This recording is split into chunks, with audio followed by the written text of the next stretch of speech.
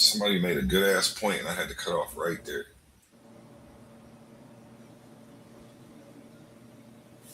Don't nobody remember when I had muted Um, out? it's live. Oh shit! Who did that? Yeah.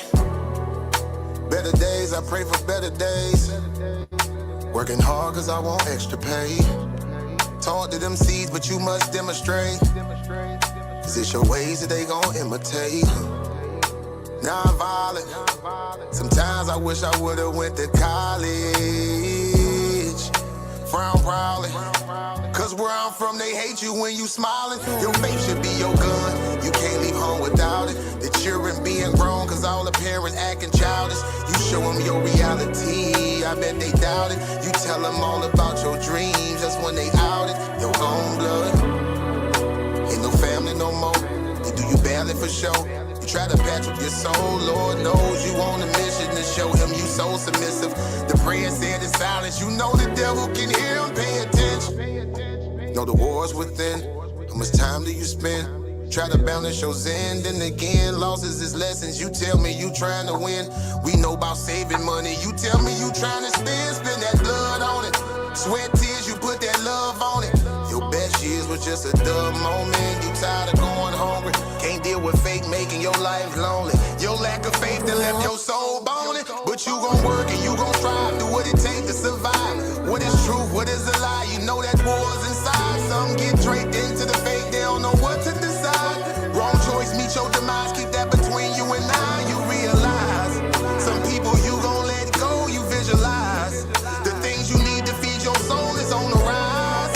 They not gon' wanna let you go, but it's alright. It's cool to bury what's gon' grow. Went from wrong to the right and to the dark to the light. It was a hell of a fight. You give it all your might. Gotta hold on tight and you stay strong and precise. You fight the war that's inside, cause it might change your life. From wrong to the right and to the dark from the light. It was a hell of a fight. You give it all your might. You just hold on tight and you stay strong and precise. You fight the war that's inside, cause it might change your life. I ain't the person that I used to be. So what I do today ain't things that you used to see. Stay the same, no, things change usually. Some folk I may know might get reintroduced to me. Yeah, I ain't the person that I used to be. So what I do today ain't things that you used to see.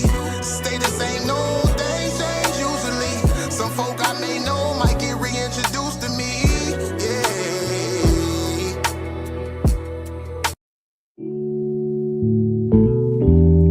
Yeah. Don't be stressing on the dumb shit, cause God is gonna make a way. Just keep going and keep your faith, so you can win this race. This race called life, yeah, yeah. This race called life.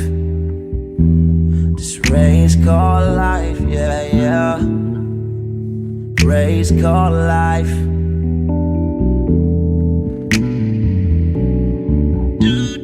Yeah, yeah, yeah, yeah, yeah, yeah. I'm grinding, girl, I know that I'm gon' get it. I just gotta have vision, keep faith and be humble.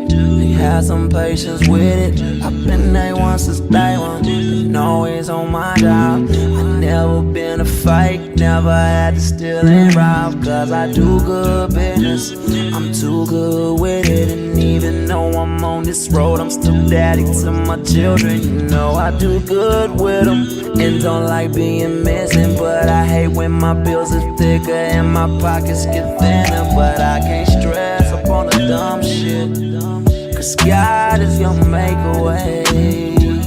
I keep going and keep my faith in my pace, so I can win this race. Win this race called life. This race called life. I'm just trying to win this race called life.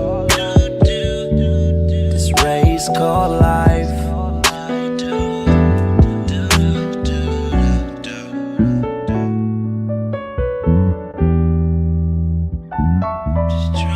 This race called life.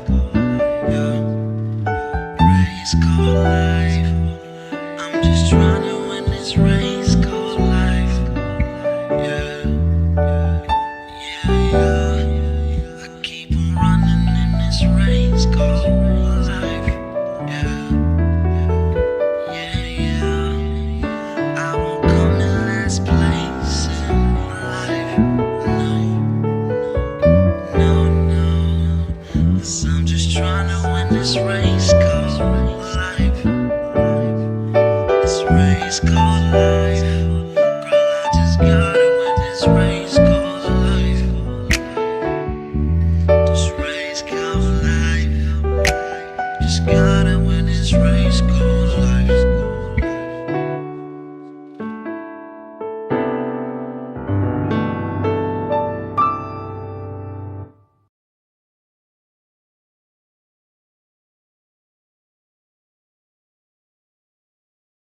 This Saturday, March 14th, the Battle of Truth, the clash of intellects, Leandre McBride versus Elder Yara. Can Elder Yara, the seasoned veteran with decades of debate experience, prove he's an Israelite using only scripture? Or will Leandre, the brilliant PhD scholar, dismantle his claim with razor-sharp logic and scholarly precision? It's a high-stakes debate where faith meets knowledge and history is on the line. Two giants, one question. Can Elder Yara prove his Israelite identity through the word? This is a battle you don't want to miss. Tune in to Titans Debate League and witness the ultimate war of words. Who's got the facts? Who will leave the other in the dust? The countdown to the debate begins now.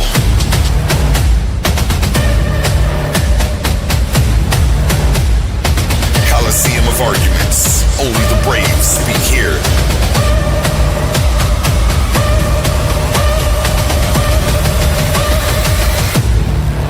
Are you not entertained?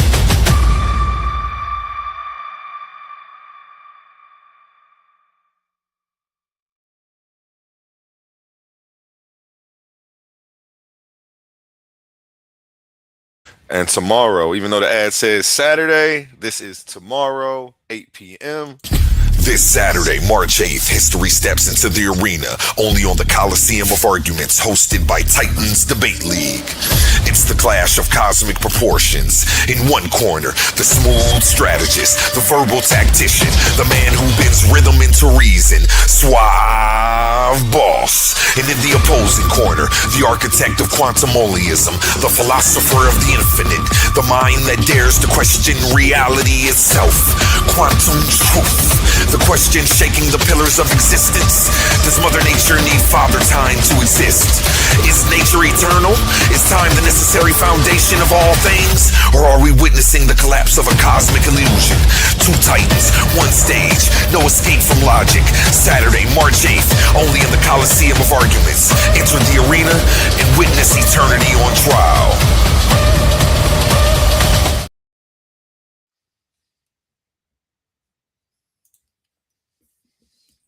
Mic check 1 2. Can you hear me? Loud and clear, loud and clear. Loud and clear. Shout out Il Doctor in the comments. Peace, ladies and gentlemen. Tonight, the Coliseum of Arguments, we open the floor to one of the biggest questions humanity has ever asked. How did life begin? Was life sparked through abiogenesis, a natural process where chemistry became biology? Or was life the result of creation, an intentional act by a higher intelligence? This isn't a one-on-one debate tonight. This is an open panel where the community steps in. Scholars, skeptics, believers, and critics. The floor is open to you. So can you drop that link for me, Humble? Appreciate you if you I got hear. you. Thank you very much. The panel is open to the community today. Step on up, speak your voice, bring your science, bring your scriptures, bring your logic, and bring your toughest questions. Because tonight we're not just arguing positions. We're taking the pulse of the community. Where do the people stand? Abiogenesis or creation? Let the dialogue begin. Where's my tighten up sound?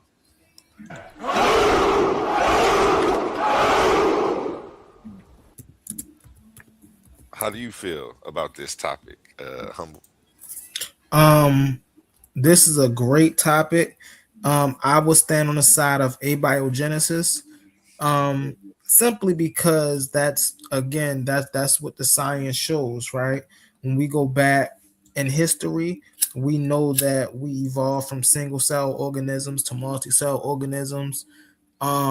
We know survival played the factor in us gaining our limbs and our senses, and this is how, you know, we today became known as Homo sapien sapien. If I can be scientifically correct about it. So I most definitely think there's a strong case for abiogenesis. Hey, I definitely think there's a strong case for abiogenesis as well. Um, and we're gonna get into some of what I think a little bit later. How do you feel about this topic, Checkmate? Hit that link, ill dot.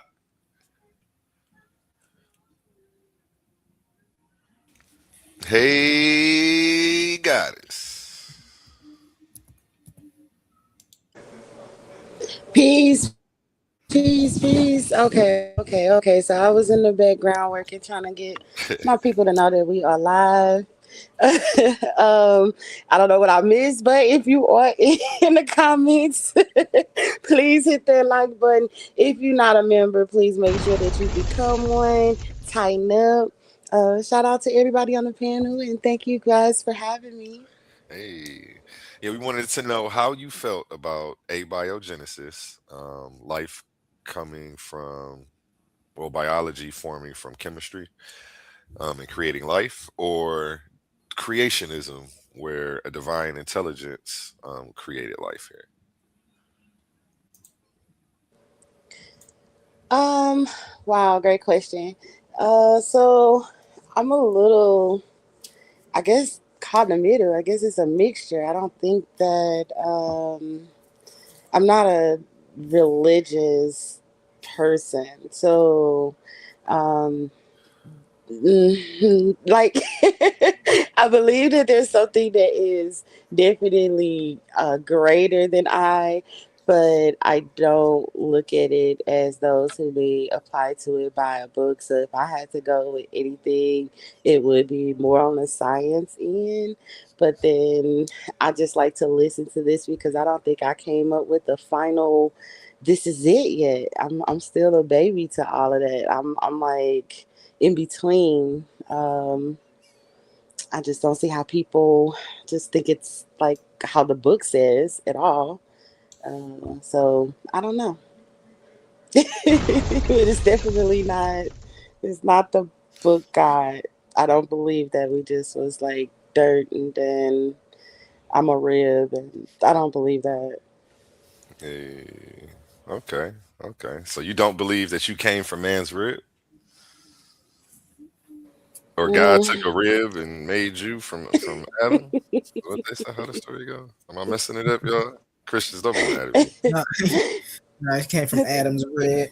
But I would like to piggyback. Oh, Sister Issa in the building. Oh snap, sister, it's a queen Um, in the building. How you I would feeling? like to piggyback really fast. I'm not gonna be long off of Sister Checkmate. My personal belief also differ, right? However, abiogenesis, when we have to put it in an explanatory way that makes sense to the world, I would have to go with abiogenesis. But my personal, we got brother God energy in the building. What up, my guy? What up, my guy? Swear. I've only Peace. heard your name, just sir. How you feeling today? Nice What to up? What finally up? meet Peace, y'all. Get in there, God energy. What up? What up, brother? What's good? What's good, y'all? Ain't nothing. I'm just chilling, trying to join the conversation. You know what I mean? Thanks for Okay. having us over. you. Yes, sir. After humble, will have Yeah. answer the prompt. Yeah, I'm gonna land right here. But I was just gonna say my personal beliefs is we as a species have always been here.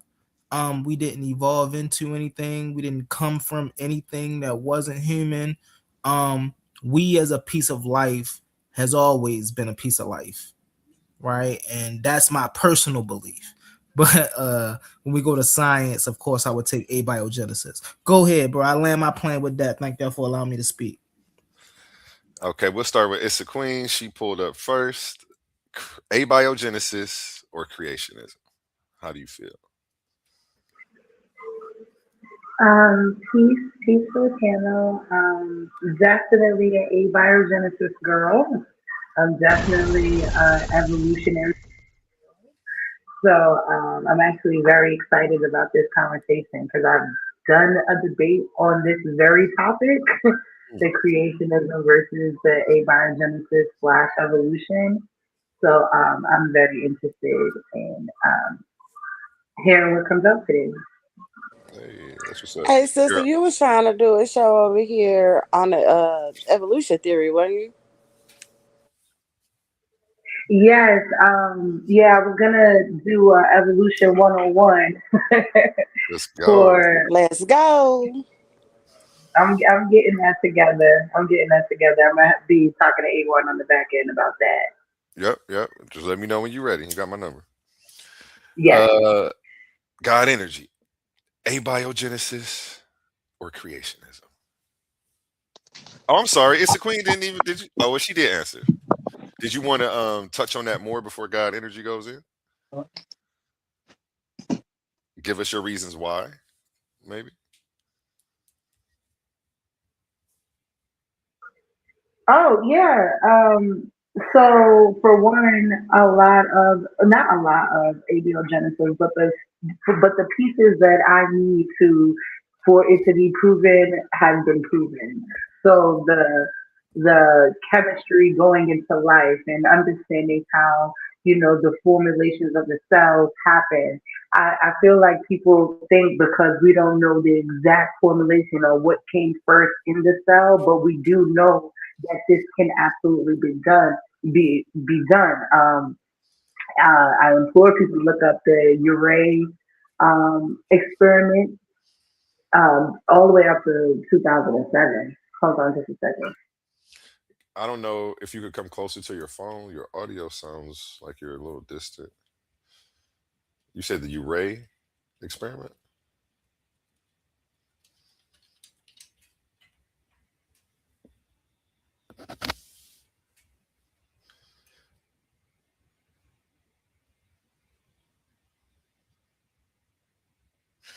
Oh yeah, it's funny. I was actually about to go into some of this today.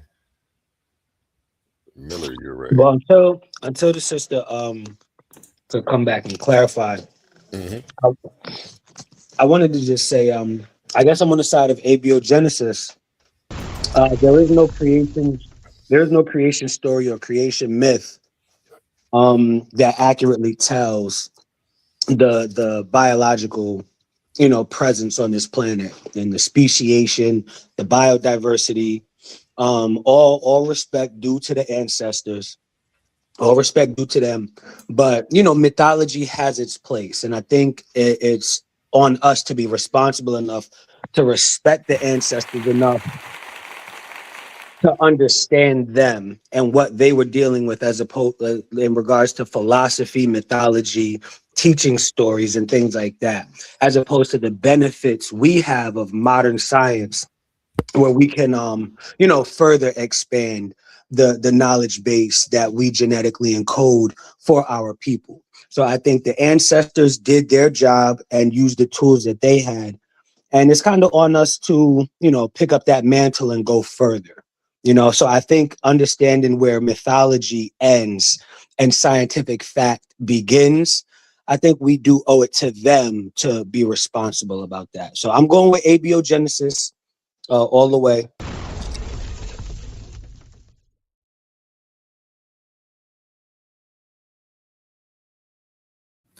If I may piggyback off of Brother God Energy, Real quick. um, My go bad. ahead, go ahead. Everybody up here is team Abiogenesis, it seems.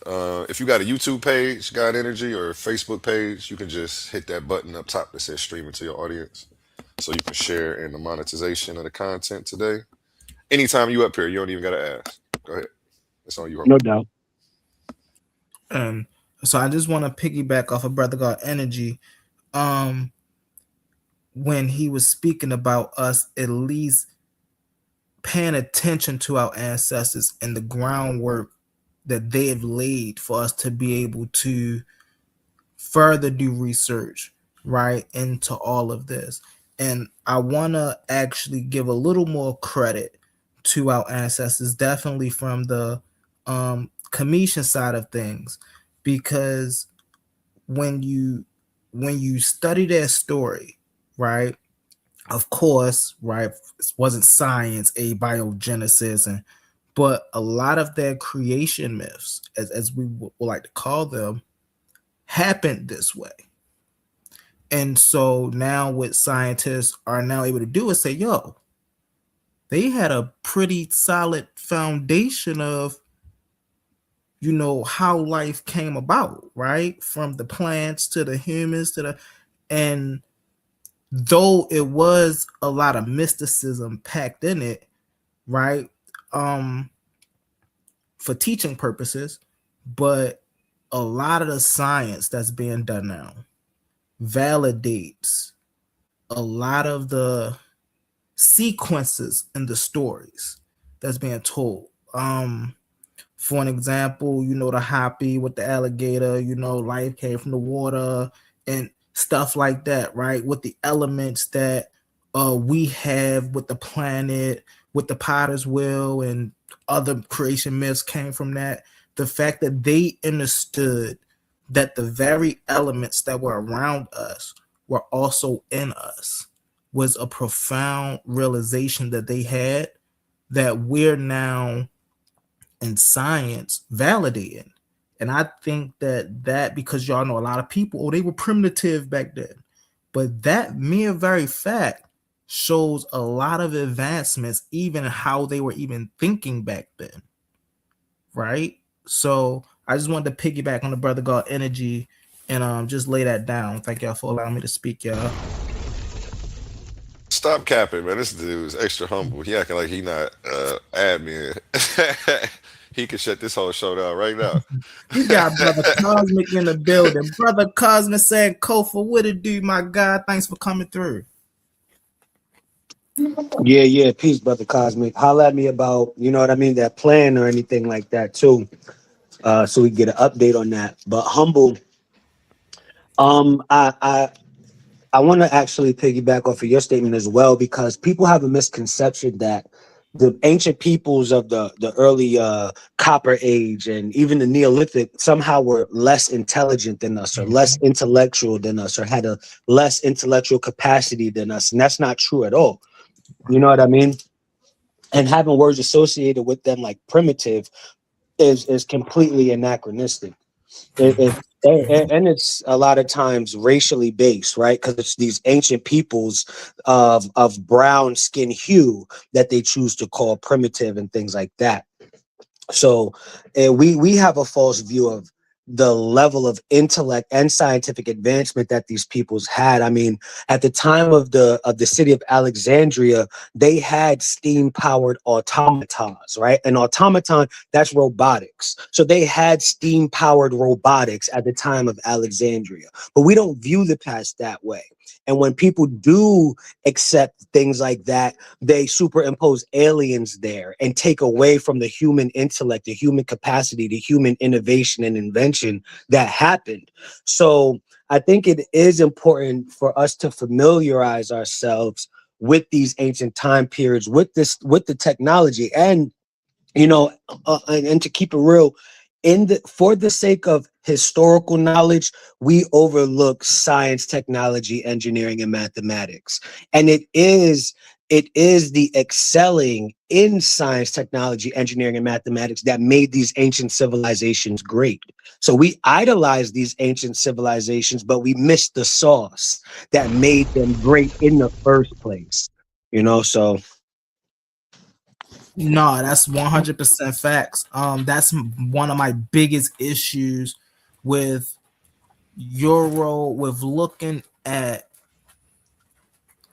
inventions with a Eurocentric mindset, right? I think I was just talking about this a while ago. When you ask a medical student, or when you ask somebody in a medical field today, who's the father of medicine, right? They'll give you Hippocrates. But we all know who do our studies that is a lie, right? It is Imhotep. And he was like when you go study Imhotep, you find out that he was the first physician. He was the first of this, and he was like, then when you actually start to put the history in place, this is where a lot of people like to come and say, oh, well, we didn't have names for stuff like that back then. Well, just because we didn't have a name for surgery didn't mean people wasn't performing surgery. right? Like the Yeah. Kamisha mummies show that how they Yeah. extract the brain from the nose, like so. People like to downplay this, and I think it comes as a result of us living in this westernized world for so long that when we see something that's not a little different, but very different than what we've been taught in our universities, what we've been watching on YouTubes, and where we be getting our information from, it throws us for a loop. And it's like, oh man, well, can I trust that?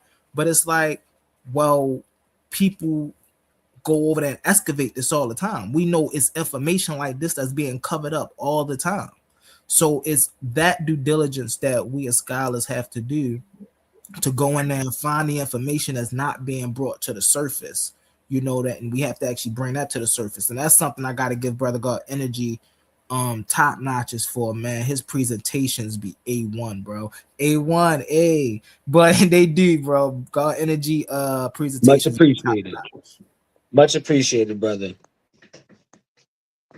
Yeah, for real. I definitely appreciate it. I put a lot of work into it. You know what I mean? I usually got to break the presentations in half because they end up being 170 something slides, 100. You know what I mean? But y'all are right there as well. Well, pull one of them presentations up, man. Teach us something today, man. We got Hey, all man. night. Nah, Funny, listen, yo, you God stupid. Energy have us up here for 17 hours, bro. I ain't lying to you, my We dude. got all night. It's a quiz. Same to you. You can pull up one of your old debate slides if you want to tonight and teach us some stuff. People here love sources. I wish I could, but whenever y'all are live, I'm usually at work. Okay. That's why I'm always distracted or walking away in the middle of a sentence. So I was just like, I'll just be glad that I'm here and I'll be able to have the conversation when I can. You make that money. Absolutely. That's at work. Happy to get you through your shift a little smoother. Yeah, Team Abiogenesis all day. I know I wanted to pull up proto cells today and talk a little bit about that. You said something about the Meyer, the Urey experiment, and I think that is where they were testing some of the like proto cells in a what's the word I'm looking for, in a controlled environment. So yeah, we're gonna look some of that up today. I'm just the moderator though. Go ahead, y'all got the floor. Shout out to SAR in the building, Suave Boss in the building. Hit that link. Being eaten, hit that link. Don't get scared now. Y'all team Abiogenesis or y'all team Creationism? And real quick, let's go to a word from our sponsors too. Tomorrow, only here on Coliseum of Arguments, 8 p.m. You can catch this debate. This Saturday, March 8th, history steps into the arena, only on the Coliseum of Arguments, hosted by Titans Debate League. It's the clash of cosmic proportions. In one corner, the smooth strategist, the verbal tactician, the man who bends rhythm into reason, Suave Boss. And in the opposing corner, the architect of quantumoliism, the philosopher of the infinite, the mind that dares to question reality itself, quantum truth. The question shaking the pillars of existence. Does Mother Nature need Father Time to exist? Is nature eternal? Is time the necessary foundation of all things? Or are we witnessing the collapse of a cosmic illusion? Two titans, one stage, no escape from logic. Saturday, March 8th, only in the Coliseum of Arguments. Enter the arena and witness eternity on trial. That is tomorrow, even though the ad said Saturday. I didn't fix that. Tomorrow, only here on Titans Debate League, 8 p.m. You can catch Suave Boss and Quantum Truth getting it in. And next Saturday, this ad is actually accurate. Next Saturday, March 14th, you can also catch This Saturday, March 14th, the Battle of Truth, the clash of intellects, Leandre McBride versus Elder Yara. Can Elder Yara, the seasoned veteran with decades of debate experience, prove he's an Israelite using only scripture? Or will Andre, the brilliant PhD scholar, dismantle his claim with razor-sharp logic and scholarly precision? It's a high-stakes debate where faith meets knowledge and history is on the line. Two giants, one question. Can Elder Yara prove his Israelite identity through the word? This is a battle you don't want to miss. Tune in to Titans Debate League and witness the ultimate war of words. Who's got the facts? Who will leave the other in the dust? The countdown to the debate begins now.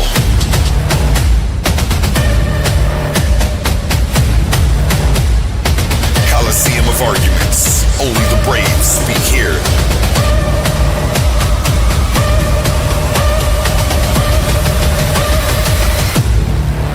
Are you not entertained?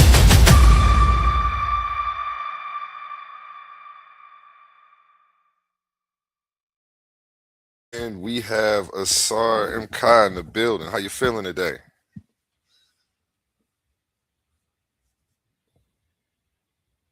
You're muted up if you're trying to talk. All right, yeah, I'm good, family. How are you guys doing? What's going on? How you feeling? That's how I'll be sounding on the airway. No, I'm just messing around. Hey, let's go. Here. You team Abiogenesis or team Creationism? Man, they be explaining stuff so differently than how I know it. I have to hear it first. My mind, be careful. Your brother's head is right there. Hold on, y'all. Yes, sir. And while we wait on you, we'll get quantum onlyism's perspective on this topic real quick. Abiogenesis or creationism? How do you feel? Hey, what up? Now, what up? What's up with you? I didn't get to hear what anybody else said. The conversation is kind of in my lane. I don't choose between abiogenesis and creation, because to me that's like the false fork. Abiogenesis is a biological hypothesis about how the first systems formed from prebiotic chemistry. Creation is a theological claim that everything began by intention, but my position is different. I believe that existence is morphogenic. Morphogenic means it's a self-sustaining system where forms arise, stabilize, and complexify through constraint and ordered update. Life is one class of form inside a wider formation. So abiogenesis is just the biological form inside of morphogenesis, which is the universe. So I don't really know. That's why I say I wanted to listen first, because I don't know how deep y'all was getting on the conversation. We was about right there. Go ahead. Okay, you good? Okay. You ain't over my head. That's exactly why I didn't. Before you weigh in, you got to see how they play in. Yeah, so stick your big toe in there. See if it's I'm actually glad the brother brought up morphogenesis and morphogenic, because I'm gonna mention Alan Turing and his morphogenic field theory in my quantum spirituality presentation. So I'm glad that the brother went straight to morphogenic and the morphogenic field, because I do feel like that is integral when you talk about the manifestation, not only from the quantum up, but also through biology. You know what I mean? And there you do have like this correlation. Well, biology is built off of quantum mechanics anyway, right? So you can deal with the morphogenic field and abiogenesis and still leave out creationism. That's just how I feel. That's from my understanding of it. You know what I mean? But I'm with you on the morphogenesis thing. Yeah, I agree totally with that. And I believe anybody who's talking about... Real quick, Quantum, before you get into it, we have a super chat from Il Doctor, and it reads, life is a singular divine reality, ending her loneliness. Shout out to you, Il Doc. Appreciate you. Back to you, QT. Yeah, but as I was saying, I just believe basically what I see stable forms just forming over time, gradients, difference in energies and temperatures, which different chemistry and different conditions, and you have different formations that emerge through that. So abiogenesis, like I said, that's part of morphogenesis, but in existence there's a lot more that's going on. So when you talk about creation, creation is of the total existence. Abiogenesis is only part of existence of the morphogenic. So it should really read morphogenesis versus creationism to me. But I think everybody understands what they're talking about. So Something new that you guys may want to dig into. Um, it they say that, I believe they said the electron can and it's a new study in quantum physics in particular. They I'm just trying to remember it because I don't have the article. They say that the electron can basically create anything at any given time for no particular reason, meaning that a universe or anything could just manifest at any point in time, so there's no need for a god. um but at the same time, when they say that, it would just kind of prove a little more truer to the Necharu story, where they tell you I created myself, which a lot of different matter tends to materialize from different energy that's still found in the universe after that Big Bang situation. Um, I'm gonna try and dig it up. It's a So quantum physics study.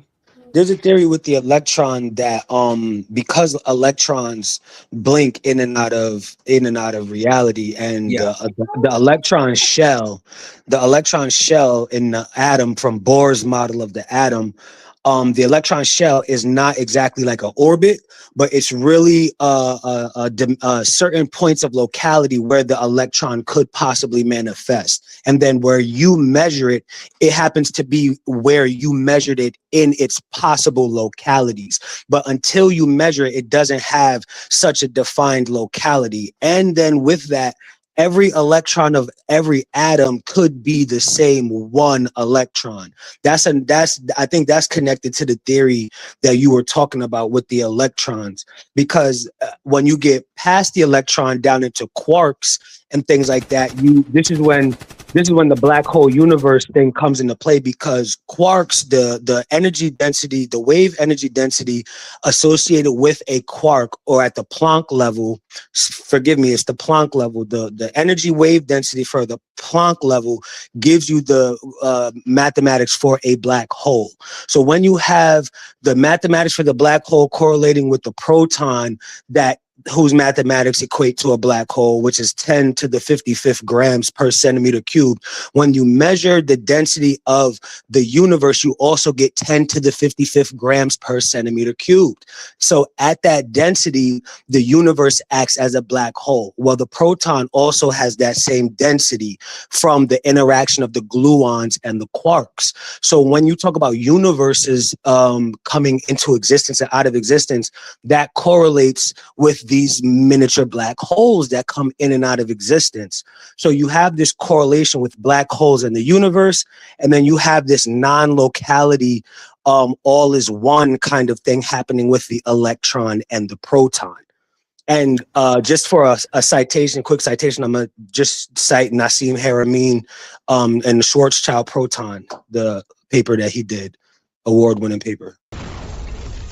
So I just I had Brother Ill Doctrine's comment up, because that right there is why I said what I said earlier in my speech.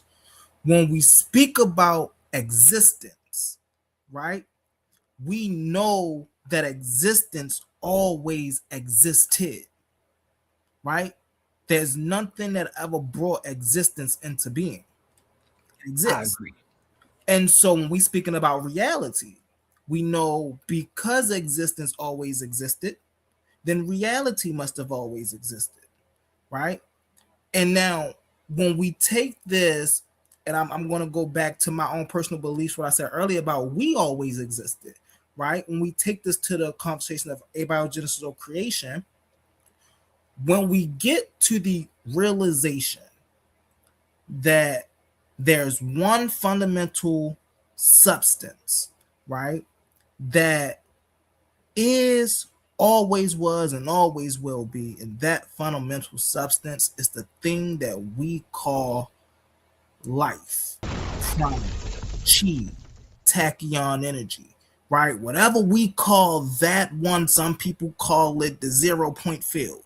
Whatever that substance is, right, is the basis of all that is now. And it's going to continue to be the basis that all that is to come.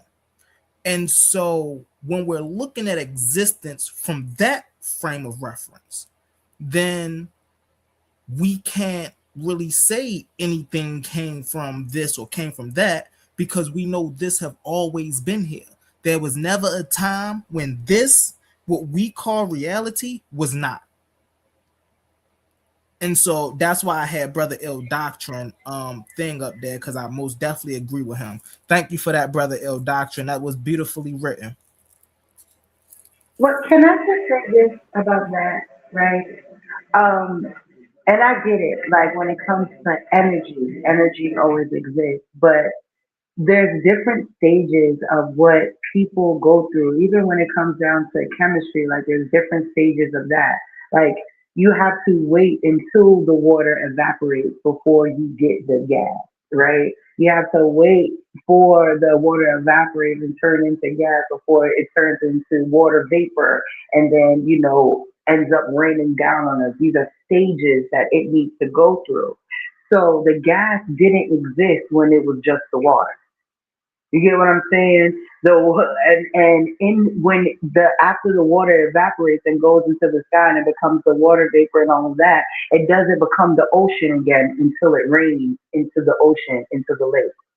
So I think that when we're having this conversation, we kind of play a little fast and loose when we start talking about existence, because we're not just talking about, any old existence. When we're talking about human evolution, we're talking specifically about humans. And the human species hasn't always been here. We have archaeological evidence of that being the case. So I can't look at the last common ancestor and say, hey, that's a human, because that's not. You know what I mean? The human hasn't gotten here yet. And I think that we need to be okay with the fact that there was some time period where we just wasn't here. And that's fine. That's facts to me, because what we find, contrary to what floats around in the conscious community, we don't see uh, the fossil record matching. We also don't see the common ancestor anywhere. We also see a big opposed to the long drawn out Darwinian explanation of evolution and things coming into existence. We don't see that. We see the Cambrian explosion, where things start to multiply really fast, really quickly, and appear on Earth at a short amount of time, not that long drawn out period that they claim. We also see from the long drawn out period that they claim that none of these things are evolving into anything other than the same species with different looks. We also never see this kind match with this kind and mate and create something new. And when they do, it becomes something that cannot reproduce, such as a liger, such as a mule. And contrary to the what's been thrown around is, oh, mutations create this. Mutations tend not to create anything other than a different look. They don't give you any special powers to start to reproduce something else. They only point at a few species and say, oh, this must have made it with this in order to create this. But you don't ask for a common ancestor when it comes to a robin and a hummingbird. You simply know that they're made from the same DNA substance and came about at a different time in history in a quick explosion, which is what you see from most of the species that we got. So, from the chemical record, which I don't generally get into, but we could, from the fossil record, which makes evolution look really bad on a whole, unless you're discussing convergent evolution, to the fact that we know Darwin at the time didn't know about RNA or DNA. He was using gemmules. It's a conclusion that just doesn't fit right now. And where I believe in convergent evolution, I definitely don't believe in divergent taking place in different types of species to create one.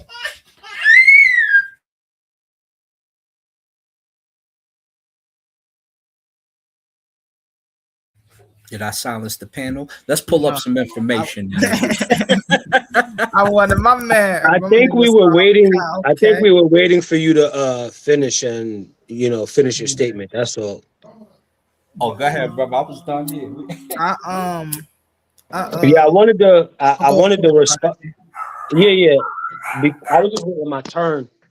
Um, I would have to agree with Issa Queen, which is the change that happens not only in the biological record on the planet, right, showing that there is a progression and an evolution to biological life on the planet. You see that in the cosmos as well.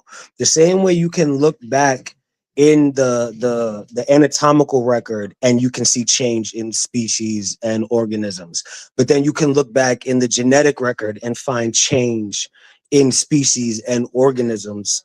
So these are different sciences, different avenues that are used to show this change in species and evolution, right? You can look at the anatomical record through the fossils. Then when genetic evidence is available, you can use genetics. So these are two different data points that can be used. You can also do that with astronomy. You can do that with the universe as well, right? Track the trajectory and the movement of the universe. First of all, even knowing that things are accelerating in the universe was a discovery and an achievement. Then discovered if they were slowing down or speeding up, noticing that they were speeding up. That was significant and it meant something to the nature of the universe, right? So these are things that show the universe also itself is changing. It's in motion. It is moving.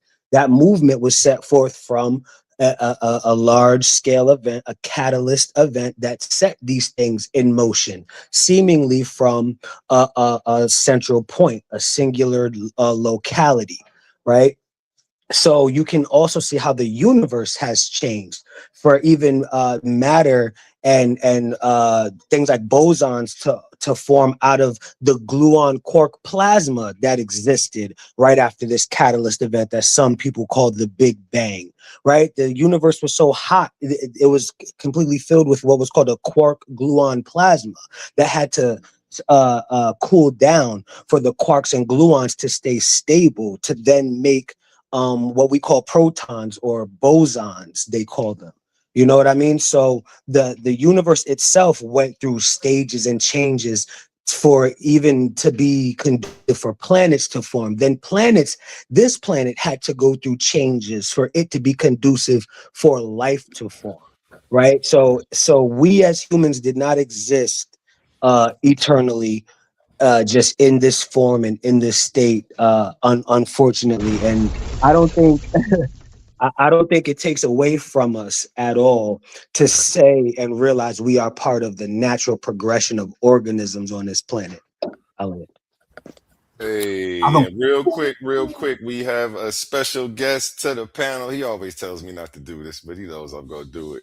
Joining the panel is King Hurt, mathematician, scholar, and teacher, a mind known for breaking down the complex ideas with logic, precision, and sharp analysis. How you feeling today, King Hurt? What you think about this topic? Hey, I'm good. I'm good. You know I was going to chime in when I started hitting the physics, Yep. mathematics, man. So the only thing I think God energy was on point with it. You know what I'm saying? I think a lot of people, when people be saying this, that the universe always existed. You know, there's never a point where it did not exist. I would push back and say, well, if that was true, then entropy would already took place, and there would be, no universe. So you would have to prove that entropy could not have taken place. It would not have taken place if this universe was always in existence. The fact that entropy haven't taken place yet is because there was a starting point. Okay, and we know the starting point. The ancestors said it was at Tepi. It was noon.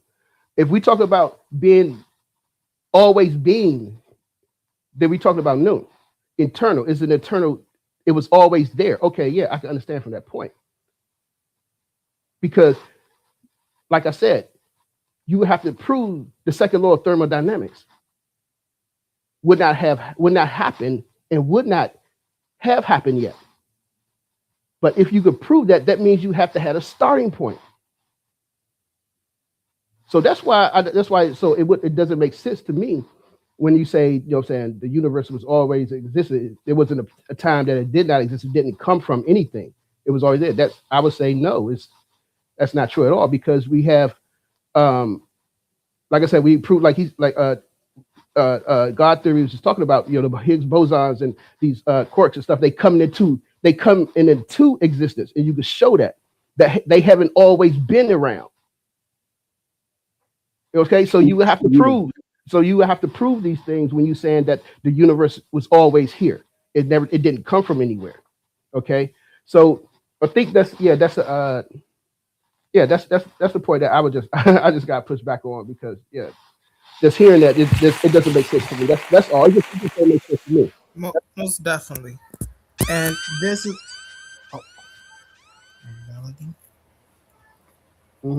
You good? Are you sure, Dad? My bad, I'm muted. Real quick, we have another super chat from Ill Doctrine. It reads, I am Team Plasma First, Origin of Life Hypothesis. Appreciate you. And that's where I think that philosophy and history get a little mixed up, right? Because when we're looking at history and science, right, the history of the planet, when we're looking at like the history of these things, then we can clearly see shifts and changes, things of that nature, right?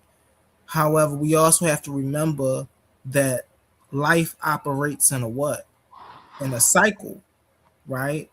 There's no, when you look at 360 degrees, there's no starting point or no ending point in 360 degrees, right? It's just a complete cycle. Our ancients, you know, a Latin version is the Ouroboros, right? The snake that ate his own tail. Is just a continuous cycle, right? So this is what leads me to always say life never existed. Life may not have existed in the same way that we see it today, but life have always existed.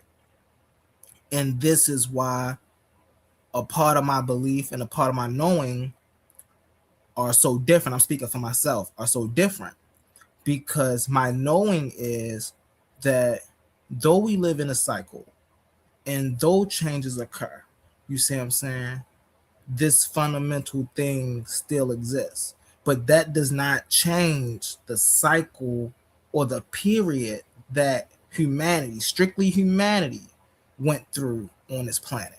You see what I'm saying? That right there is a solid stance of the belief that, okay, we've always been here. That's why I said that's my belief. I can't prove that. I don't even go out my way to prove that, right? But when we talk about history, any point in history, right? Except for when we talking about when the planet is cooling down and when the planet is first getting into the rotation and the water's first coming down. After all of that, any other part of history that we talk about man. Any other part of history. And then when we get into religion, right? What do we see? Well, what do these people say about themselves? Well, they always been on this land. What do these people say about themselves? They always been on this land. Which is when that's all you know, of course that's something you say. Well, we believe we always been here. But then when you dive deeper into the knowing, then you find a proper context of that philosophical belief that we've always been here. So of course we've always been here. Was we always here in the state of form that we exist in today? Absolutely not. But does that negate the fact that we've always been here? Absolutely not. You see what I'm saying? So that's how I come at it. I don't come at it as one or the other. When you really start to look at the levels of life, one thing we know about life is life isn't obliged to make sense to any of us, right? So one of the big dichotomies is, how do we live in a cycle of existence, but yet we have a starting point of things? That right there is in contradiction. We don't live in a linear existence. We live in a cyclic existence. And so that's a little bit of, my deep dive on it. I land my plane with that, y'all.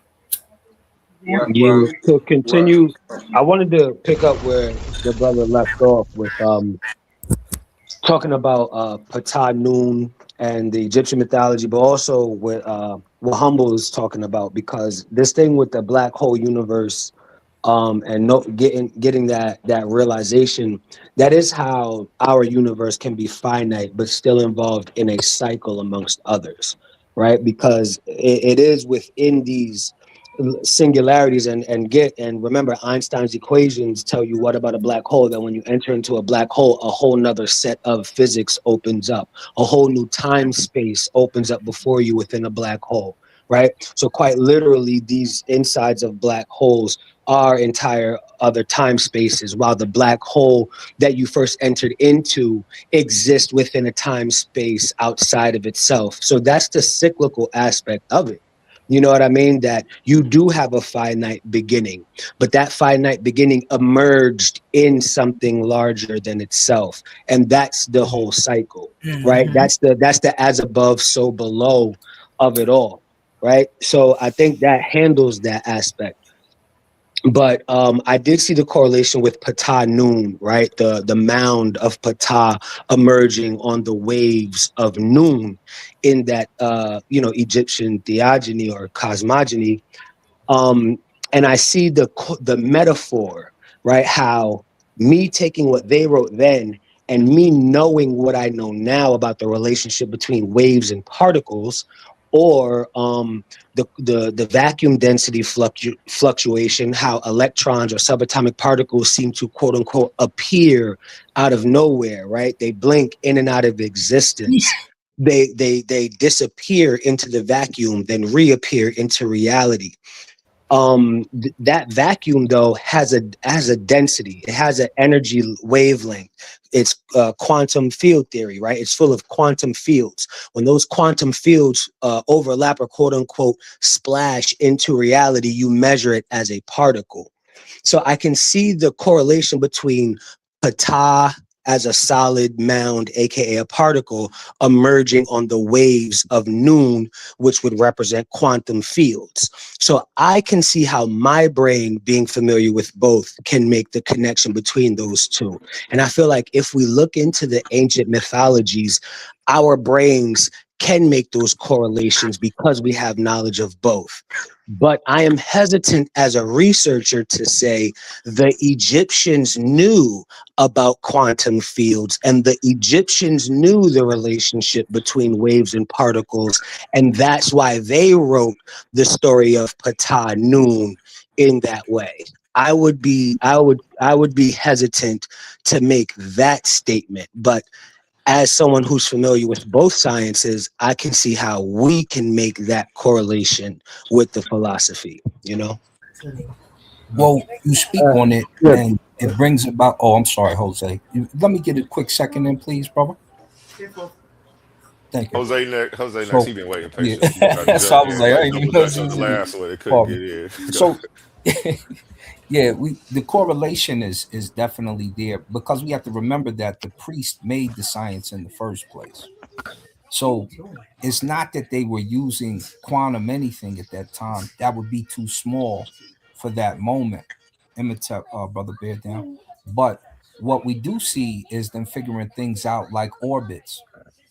The Ami Unut, the Hour Watchers, explaining the Pa'ut as the singularity, as all the gods together, and then talking about how it spreads out in Papyrus 3, uh, uh, late in Papyrus 350, number 1, talking about the beginning, when they talk about the 8 being the beginning, and that's the darkness, the this, the that, the different things that start the universe, as I explained when the me and Ogba. Nawaz did the debate, right? And then you mentioned some other things about the gluons and nuance, which I did, I think 8 years ago in the video, and so you're very eloquent with it, and I definitely I like when the younger brothers like y'all get in here and y'all done did some research that make me smile. But when it comes to the progression of the universe and the progression of the human, it's a little bit different, So when we get into the theory of everything as opposed to theory of universal things, sometimes it changes. As I've stated and you said today earlier, when the universe first creates, it's really, really hot. There is no matter. So we know energy comes first. We know the energy is the alive portion of us. We know that the sun is what gives us energy, and we can't have life on earth without that. Yet we don't call the sun alive. Yet we recognize that some stars have metabolisms, but we don't call the sun alive because it has a different life than we do. It nurtures itself differently. And so these are the things that science is starting to separate. But as they separate them, I'm not so sure they're doing the best job in doing so. Because if the thing that maintains you will live longer than you, gave you life, and is the center of your universe, yet you don't call it alive because it doesn't have to eat, it doesn't have to drink, it doesn't have to sleep. Damn, It's hold up. That was almost deep, man. illogical, I never thought of that. Keep going. right?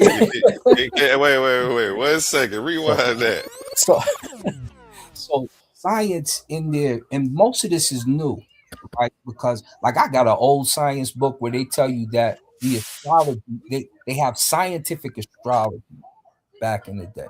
So 1800s is when they really start to make the stamp and pull science away from uh uh astronomy, or just even just say belief. We'll just call it belief. But suns which maintain you, sustain you, give you, you can't have life anywhere in this solar system without a sun, rather, or even another solar system without some type of sun. You don't call that alive, you don't call that existence. You call the water, you don't even know how to describe the water, but this, it's not alive, but it's not dead, because it's, and so this is the conundrum that science is starting to have. Things like water, which have molecules, sustain your life force. You must drink. Everything that lives must drink it, is considered not to be alive at this moment. So these, and it lives longer than you. So, you know, who are we as humans, the youngest thing on the planet, going to tell what's alive and what's not?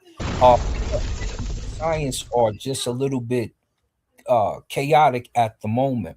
But when it comes to the human being, and I'm about to land my plane because I know Jose, you waiting, my brother. When it, when it comes to the human being, we have a few issues with how we come into existence, and we don't see. Like I said, we talk about uh, uh, evolution, but we don't see the evolution that brings us into existence happening in the way that Darwin explained it.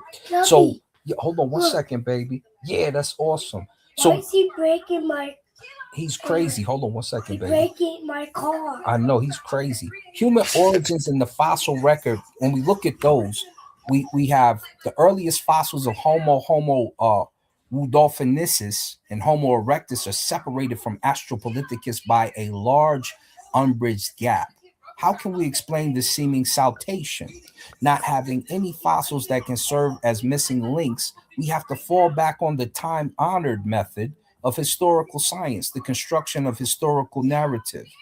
And so, this is what was said by Ernest Mayr when he recognized the abrupt appearance of humans.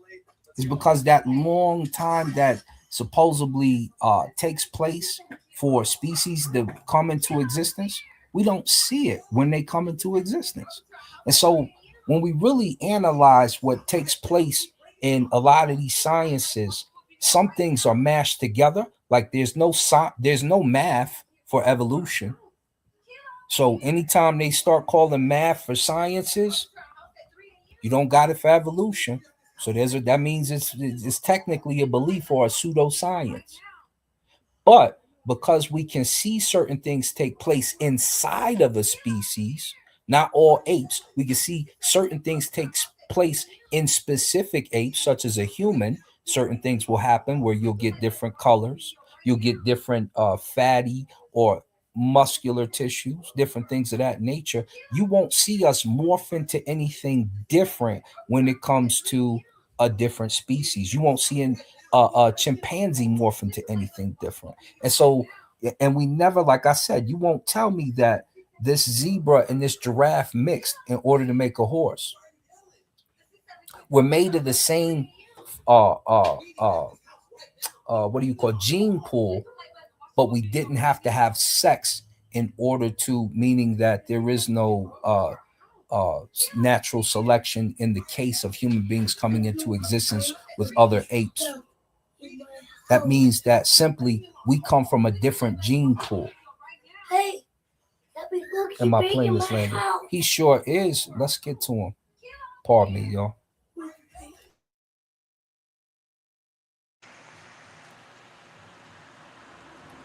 Go ahead, Jose. Jose, you good? Good night, good night, good night. I think, once again, I know you're going to get sick of me saying this, but I think Kemet is the greatest because Kemet allows us to see into the minds of the people through the glyphs. But, like, for example, a word like noon allows us, based on the glyphs, to let us know that they saw what we call the universe as watery and heavenly because the glyphs say that.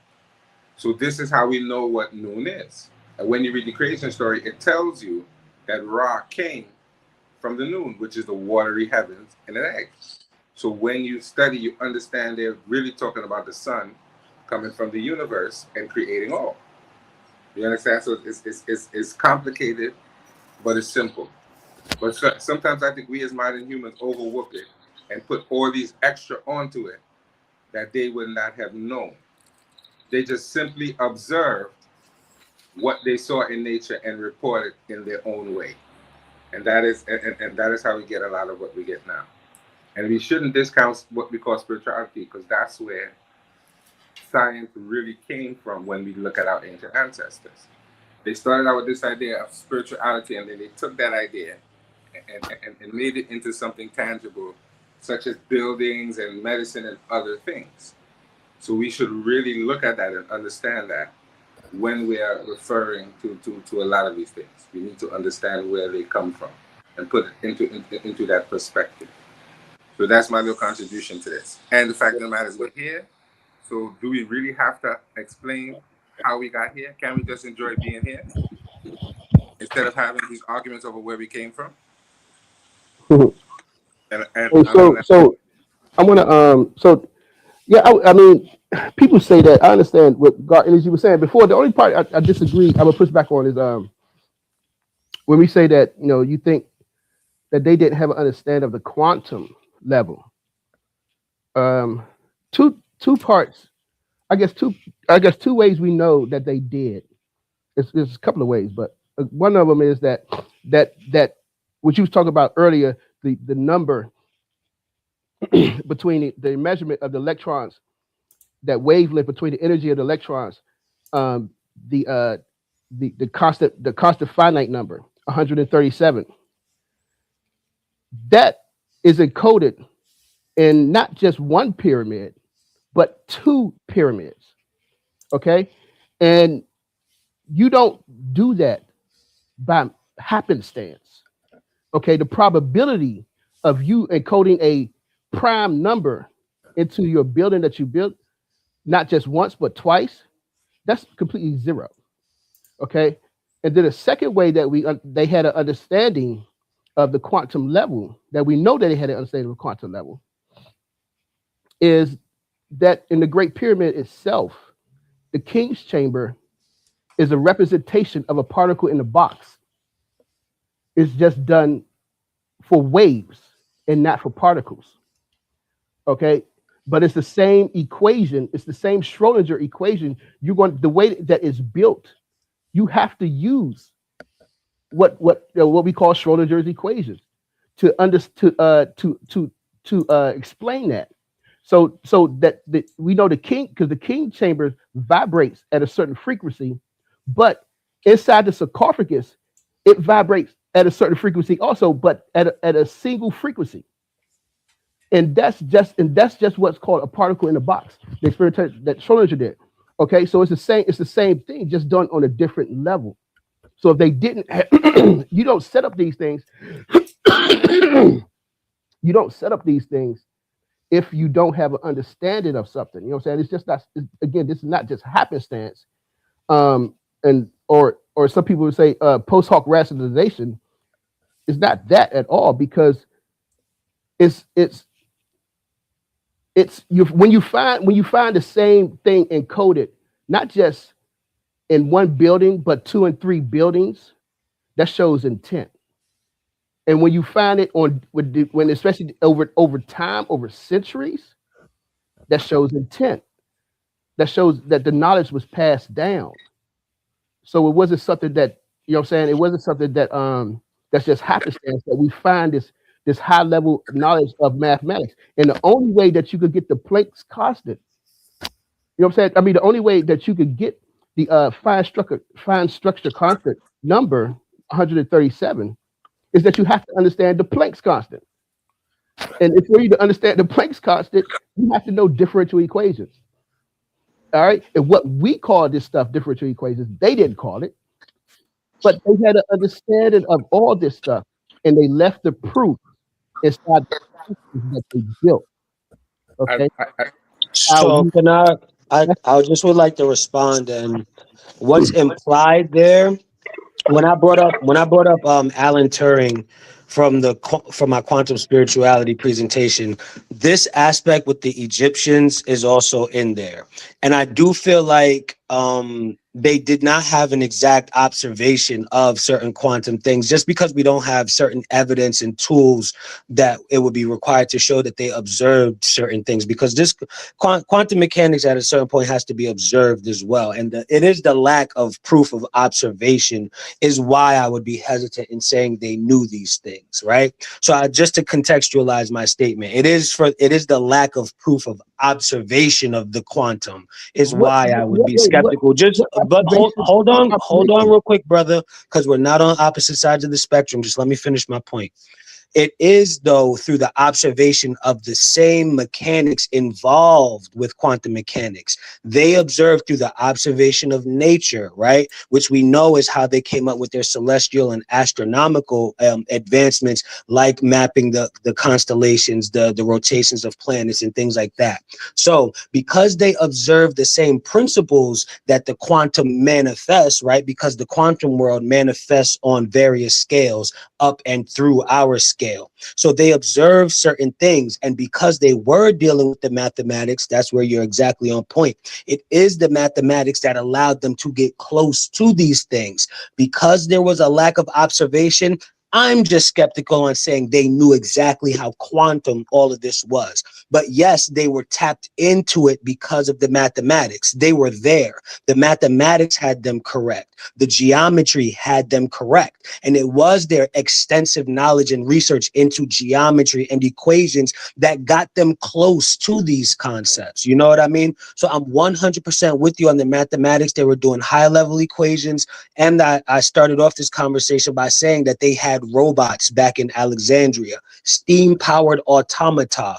That's robotics, right? And automaton is robotics. So the ancients were dealing with high science concepts, and it is us that superimpose a level of ignorance onto them.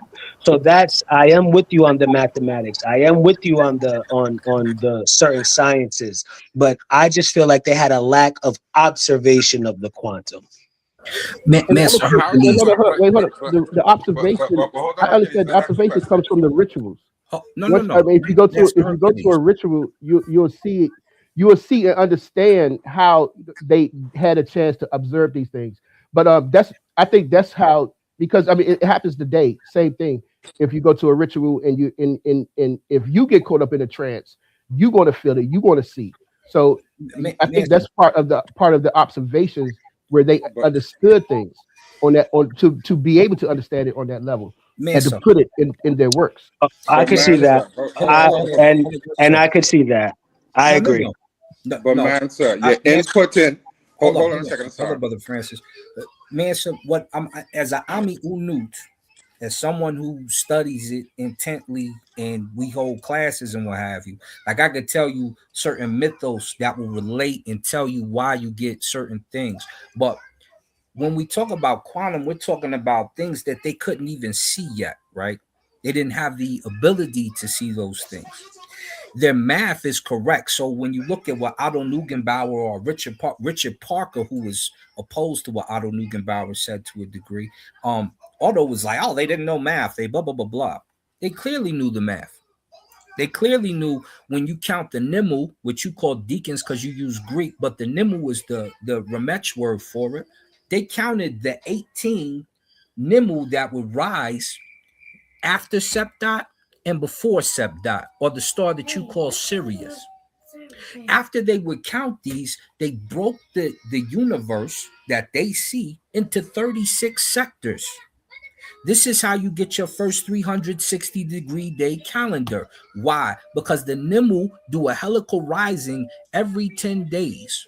So we watch that helical rising after Septot, then we watch the next star rise right before the sun comes up in the east every 10 days. And then it wiggles away, as they say, when you know how to know which netra is working, which we won't get into right now. But when you watch those helical risings take place, it happens, like I said, 18 times before and 18 times after. So they knew exactly the number of days to put in a year. Then they added 5 epigeminal days. These are the birthdays of the Netcharu. Asar is first, right? Heru, the elder, is second. Set is third. Aset is fourth. Nebuchadnezzar was fifth. This is how you get 365 days. This is them mapping out the calendar. And this is because we've done the study and the research so we can see. So I can take you to Senenmut's tomb. I'll show you the top of it. I can take you to the primary resources, Ramses II's tomb, or the Seti the first tomb. And we can show you how they calculated, what they said, and what they did. So we don't have to add the quantum part to it because they weren't privy to that. It's like telling Darwin to tell us about RNA and DNA when he had to make something up called gemmules because he did not have the scope to see DNA yet. It wasn't seen yet. So where I feel you that what they've done matches up with the quantum world, obviously, because they use math. They didn't know about the quantum world at that time. Exactly. If I Right. may, But what they did, but I think that we have to stop imputing again our modern ideas onto them. They would not have known about the quantum idea, as the brother said. They just use good math. Hercules, you can't do that. And number two, how do you know if something has resonated at a specific frequency? How do you know that? you got it right. Yeah. Because you don't know. You can't measure the vibration to say it's vibrating. Somebody make that up. That's a fact. So, if I may, that's a real thing. It's called a fast structure. A resonant frequency. You can everything has a resonant frequency. Yes. When y'all finish, I'll pull out the book so y'all can see the math. All right. I just want to really fast. But he's saying the King's chamber is resonating at a specific frequency. How does he know that? There are papers written on it. Wait, I got a couple. I'll put it in the chat. I got a couple. Really fast, y'all. Hold on 1 second. 1 second. So how do the people who say that know that? Are they measuring it or are they assuming? No, they measured it. They had equipment and they measured the frequencies. They had tuning forks and they measured the frequencies of the buildings. Okay, I'll look that up. then. Go ahead, Humble. My bad. I want to piggyback off of Assam Kai because brother Assam Kai, bro, can you drop your number or something in the private chat or the back chat, bro? Yes, sir.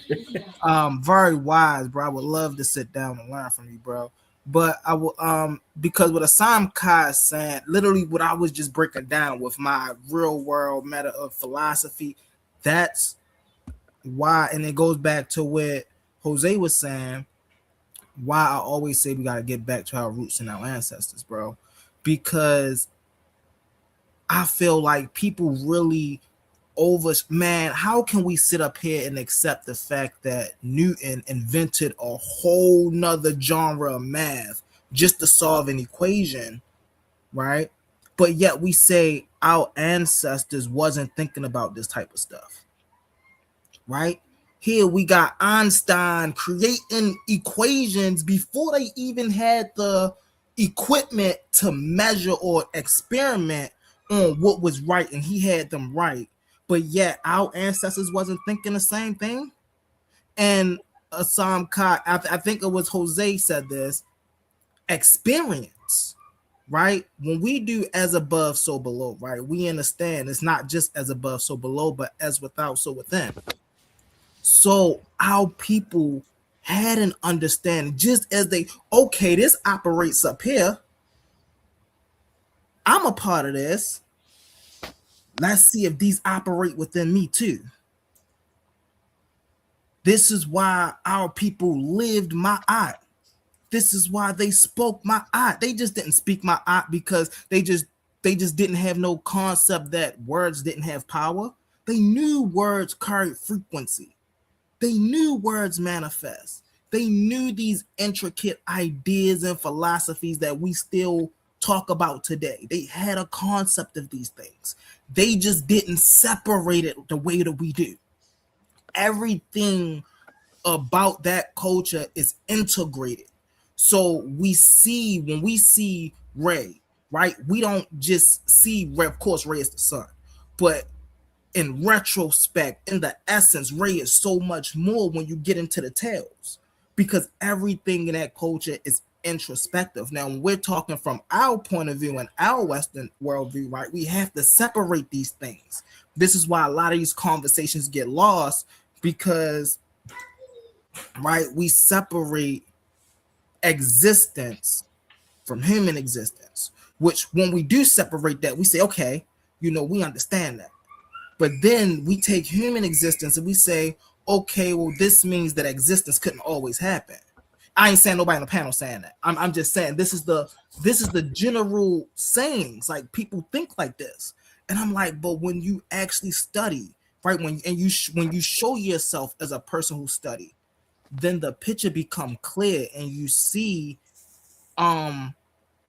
by studying the ancients, that they clearly had a great clear understanding or graspable concept of reality in totality, right? They understood how to live in reality, how to interact with reality. They understood how it functioned, how to build, how to reconstruct, right? This is where the word transmute comes from, right? Transmutation.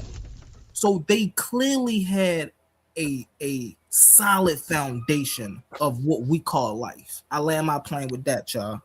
Hey, real quick, Well, and Asar, I started working on your graphics the other day. I didn't know what to call your presentation or your what we doing.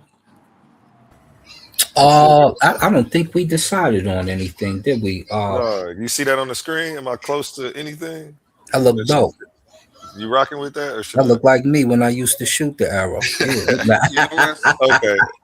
you know what's crazy about that, Asar? Huh? You know what's crazy about that, Asar? I don't even know if he knows what that is. He put up on the screen, They got that damn I camera don't even know if underneath he me, knows but he the be all right. significance of what he put up on the screen. I saw the picture that you got right now, so I'm always looking at that when I saw you. I'm like, what, I'm gonna put him on No, the but do you camera know what because that he on the is? camera.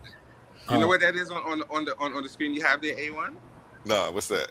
That's a Magi Archer, and you don't even know that that's what that is you put up there.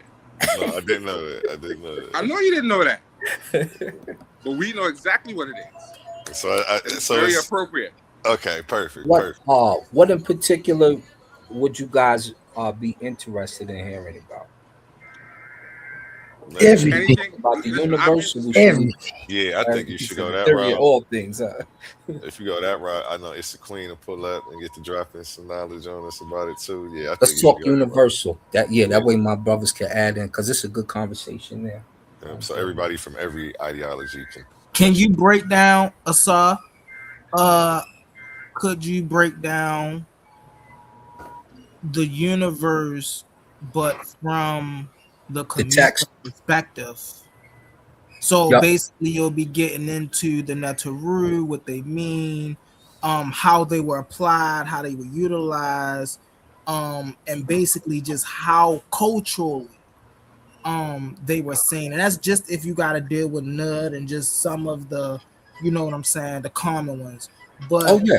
I think it'd be very beneficial just to see how they were interacted with, so it'll clear up a lot of misconception that people have that, oh, they were just worshipped like mere gods. You see what I'm Got saying? you. So Absolutely. So we can do that. You want to do it tomorrow? yeah, Yeah. No, I can't. But, No, tomorrow won't work. whenever A1, whenever I can't A1. do it tomorrow. Anytime during the week though will work. So I'm Tomorrow I got starting a new position, and they pay me kind of right. Mhm. So y'all see, I'm usually in the truck. Today we're not in the truck. We chilling Hey, right now. You dig? get a break. That's what's So it. if you want to do a uh Next weekend, maybe. Whenever you get free. I just I wanted to don't know make sure when your I'll stop graphics was right driving. first. So okay, so what I'll do as soon as I get a notion of when my days off are gonna be, Hmm. I'll shoot it over to you, and then we'll Yeah. make it a go. Yep. And I had accidentally emailed you from the wrong email. Luckily, I logged into that one the other day Okay. and saw that. I'm like, dang, I emailed him from over here. Yeah, y'all But can yeah, hit me pretty much. Don't be hitting me at midnight because my girl will be looking at, you know. my Hey, bad, my but bad. listen, A1 know all too well about that. What's wrong with him? Who? That's Back how to my you, boys gentlemen. be trying to hit me. Like it's 1:30. Like we ain't 20 no Yeah. more. Knock it Listen, off. my wife over here asleep right now. She was like, "Just wake me up when you get off." Yeah, okay, so can I, hey, can I say, Now, Asar, when you do the presentation, make sure you read them the text that talk Okay. about the nature actually representing moisture and air and different elements. Yeah, Don't let them Tefnut think and that come. somebody Yeah, made that up. absolutely, So absolutely. So, read do the you text where the speak text metal says that. nature? Do you are you a student in metal nature? Yeah, we're right now we're parroting it, because they say a dead language can't be spoken. But how did Hebrew come back? Because you started How, speaking. hold, So if I yeah, may, they just gonna take what Baba Hiru all the work and just say, "Oh, well, what's dead can't be brought back." And right, Fudid, oh no! See, this right. is the stuff I talk about that have to be stopped. Like, nah, bro, And that's see, you crazy. like me because I'm like you saying that a dead language can't be brought back, but you hear Hebrew speaking the dead language that they brought back because they ain't using the same vowels and none of that they used to have. They brought their parab of the language that they still had intact, and they began to use it again. And that's the Mm-hmm. way that you do Mm-hmm. this. So that's the goal, that's the mission. Coptic is also still used, so it's Yes. not like we don't have the last form of this. Uh, and you really just need to run and start to implement it. Right. Right. What they really want to say, Asar, is you niggas dead language should be spoken again. That part right there. We gonna take another language that we like, mix it in with a whole different language, and then tell you that's the original language. We have, I think, with Mother Nature, we have a means of make at least understanding the glyphs in a more pure way, even if we don't know exactly how it sounded. We That definitely and know the glyphs. We at least we might I would struggle with agree how it with that. sounded. Yep. yeah, that and going into the African like I don't say Kepara generally, I say Kapara. Why? Because that's the Messiah's statement of the term, and it means the same thing. They say the Netra Kop, and they got a similar. What is the Netra Kop doing in the Messiah mythos? How did he get there? So when we when we go back, I use the bodies that they found, and I look in the languages of those bodies that are buried in those cemeteries, and Mm-hmm. that's how Hey, I Hassan Ka, I got another question for you yes, because I've sir. been saying this, and people keep trying to give me a lot of pushback on this. And maybe you know this better than I do, because I've been a viewer for such a long time. Is it true that Jabari Osaze's wife, Anika, I believe, teaches the metal nature? Yes, she's very. Okay. You know what pisses me off? I'm still mad at Saul Saber and Fadishi Saber Jabbar. I had, I think it was early 2000 something. I had contacted her, uh, uh, Professor, what's our brother's name? His wife, who helped. I gave them the Kemet Empire name after I stopped the Kemet Empire website, and like, um, what's my other sister? She be with Red Pill and them sometimes. Anyway, it was like about 6 Kemetic sisters. I wanted to have them come out. I was going to fly them out. I was even going to fly out their husbands just in case, Right. you know, Right. put them up. And we were going to do a seminar here for the women and for the men, but mostly for the women. Right. And I was going to cover some of the information. Even Tamara El Ciuda, Mm. because I know her. I was like, hey, we're gonna bring all of y'all out, and we're gonna have a conference, women's Right. conference. Uh, the Ma'at conference is what I was gonna call it. So they nobody responds to me. The next year or so, I see them throwing the same thing. I said, all right, I see what's going on. Yeah, bro. That's So wild. yeah. Let me correct you, brother Humble. He is no longer married to the sister. Just so you know, Okay. he's no longer his. Okay. She's no longer his wife, and Okay. he's remarried. So that is his ex-wife at this point in time. His ex-wife. Okay. Hey, his ex-wife. Anika's cool people though. She teaches it and she breaks it down She's a really linguist, actually. I think yeah. she Yeah. she actually went to university to learn Medunetia. I She has remember. a degree in linguistics. Right. I She remember they said had that. a show. I remember they had a show on YouTube I used to watch all the time.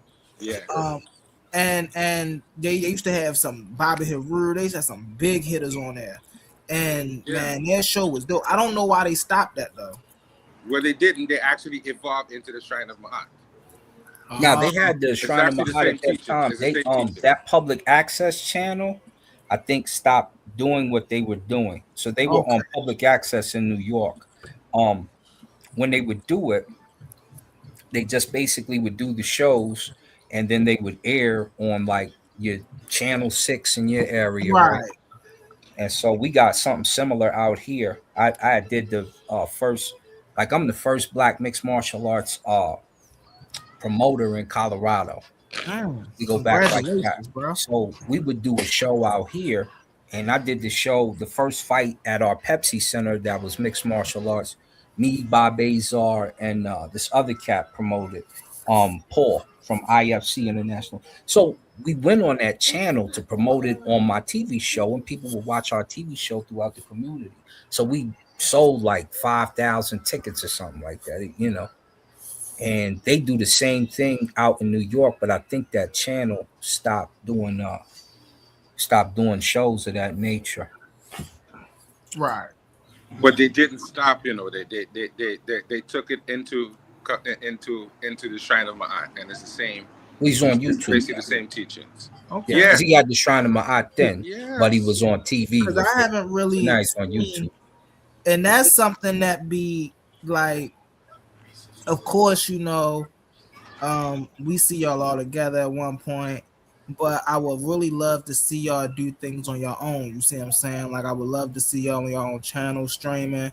Definitely people like Jabari. But see, the reason I give so much ups to Jabari and Infudishi and James Smalls is because, and definitely Ashwa Kwesi, because even today, bro, if you go back and you look just on previous old YouTube channels, you can see them teaching about this stuff and taking people to trips to Africa and showing this stuff. And this is like nowadays people look at this and be like, man, we don't care. But it's like, nah, bro. Like, do you realize how amazing we sit on panels and argue about this all day, every day?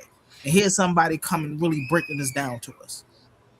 Yeah, and Fudishi and Professor Smalls have always been real nice. Jabari, that's my brother. He know he nice with it. And when it kept like when we debated the Owaspy clique, our brothers from Owaspy, uh, I was like, let me just set the stage with the cosmogony and the cosmology because I went to school for it. I got a certificate with it. So uh, and I got it from the school of Tokyo or school of Japan. Where my certificate is. It's over here somewhere. So when I get it, the first thing you have to do if you're gonna break something down about the universe, you have to align it to a model, unless you have a model. So the Waspy never they never even put forth a model. So we put a model for them together based off of what uh, their originators of the model did, and we seen that they used Bohr, as I pulled that out. And Bohr had a static model of an atom, so his model never worked. And that's what the universe is based off of. See, you see, but Asar, as brother Jabari says, we have become like little children with chainsaws who are very dangerous with what little that we know. That's So we're right. letting people do like we do with little babies when they first start food. We take solid food, they blend up in a blender, put it in a spoon, and feed it to you. Us not recognizing that we are the originators of the solid food. They just took it, remixed it, slapped it in the blender about 10 times, called it Jesus, called it Muhammad, and feeded it back to us. And then when there are people like me come on and talk about black unity, we don't even recognize that the white man does something that's very African. He doesn't see us as individuals. He sees us as a group. And he learned that from us. When we came over here, we never functioned as individuals. We always functioned as group. We need to go back to that. We were never individuals. Even if I'm fighting you, I still see you as a part of me. You're a part of me that I don't like. So we gotta have conflict. But I don't. But the ancient Kemetic people didn't see the so-called Nubians as different people. They never did. They never did that. Even though they fought with them, the same people came back later on and beat the brakes off them and said, "Stop doing what you're doing. Go back to this." And they immediately fell in line because they understood that that's their bigger brother, and the bigger brother takes precedence in the African culture. You must do what he says. And even if he had to slap you up a little bit, that's what they're gonna do because that's what bigger brothers do. So don't let people separate us with these nonsense philosophies that never meant anything to us. Go back to where you come from, and you'll be better off. Because the same people who you have a beef with, you're fighting over them for stealing your culture. But you don't ask them. You don't ask Zahiwaz why he wants to be an ancient Egyptian. You don't ask Karakuni and call her an Egyptomaniac. You don't do that. But you question your brothers. And that's the problem that we have. Other people see value in what we have and we don't. We had to stop that. Stop dealing with these Christian crack pipes. Stop letting them give you this feel good thing on one side, but you don't want to feel good about your own culture. Yeah, Jose, you better get it in. But you don't want to be high or Asar. You don't want to be high of God, but you be high of Jesus. All right, yo, so hey, let me reply to she was saying earlier, 7SR. So the reason that is I'm not trying to project what we know today back, it's not post hoc rationalization, not trying to put anything back there. We know it just came out, it's just come out. And I think the paper, I got one of the papers like 2019 or something. This stuff that people are just now discovering. So when you have what was called, it's called a fine structure constant. And that's a quantum number from the atoms. Okay. And it's a prime number. And so when you have it inside of Khafre's pyramid, in the Sphinx, and in the King's Chamber, you have 3 different places where it's located. That's not happenstance. And that's not somebody like you're trying to oh my God, that's something that was planned to be there. Okay. And so we know, so that's how you know that, okay, they had an understanding of what we call the quantum reality. And not only that, the whole concept of noon and atom, of Adam Ra comes up out of noon. That's an understanding of quantum, of what we call the quantum singularity. For that to happen, and for you to come up with something like that, for you to have an understanding of that, means that they had an understanding of something at a deeper level, of a smarter level. And so it's not stuff that we're just looking at, because like I said, mathematically, you just cannot get 137. It's not going to happen. That's just impossible. So they had an understanding of that. They had to know it. Well, they have scientific, their knowledge of science was way far beyond their era. We'll put it that way, right? So I when wouldn't say that. I mean, their knowledge of it science is was, where they were nobody supposed else to was be doing at. that stuff but them. So when their science is put to the test, there's that like I have read during a different debate with our brother Judah Natsara. Uh, I had to show. I said this is the first time that the term cancer is referred to, and I gave him the Medunetra term for it. They were not only figuring out the pyramids, how to build such structures in that way, but they built it on the curve of the earth, and it makes it last longer because of the way they built it. So, without question, when it comes to the ancient world, you find none better in scientific categories than them. And the Greeks who build the things after them still give credence to them. So you can't. What you're saying is not deniable. When we say the word quantum, though, and when we're talking quantum, like as far as uh, so the quantum world is and quantum mechanics is works on a smaller level as opposed to the new. I call it the Newtonian world. The Newtonian world works on a big, larger scale. It doesn't work so well on the smaller level. And the quantum world doesn't work so well on the Newton size level. You start to run into trouble with both, right? Right. But when it comes to like they broke down the body, right? The ka, the ba, the ren, the this, the that, the shit, right? So they're telling you there's different parts of the body, and they envision an astral body on top of that. So when you see that Ben bird with the human head on it, that's you supposedly traveling in your astral form, in your Heru form, etc., right?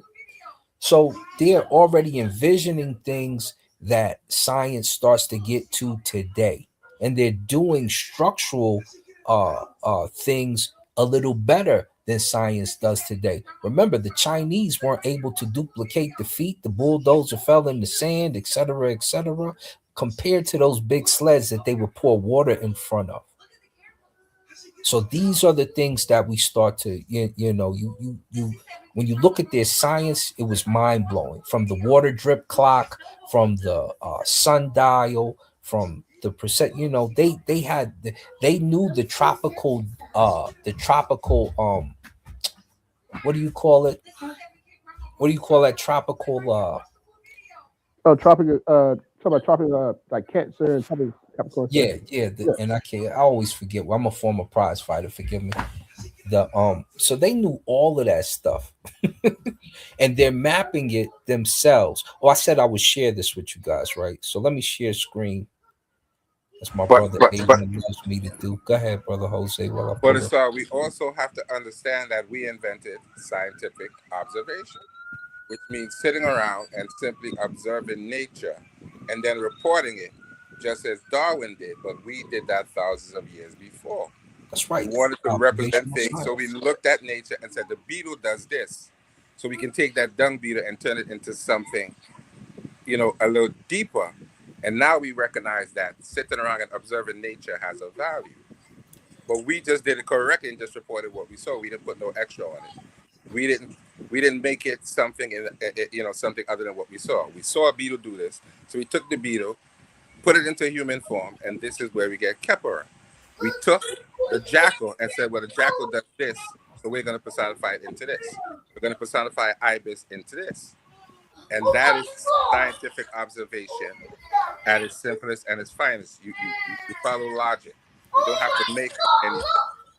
You understand? This Absolutely. is what it does, and this is how we relate it in our own minds, as opposed to making up something. When you look at the Greeks struggled for a long time to understand the concepts of ancient Kemet, because when you see Plutarch writing, Plutarch said they didn't discuss anything other than their regular thoughts in public.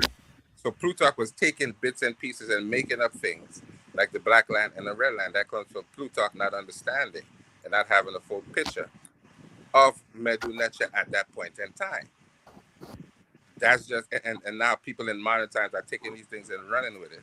When you ask people to show it, they can't show it because the language doesn't represent those things. It represents what they saw and how they saw their world.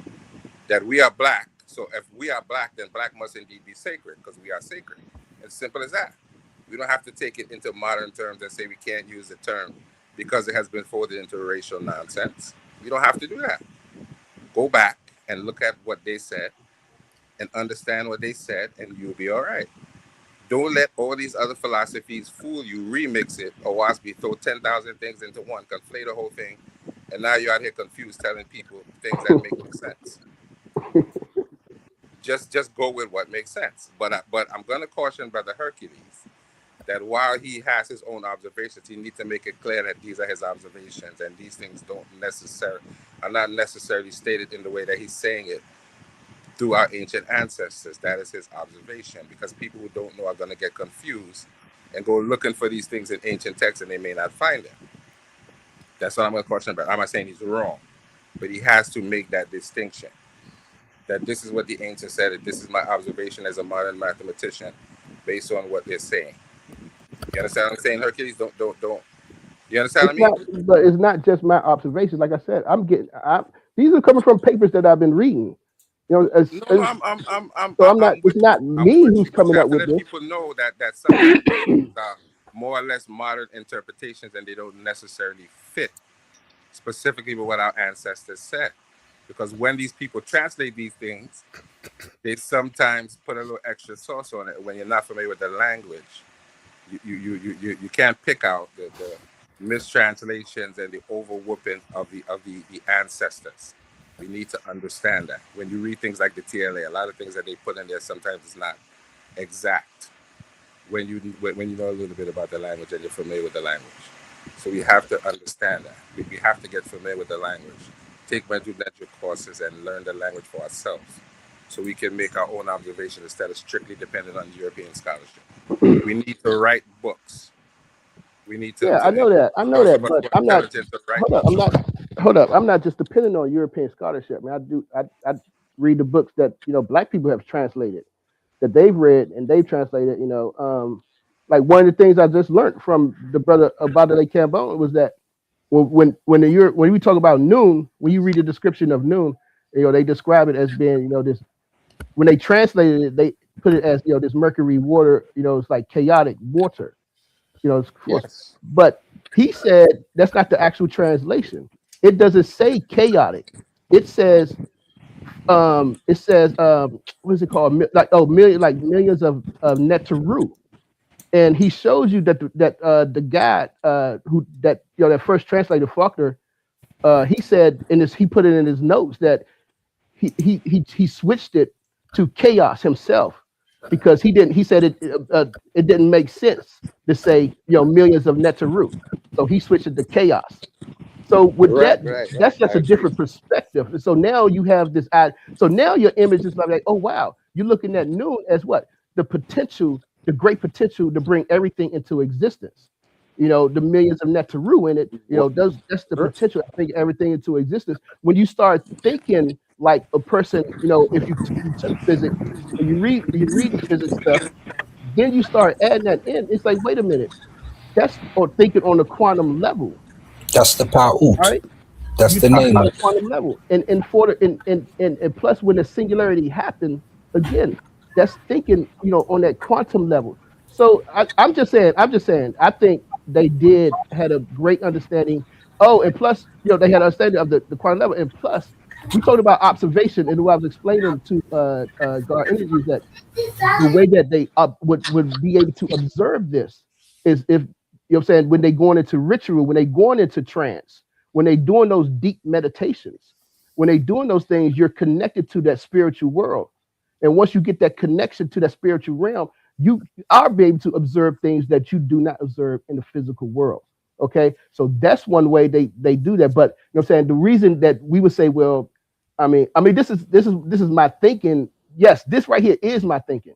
And I brought that up. I brought it up because as a martial artist, you might know this, Seven. Martial arts, I was a traditional martial artist. I had like that old school martial art training, so we had to do meditation.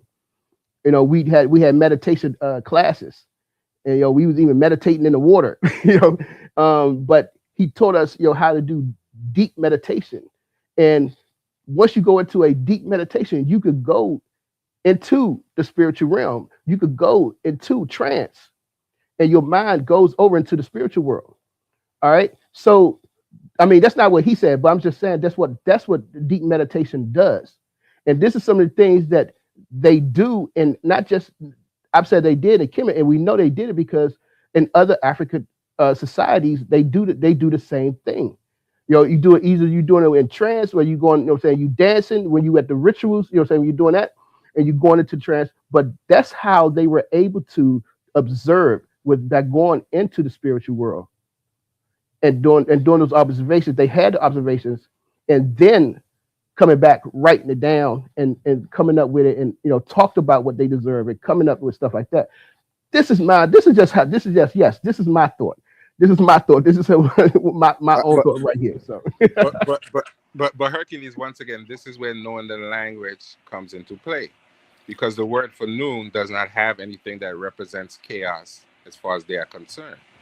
The yeah, glyphs talk that's what I about said. water and heaven, so we know that it's a watery heaven because the language tells us that. Simple as that. And we don't, and they didn't necessarily have to go into a trance to observe nature. They observe nature and put it into their language. So when we read the language, the glyphs tell us exactly what they thought. See, you leaving out the fact that they did understand that there was a spiritual world that No, exists. I don't have a problem with that. But what I'm Okay, but saying so is, if they said so, they so didn't it would have to be go the into the same. They spiritual realm didn't. to observe the But hold natural. up, Jose. It wouldn't make sense for them to do one thing and not do the other. So if they No, sat and watched the natural world, they would also want to sit and watch and observe the spiritual world. I'm all right. I'm not disagreeing with you, but they didn't have to go into a trance to observe nature. They could observe nature and report on nature. They didn't have to go into a trance to do that. They went and did experimentation, and they did certain things, and they learned these things. But Yeah, you have to access it. But that's for the natural world. Yeah. right. Yeah, I'm not going to deny your spiritual connection No, with no, no, no, yeah, no. because Let me make myself clear. I'm not denying the spiritual connection, but I'm saying they didn't have to go that deep to observe the natural world.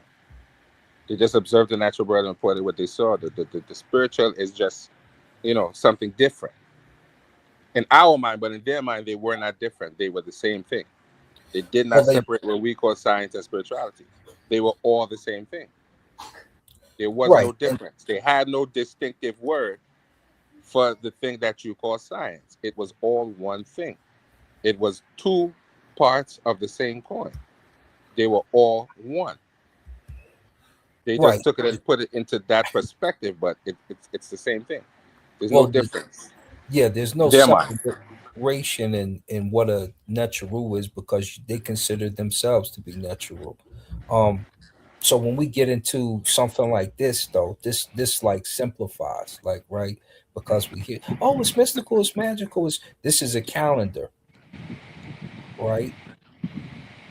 And where I'm still, if and anybody, if y'all listening, if you have a translation of this, please send it to me because I do not have one. Uh, It's a lot, right? I just read it because I can read it. That's it. So Can you zoom But it out? Can you zoom it out for but me? it's still a yeah, lot, though, sir. absolutely. There's So a All right, lot here's in hold there. on 1 second. Keep it right there for me. the I'll hide this for you too. These stars are the duat. These circles are Ra that are outside, not inside. We're gonna break some of this down real quick. Go up to the second part too, so you could get both parts.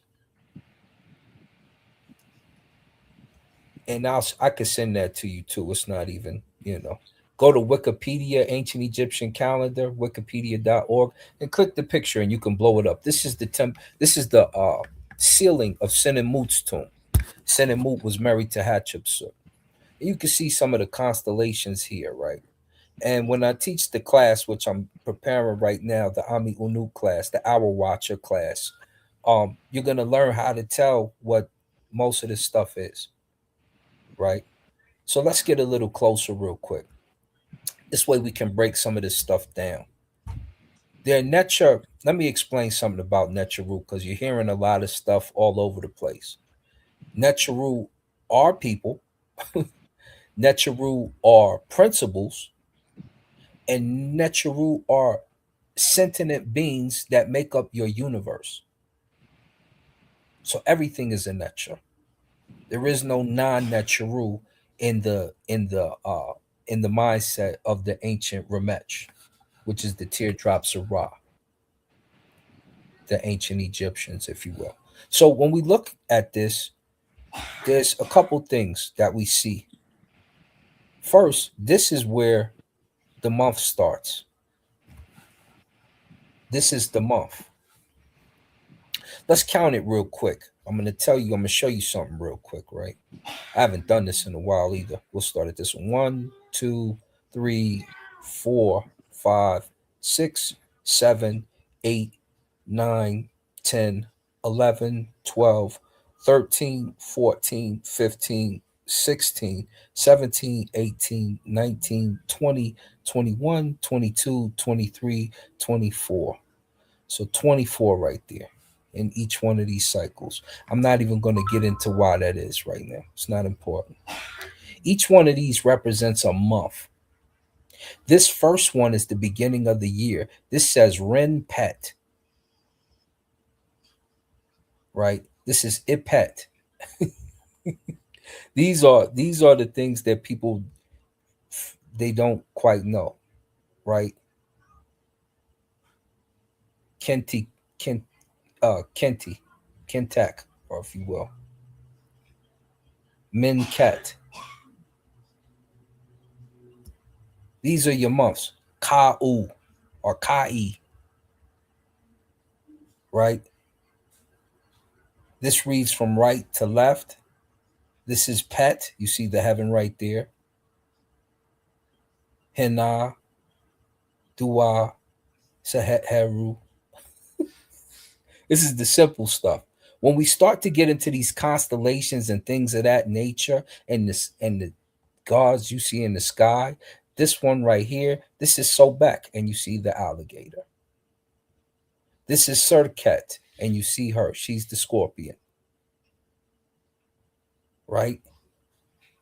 You see these stars, they represent the bull. Mesut, Mesutu, or however you say it.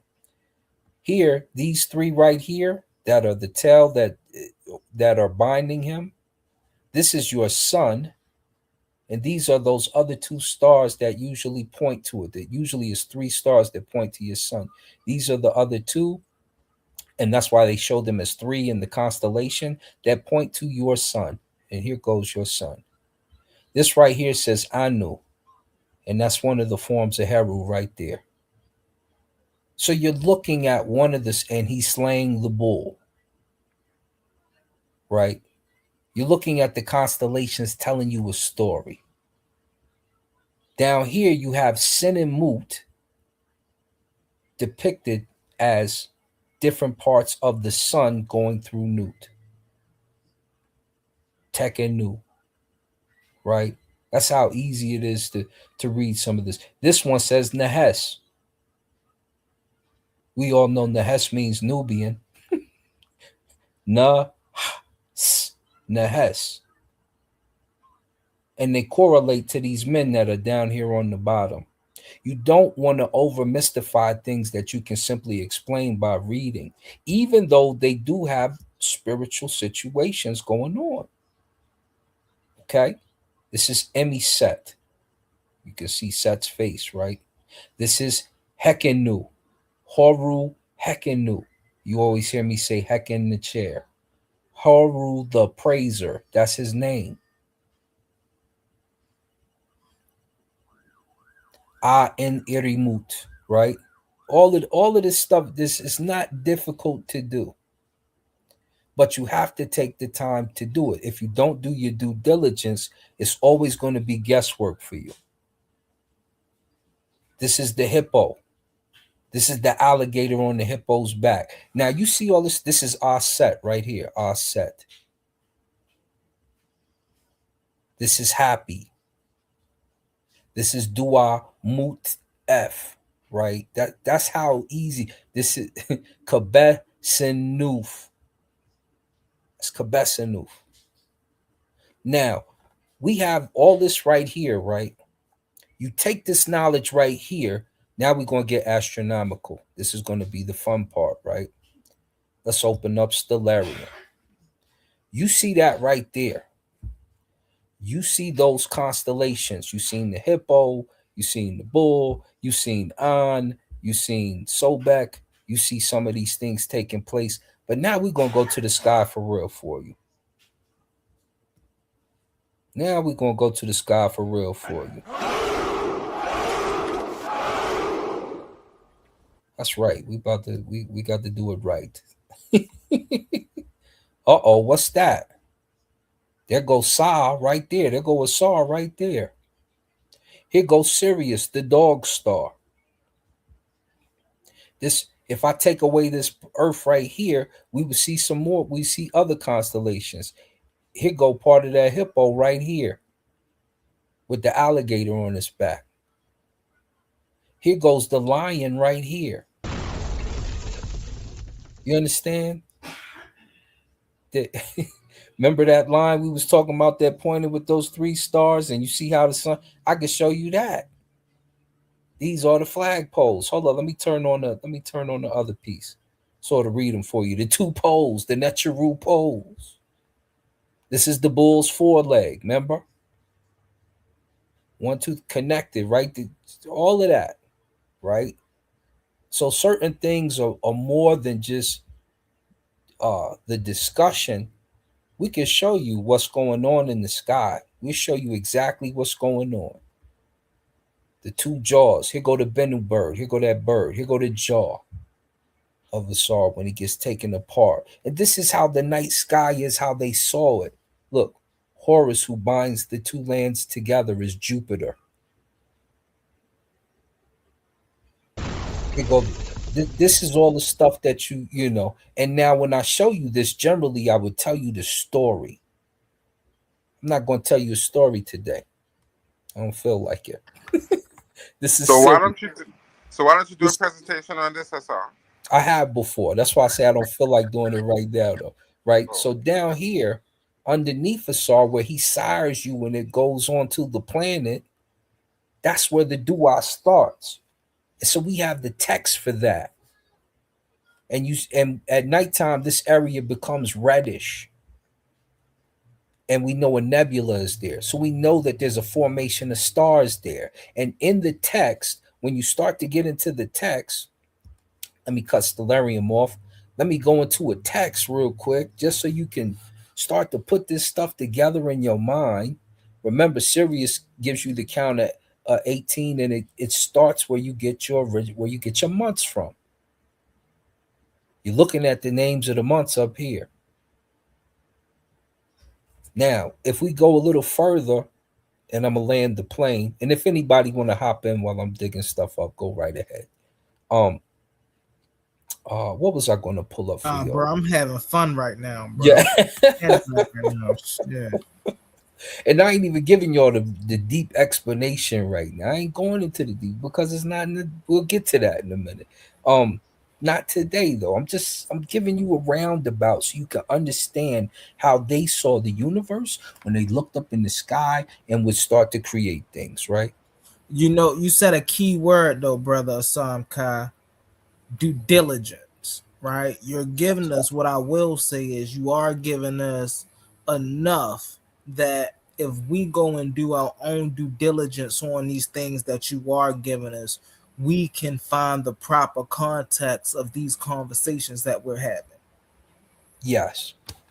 And there's certain books that I help you with because it took me a while to break stuff down. It took me a while. It took me a few journeys. That's why I'll be like, hey, law, you can throw that around because it took me a few journeys. That's why I go to that. And Jesus said, blah, blah, blah, blah, and El Elyon is, blah, blah. But after I listened to my Uncle Larry, out of all the people I listened to, it took me home to where I needed to be. And it gave me the understanding of everything that was going on in this realm and how things start to come about from it. Right. And so you don't have to do any guesswork. You just have to do that work, as our brother pointed out, to due diligence. That's why I say, brother Hercules, when we not snatching quantum from you, but if somebody asks you, when these brothers run up on you, you know how they do. So where's the evidence for that, brother? Where's the evidence, though? You know what I'm saying? You're gonna get to looking around. I feel in my heart that, but all you got to do is go do the due diligence, check out the text.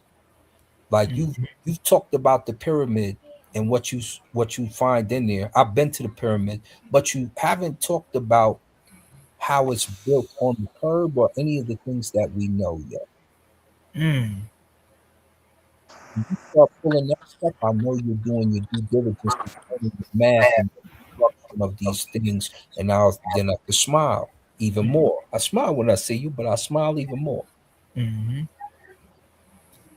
Yeah, I don't talk about that because, like you said, we already know about it. So I don't talk about stuff that I don't like talking about stuff we already know because like that's redundant to me.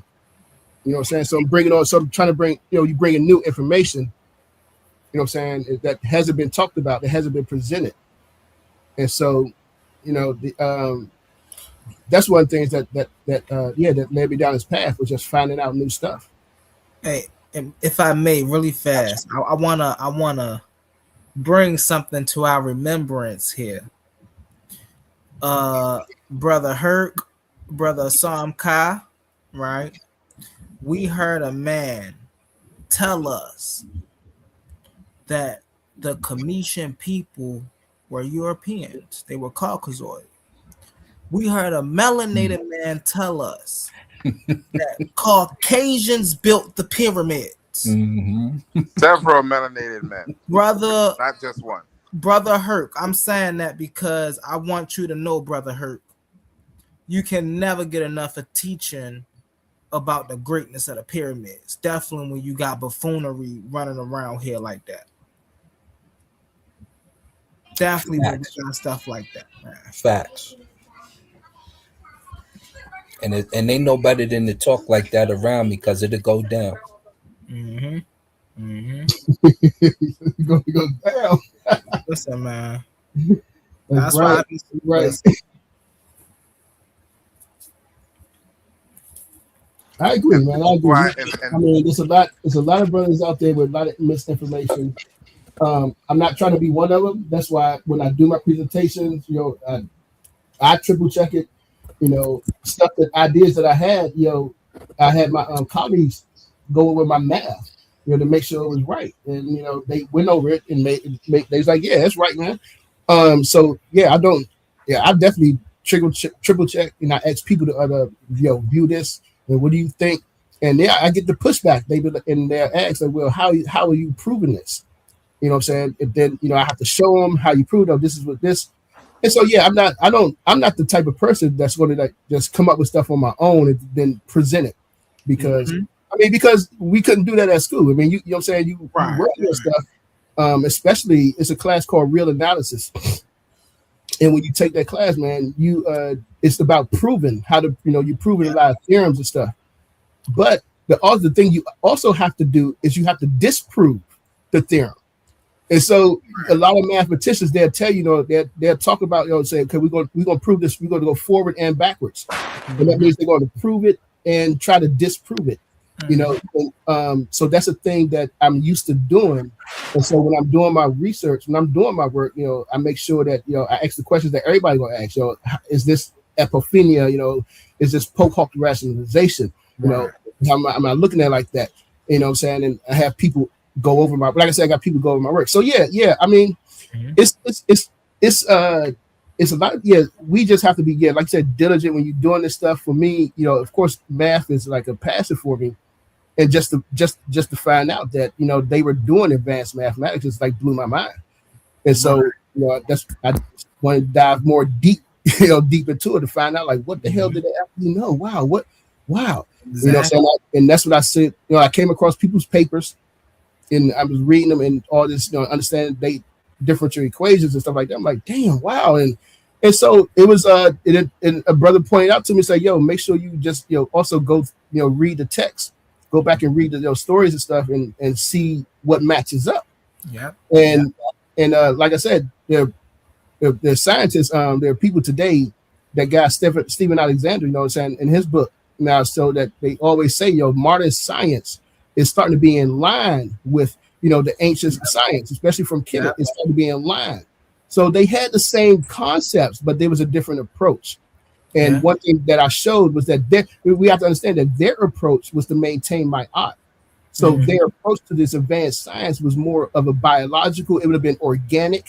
You know what I'm saying? That things that they would have been, it would not went against my art. So all their, this is why you can't find tools that they built the pyramids with, because it would have degraded in the past 4,000 years. It was something organic that they used to build those and cut those stones with. Okay, so this is just, you know what I'm saying? This is what we know about them. They want to maintain my art. And if they not maintaining my art, they see it as you going towards Isfet, chaos, then destruction, disorder and destruction. So that's what their society, we understand that's what the society they built.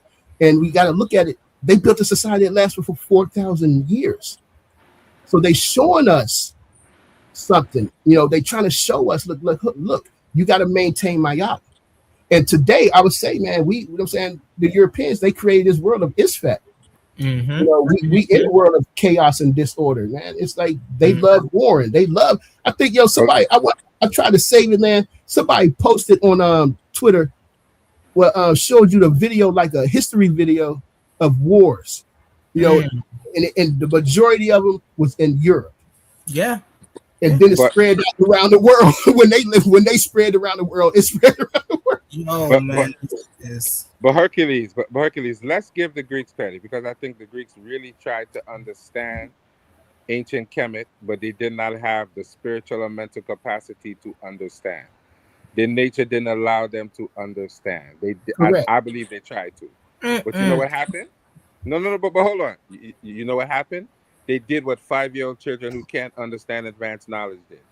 They kicked over the Legos because they couldn't understand it. They didn't want nobody else to understand it. Right, yeah. So they started to destroy it out of frustration because they couldn't understand it. Their mind and their culture didn't let them understand it. They did try. And they did give credit. They tried to Greekify it, but you can't take Medu Neter and Greekify it because it doesn't work that way. You have to look at it from the indigenous perspective, and they couldn't do that. And what I would say is I wouldn't even say that, they kicked it. Man, what they did was they learned it, and then they used what is it called? Plagiarism, right? We still call the equation the Pythagorean theorem. Although everybody who's well studied know Pythagoras didn't come up with that theorem. So why do we still call it the Pythagorean theorem? Right? Like Plato, Socrates, right? These ideas that they were coming up with, these schools that they were building, we know that these were not of their own inventions. We know where they got this stuff from. The issue is they never gave the people they got it from the work or the credibility. They wanted the world to truly believe they came up with this stuff. And so that's the issue. Like, that's the big issue as a community, right? When we sit here and we nitpick and we talk about, we do this information, the reason that doing our due diligence and putting things in their proper context really matters is exactly what Hercules was just saying. The European mindset did something so monstrous to this culture. And so we can't just be, we know this. Well, we know that. No, we got to say, not only did we know this, but we taught them this. This is where they got it from. But Humble, here's where sometimes we miss the picture. When you look at people like Plutarch explains to you that the people of Kemet did not tell them everything. They only talked about their everyday thoughts. They did not tell them everything. And Plutarch said that in his writing. He said they only talk outside of their, I think it's either home or temples, matters of everyday cognizance, which means they knew that these people wasn't telling them everything. So they filled in the blanks with their limited knowledge because the You are ancient. aware of the Library of Alexandria, right? But listen to what I'm saying. He himself said that they did not, that the people, the indigenous people didn't tell him everything. He said that in his dissertation about of Isis and Osiris. He made up things like calling them demons. That didn't come from ancient Kemet. Ancient Kemet never used those words. He made it up because he didn't understand everything, and he said that. They didn't tell them everything, so they filled in the blanks because they Right. wasn't giving up everything. They were not supposed to. So we have to understand, even in the initial stages, they gave credit to ancient Kemet, but they didn't get the full picture. They were not supposed to, because even in their own indigenous culture, the priests didn't tell non-priests everything. They have cryptex and different things that even to this day we don't understand, because we are not indigenous people. So they were never given the full picture, and people think that, but that's not true, because the Greeks themselves told you we didn't know everything. So they just started making them names like Typhoon and babbling on because they didn't know everything. So, Right. Well, no, we're so not there saying they becomes the knew problem. everything, right? But what we're saying is from the schools of thought that emerged in Kemet, right? We know that Greco-Roman people came and learned, right? They may not have learned everything, right? Just because Pythagoras got the Pythagorean theorem from there don't mean that he learned everything else, right? But what I'm saying is they came there to learn, and they brought that information back to their homeland as if it was their information. And the issue is that when we learn in history, we only get the Greco-Romanized version of things, Let right? me That's why jump I in brought up after you. Humble, go ahead. okay, but that's why I brought up the Herodotus thing earlier, right? With the medicine, that's important because here we got. I seen the comments earlier, but I'm gonna use the word melanated again. Here we got melanated people, nurses, doctors, surgeons, right, doing this. But when they go take that oath, right, they see a Greco-Roman man in there for the father of medicine. That's crazy. Right, but when you read the text, you recognize that they tell you they got it from ancient Kemet. They do say that. Yeah. There are texts where they do give credit. It's just now in 2026, Imhotep is not credited. yes, they do. Yes, they do credit the Yeah, the ancient Greeks. Yeah, they Kemet. do. The Greeks do. They do. No, the They Greeks literally credit. do. I'm talking about in their oath, their oath of medicine. We gotta get the brother A1, but in their Take your oath of time. medicine, Oh yeah, you talking about today? don't Yeah, yeah. credit. Yeah, they don't credit Imhotep. They credit Herodotus. Right, but what I'm saying is when you read the original text and understand it, they do credit. They do tell you Yeah, everything. They I do tell understand you that. that. So we have to go back and read the original text. Even the Greeks will tell you that. But what Yeah, they did was what every culture does. They have something called Greco interpretation, something like that, which means that they interpreted the world through their own understanding because that's all that they had. But they did give you credit. They took Asar and all these different deities and Greekified them. It's only now in 2026 when we don't read, we say that they did not do that. They did. The Christians don't do that. The Muslims don't do that. But the Greeks always did that. It just got lost in translation because we stopped reading the text of our ancestors, and we don't read the original Greek text to know that they did credit. They always gave credit. They just I'm got away from saying, that hold on in one second. 2026. I'm saying nowadays they don't give credit. We understand when we look at the text, we can see some accreditations because Herodotus in his works do say, right, I was the son of Imhotep. He says that. But Exactly. what I'm saying is when you become a doctor and you take that oath to save people's lives, that passage is not in that book. Fair enough. Fair enough. That's true. But That's but all but I'm then saying. yeah, that's right. But then we have to know who to listen to. You know when people don't read text because they come on here talking gobbledygook and nonsense. And when you ask them Right, to show these ideas in the original text, they can't show you in the right. original text when people like Chief X want to tell you the ancient Kemetic people beat up people based on skin color. There's no text that ever said that. I agree There's with no that. text that said that they had a fight because they had a fight. They had a Yeah. beef because they had a beef. It's not because you black, I'm beating you up. Because they beat up other people too. But Yeah. they didn't see their brothers the same as they saw the Asiatics. The Asiatics were Mhm. considered untrustworthy people who they Yeah, had no fact, respect for. They treated them that way because they said, we welcome you into our culture. You took over. You killed my father. And Kamos was upset because they brutally murdered his father. Yeah. And you read the text, he tell you, I want to destroy everything you built because you destroyed what we built. You destroy. We don't want to hear nothing from you. Get out of here with that.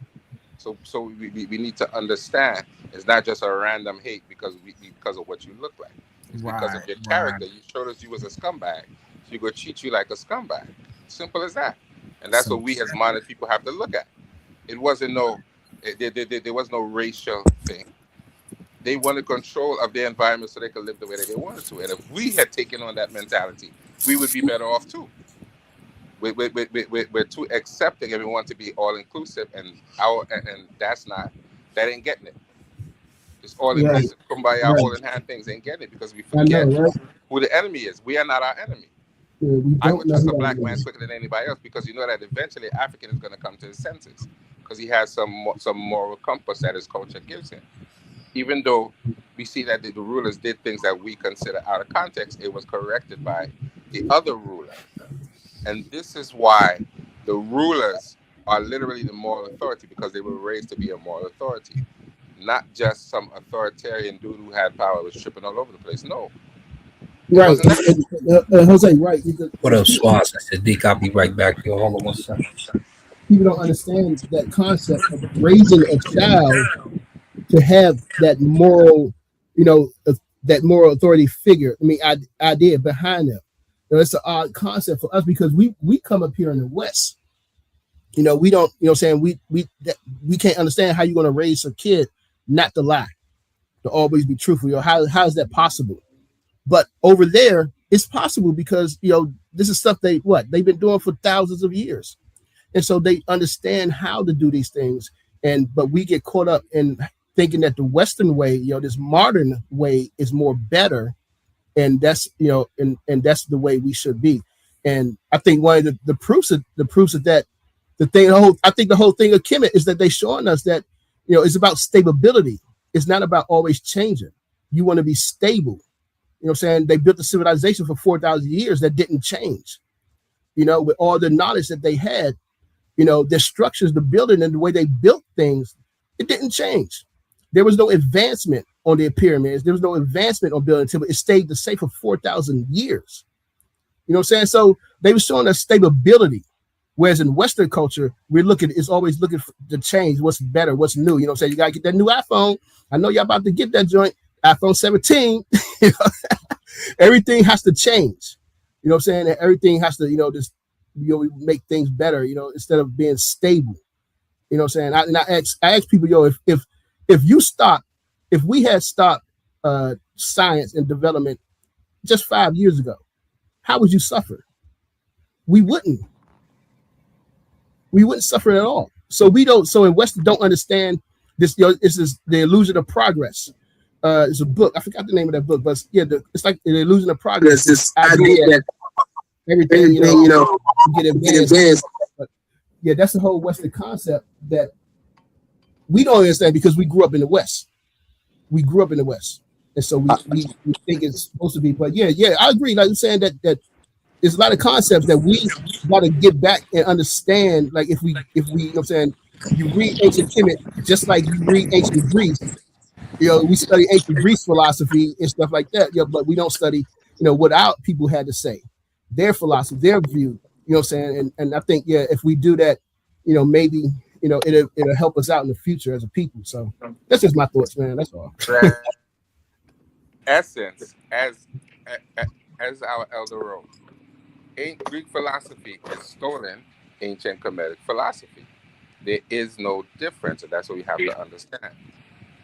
We're drinking pablum, and we could be eating meat. There is no that we have to go back to the source. No, there is a difference. There's a complete difference in Greek philosophy, their approach. Remember that they approach it like dominating nature. They want to be in control of nature. whereas ancestors they wanted to live in harmony with nature. So there was a difference. You could Facts. see a difference in the philosophy. So yeah, I don't think that it was the same. Well, Hercules, guess what? Dogs don't meow and cats don't bark, so people can't go against their own nature. Facts. That's just a fact. They can't go against Boss their and own nature. Sadiq. Facts. Boss Yo, and Sadiq. Anything you want to add to anything you've heard so far?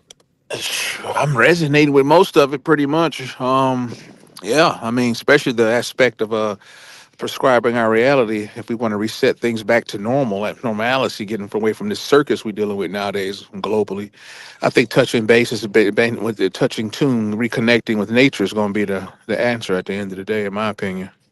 So yeah, I agree in that regard. Absolutely. And you Black see that Power, nowadays man. a Shout lot out of. to you. Oh, my bad. Go ahead. Go ahead, Swab. Go ahead, Mike. I'll talk. Go ahead, Swab. No, go ahead. You the elementary Big school boy, teacher. big Oh, boy. What's I mean, going go on, ahead. Swab? No, I was just going to agree with him. Like, you see, like in scientific papers nowadays, they say that to better the future, we're going to have to start using the knowledge from they say indigenous knowledge as well, as Right, Western knowledge. They started saying it needs to be included. right. To better the future stuff. They starting to say that now. So I think that's funny. Yeah, it is very funny. Yeah.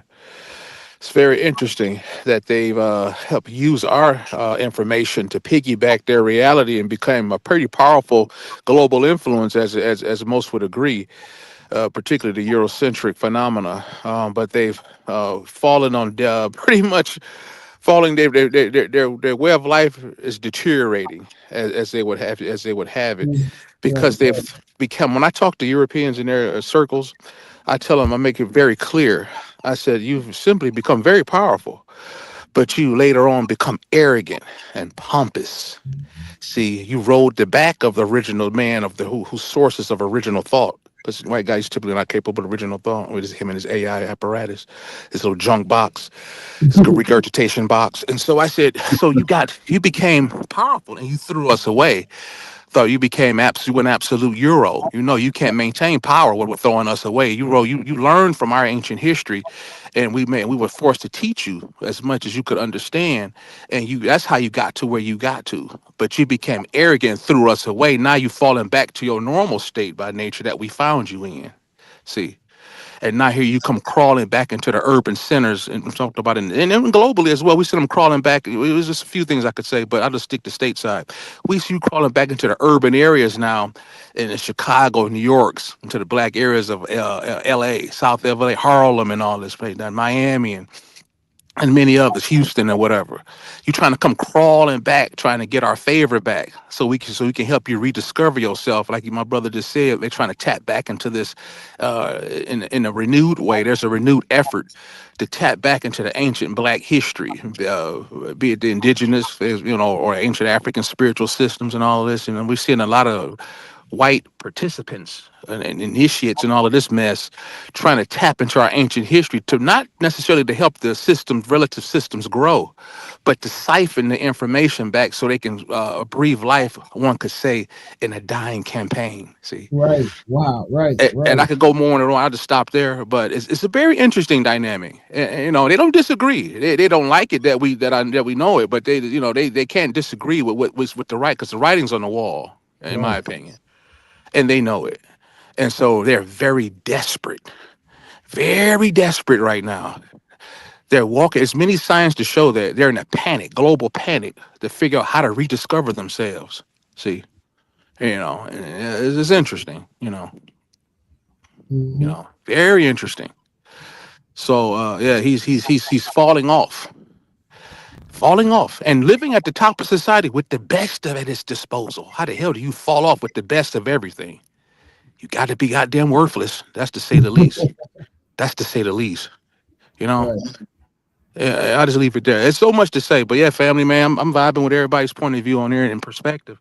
Yeah, I'm here for it. Yeah, let's just hear it, man. This is a great show, and thank you, but man, hands up to kudos and hats off to A1, man. He put it together like no other. Let's get that on the record. Yeah, facts. Let's give it up to A1. He give it up like no one other. Nah, Right, yeah, I fully right, agree. man. Oh, your swabber food. It's Swab. Yeah, that's my What's dog, man. good That's to my the boy. family, man? Yeah, man. Yeah, Swab boss. man. Humble Mystic, all you guys, man. Hell, Ill Doc, you I heard know, y'all up, so I figured come Hercules. up here Yeah. and lie with, act like I would Yep. know what I was talking about. Well, what's Man. good to the panel, man?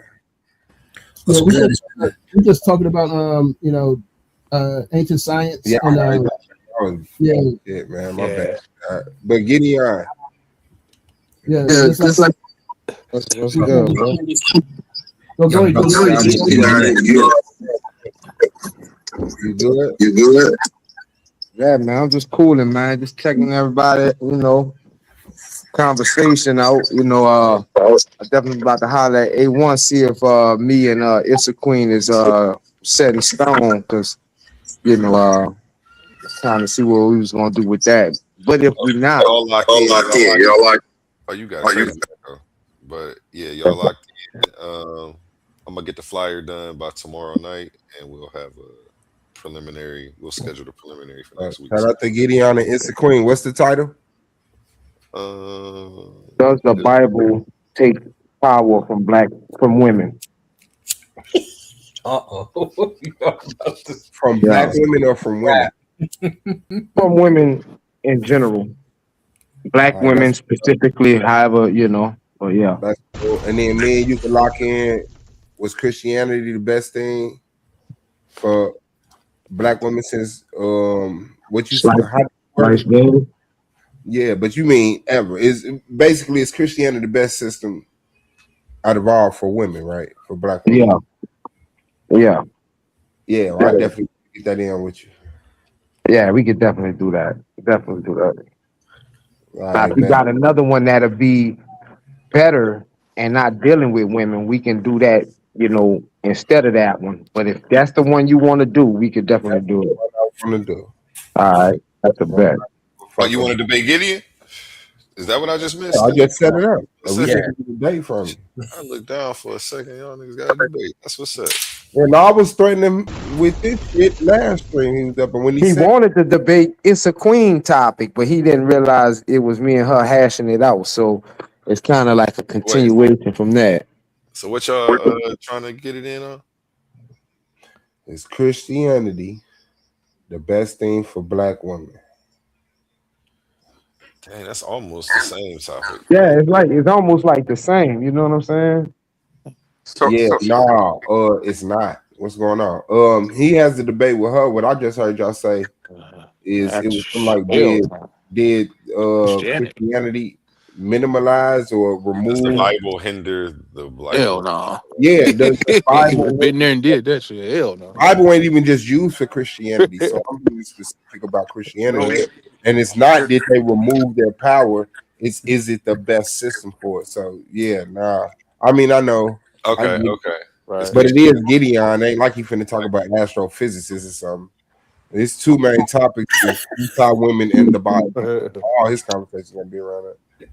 Well, I ain't gonna say them my only two, but I'm not gonna run around here like I'm Dr. Doom, I'm a scientist, or I'm like Aesop or something, I'm not gonna stunt like that. I do political I do political theater, history on the whole, logic. You know what I'm saying? I'm just not into DNA and all that other stuff, You believe we the Native Americans? Nah, he don't believe that. He don't believe that. Nah. I believe some of us. Don't stop him. I believe some of us are, but we definitely have a slave trade that produced the bulk of black people today. So there you go. Yeah. The red Indian is the red Indian. But that's what I'm saying, though. How do you pick which ancestor you give enough of a fuck about that you never met to be them? Like, none of us are Native Americans. None of us are Africans. None of us are, we're mixed people. If you check your DNA right now, you're going to come up with black, American, Asian. So how do you pick which ancestor you give? Let me stop you, Suave. Let me stop you there. Hold on. Let him get it in. No, fall back for a second. Let him stop me. Let the Jamaican stop me. Go ahead. No, wait, hold up. All right, hold up. Let me get. Wait, hold up, yo. How you gonna say that, bro? Come on. They're trying to hash out a little debate. Let them go back and forth for a second, y'all. Oh no, the debate is fat. You know what I'm saying? Shit. Man, A1 got to stamp it, man. A1. I want y'all to explore a few other topics because you know is the Bible the best thing for I don't black care to people or debate his religious Christianity? belief. I mean, yeah, that's what you're essentially doing. Is Christianity the best thing for black Yeah. people? What about I mean, it's politics? just I overdone. mean, If that's really what y'all want to get it in about, and that's what y'all contention is, do you I'll think That was abortion is good? Do you think gender neutral is good? Like, you know, so yeah, so we could debate on all that. You know, my stance. I'm biblically centered, but y'all cherry pick biblical morals and But guess what, Gideon? abandon other stuff. So I don't know. Some of y'all might believe in abortion, some of y'all might not. if I So hear somebody say Christianity is the best thing that ever happened for black women since sliced bread, I want to. Sorry. yeah, you gotta understand, man. He the DJ, bro. So you gotta play with No, I mean, if that's what he You wanted got to but we all know that topic is overdone. I mean, we love to see Suave at any topic that he's on. So if we can Yeah, find something else that y'all really could bump heads on, I'd rather do that first. yeah. So let's do it like listen. this. We Here's a got it good topic, scheduled, Gideon. but Here's a good topic, Gideon. we can let it ruminate because I still got to do this debate with Issa Queen. So we locked in, but we can still kind of find debate titles, and if not, we can just go with this one. But And speaking of Suave and him running through everybody on this channel, pause, shout out OTK, just hit the panel. He has a debate tomorrow. Don't mind the ad. I messed up and put Saturday, but tomorrow, Sunday at 8 p.m., we have this. This Saturday, March 8th, history steps into the arena, only on the Coliseum of Arguments, hosted by Titans Debate League. It's the clash of cosmic proportions. In one corner, the smooth strategist, the verbal tactician, the man who bends rhythm into reason, Suave Boss. And in the opposing corner, the architect of quantumoliism, the philosopher of the infinite, the mind that dares to question reality itself, Quantum Truth. The question shaking the pillars of existence. Does Mother Nature need Father Time to exist? Is nature eternal? Is time the necessary foundation of all things? Or are we witnessing the collapse of a cosmic illusion? Two titans, one stage, no escape from logic. Saturday, March 8th, only in the Coliseum of Arguments. Enter the arena and witness eternity on trial. Yes. Tomorrow, 8 p.m., y'all. Back to you, Joe. I'll be there. Yeah, well, I completely consider debating something else if he concedes on that statement.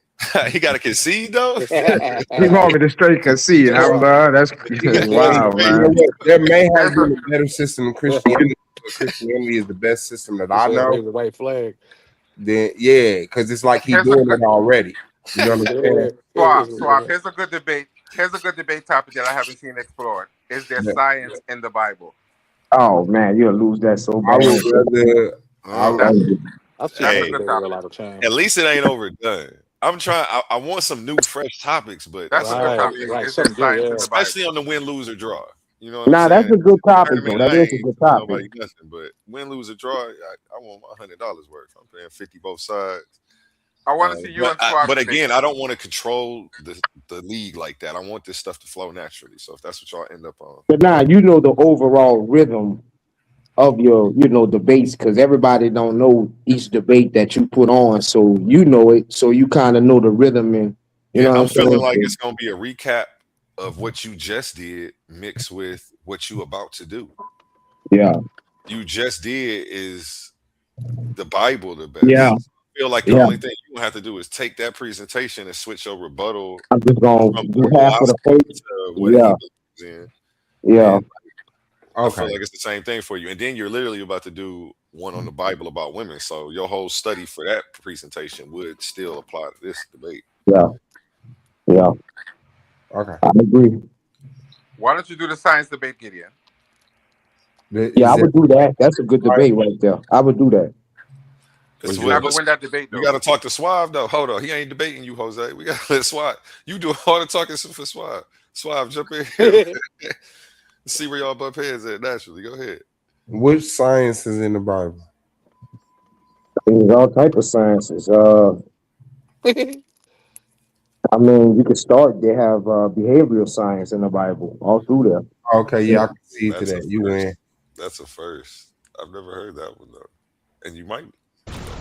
I can see to Right. that. You win. I've Yeah. Never heard it heard that. before. The Yeah, Bible has behavior science. Yes. right. Behavior modification code and all that kind of stuff. Yeah. Yeah, I mean, the moralism fault and yeah. the fault of oceanography.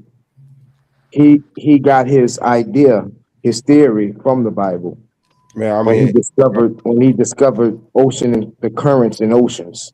Oceans have highways. Ocean have paths.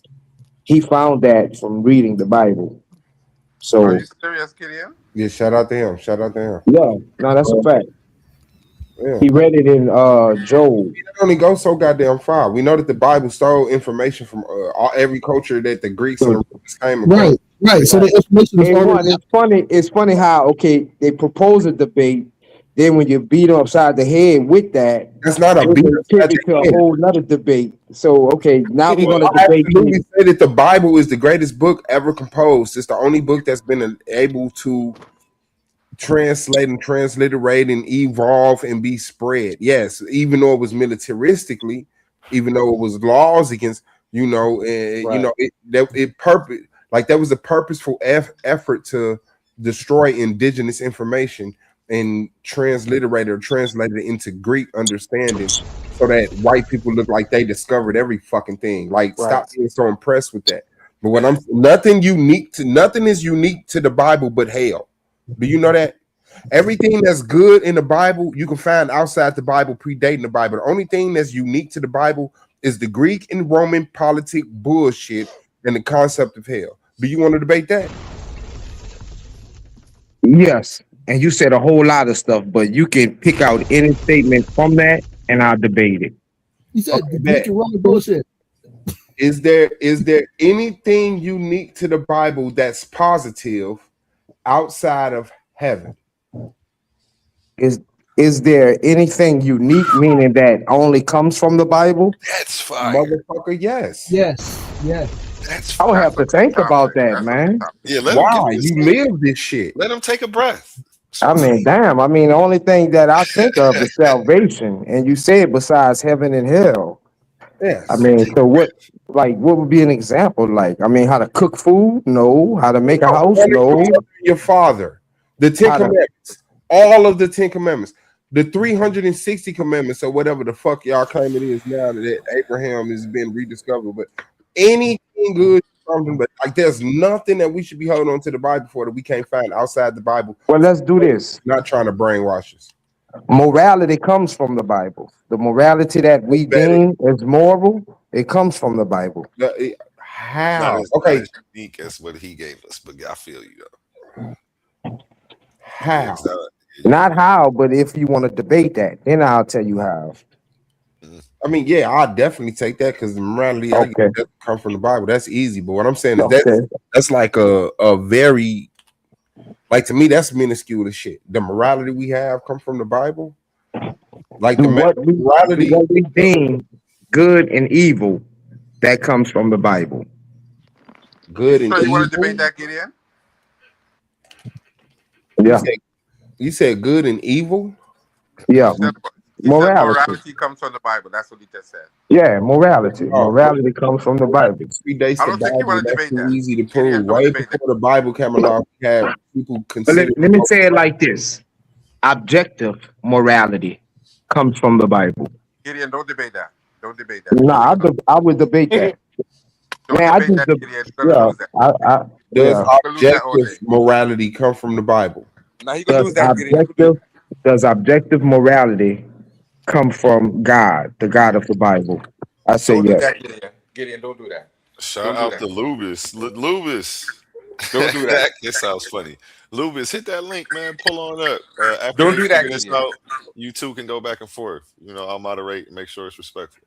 Yeah, and Squad, we can definitely debate if white people wrote the Bible. We can debate that also. The white people write the Bible. So you want to debate if King James was black or shit? Nah. What I'm saying, what is this? 2000 I'm not God energy, bro. I don't think King James is black. You said what?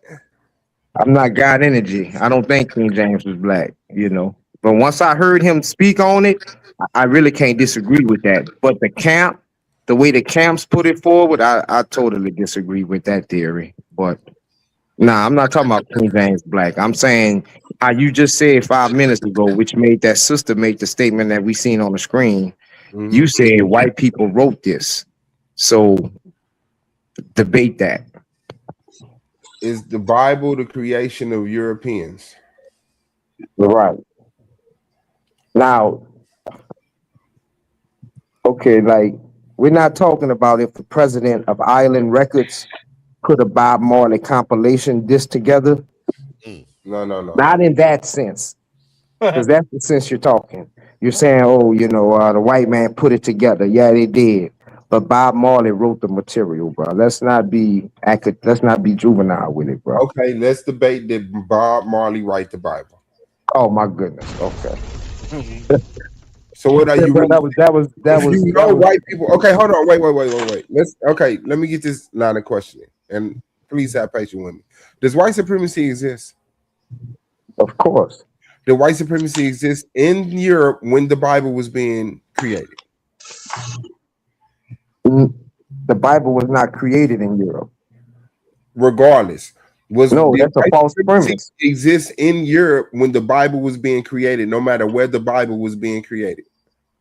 When they was compiling versions of the Bible was being compiled, did white supremacy exist in Europe? Of course. Certain times, yeah. Okay, bet. Did Europeans create the modern Bible, 1611 and 4th, the Queen's Bible? No, they created certain versions. The Tinsdale Bible, the Queen's Bible, the Great Bible. Are all of those Bibles European? They are European translations, yes. There's a big difference. Yes. Did white supremacy affect those writings? Of course. Yeah. And so did the King James Version escape the white supremacist rhetoric? Or no, it didn't. Okay, so what Bible do you have to go to get a Bible that was not affected by white supremacy? Well, what you have to do is one from Egypt. Right. I'm sorry, brother Gideon. What was your answer? What you would have to do is you would have to read the text, and I would recommend you learn Hebrew. But if you don't know Hebrew like myself, the question was, I'm sorry, I don't know what happened to your brain right there. The question was, what Bible would I have to go back to get a Bible that was not affected by white supremacy? Right. So I'm gonna let you interrupt me because, for the simple fact, I'm gonna be glad to teach you this. Obviously, you don't know this, but it's very simple. So what you would do, since you don't know Hebrew, get you a Bible, go to the interlinear, and you look at the words that was translated. A lot of times those have different meanings translated in the King James. You don't know. Right. No, that's the answer. You can say you don't accept my answer. So there is no Bible that wasn't affected by white supremacy. I got to get a Bible now, and I got to go back to the goddamn Septuagint and hope that that's not affected by white supremacy. Right. Right. That's what you said in real life today. And I'm still, and with all that being said, I'm still willing. Was the Septuagint Greek? Of course. Yeah. Okay. And was the Greeks affected by white supremacy? Anti-African? No. Okay. Do you want to debate? Was the Greeks anti-African? Greeks were not anti-African. I'm saving this nigga Jose, man. Yeah, Greeks were not anti-African. I'm trying to save him from life support, Jose. Come on, man. Yeah. We don't need no EMT right now, man. So that's what I'm asking you right now, bro. I fuck with you, Jose. Appreciate it. What was the last question? Was the Greeks anti-African? Man, I mean, did they hate Egyptians? I mean, no. You heard the words. Yeah, their whole those words. Yeah. But let them come out the same way they went in. Were the Greeks anti-African? Gideon, grown ass man on YouTube being recorded. No. Okay, do you want to debate that? Were the Greeks anti? Yeah, I'll debate that. Okay, there we go. Congratulations. You now have it. Hey, one that is original. I love that one. I ain't never seen that one. Yeah. I ain't never Yeah, seen he's that talking. type. He's talking to me through a Bobby Hemmett Let's lens, go. bro. When you I'm approach talking to you through a scholarship and house history lens. I ain't read none of that shit you finna in its talk about. context, A1, you would know. Greeks I don't ain't know read what an none of that Bobby African Hemmett is. shit you finna. That's where you heard it Greeks from. didn't know what color was. Greeks didn't even use color as Listen a to how weapon. stupid you gonna make Like, Greeks. that's They didn't crazy, know. man. Nobody noticed the That's color of crazy, people's man. skin. We never saw race. Like I'm tired of that. We saw race in No, they antiquity. saying race. They just didn't We give a shit saw about black it. and white. We saw dark skin, white skin. We saw European and African in antiquity. Facts. 2,000 years ago, we had discussions of Europeans, Africans, dark skin, white skin. What the fuck is wrong with But you? what's so stupid though? Language. Okay, my My bad. But bad. what's Got you. what's What the what's heck is wrong crazy? with you, guy? What's Yeah. crazy is Greeks actually admired the Africans during that time. Which But Greeks? besides war and besides taking over Egypt because they admired it that much, Listen to the Israelite. Greeks were in subservience to the Romans. I mean, to the Africans. Like, Sir, bro, you don't make any sense. Why? sir, You really don't know what you're talking about, bro. For you real. right. You right. So let me shut up till I debate or I face Yeah, off. I don't know what I'm right. talking about. You well studied. You're a super You reader. know who Aesop was? No, I Aesop don't know who Fable? Aesop was. I don't know who He was an Aesop Ethiopian, was. bro. He He was was the Ethiopian. basis of all their philosophy, man. Come on, bro. Like, what is he talking about? I'm not talking about anything that I know about. This is good. This is going to be a good debate. This is going to be a good debate. Jose, you don't believe that. No, Yes, sir. listen to Do me. you I know who know You I know no, this listen finna to be me. a I know I say it's slaughter. going to be a good debate. I know I say it's going to be a You, good debate. you know this is finna fill a septic tank. You This know is gonna be Memnon? No, disgusting. no, no, no. Who Listen to what I'm saying to It's her. gonna I be know. like when Listen. me and you jumped Taz, and Taz took the debate with me, and then took the one with you. That was gonna like post tonight. he ODing on his fight the power, do the right thing, Radio Raheem. I'm That's telling you, right. bro. I got two four knuckle Right. rings on, and they both say black. Let's eat. Congratulations. You get the debate swallow. Let's go.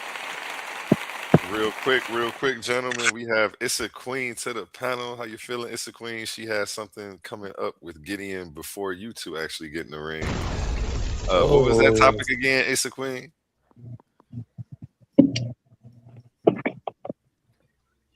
It's if the Bible erased the power of the woman Did the or Bible? something of that effect. Woman power.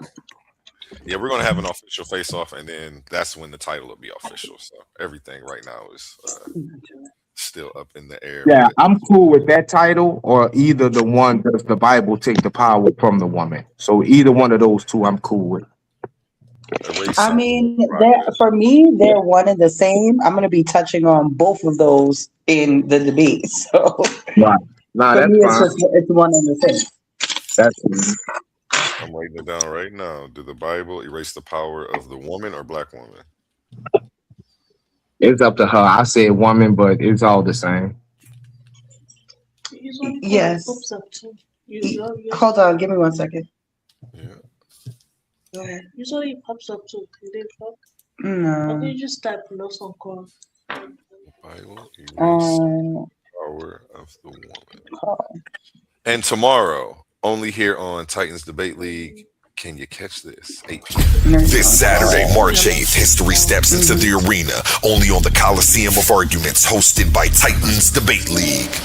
It's the clash of cosmic proportions. In one corner, the smooth strategist, the verbal tactician, the man who bends rhythm into reason, Suave Boss. And in the opposing corner, the architect of quantumoliism, the philosopher of the infinite, the mind that dares to question reality itself.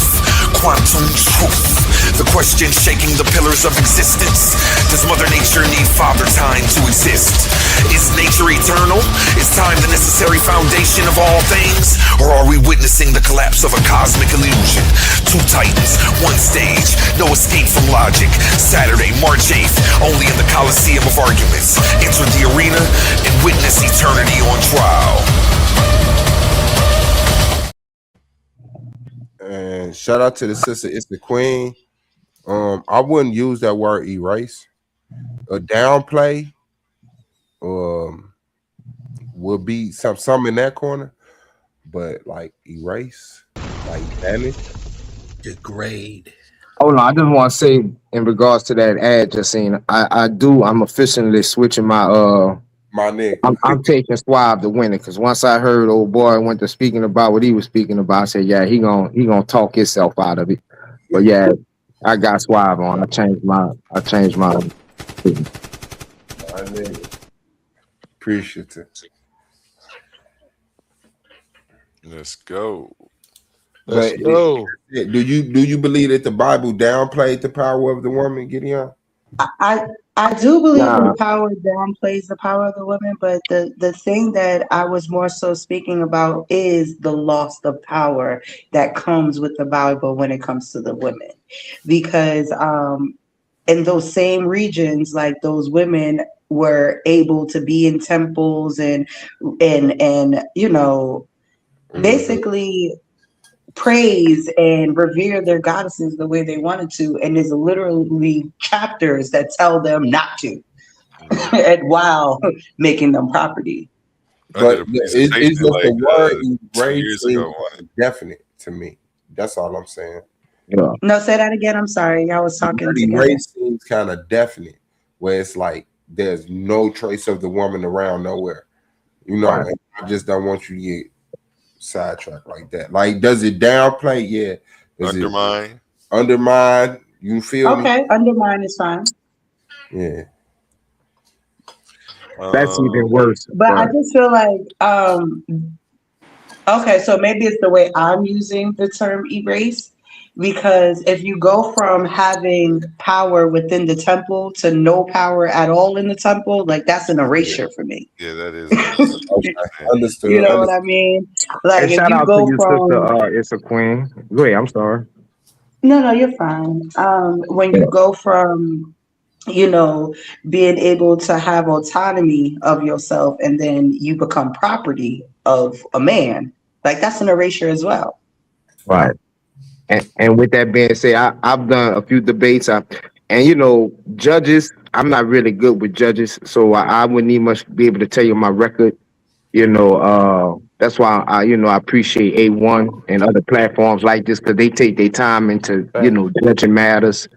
But I'm just let you know I'm a gentleman and you're a lady. The debate starts right now, so just be careful with what you're saying. I'm gonna give you that warning. So go ahead, my sister. I did a podcast on this, not a podcast, a presentation called Feminism Foreign to Africa, but it was about how feminism is a response to the what the Bible was putting out, and how it took the power from the woman. And Yeah, yeah, so I'm absolutely. I see her stance. I like what she's doing over here, Gideon.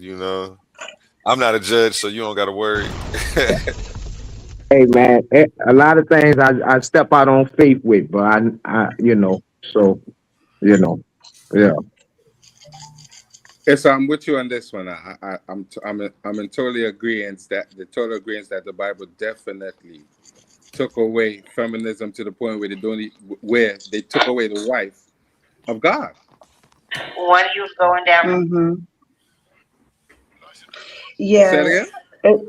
It's a lot to be said on this topic, especially since I know a lot of people, because I've had this conversation plenty of times, and in these conversations, people like to, the Bible is just a book. What people do with the Bible, that's something different. It's like, nah, it's not really. If you using the book to undermine or degrade or enslave people, that's what the book is being used for. You can't separate the two. I've never like you don't see that happening in Buddhism. So I'm with No, you. I would definitely agree that men have used the Bible to oppress women. No doubt for sure. I wouldn't disagree with that. would you disagree with the fact that there's passages within the Bible so men can interpret to be able to degrade and undermine the woman? What I would say is there is no laws verbatim stating that. And one thing about laws, people always look for loopholes in them. So that's always a possibility.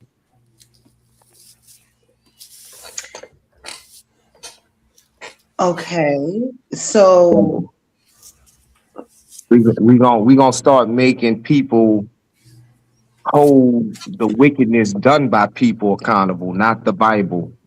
We got to be able to start, but what about the clarifying it. passages that are in the Bible that, all right, okay, for example, the Psalms 31 woman, she's a great woman, right? But that framework doesn't work for Kandakes or women that are warriors inside of the Kush Empire, right? So when the Bible was introduced to this area, you see the power being lost from the woman because of the patriarchal system that the Bible sets in place. So just it appearing into a matrilineal society, that in itself kind of takes away the power of the woman, where once you could be a priestess or a warrior, now all you could do is sew in the kitchen. Right. But I will say this. It's funny you mentioned the Kandakis because, you actually see Israelite women in that same area doing the same thing that the Kandakis did, going to war against the Catholics, burning so that's why I would have to disagree. The Bible does lay out the environment for a woman to behave as such if needed. And not to mention Deborah in the past. But I'm speaking of Kandake, I think she was like around the 10th century. Right, but Deborah was not a queen in her own right. Deborah was someone who gained power because all the other men wouldn't. Right. I mean, we can argue that, but I was specifically speaking of Judith, who was in the same line or the same vein or the same thought as the Kandakis in Ethiopia. She was in Ethiopia as well, burning down Catholic churches. So she was a queen. Yeah.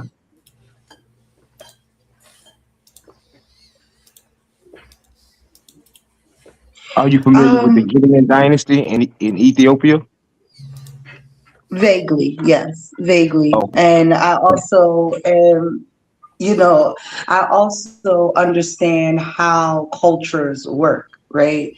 So if you already had a culture of powerful women, and then a new religion comes in, and we can agree that those women, right, they were not given the same amount of power that they had beforehand, doesn't mean that that personality type would disappear. It just means that they would be silenced a little bit. So what I'm saying isn't negating what you're saying. You can absolutely have strong, like Harriet Tubman, the Black Moses, like she did most of what she did through the Bible, through the eyes of God. So I'm never saying that women cannot find strength in the Bible or be of the Bible and have this autonomy of themselves. What I am saying is that your Bible talks against that. Like that's what I'm saying. What I'm saying is, in the grand scheme of things, do y'all want every single woman like a Deborah, like a Harriet? No, because that's not what y'all create. That's not what y'all create in y'all system for those women to be allowed to be. You get what I'm saying? If it's strong men around, the strong women will let them lead. But if it's no strong men around, the women will lead, most definitely. So what you said, Right. like, it was kind of confusing because you were saying that the Bible fosters this theme of female empowerment, and then you said, but it doesn't. So that was real That's confusing. not what I said. I never said Okay. that the Bible fosters female empowerment. I would never say that. Never. Okay. Because you were saying like, What I would because you was say, then what you were what saying I about would say is that no, women what you were can saying about find Harriet Tubman strength. and all them. Repeat that, because you were saying Harriet Right. What Tubman I and said what I said was that women can find strength within their religion. That's not the same as women are being empowered by it. That's not the same thing. So when I say that Harriet Tubman was spoke to by Moses through God. She wasn't. Deborah didn't come down and talk to Harriet and tell her to do what she was doing. So yes, you can. I can find, inspiration from men just as much as I can find it from women. That doesn't mean that the thing that I'm finding inspiration for it doesn't mean that, it's placated for me. And I just don't feel like the Bible is placated for a woman because it doesn't deal with the essence of a woman, not in a space of understanding of who she is more so in the understanding of what men want these women to be. And it doesn't leave space for the indigenous woman that literally held their own power alongside of men. I found it funny that you said if the men are gone, but in our indigenous societies, the men can be right there and we will be in leadership roles because they understood that women were just as much as leaders as the men were. right. See, even So in the are there framework of what you're saying is still in a place of putting a woman beneath you. right? So are there any specific cultures that you go to that I can look at that you can speak on? Cultures that does what that are matrilineal matrifocal that empowers women. Right, that's successful in the model that you're prescribing. Well, let's be clear.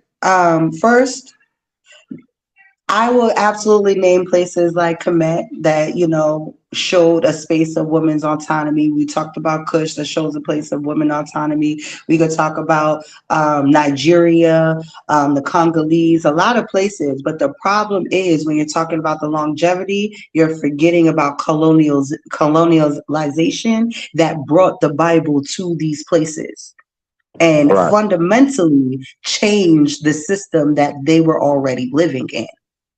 And in a question to throw right back at you, I would love to see a melanated, deeply melanated, some might even say black. I don't know. I don't know how people feel about that word, but deeply melanated or black nation that is Christian, that is thriving.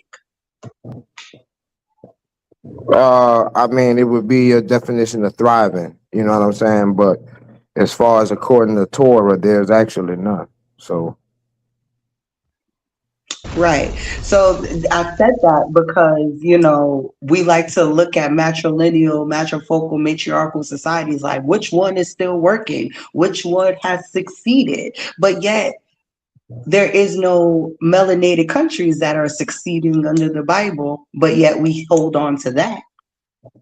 well, they're definitely operating under a patriarchal system. That's why I say the definition of thriving. African countries, some of them, they're based on a patriarch, they're based on Christian values. So, yeah, they're definitely operating and living and sustaining in this world according to that model. And if the matriarch was any type of valid, system, they definitely would have put that forward. But in my opinion, you can only practice matriarchy in a system where it's comfortable. Cavemen, they weren't practicing matriarchy. That's not true. It would depend on which cavemen you were talking about. Right? That Well, caveman is a very broad statement, and like that encompasses a whole lot. according to the European doctrine, the ones that couldn't read and write for hundreds and thousands of years, those are the ones That was that didn't most have of any type of matriarchy. humanity. That was most If of you think humanity. if you think You our don't think the primal if you first think our primal urges are something right now, Think about how it was back then. I do. Like literally, I live in Okay. Paleolithic, Neolithic times in my brain. And when you're talking about cave people, for some strange, I feel like you're heading towards Neanderthals, as if Homo sapiens didn't live in caves too. Some of the oldest cave writings are right in Africa. Right. So okay, let me stop you and inform Right. you. And in I do Africa is not where we believe find a that we lot of was the right, balanced right, cosmologies as right. well. So, like, I do this not idea that right, if you're a caveman, you bopped your wife on the head and dragged her into a cave, that's not true. At least right, not for the Africans. right. Well, it has to be true in your model. I don't subscribe to that model. I was actually just Why being does it funny, have to be true in how my a model? person can how a person can actually think we was here hundreds and thousands of years and couldn't read cat in a hat. Like that's amazing to me. But nonetheless, but we can even go to written history. You see no civilization. I mean, Genghis Khan, they actually would his mother was kidnapped from men. Like that's how real it was back then. I put forward the claim that the Bible actually has given you women more rights than you ever seen in your life. I was just speaking to Jeez. I was In just speaking to comparison to what? let me get in, let me I was just speaking to a lady. She's an atheist, but she's a Muslim. Like, how can you do that? But listening to her is when she said when she goes to the countries where they're Muslim because she lived there, she basically has to do that. But see, in a Christian community, you can say you're an atheist. You can basically spit on the Bible in America. That's the liberties that the Bible has given y'all. That's what I mean by that. Right, but like that's not Right. the liberties that America or the Bible has given us. That is the liberties that feminism has fought for. And y'all be confusing feminism with rules that's always been here. These rules have not always been here. We were under curvature laws, which comes from the Bible, right? And in turn, women lost all autonomy as soon as they got married. They were engulfed by their husbands. Can you So one explain day you could curvature be a laws to me? single I'm not. woman. Well, one day you could be a single woman living your best life, me with your land and your money and your check, and then you get married, and then all of that stuff goes to the husband. You are no longer able to have your own land, your own paychecks. Your husband has to, have these conversations with your employer about how much to pay you. The husband has these conversations with doctors about your body. The husband has these conversations with banks to put your money in, right? All of these things. So where are we finding, our rights when once upon a time in Kemet, in Kush, in Nigeria, in a lot of places, we owned our own land. We were parts of the market, like some of the first women's movements in Africa against the French and the Portuguese was about women in the market and them trying to change the rules about these women being in the market. So that So just tells so me that that we used to have control over a lot of things that we no longer were able to have control over because patriarchy came. And patriarchy and the Bible are synonymous, but they're not the same. okay. All right. No doubt. So yeah, it'll be an interesting debate. Hmm.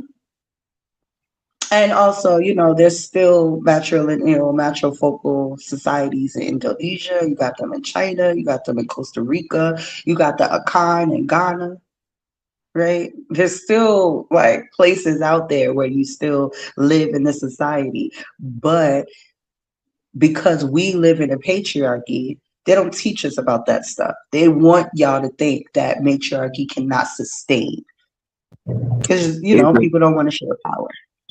is the power backed up by women?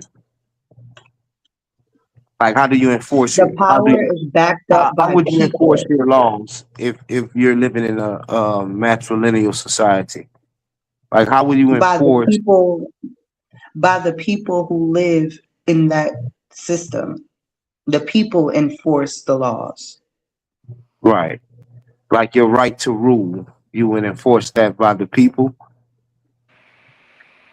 Like how would you Yes, because establish that? Like a lot of like things aren't just mandated from the heavens, you know. And I think I'm surprised you really don't understand that because you disavow God or gods. So things are like in the real world, things are established, right? Before they are, you know, in place, before they become dynasties, things are established. So, you know, I see you starting your matrilineal system from a place of already being established, never having conflict, never that's having not true. That's not true. You're assuming now because you can't respond to what I'm saying. You're logically assuming. that's how it And I would that's rather how it you plays just out. ask a question about what I'm saying rather than assuming that I don't believe in God or gods, that I don't understand how evolution of from going from a clan into a society works. Like you're assuming I don't know these things Right. because you don't agree. Right. Well, there are some things I don't know. Are you a creationist or evolution or I believe in evolution, yes. you don't believe in a creator No, and you have the nerve to and I'm saying this not the scholar like nerve. yeah, I'm saying this like debate wise, not like and you really bringing this topic because like what is your evidence as far as like evolutionary like speaking in terms of evolution, where is the incorrectness in misogyny? If you believe in Where evolution, like why are your feelings even valid? Like I'm speaking scientifically because evolutionists don't attribute or quantify anything to the spirit. So how can you now, make such a spiritual or emotional or like emotional claim? Like how can you do that being an evolutionist? So my claim isn't emotional. I never said I feel like women lost their power. No, I know it because listen, I know history. I've been when you start your history at 300,000 years ago, right, where the first Homo sapien clan started walking around, and then you get up to where you are now, you see the evolution of systems and people and languages and migration patterns and populations and things of that nature, right? So in the earliest of human Homo sapien archaeology, Jabal Harud, right? For example, look at what they say about that archaeological site. If you look at it, they even say that they feel like these people were egalitarian. That's what they said. That's not what I'm saying.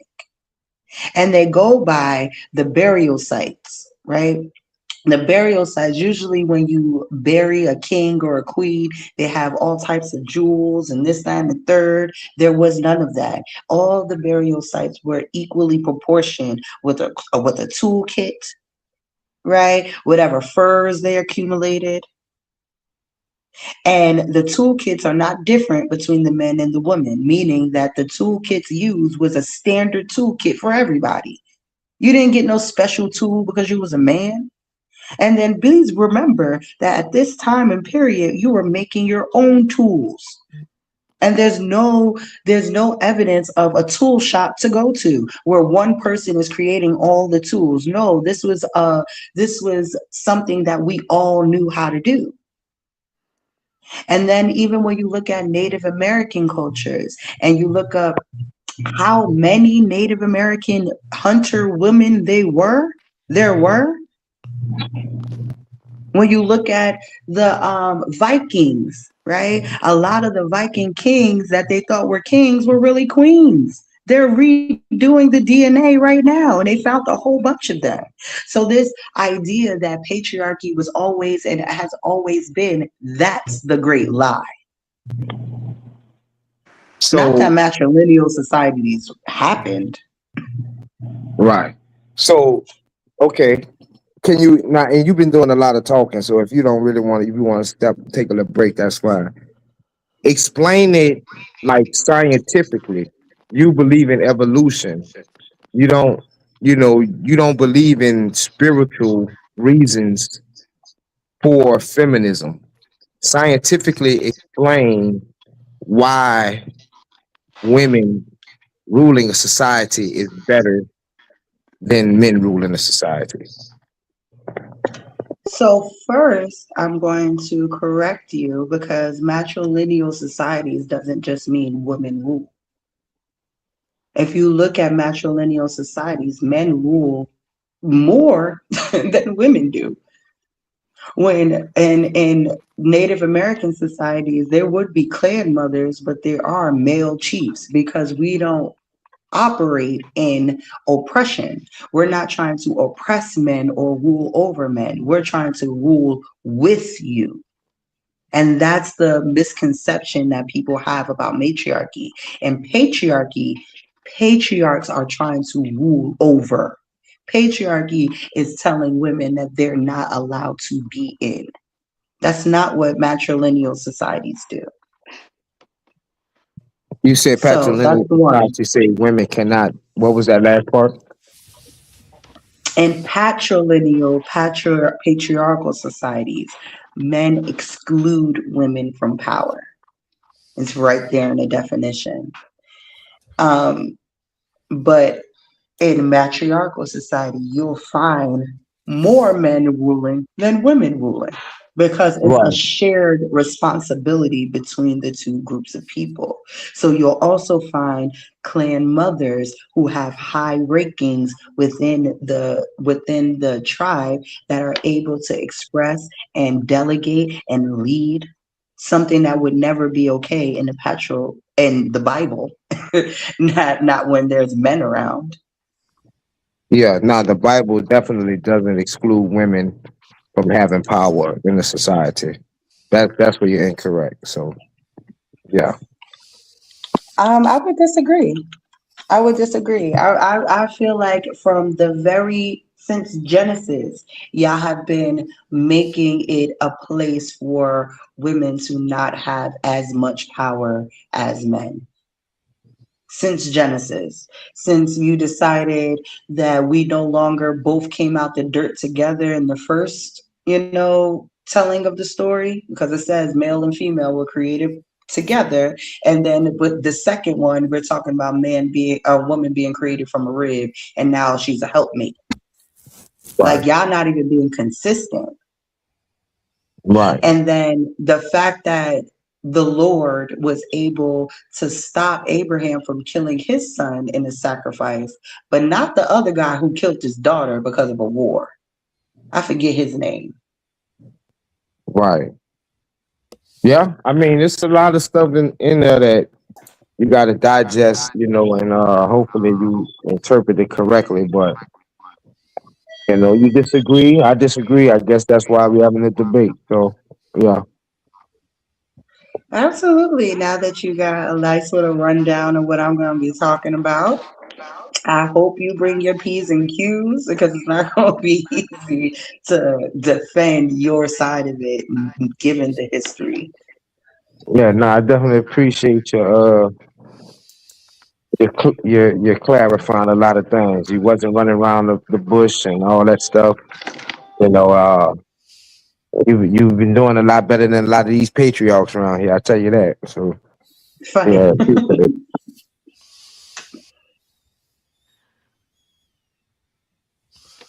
We got a super chat from Ill Doctor, and he says he's arguing in a matriarchal society, male evil will occur, and only males can combat male evil.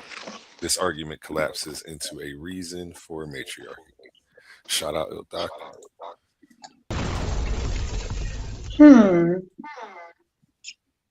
I feel like Because we live in a patriarchal society for the last 6,000 years, that the idea that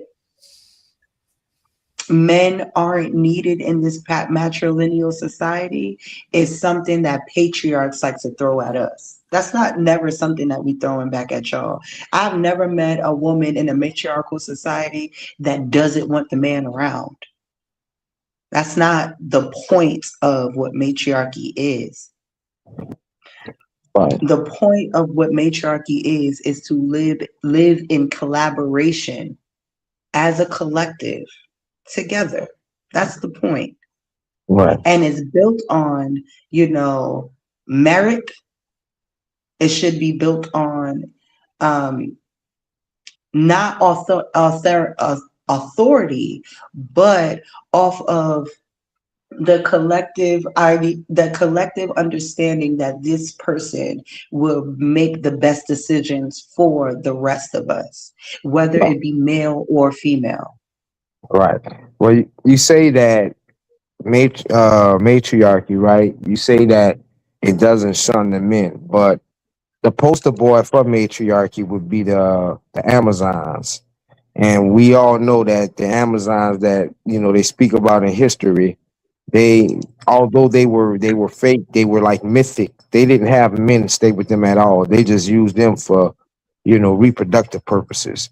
And till ill doctrine, can he clarify that? I don't understand what he said. I didn't understand that. If he if he understand, if he can. Ill Doctrine, hit Hotep that link. panel. Peace to you, Hotep panel. Tahuti. Hotep A1. You got the floor. How y'all doing? What's up, How's brother? How you everybody doing? doing? Good, Hey, good. Shalom, was shalom. there Shalom, brother.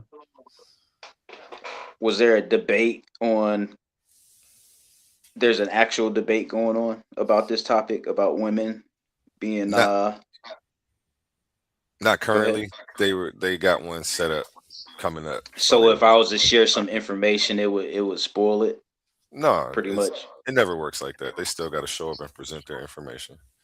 Okay, so I just want to share with you guys. The Keeper Nagas is pretty much centered around the end of um, female rulership, definitely in Ethiopia, or quote unquote Ethiopia, because it wasn't Ethiopia at the time, and then definitely the Kushite Kandaki. But pretty much the Keeper Nagas is the book or the story that highlights King Solomon or King Solomon and his pact with Queen Makeda of Sheba. So that's pretty much symbolizing the whole end of women being in equal rulership with men, or even a matriarchy, or a matriarchy per se. And then you have like all types of verses throughout the Bible that restrict women from having elaborate hairstyles. And based on religious instruction, women have no say so in anything.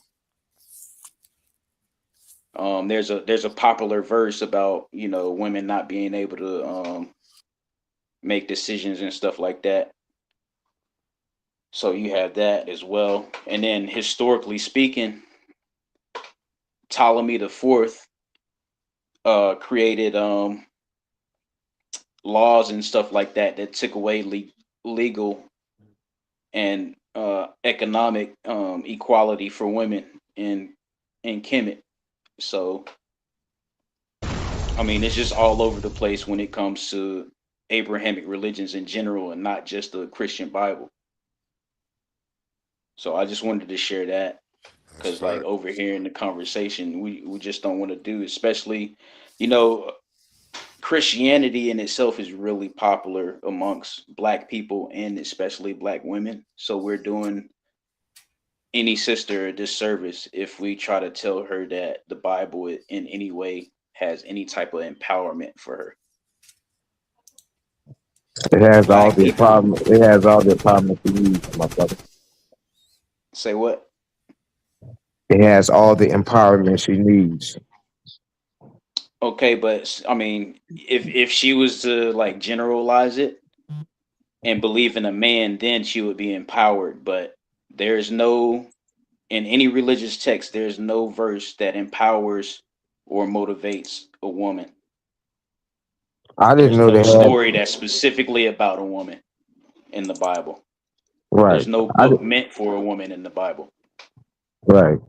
Well, I'm still trying to see where it tells the woman to put her trust in a man and not God. Well, when you teach women that God is a man, you literally like, so what happens is you have two hierarchy systems, and the fictitious one, the theological one, is supposed to mirror the one that you're living out on this land, right? So when you put God, a man, Jesus, a man, your husband, a man, and then you're pretty much telling her where her role is on this reality on this earth.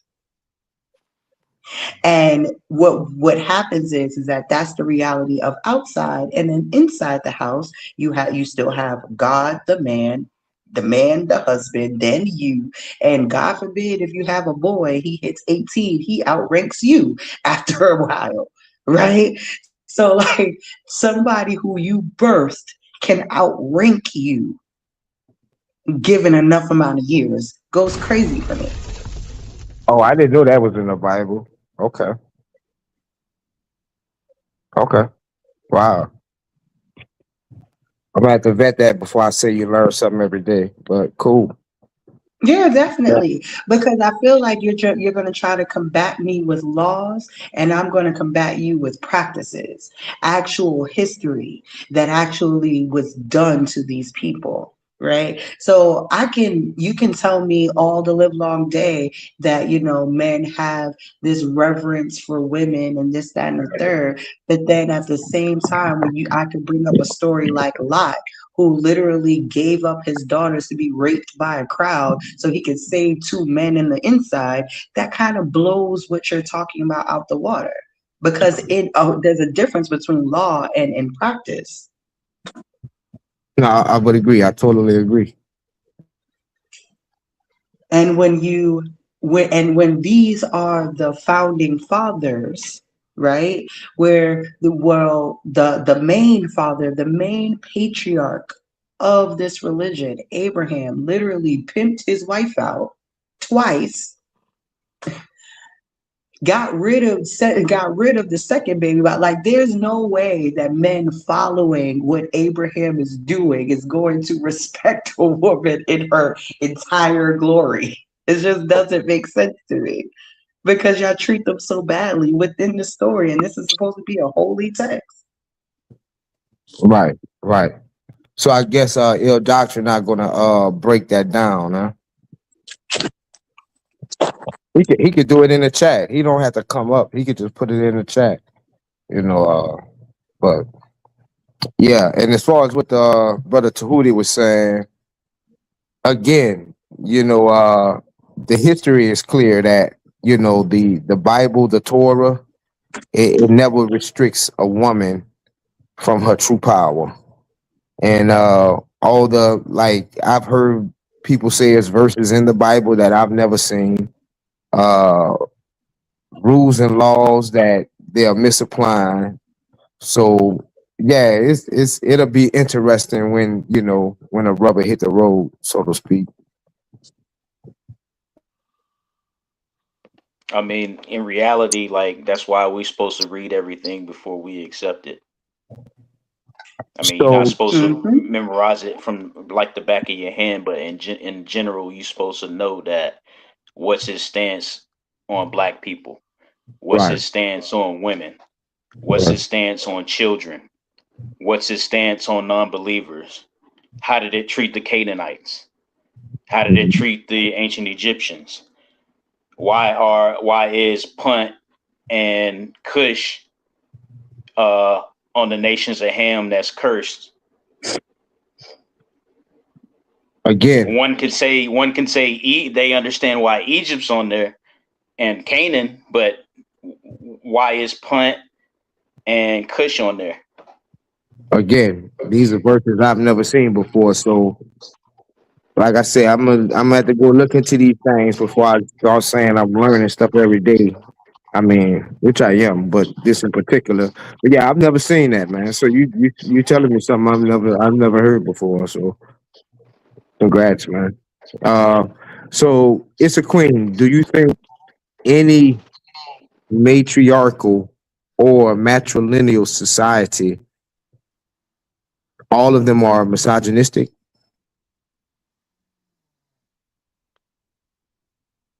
Are you asking if I think patriarchal societies are Yeah, I'm are sorry. Yeah, are yeah, I'm sorry. Yeah, misogynistic? Yeah, okay. yeah. Um, well, I want to be um easy on the word misogynistic because that means that y'all hate women. Do I think that people hate women? No, Let me I say don't think. for the debate. Yeah. Do you think all patriarchal or patrilineal societies diminish the power of women? Hmm. Yes, in different variations of losing power. The one thing that every patrilineal society does that diminishes a woman's power is the idea of legacy, right? Once you have the idea of legacy being in the male line, you kind of start to overpower the woman's autonomy and treat her body like property because men can never, especially back then, there was no DNA test. There was no way for you to prove that these children was yours unless you knew exactly where your wife was, knew exactly who was inside of her, and know that you were the first man in it. That's the whole point of y'all going ham over virginity, right? Right, Because you're the first person in it, you're going to be the last person in it, and anybody coming out of that is going to be yours. right. So my next question So is: in do you that, think? so in that framework alone, it Right, treats the woman like a property that right. takes away her autonomy. So do Hey, you think? can I address your Well, I just question want to real answer this quick one before you? question, and you can go ahead. So do you think matrilineal and matriarchal societies diminish the power of men? So there are some, right? There are matrilineal societies, that matriarchal societies. There's one on I forget the name of the island on the outside of Africa where only women can be in governance, right? And the men basically, when they marry the woman, they move into the woman's house, and when they get divorced, he has to move back to his mama house. And basically, for me, I wouldn't want to live in that type of society. That's not what I want. But that's basically just a matriarchal society that's not dealing with egalitarianism. So that's why I keep on stressing egalitarianism when it comes down to Native Americans, the Iroquois, when we're talking about Kemet, right? It's not that and no one person is blocking the other person from being able to obtain power. So yes, Right, you'll find that on both sides. right, right. But it's just by default for patriarchal societies to diminish the power of women, yet matriarchal or matrilineal societies, they can diminish the power of men, but not all of them, not the ones that are built on an egalitarian basis. So speaking of this egalitarian society that you're speaking about with matrilineal societies, you will agree that matrilineal and patrilineal are two contrasting paradigms, right? You would agree with that, right? Yo, let me address something so you before Hold on, you I go just too far. I just wanna see what she has to say about this. Somewhat. Well, let me, I would somewhat because I agree got with to that, ask but you the I question. want the So brother to be what I able was saying, I will pass it to the brother, so it's not like I'm grilling you. That's to me, that's problematic because when you mention egalitarian societies, by definition, they're neither matrilineal or patrilineal because they're equal. So just by the fact that you're saying matrilineal is a society that isn't diminishing the man's power by default, but patrilineal societies are, it shows that you're very biased in your worldview. No, it means But that go I ahead, Tahuti. understand the words that I'm using. I'm sorry, brother. Real quick. It means I understand the words. I keep on using matrilineal instead of matriarchy because matrilineal means a bloodline. Matriarchy means a system of government, right? So when you find matrilineal societies, you can still be a patriarchy like Kemet, because Kemet was mostly a patriarchy. It wasn't. That's correct. So give me See, one second. now you're just colluding in the hopes of romanticism. Nah, and see that's why I Like wanted to you're make it saying it's clear hot before and you you're try to saying it's go cold too at the far. same time. So So first and that's foremost, problematic. when it comes to Europeans ruling and Africans ruling, we have to know that there is no polarities when it comes to African concepts, and that's why you have euphemisms like woman king, which is just a queen regnant, right? And that means that she has equal power in his direct absence or when just equal power in general, but more so when he's absent and she's doing the same thing she has the same power that he has. But the problem is when it comes to Europeans, there has to be a distinct difference between a man and a woman's role and titles and her right and their rights. So of course, when you think of matriarchy and patriarchy, you're going to think about, well, the two can't be the same, and then you're going to get confused when people in the African thought try to distinguish the difference between a matrilineal society under a patriarchy versus just a matriarchy and a patriarchy. Mm-hmm. So we have to understand that before we get too far, because now that's the only time you would think she's being convoluted about it when she's right on point. And she gave a perfect example, Kemet. Another perfect example in modern terms, they made a movie out of it. It's called The Woman King. If you pay attention and do your history at the same times, you know that the Dahomey society or kingdom had a woman, all female military element that was guarding the king. But at the same time in their history, they had the man and the woman with equal rulership. And through the Europeans trying to trade slavery or trade slaves and get turn the kingdoms against each other and stuff like that and split the kingdom, that's how all that stuff came in conflict within the movie where they were talking about. So you have to have a grasp between the African concepts and European concepts. Right. So explain the science behind uh Egyptian queens such as Hatshepsut, taking on the regal symbolisms in her portraits and in her designations as a man. Why wouldn't she celebrate her womanhood as queen? Because she wanted to be seen as a true pharaoh. So And the what true pharaoh is Hatshepsut a did, man. there's a guard used for pharaohship. You'll have the headdress, you'll have the beard thing, and she didn't want to to have a different type of guard because she was a woman. You get what I'm saying? So she Right. put on the traditional wearings of the pharaoh to not differentiate her womanhood, to just be that leader, genderless leader that she No, was it trying wasn't. to be. It wasn't genderless. She No, was. I'm not saying that she's genderless. What I'm saying is that instead of thinking of her as the woman pharaoh, she wanted you to think of her as pharaoh.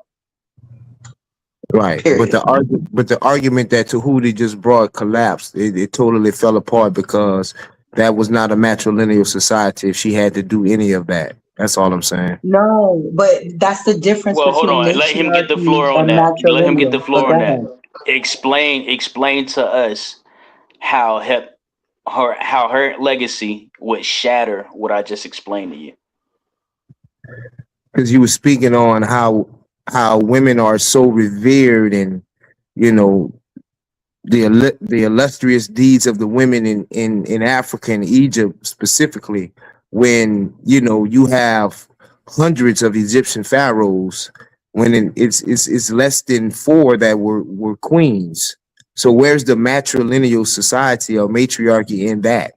And even the ones we see, specifically Hatshepsut, she intendedly and purposely portrayed herself as a man, but it's like Issa said, she's projecting the true king, the true pharaoh, which is a man. So that's not matrilineal. So again, we got to stop romanticizing Egypt, because when we're doing that, our logic just falls apart, especially when you're trying to, compare it against something in the Bible. It's self projection, actually. Okay, so I gave you the chance to explain, but you kind of even like stumbled on your own self because she gave you the explanation that you didn't know about, but you just doubled down on it anyway and just recited something that you probably most likely rehearsed in front of a mirror or something. So what we got to do is we got to listen to things that we don't know about, and when somebody clarifies things, we have to understand that a certain response or a certain perception that we have no longer exists because of that explanation. And real quick, gentlemen, I want to get a word in. Silverback Cartel, do you have any comments or thoughts on anything you've heard so far? Yeah, man. I just listen, man. I be getting a lot of knowledge just listening to you guys and stuff, man. I enjoy it. I was getting on here really about the biogenesis versus creationism, and Okay. yeah, I was on that. You know We're what I'm about to saying? come back to that here shortly. Yeah. So I just wait on y'all to get back to that. Yes, sir. And jump in anytime. You don't got to wait on me to call you. All right. Yes, sir. Back to you, ladies and gentlemen. Tahuti. I But just it's want I to like what you go ahead. Yeah, I just wanted to clear this up, right? Because matrilineal and matriarchy are two different things. So, yes, Kemet was on a patriarchy. Mostly the men had the rulership, but it was also matrilineal because you found the rulership in the woman's line, right? They picked the pharaohs based off of the pharaoh's sister, not the pharaoh himself. No, So that's a that's how it's matrilineal, because we're talking about the lineage of a people coming from a woman rather than coming from a man, which would be patrilineal. But when we're okay. talking about archy, that archy word is a system of government, Okay. and matriarchy is not what Kemet was. It wasn't that So at all. Tahuti, agree with that? That the pharaoh comes from the sister, or however she said that. Do you agree with that? So in general, it comes from it does come from the woman, and what she's trying to explain was you have a whole bunch of sisters. You have your daughter, you have your sister, You would have your grandmother there as well if she would still be living. You would have your wife, and then you would obviously have your mom. So you would have way more royal. You would have way more female royals, and then you would have the pharaoh himself, right? And obviously you would have his brother, or but his brother wouldn't even be a part of that. He would just probably be maybe a noble or even a visor or something like that. But she was right when she said that. So I agree, but there's like details and stuff like that that goes into it. But yeah, go ahead. And please feel free to correct me. I am not an I Egyptologist. want to I step do out. not study Egypt or Kemet like that. So feel free to correct me whenever it comes down to the system of Kemet, because I don't know that history that as well. Yeah, you're actually incorrect, my sister. And to Hootie afar, I thought you would. Yeah, nah, it doesn't descend from the woman like that. Usually, what happens is the pharaoh, like they said, the what they call it, the Vesaviti, that comes. He may marry his sister, and that union Breaking up produces the bad. pharaoh. You breaking But up. yeah, I'm good. But the question would be, why did he marry his sister? Right? It, it Why did this person choose to marry his sister than to have a wife from somewhere else? Because a lot of the time the sister's line is where the next pharaoh was coming from. it's to keep the And line to pure. make sure that your kid was a part of that line, you would marry your sister. It's a queen. They wasn't Uh, just marrying these sisters because they wanted to. they thought they were Another God. thing is too, when you read in definitions, whether you doing them online, or you just going to Egyptologist, you have to be careful because nobody was marrying their sister. What it was she would become a queen, and then when you have these Europeans listing everybody, they would just automatically list them as consorts and not regnant or regent rulers, or even princes. Sometimes you'll have a refrain from princes, and then they'll just say consort, and then but you dig deeper and you find princes. So like if you're gonna be correcting somebody, bro, you gotta like definitely know what you're talking about, and you gotta even know the difference between matrilineal and matriarchy and patriarchy. Right. Matriarchy, patriarchy, or rather matrilineal and matriarchal. Sometimes I do get them mixed up because it's these European. It's this science that a lot of people deal with where they get confronted with something, so they break it down even further. So when I'm saying matriarchy, I'm speaking of the women, whether it's in the blood or it's being ruled by them. So I'm sticking like very like layman, excuse me, right? So with that being said, again, the pharaohs in Egypt slept with their sisters.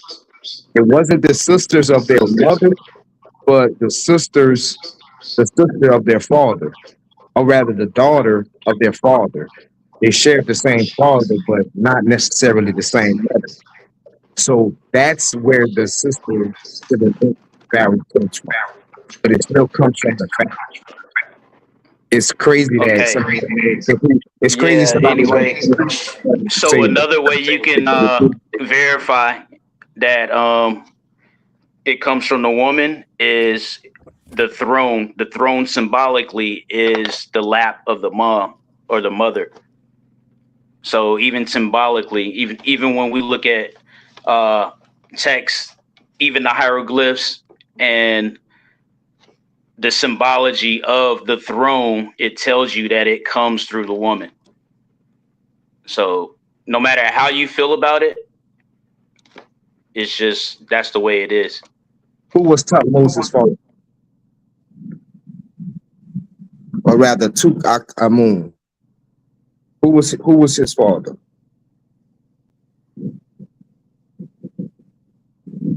Go ahead and make your point. No, I want you to just validate to me that you know what you're talking about. Who was his father?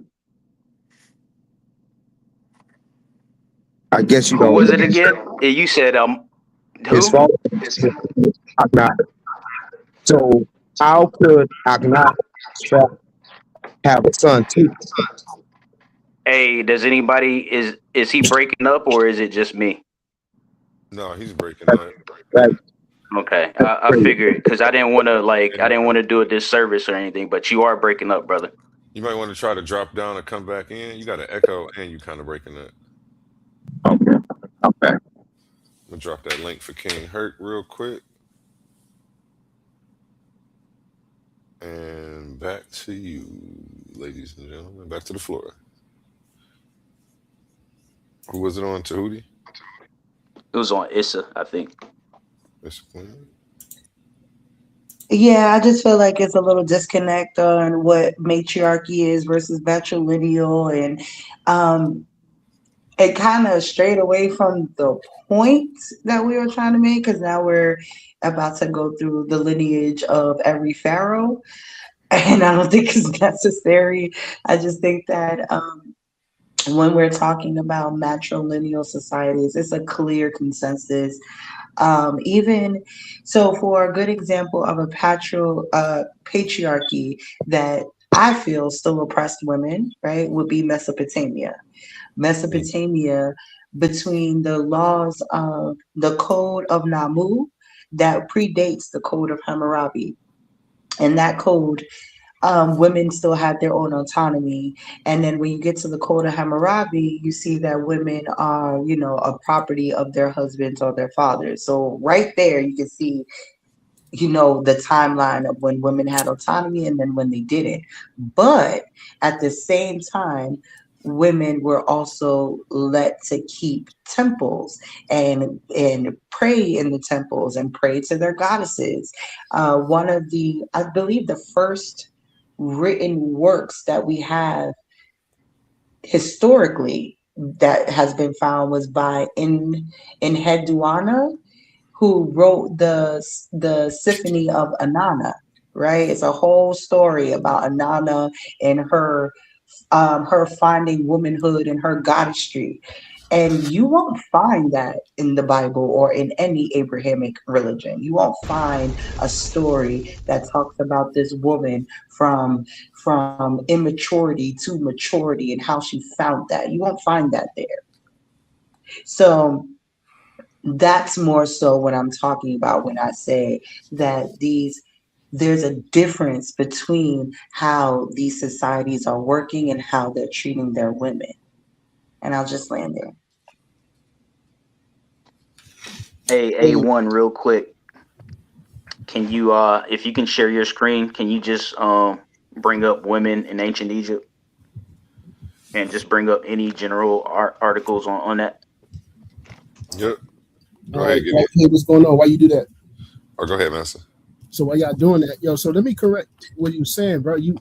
Yes, there and Kimmy, first of all, you was asking who Tutmosis' parents were. You should clarify which Tutmosis you was talking about.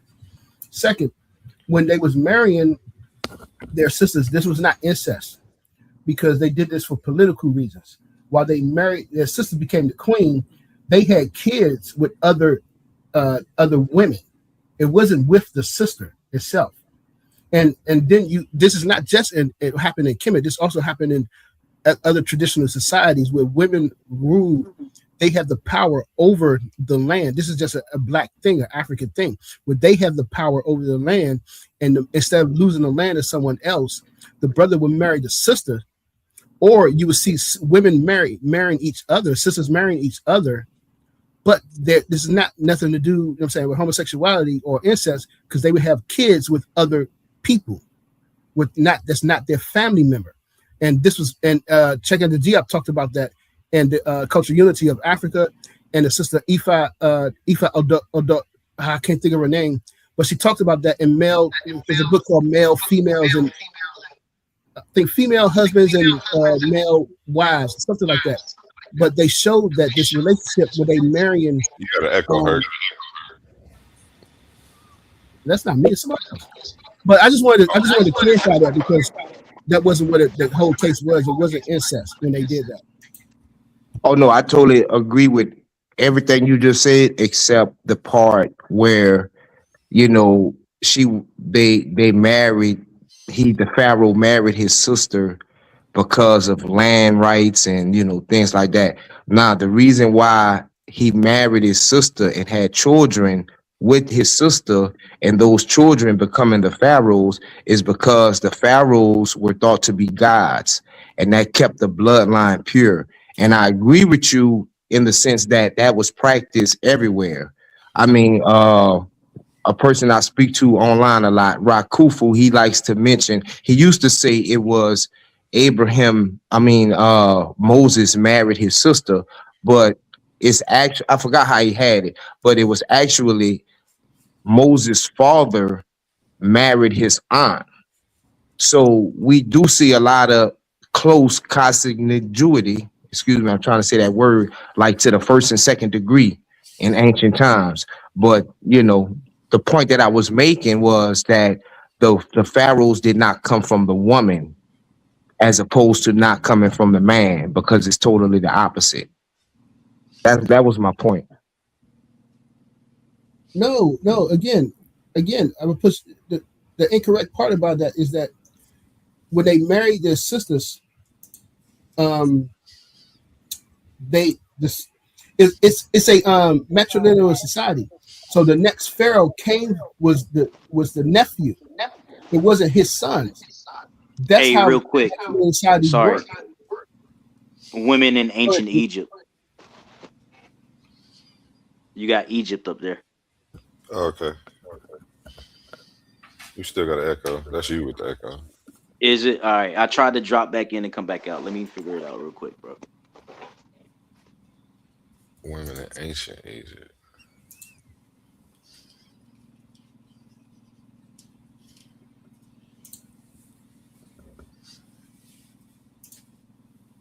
What was you saying, Hurt?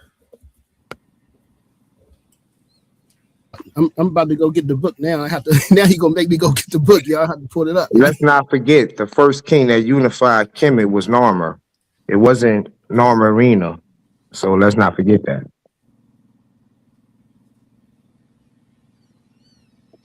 All right. Again, Am I still again, echoing?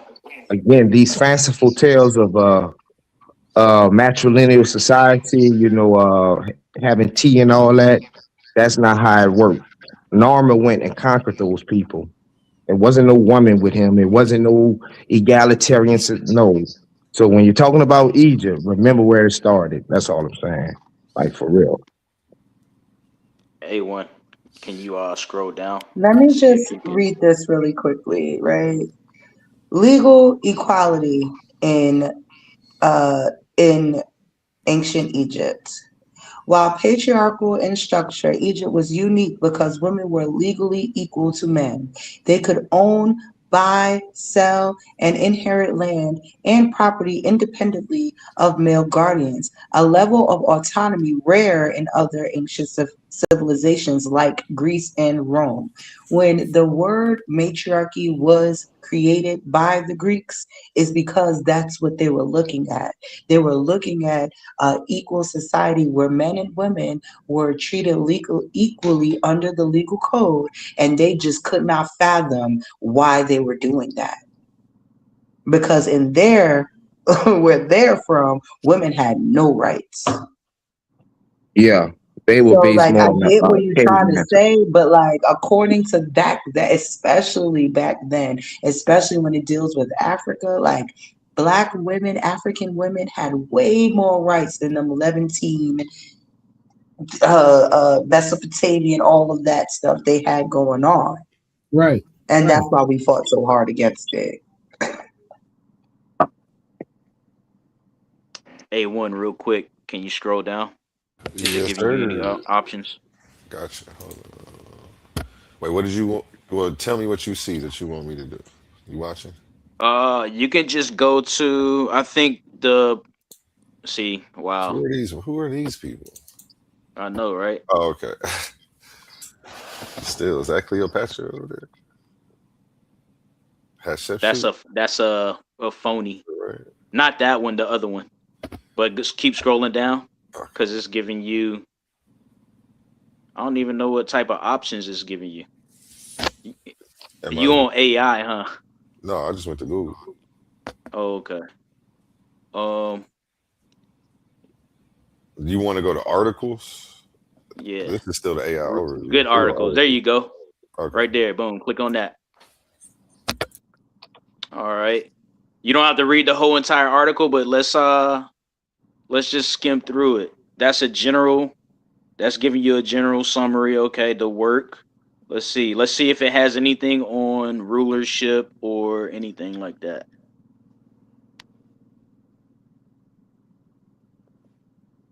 I clicked on the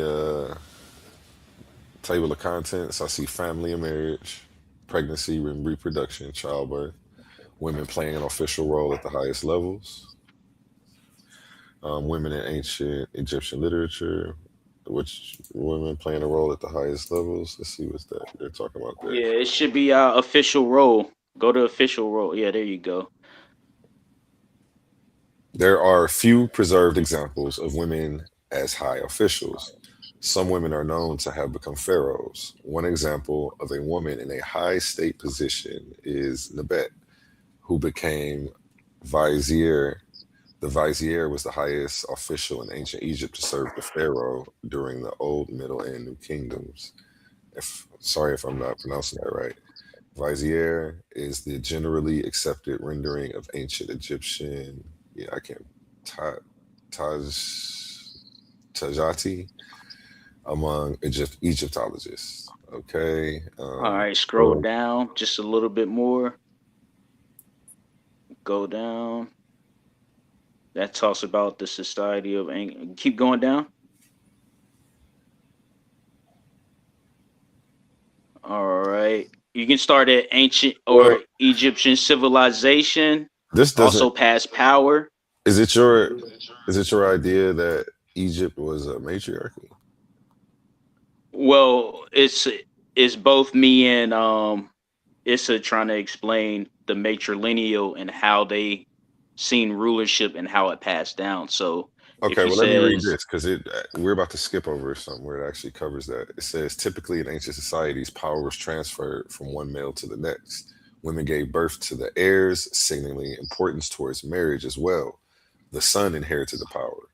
And in cases where the king did not have a son, the throne was then inherited by the male members of the family further removed from the king, such as cousins or uncles. In this system, daughters did not automatically inherit power. But I'll keep going keep down. going. I'm speed reading this, so that's how I caught that when you. Okay. Right there. Egypt's preferred to be governed by a woman with royal blood. All right, being divine according to mythology, rather than by a man who did not have royal blood. So even though, and that's what I was saying, even though Kemet was a patriarchy, they ruled based on the woman's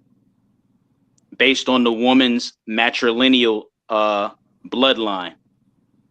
So I know it is confusing, but based on what Issa said, what I said in the beginning, and then what these articles are telling us, or this specific article is telling us, you see that it is passed through the woman, i.e., So the matrilinealism or the right, matrilineal right.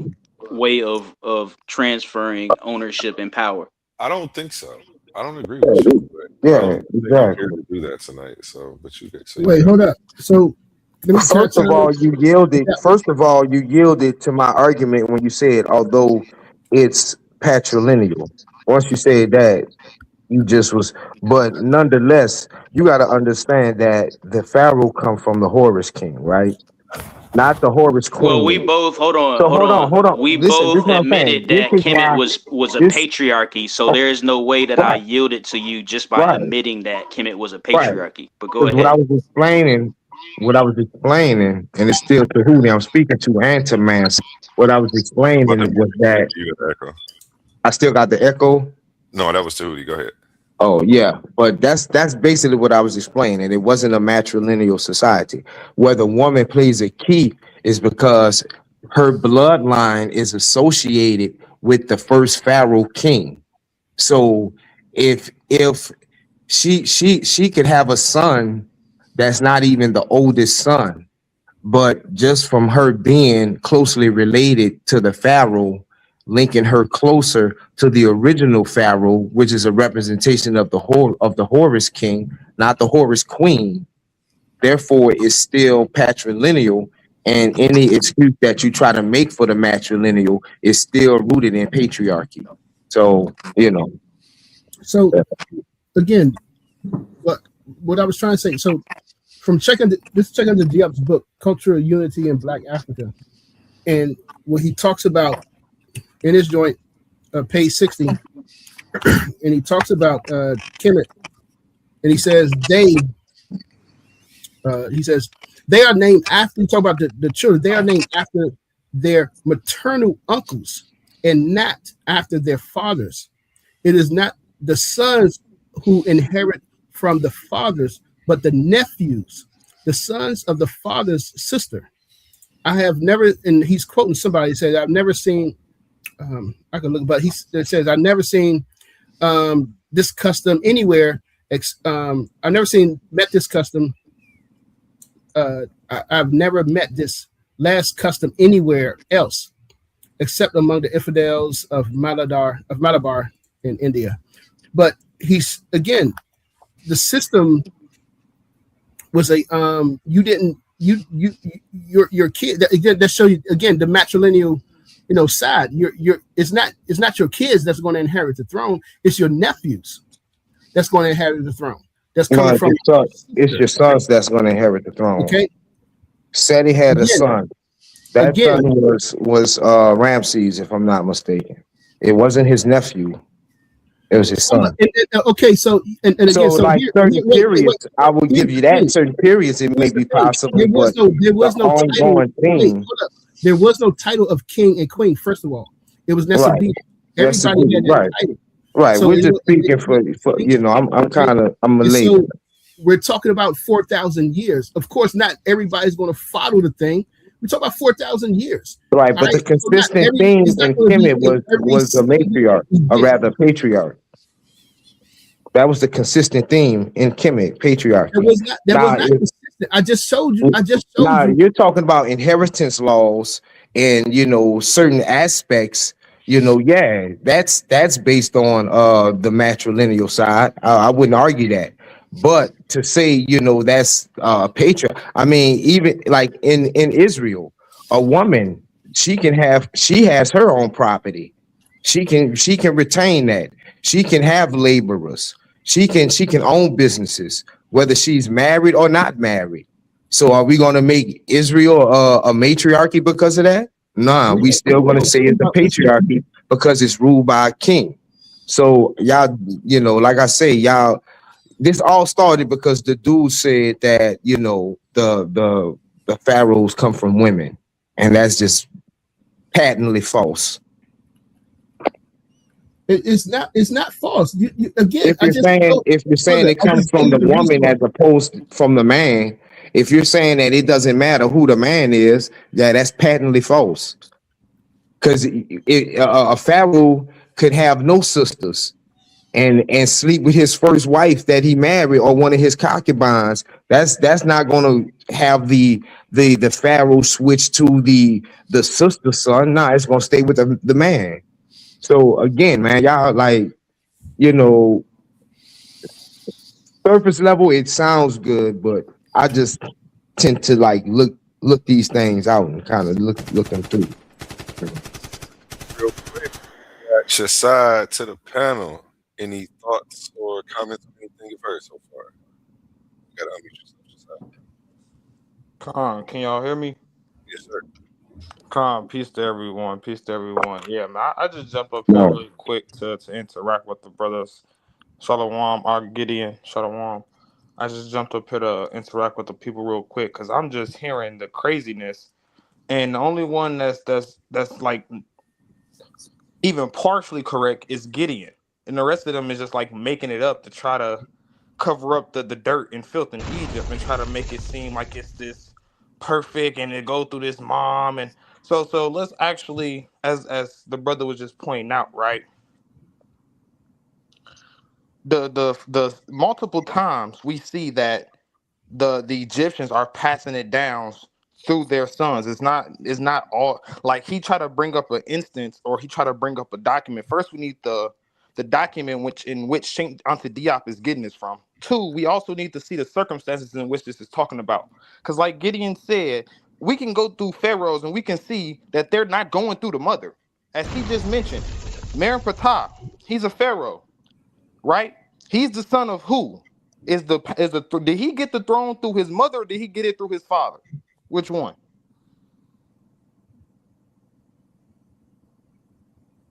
That's the question you can answer. Or you can just keep talking and answer your own questions, man. Okay, exactly. So it came to who? So exactly. Then the pharaoh before him was who? Ramesses II. Did he get the throne through his mother or did he get the throne through his father? I'll wait. Because we all know the answer. So then we're gonna go up to Seti number one. Seti number one. That's the one that before Ramesses II. Did he get the throne through his mother or did he get the throne through his father? And was his wife his sister? Was his wife royal? Can you prove that with ancient documents? These brothers, they making it up as they go. Two, I heard him say that the pharaoh marrying his sister wasn't incest. Did y'all really just hear that craziness? That's the definition of incest. He married his sister. On top of that, Ramesses II married his daughter. Y'all know that, right? Damn. So and then he said they doing this for political reasons. They not Right. okay. So was King Tut, was it not DNA tested that his mother and his father was brother and sister, and that's the person that got the throne? So when he say that they're marrying each other and they're not sleeping with each other and they're passing it through their to their nephew, no. When they're marrying their sisters and they're marrying their daughters, they're sleeping with each other. They're producing children, and it's not going strictly through the mother. Because if you really want to get into all these different dynasties, some of these pharaohs aren't even related. So how is it being passed down through matrilineal when we got pharaohs that aren't even related to each other, that come and take over? It got real Ignorant silent when all blood. these facts start coming out. It got real silent. Up here Well, we making just Yeah, trying this to we stuff practice talked. up. decorum. Hold up, That's all. again. Hold up. That's Did you all. cover the Kemet was a 4,000 year last long civilization? Did you cover the whole 4,000 years? We're waiting. We waiting for that. Never said I Well, was not covering only the whole that. Hold on. 4,000 years. I asked Let And me you we chime never in real said specifically. quick. it happened. We never I said it asked you happened the whole time. specifically. I asked Nobody you said it specifically, happened the sir. whole time.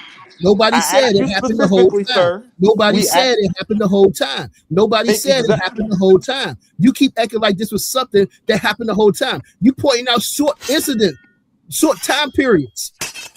200, maybe 1 or 2 generations. We talk about 4,000 years. Cover the whole time period, not just little amount incidents where you have where you can show that you have some incest going on at this one time period. We talk about 4,000 years, man. So thank you for finally opening your mouth when I asked you a question. You didn't have nothing to say. So Thanks. as Gideon pointed out, he tried to make this the norm, talking about it go through the mother and through the auntie and stuff. That's why Gideon challenged him, and that's why I just jumped up here and challenged him. That's not the norm. That was the point of me and Gideon jumping up here and challenging. So you said we talking about one time period. Okay. Ramesses II, Meron Ptah, that's New Kingdom. Let's just jump back a little bit. Let's go to Middle Kingdom. Amenemhat the third. Where did he get the throne from? Did he get it from his mother or did he get it from his father? Do you even know who Amenemhat the third's father is? I'll wait for the answer. Oh, No. okay. Okay, keep Okay. on. No, keep on. Senuseret the third. Did he get the throne from his mother or did he get it from his father? This is before a new kingdom. So I'm talking about one period. Let's go to the next period. Did he get it from his mother or did he get it from his father? Is his mother royalty? Was his mother a queen before his father was a king? Or the next, whatever Egyptian words you want to use? All right, let's jump back to the dynasty. Let's jump back to the period before that. The first dynasties. right? Dynasties 1 through 5, 1 through 6, whatever you want to call it, right? Did they go through the mother? You the one that's trying to make the one instances or the outlier, the outside, the inheritance law that you never gave the circumstances for, make it the norm. We not listening to that. Pull it up with the facts and the documents and the pharaohs upon pharaohs upon pharaohs that all did this.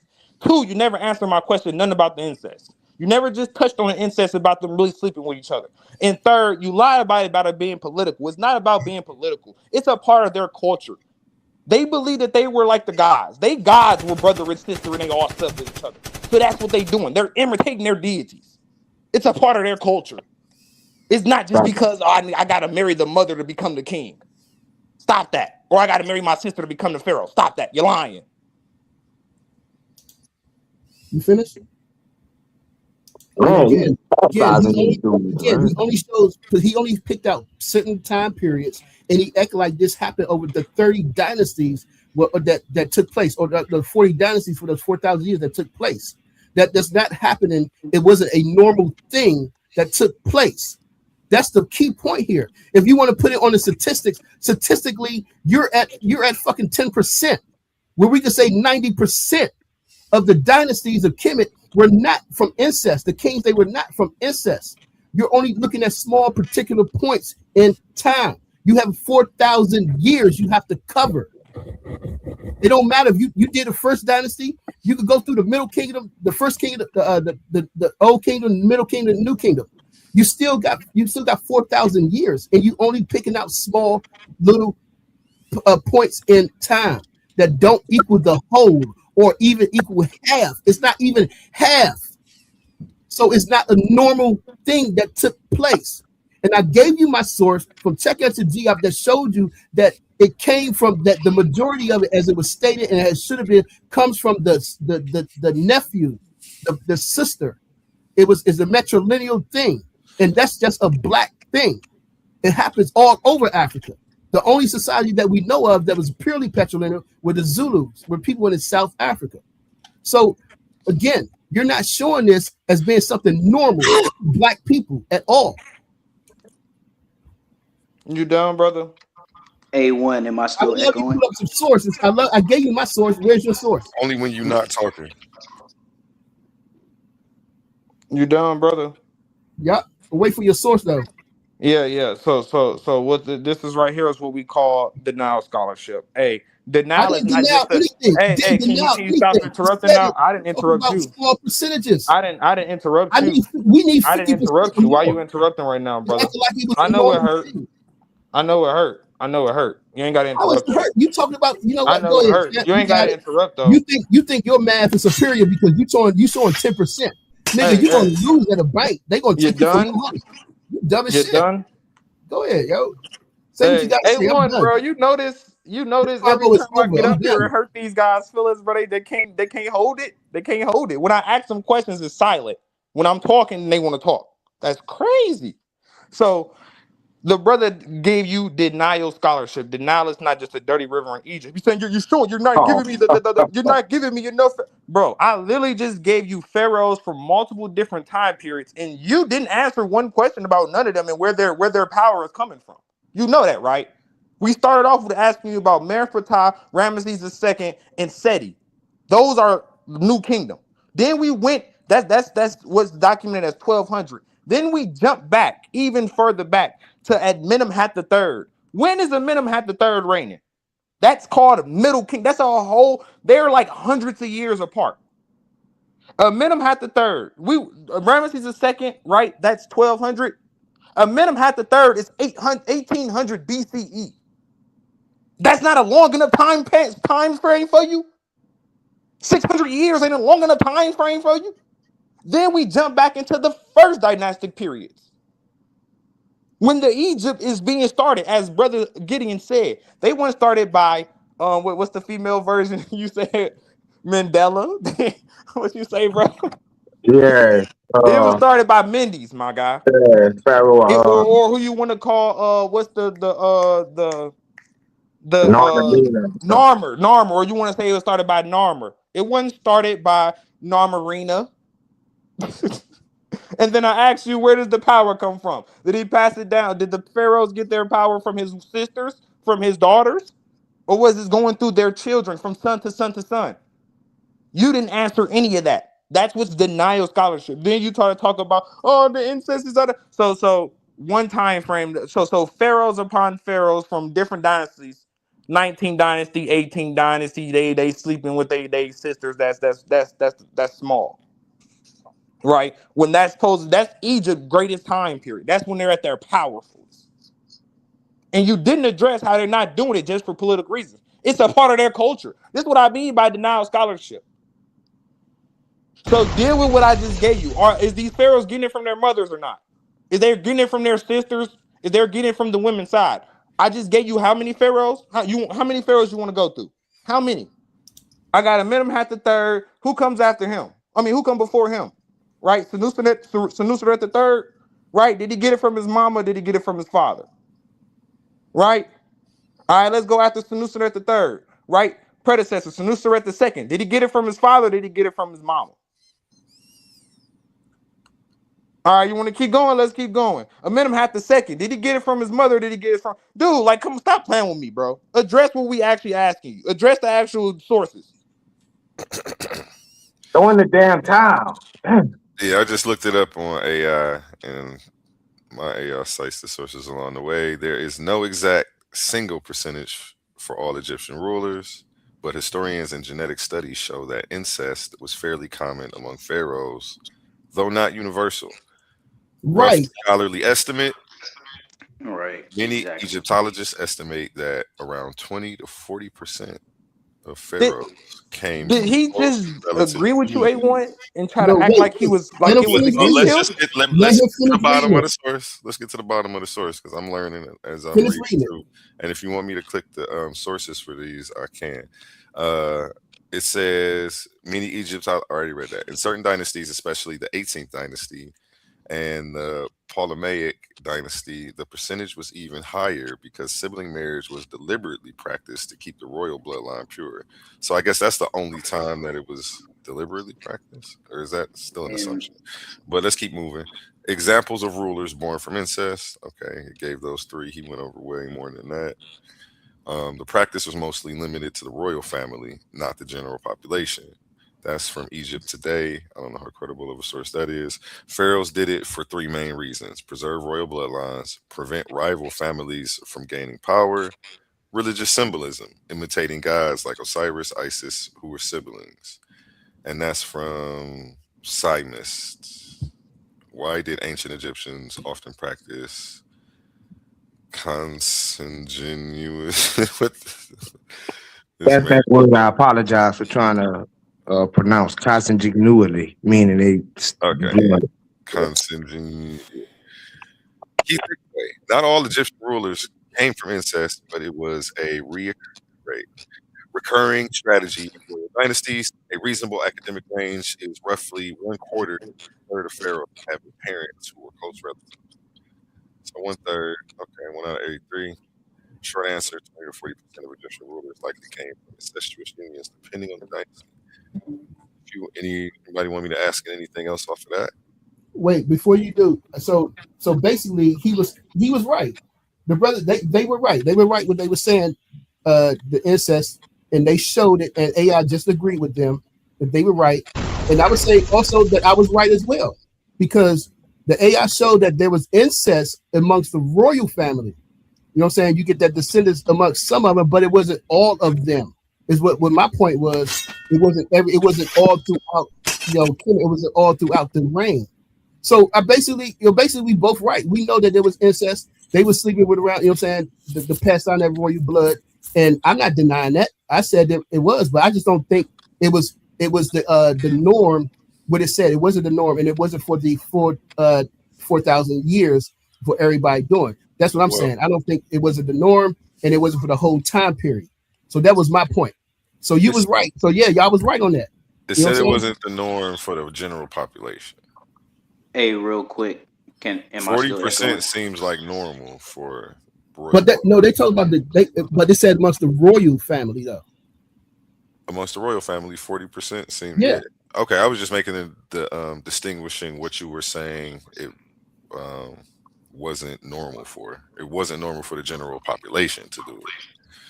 It does seem like it was normal for the rulers to do it. But there's still not majority of it. 40% is a lot, but it's not Forty majority. percent. It's still the And this minority. goes to the It's still, conversation of whether it's a matriarchy or patriarchy. We but ain't, like you say, we ain't talking about the general populace. We talking about the rulers.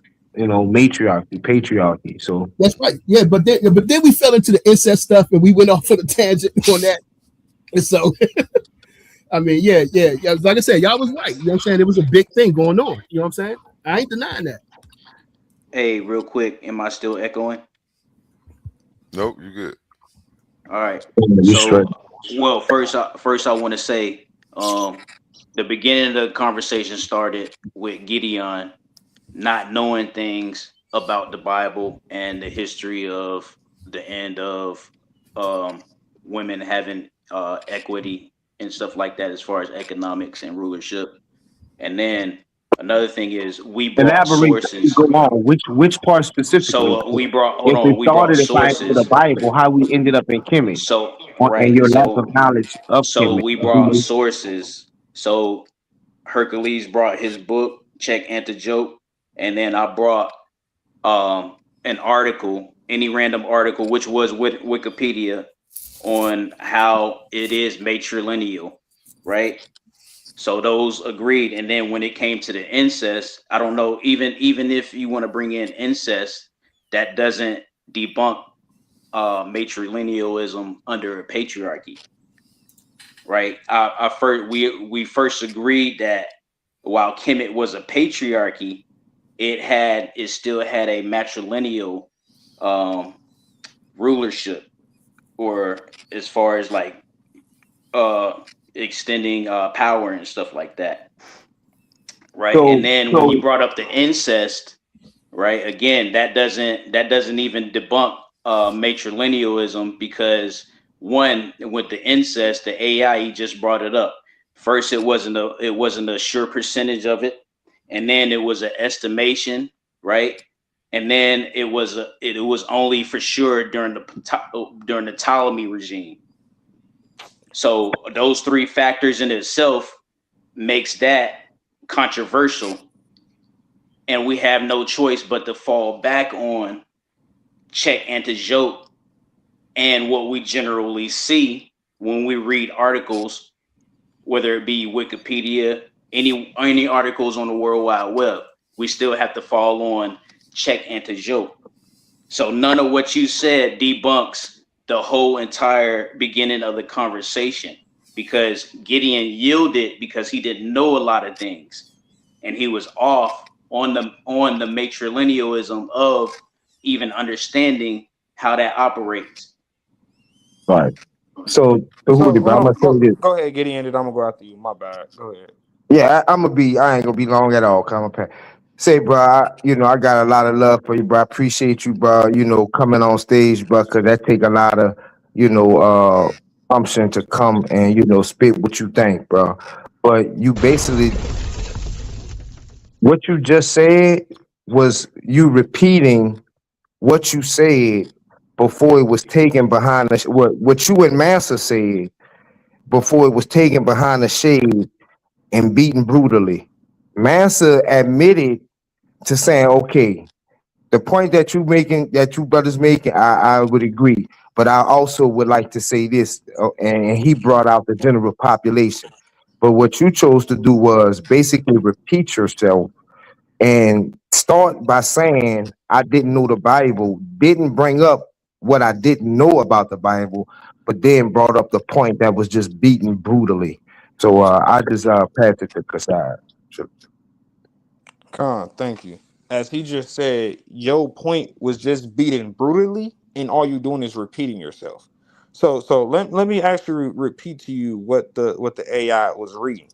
It said 40% of the pharaohs. That's talking about the pharaohs. 40% of them, they are a product of some type of incestuous relationship. When it got down to the Ptolemaic, it said the Ptolemaic in the 18th dynasty. The 18th dynasty is a native Egyptian dynasty. Stop lying. It said in those time periods, 1 out of 3 had a extremely close, like a brother-sister producing relationship. These dudes don't really know how to read and actually listen. A1 never went against what me and Gideon was saying. And then you brought up the generous populace. Every time we got up here and talked, we talked about the pharaohs. Did not me and Gideon always say the pharaohs is doing this? This is the way the pharaohs are thinking?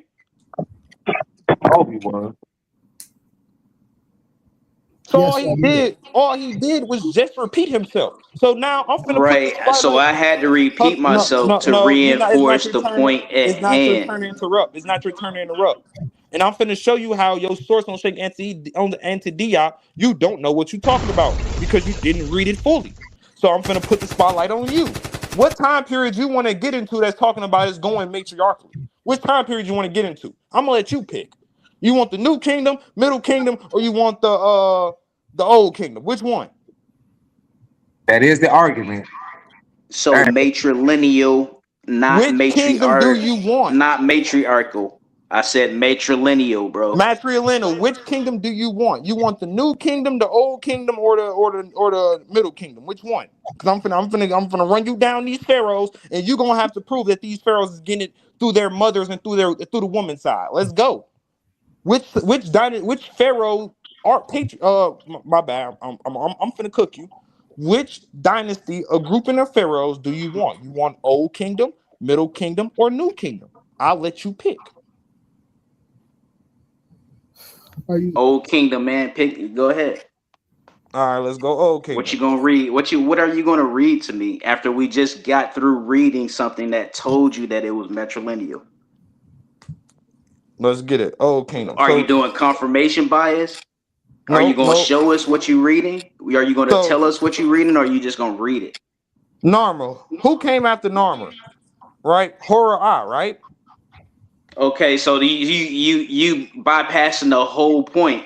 They have a Who came mother though. They have a answer mom, right? answer my question. Who came after Narmer?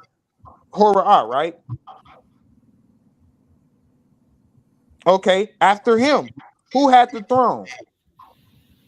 Dejer, right? Who is these people's mother? Is it being passed down through their mother and through their sister, or is it being passed down through their father's lineage? What was their mother's status? Answer my question. I don't know. Now, what Okay. was their mother's So status? now let's get to the jet, right? Okay, but what was the I mother's mean, I'm status? Salakia, Dejer. Who was he Hold married on, to? And clarify who your question, Hercules, because I know it's good. It's a good one. Go ahead, What was clarify the it. mother? What was the mother's status? I'm asking. you didn't answer my question. Answer my question. Is it going through his mother or is it going through the father? Okay, but How's he getting the throne? what was the mother's status though? Answer my question. I don't know. What was the Okay, mother's so why is status? you talking right now? Because you haven't said what was the mother's status. Why is you talking right now? I'm questioning Okay, him. so okay. If you Let me. can't answer the question, then be quiet. No, because you're not explaining it fully. Yes, it is. Be Yeah, you're quiet. not explaining anything No, fully. All you're you not doing explaining is the going by mother's the status. kingship list. Nah, Massa actually asking non sequitur. Because No, if it's the not. mother was so No, no. important, A it would good be her example would being be spoken of no. instead of Hold the up. A good pastor. example. So Let me he's give you trying a to good convert. example. No, I'm gonna give you a good But I example. appreciate him stepping in for Tahuti because Tut Tahuti Moses is the saying first. absolutely Tut nothing. Moses the first.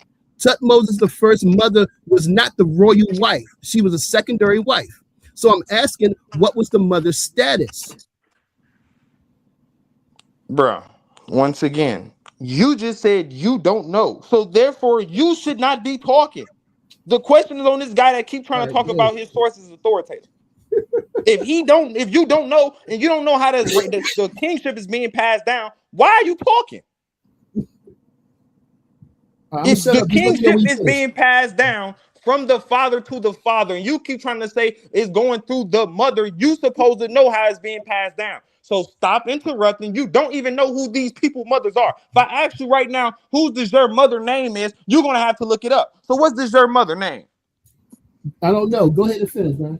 Exactly. So be quiet, bro. Thank you. Because But nah, the point is that's not how it works. A stop matrilineal. interrupting. Stop interrupting. It Because when we doesn't. That's actually, not how especially it when we works. get, especially when we get to these older dynasties?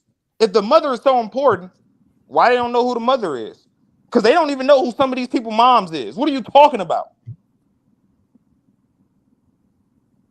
Deserve. Who is his mother? Somebody tell me who is his mother. Let us know when you finish. That's that Answer Egyptian my question. romanticism. Who is Deserve mother? Someone answer my question. Thank you. Okay, so after Deserve, we have Dejet. Who is Dejet mother?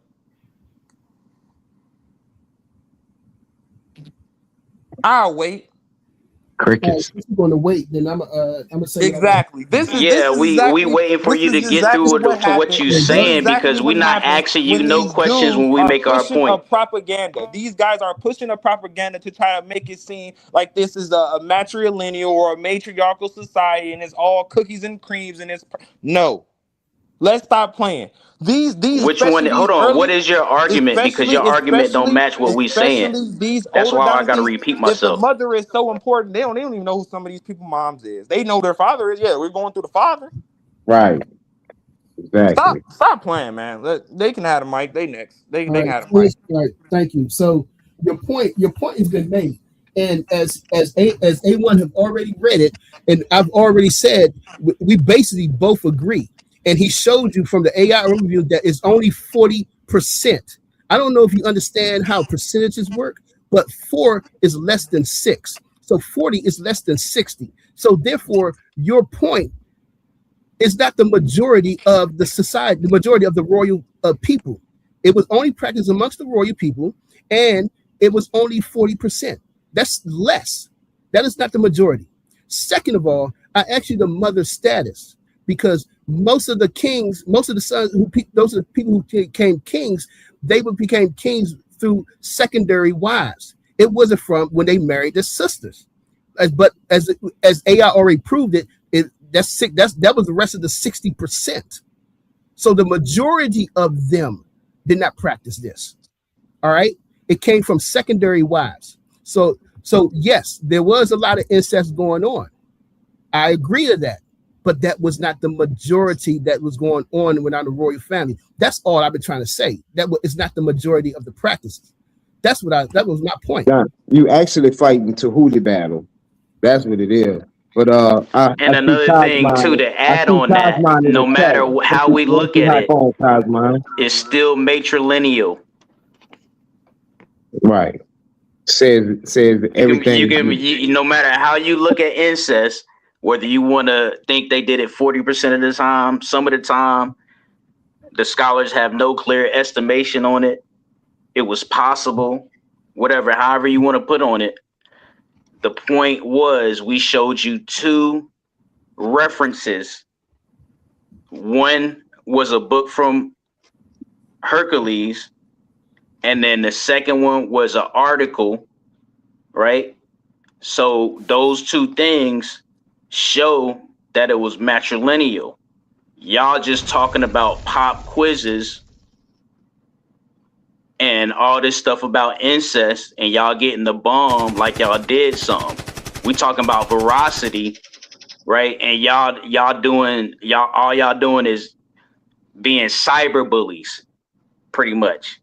We coming with sources. Y'all mad, so y'all want to meet us outside in the park after class, and y'all want to fight. That's all it is. Y'all mad.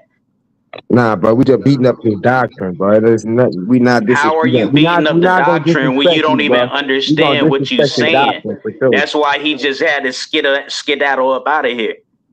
Yeah, nah, man. We don't take it personal, man. We ain't gonna do you like that, bro. Oh, okay. Yeah, man, you good. But like I say, man, the romanticism with Egypt has to stop, bro. You know what I'm saying? There is no the romanticism with Greco-Roman fairy tales like the Hebrews hasn't stopped. Yeah. The Hebrews didn't exist, right? You like a fairy tale, and you Greco-Roman more than you are African. So you Hellenistic more than you are black. The destruction of the Jerusalem temple, that didn't happen. That what you're saying? What I'm saying is the Hebrews never existed And the destruction of Jerusalem doesn't prove that. That's just a name of a city. So I mean, let's just Was start there there. Hebrew inscription? No, let's just start there. Do you believe the city of Jerusalem was destroyed by the Romans?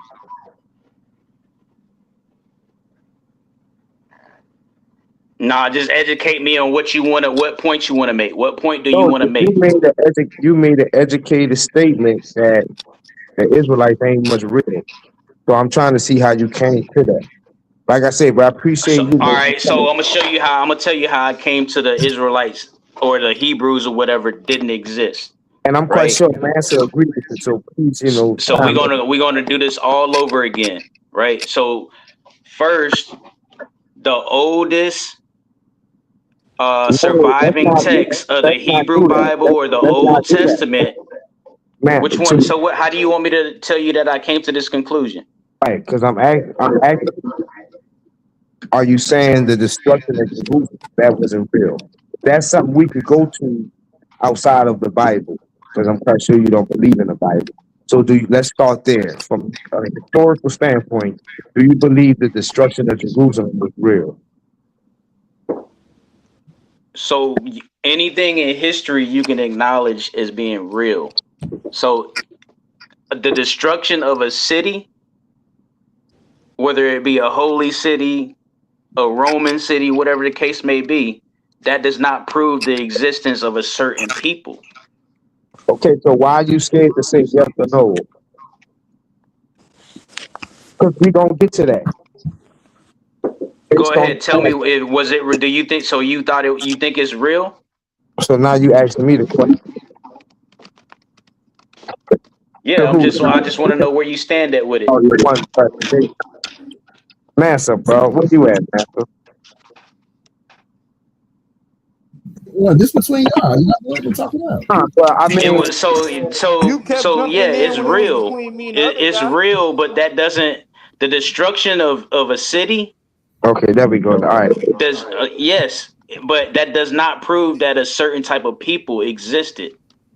So you believe Because Jerusalem? if this happened in the common era and the Hebrews were supposed to exist before that, then what? How why are we having the why are we using that to prove that the Hebrews existed?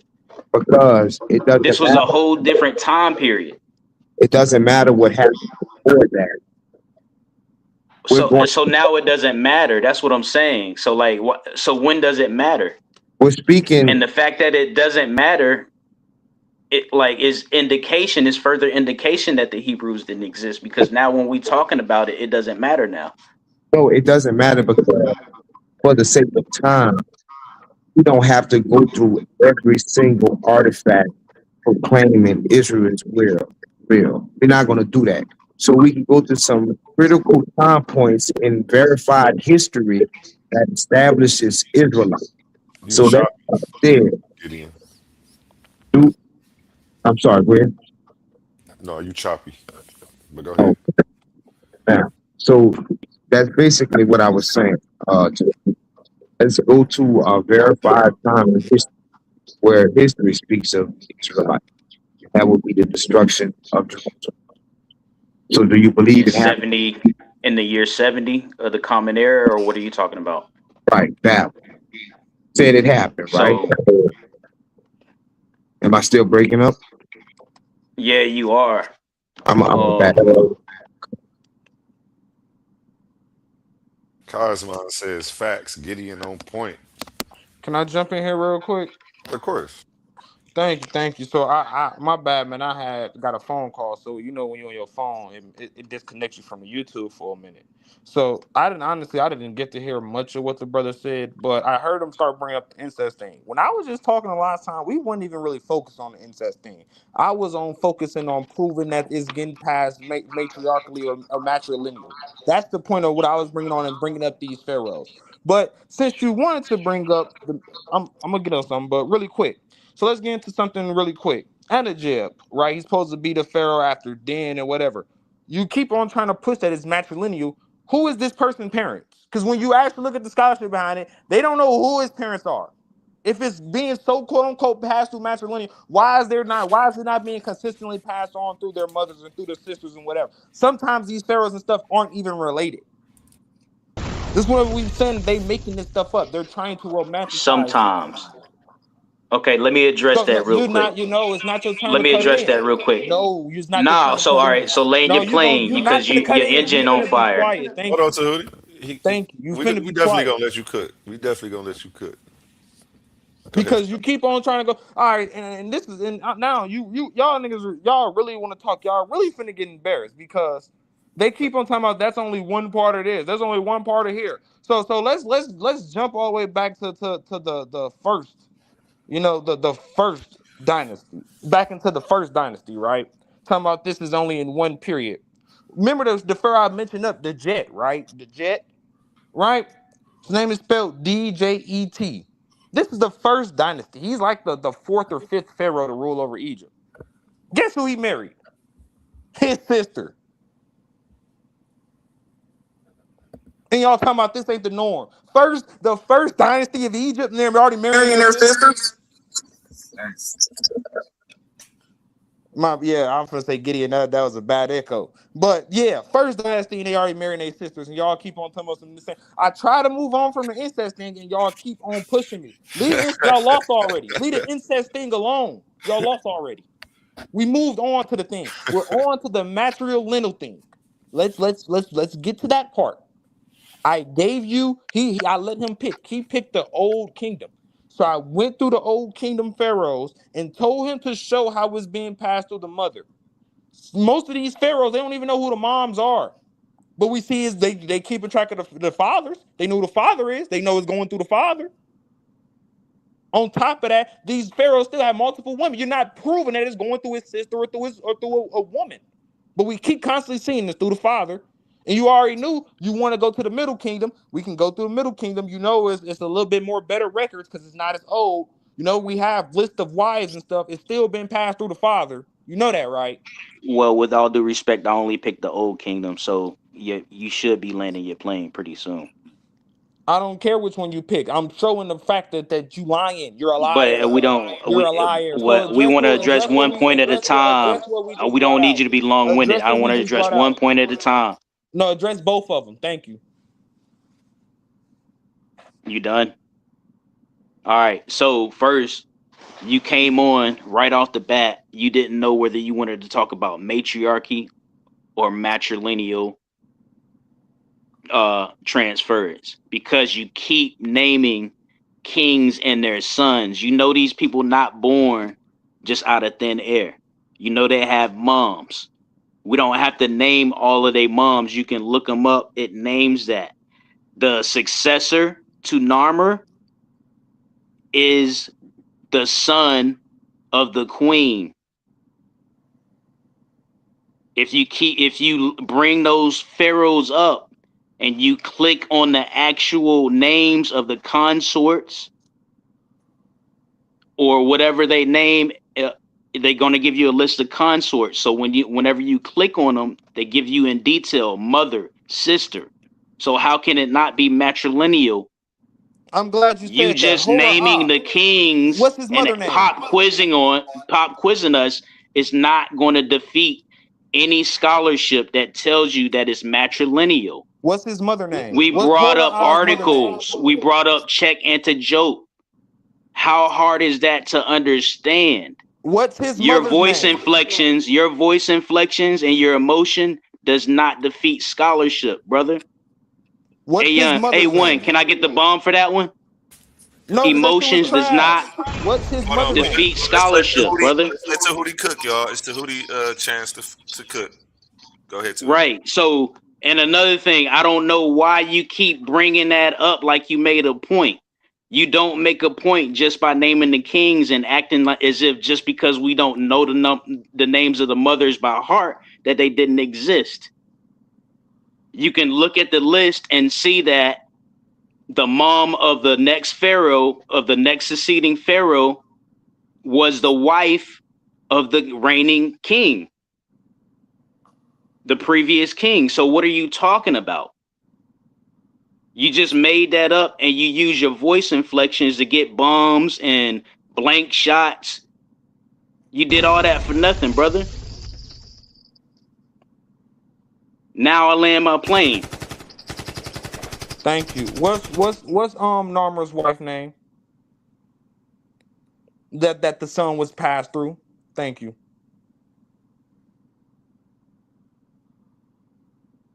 It's always So quoting my actual hold verse. on, because they don't list the name of the mom. That means they probably didn't know, right? But they have his daughter, they have all his female kins, and they have sons who are heirs to the throne.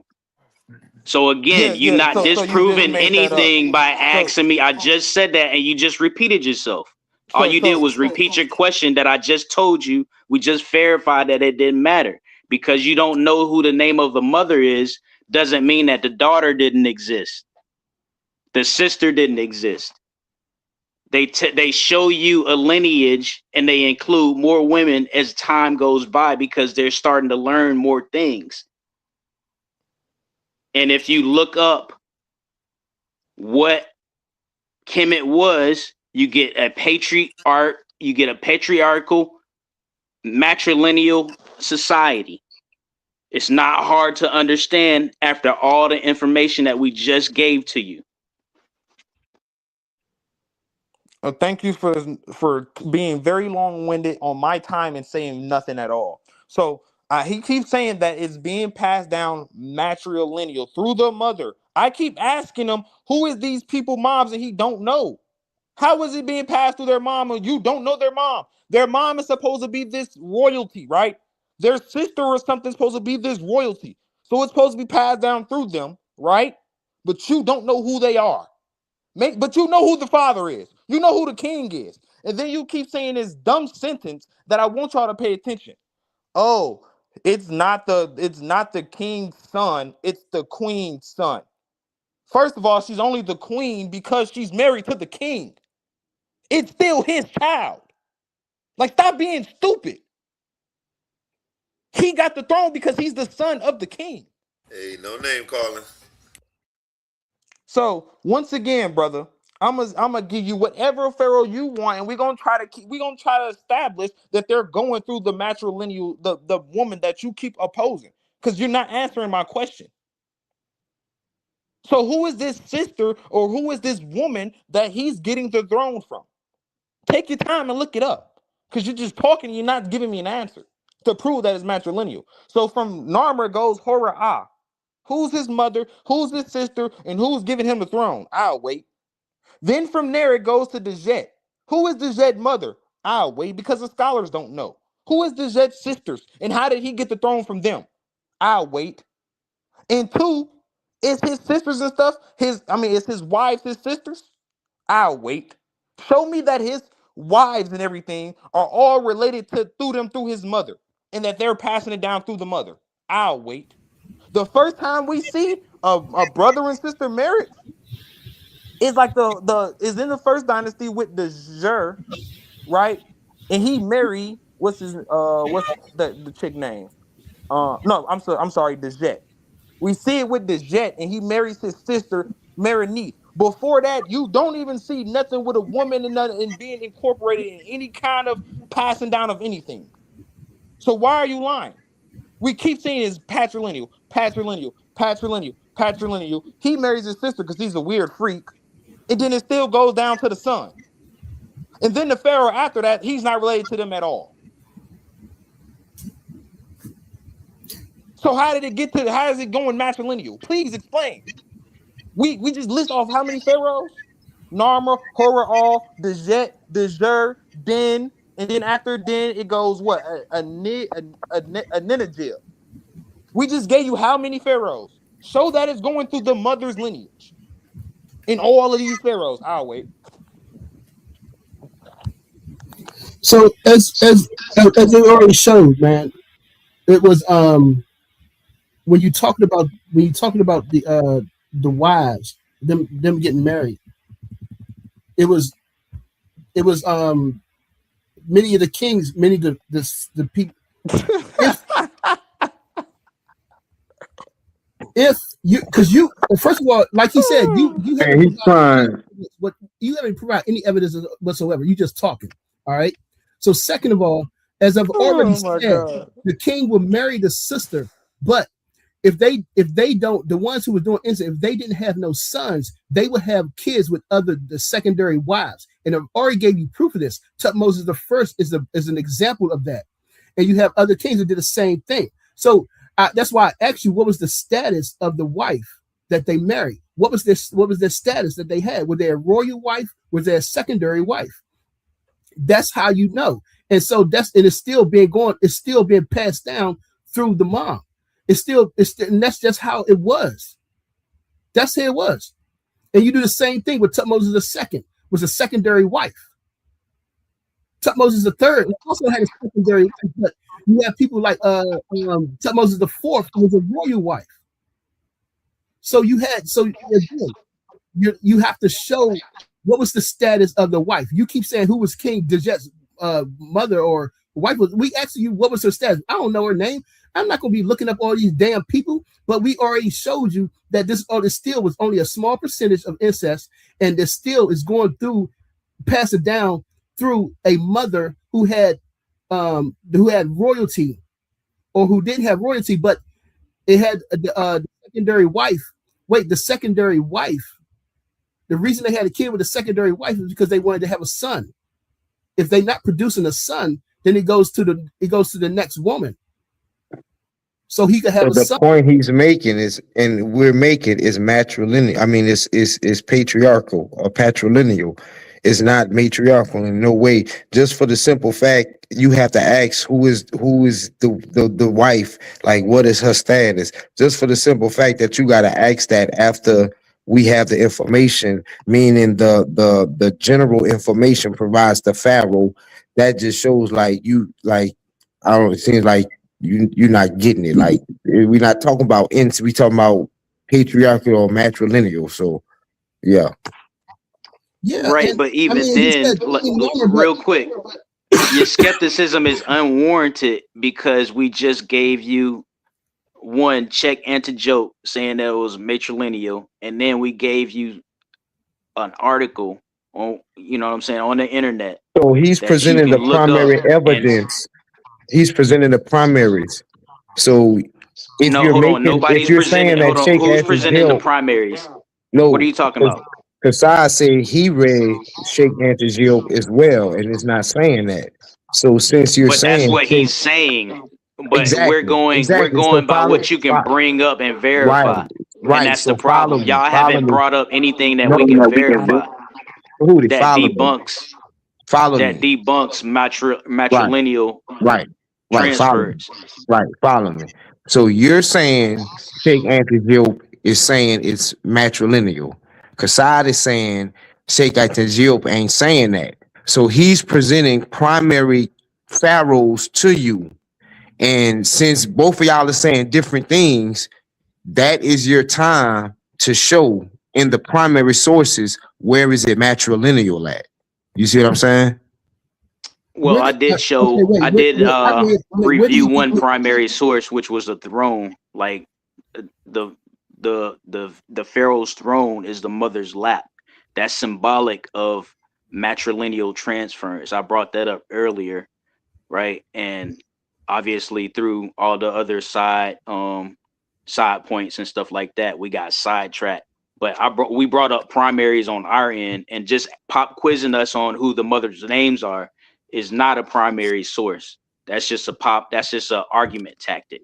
Because now you're saying because nobody didn't know who Medea's grandma was, that there's no way Medea is the boss. You know what I mean? That's pretty much the same argument that you're making.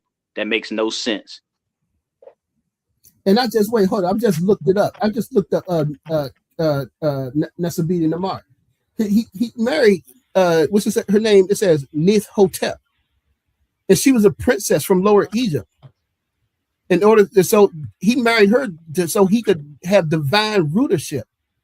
And his kids through her only had rulership because of her. So I don't understand how that's not showing matrilineal. Hey, now you see how he talking right now. Now I'm on him, right? Okay. Who was Norma's wife? I'll wait. I just said it says Neath Hope. I just look. It says Neath Hotel. That's his only one. Oh my gosh! Now I have to look up how many. I just looked up who was he married to. No, That's the all I looked point. up. See, now he trying to build on a sub point to try to Bro, why is you cope with talking? the You fact just that got cooked. we Be don't have quiet. we don't have all that Talking. stuff, bro. Please. Trust me, Me you and don't bro know is what you talking. talking about. You don't know what you talking about. Let him get cooked. So I'm finna cook him. You're not cooking anything, bro. It says his wife is Nihotep. All he had to do was go and fact check what he just said. It says possibly Nihotep. It is uncertain whose normal wife is. They do not know. She is not documented fully in any source. This is Norma's wife, Nihotep. That's not documented. So when he says, "Oh, we do not," no, you don't. You're Who is she the lying. mother of, though? Why Who is is she you the mother talking? of? Why is you Who is talking? she the mother of? Why is you talking? Who Why is is you she the talking? mother of? Why is you talking? And you see now you finna get the smoke, right? But again, Norma, who his wife? yeah, you moved the Who's his goalposts wife? again. No, Who's his he's right. wife? You moved the goalposts. Who's his wife? You Who's asked me Norma's to look wife? him up, and then we looked him up, and now it's like, well, it's not certain that she was the wife. I mean, come on, man. Which one you want to do? Come on. Cause you're lying. You just try to make it seem like he had authority because he married this princess. Prove that that's That's his what it wife. said. Who Now was she the prove that mother that's his of? wife. She was a princess from Lower Egypt. Prove that was his wife. What do you mean prove it? It just said that she was. You just said nobody could prove it, but now you want to fucking prove it. Come on, man. Because you making it up. You trying to make it seem. You just. How am I making it up? I Now just told you I look. looked it up. Now drop So the how am I mic, please. making it up? Drop the mic, please. Please, now If I nobody else looked it up, interrupt on my time. I let y'all talk. Nobody else interrupt on my you ain't time. making no sense, He man. Come keep on. trying to say he just tried to deposit. Listen to this very clearly. He just tried to posit to y'all. Narmer married this princess of Lower Egypt, which is why he got the authority, and that his son's authority came from marrying this princess of Lower Egypt. That is unfounded. That is not a fact. He made that up. When we pull up Narmer's wife, they do not know who his wife is. So this whole he married a prince of Egypt stuff, you just made it up. The facts say that we do not know who his wife is. We don't know. Who says it? Who It's says upright. it? Hey, why is you interrupting? Why is you Give us a interrupting? source, Why man. is you interrupting? Give I'm us a right here. Hey, source. I'm, Because I'm you right here on. long-winded, bro, on the It same don't point matter because over I and let over y'all again. talk, and then when I ask y'all Who is questions, y'all Narmer's quiet. successor? Shut up. Shut up. Narmer's successor is Horror Ah. Who is Horror Ah's mother? You just Neath named her. We Hotel. talking about her It says now. Neath Hotel. And that's Case incorrect. closed. That is Case incorrect. closed. Okay, then They do who was not she know then? who Horus Ara's mother is. It is Who not says that? documented nowhere that they have Horus Ah's mother.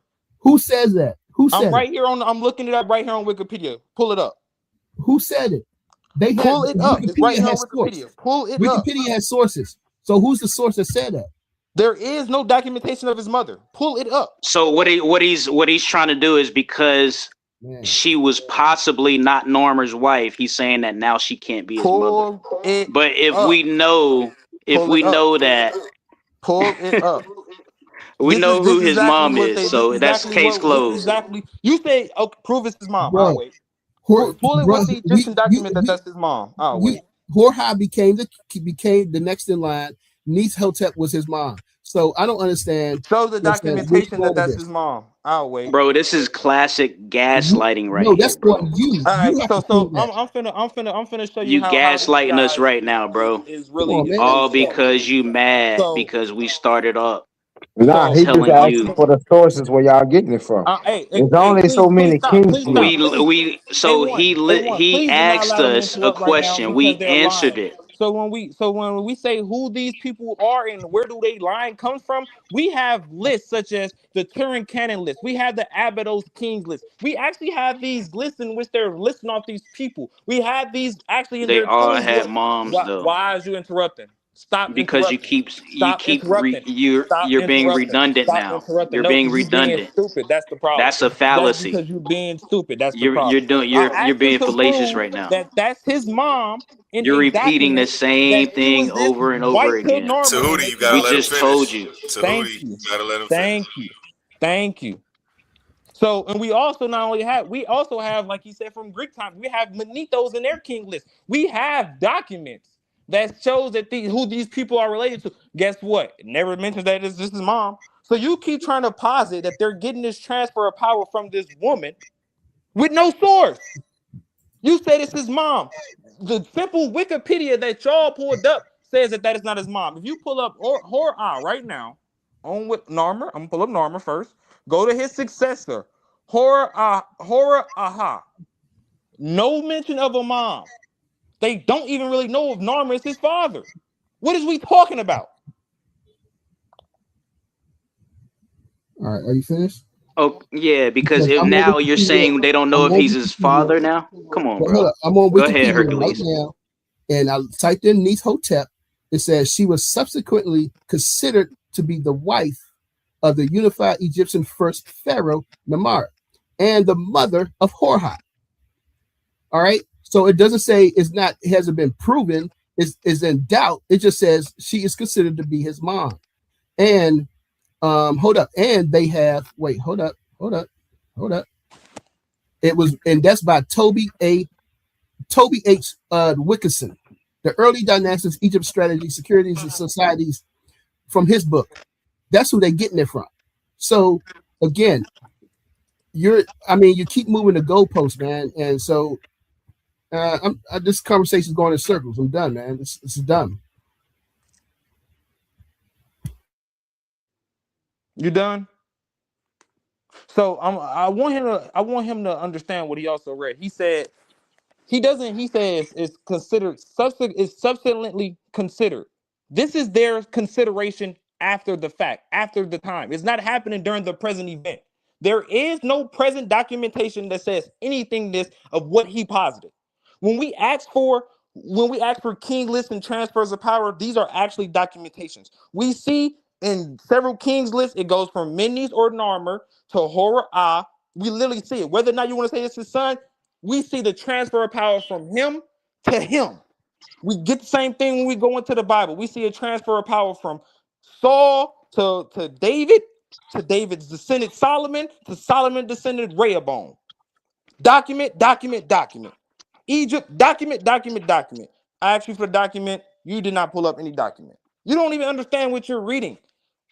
Actually Google. How about you take a second and Google what the point is reading? It's literally telling you this is considered after the fact. After what fact? After what happened? Meaning the modern Egypt scholars come on, we can say, oh, this might be his father. We don't really know. This might be his mother. We don't really know though, because it's not documented. If the woman is so important, documenting transfer of power, why is she not listed? Why is none of the daughters and none of that listed in being the transfer of power? I'll wait. If it's such a matriarchal society, it's matrilineal. But we see constantly a male transfer of power throughout multiple years in history, throughout different dynasties, throughout different time periods in Egypt. Stop making stuff up.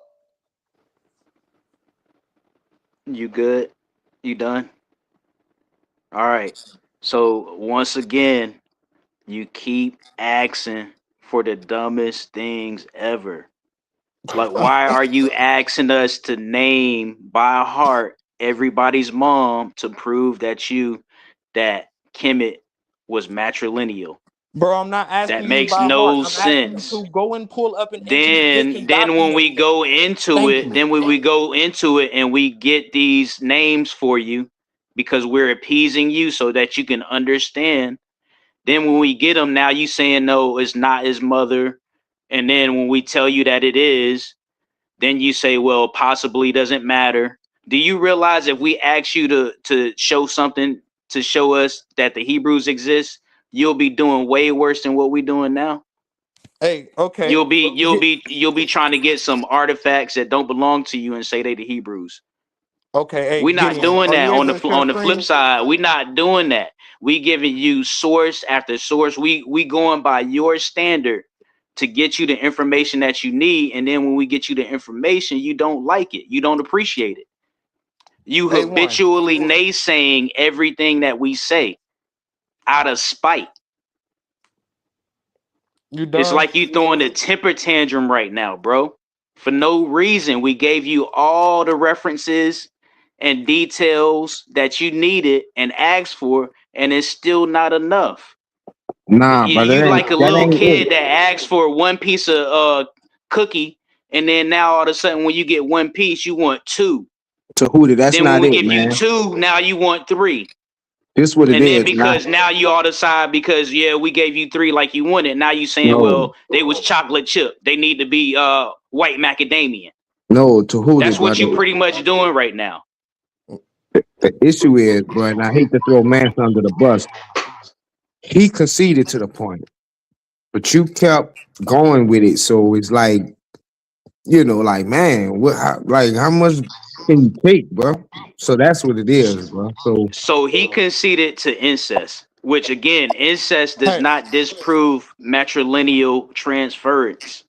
It does not disprove that whether you want to accept that they had incest or disbelieve that they had incest.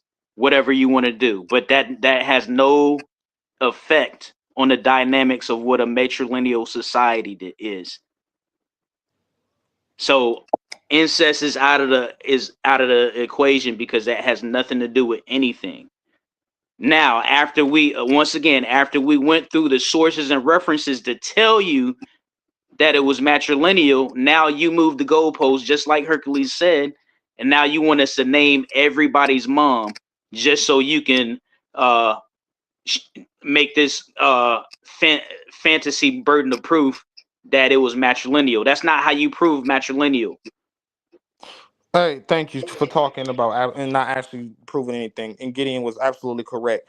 A1, I just need you to share I can't. Can you just share? Can you Google up? Can you pull up Google real quick and just share something for me, please? So Yeah, he what you want said. me to look at? So he said if I wanted to prove the Hebrews and the Israelites, I have a hard time. So let me bust his head real quick. First thing, can you pull up? Can See, you this is pull what up? I'm saying, Shut bro. I up! just Shut use that up! as an That example, bro. no, because this is how no, bro, you I'm gotta finna show the stand on difference. that, bro. I'm finna show the difference between me and you. I asked you for something, I can pull it up. You asked me to pull something up, I'm gonna pull. You can't pull it up. You can't prove what you're saying with facts. I can prove what I say with facts. So, A1, first thing I need you to look up. Can you look up the Moabite stele? It's spelled Moabite and then Stele. Or a Moabite stone, same thing. Yep, right there. So if he asks me, bro, prove the Israelites is real. Prove King Omri is real. Prove the kingdom of Israel and the kingdom of Judah is real. Well, this is an archaeological artifact right here that not only shows the transfer of power from King Omri on to his sons and the kings of Judah, but it also proves the history of Israel coming into the promised land, conquering the Exodus, all that. So when I say pull up the document, pull it up. Now, next thing, can you look up for me? Can you look up the Hezekiah seal? Hezekiah, Hezekiah. I might spell that wrong, but I think I spelled it right. That Hezekiah, was and right. then Hezekiah, then seal, Seal.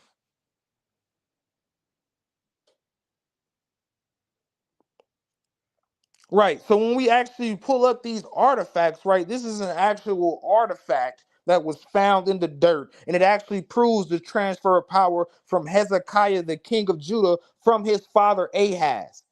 Right? Y'all keep talking about patrilineal and matrilineal. Prove it with documentation. Y'all try to say the Bible is patrilineal because we see father to father to father to father. We say, hey, we can prove that with documents. You trying to say Egypt is matrilineal? We saying prove with documents, and you can't. You're going to first. You can't pull it up with a primary. You're going every time we challenge you on a primary. Oh, we ain't got it. You asking for too much. But if I challenge you, you couldn't do it, bro. Can you read what's on that actual seal? It literally says 2 or 4. Hezekiah, son of Ahaz, king of Judah. That's literally what it says on the seal right there in the impression. Right? So when you don't I'm the wrong nigga to challenge. I'm the wrong Hebrew to be challenging, bro. You better off playing with one of them low level little niggas, man. For real. All right. So when we get hold Can you on, go back? I got it. Can you Nope, go nope, back to nope. that I got it. source? Nope, I Can got you I go back got to his I'm first nope, source real I got quick so another I thing can I'm go finna over? pull up. I got another thing I'm finna pull up. Stop interrupting. Next, can you pull up the Isaiah seal? Just keep the same seal part and then put Isaiah name in the front.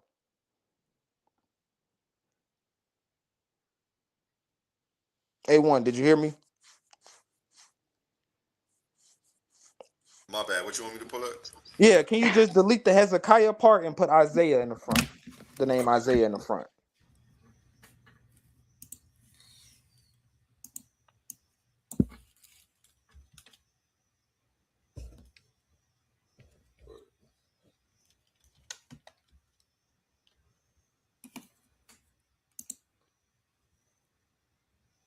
Right. So there's another archaeological find that actually documents what's actually in the Bible and what actually me and Gideon says. Right. It actually literally says Isaiah the prophet. Right. And literally what it says on the inscription right there, on the seal right there. So when I told him pull up a document that that's his mother, pull up something that said that this is his mother and the transfer of power came from that woman, pull it up in the Egyptian document. Don't try to pull up something that someone else is in trying to interpret or infer with no primary. What is the actual document in which this is coming from? Two, you mentioned up to take anti Diop.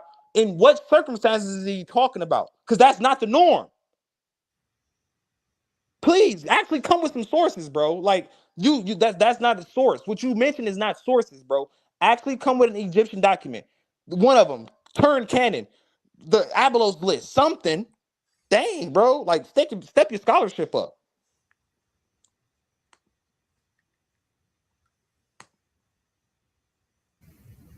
All right, so none of those relics or artifacts that you brought up had any Hebrew inscription on it. It was Canaanite or either somebody else's inscription on it. Also, a lot of those things that you brought up doesn't even translate to what you say it translates to because those are biblical scholars saying that. I'm serious, bro. Are you laughing? But I'm serious.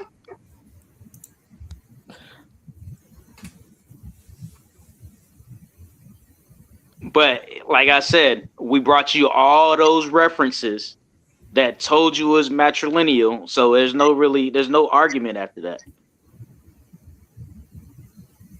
You can ask as many questions as you want. You can be as cunning as you want to. You can pop quizzes all you want to try to know trivial things by heart. You can do all that, but that's not going to disprove a matrilineal transference in Kemet or in African society in general. This is sad. Hey man, it's documented Egypt is going man, but it's matrilineal. You right, bro. Whatever. Hey, this is funny and this is sad. He said that those are Oh wait, Hebrew. he Those thinking. are other. Wait, yo, This is you thinking sad, just man. because This is it's sad. a son, This is sad. the son is a king that is that means patriarchal. This That is doesn't mean sad. patriarchal, man. This is Right, That's, and sad. that proves that he's getting matriarchy and matrilineal This is sad. confused with you patriarchy. getting the He's concepts getting it confused, all man. confused. Just because he had a son, his son have a son, and he has a son. That's not patriarchal, man. Man, now y'all changing definitions, man. No, we're not. Nah, don't try to project We when we showed brought up you, a key point. Don't try to man. project now. We showed you that the transfer. First of all, we showed you that the transfer is made when from the woman's side. It depends. I'm saying the woman's status. We showed you that, and you and so I thought actually I made a mistake, and I thought you was going to catch me on it, but y'all didn't even catch my mistake, so I ain't even going to say it yet right now. No, But I caught you. I caught you. I'm just waiting for the Nah, mic he to gonna open. go pretend like he ahead caught because it. you would Look have at him. been He pretending like he something caught it now. out. Hey, one. I need you to pull up one more thing for me on Google. Can you pull up patrilineal definition, please? Because he just literally just said because it's going father to son, the father to son, the father to son. And you think that's patriarchal, right? That's what he said. He's trying to say he meant to say you think that's patrilineal. That's literally the definition of patrilineal, going from father to son, the father to son, the father to son, the father to son. A1, pull up Google real quick We and pull just up, but hold pull on. up. See, No, you shut up. confusing it No, go ahead and again. No, This pull is it what no, up. I'm shut up. saying. No, Go ahead shut and up. pull it up No, We shut because know up. that No, shut Kemet up. was patriarchal, but we was A1, telling you the pull up transfer of patrilineal power was definition. matrilineal. So the patrilineal definition, it literally says relating to based on the relationship to the father or the descent through the male line. Power, as we showed multiple times in Egypt, they're passing it down malely.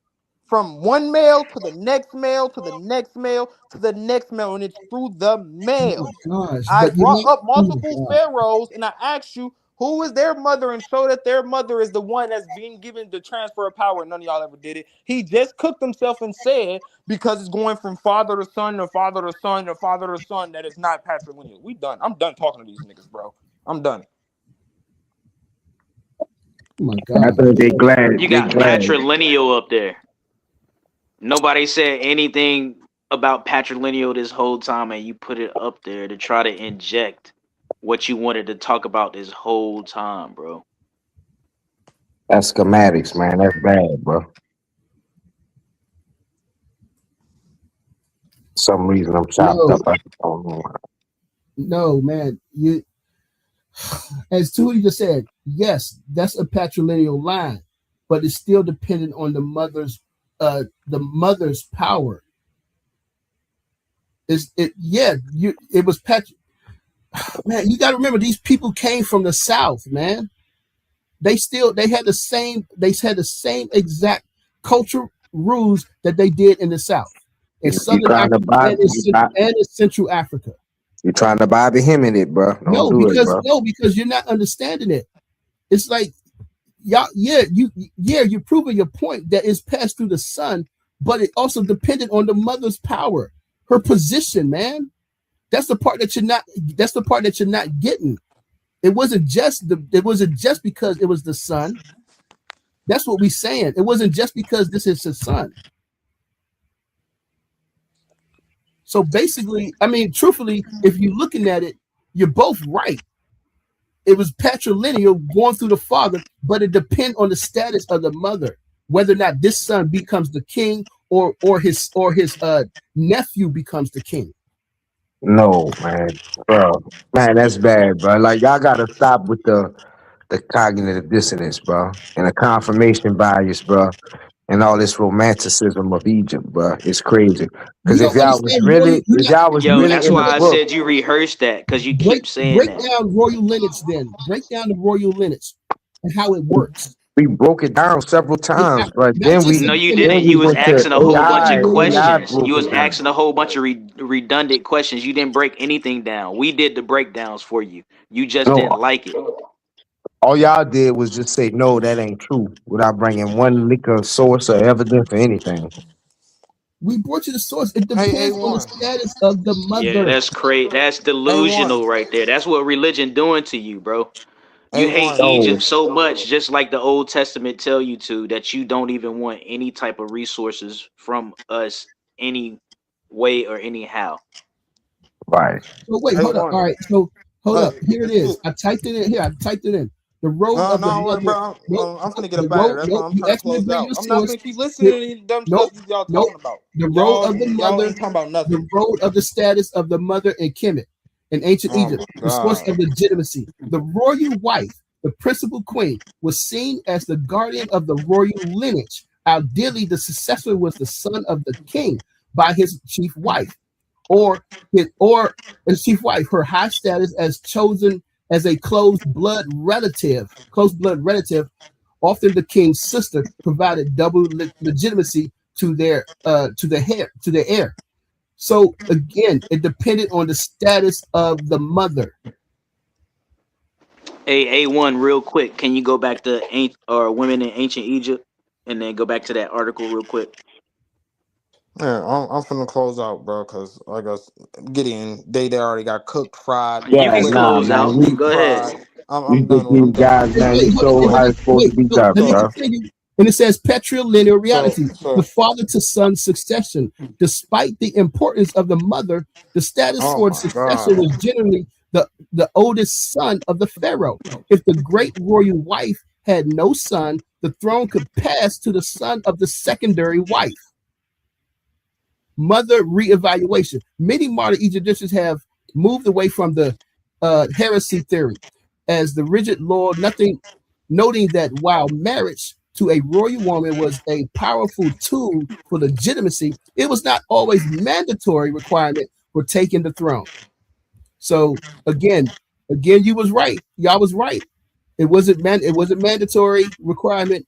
But we see it says the transfer of power was a dual system. While the throne was typically moved from father to son, the mother status acted as the authentication key. A king born to a high status royal mother had an undisputed claim, while those born to a lesser wife often had to reactivate their legitimacy by marrying a royal heiress. So again, both we're both right. It passed through the son by way of the royal mother, and it was based on her authentication. That, as I say, authentication key based on her status. So again, I don't know why we argue. We both right. We just seeing it through different lenses. Yes, it was a patrilineal society, but the women still had the authority to say, no, or what I'm saying, the women still had the authority when it came to that. You done now, bro? Yeah, I'm done. All right, yeah, I was just gonna close out. A1, I appreciate you letting me on. Appreciate Gideon, man. Hey, Gideon, keep busting them over the head, bro. I'm just done with the conversation. They keep admitting we right, and then they read stuff saying we right, and then they keep trying to go against. Like, I'm not. These guys are not deep fried, baked, flipped, cooked again, deep fried twice. Like, I'm done listening to this. They did. They didn't. He didn't Like I ran said, it. we both He right. It literally says went. that we both right. You Bro, can't. How come you why can't are you still understand that? interrupting, bro? I You can't. let you talk, and Two you things still can be right interrupting at the my same deep time. You guys fried. thinking like the Europeans, man. Man, dude, I don't want to hear that fake Egypt stuff no more, bro. I don't want to hear it. I don't nobody listen Everything's to that fake. fake Egypt stuff, right? We know what the real we Yeah, know the all right, real we're gonna truth get some about white boy Egypt. stuff. Let's talk about Isaac Newton for you Can then. you finish? Stop We talk about interrupting, bro. Plato. Why is we letting Make you you feel interrupt, better. man? I just let you finish We ain't talking. gonna talk about no more black shit. Let's talk about the Hebrews then. I Let's talk just about the let you Catholic shit finish that you talking. like. I just Let's let talk you about some finish white talking, and boys. you just can't shut up. Get out of here. And you just can't shut up. If you Yeah, don't, if you hate black people, you shouldn't be on ain't this channel, nobody Sam. listening to none of that fake Egypt stuff, man. We You know, know if you Egypt don't, if you hate black people, for the yo, you shouldn't truth be on this channel, that bro. Egypt in the Nile is not just a dirty river. That's those are some filthy, disgusting, dirty people, and we know the truth about them. And we pull up their real documents and we pull up the real facts behind them. Man, Anyway, hindsight Let 2020, me man. finish. Hold on, man. Let me Brother finish Quote. talking, man. Cause when I was questioning brothers, it was pipsky quiet. The moment you want to question me on something, bro, I'll take your head off. It's I ain't that never simple. questioned you. I So ain't never so asked you a so question because I so proved what I so gotta so say. so This is not a anytime classroom, anytime you man. wanna anytime We you ain't want to children. get a show 101 and you want to get beat up the whole show, just hit up A1, man, and then we can set something up. And last but not least, I see the OASP guy, Cosmo and Kyle, keep mentioning and commenting in the chat. You could have got up here and clicked the link because you know Gideon smoked you in that debate. I smoked you pre-debate, had you running, couldn't answer no question. So whenever you want to put that OASP on the table, all you gotta do is to ask A1 to set the show, and I'm gonna cook you worse than what Gideon did. Appreciate you, A1, for letting me on, brother. No Yeah, doubt, no man. Shout problem. out to my brother Kassad, man. Have a good night. Appreciate you pulling up. We about to set something up. I know one of them gentlemen are gonna hit me up and accept that challenge. Yeah, he All came right, and put brother. in that work, man. I got you. I got you. Peace, everyone. Shalom. Now I think that's being disingenuous. Wrong. You can't recognize when two things can be correct at the same time. That's what that's just I don't understand. I don't understand that. And Nah, I bro. showed you. You was I trying said to. that. I Nah, said that you A1, was go back right. to that. We Bring that read the back up, source. cause Hold on. We read the source where it said that you was right, and it said we was right. It's proven both points. It wasn't No. just one thing. Look what GD Capone said. She was a deposit. She was just she brought it through. Like however you want to slice it, you know. If like basically what the woman did was of all the Pharaoh's children, the one who had a royal bloodline had the strongest claim to be the pharaoh. So if one of the pharaoh's sons was the son of his sister, he gonna beat out all the other ones. Now, if that other one, if he didn't sleep with his sister and had a child, then it's up for grabs. So she matters in the sense of which one of the sons is gonna get it. But in the end, one of the sons is gonna get it. So Right. But even then, you still get what we saying with matrilinealism. You see what I'm saying, or not matrilinealism, but a no, matrilineal transference versus a matriarchy, no, right? See, no, and that's what I'm saying. You trying to pretend like you confused, but you know exactly what we saying. The strategy is just so you confuse it, no. so you inject what you want to inject into it. Y'all trying That's to what you're doing. mold. Y'all trying to We're not trying to mold mold anything because right here matrilineal it or says matriarchy into this is Egypt. another reference right here. This is the first reference that I brought up when proving my point or trying to verify my point. So Like you have women you playing can't the crowbar it in official there. role at the highest levels. That's the title of this sub article right here. All right, and then it goes down and says Egyptian society of antiquity, like many other civilizations of the time, used religion as a foundation for society. Pharaohs were considered to have been anointed by the gods, and the holder of the throne had a divine right. Typically, in ancient societies, power was transferred from one male to the next. Women gave birth to the son to the heirs, right? So it's telling you that it's matrilineal. And then if you keep going down, it also says the throne, it tells you that even though in the absence of the son, you still had to inherit that power through the woman. So even in the absence of a female, you still have to have a woman through the bloodline. Now, if you go down, it'll tell you that Egyptians preferred the rulership through the woman. So scroll down. Oh, brother, nah, bro. Let me see that. A1, scroll down. He trying to pretend like he don't hear it. But anyway, this article is available. So if you see it, you can read it yourself right there. Egyptians preferred to be governed by a woman with the royal blood, being divine according to mythology, rather than by a man who did not have royal blood. Now, So what that's source? telling Where you. did they get that from? Cause you see, ain't no source associated with that. Well, So it's where a did they whole get that from? entire, yeah, it is a source It associated should with be that. on there. No, it's not. Where is it? Where is that? You got to keep scrolling down. You just No, don't end your analysis right there. no, that ain't how it works. If a person states a fact, So hold on. what? What does it say? Where you see that? What? It's talking about Hatshepsut and kingship. So it's telling you that's where it gets this information from. So one. And then even if you scroll up at the top, right? If you scroll up at the top, it's telling you again, it's gathering information from different sources. It's not making anything up. Yeah, but you would have to before you stand on that, but you would need a source, man.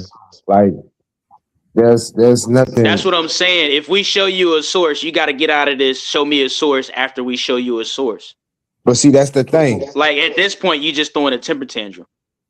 No, that's why. Now you can say, "Oh, I need that's a what I'm better saying. source."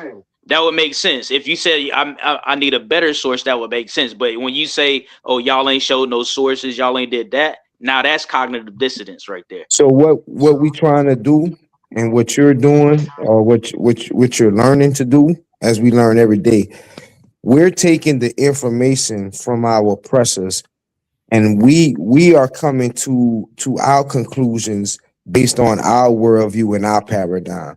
So in this case, we're going to the primaries, right? We're not going to the Wikipedia sources.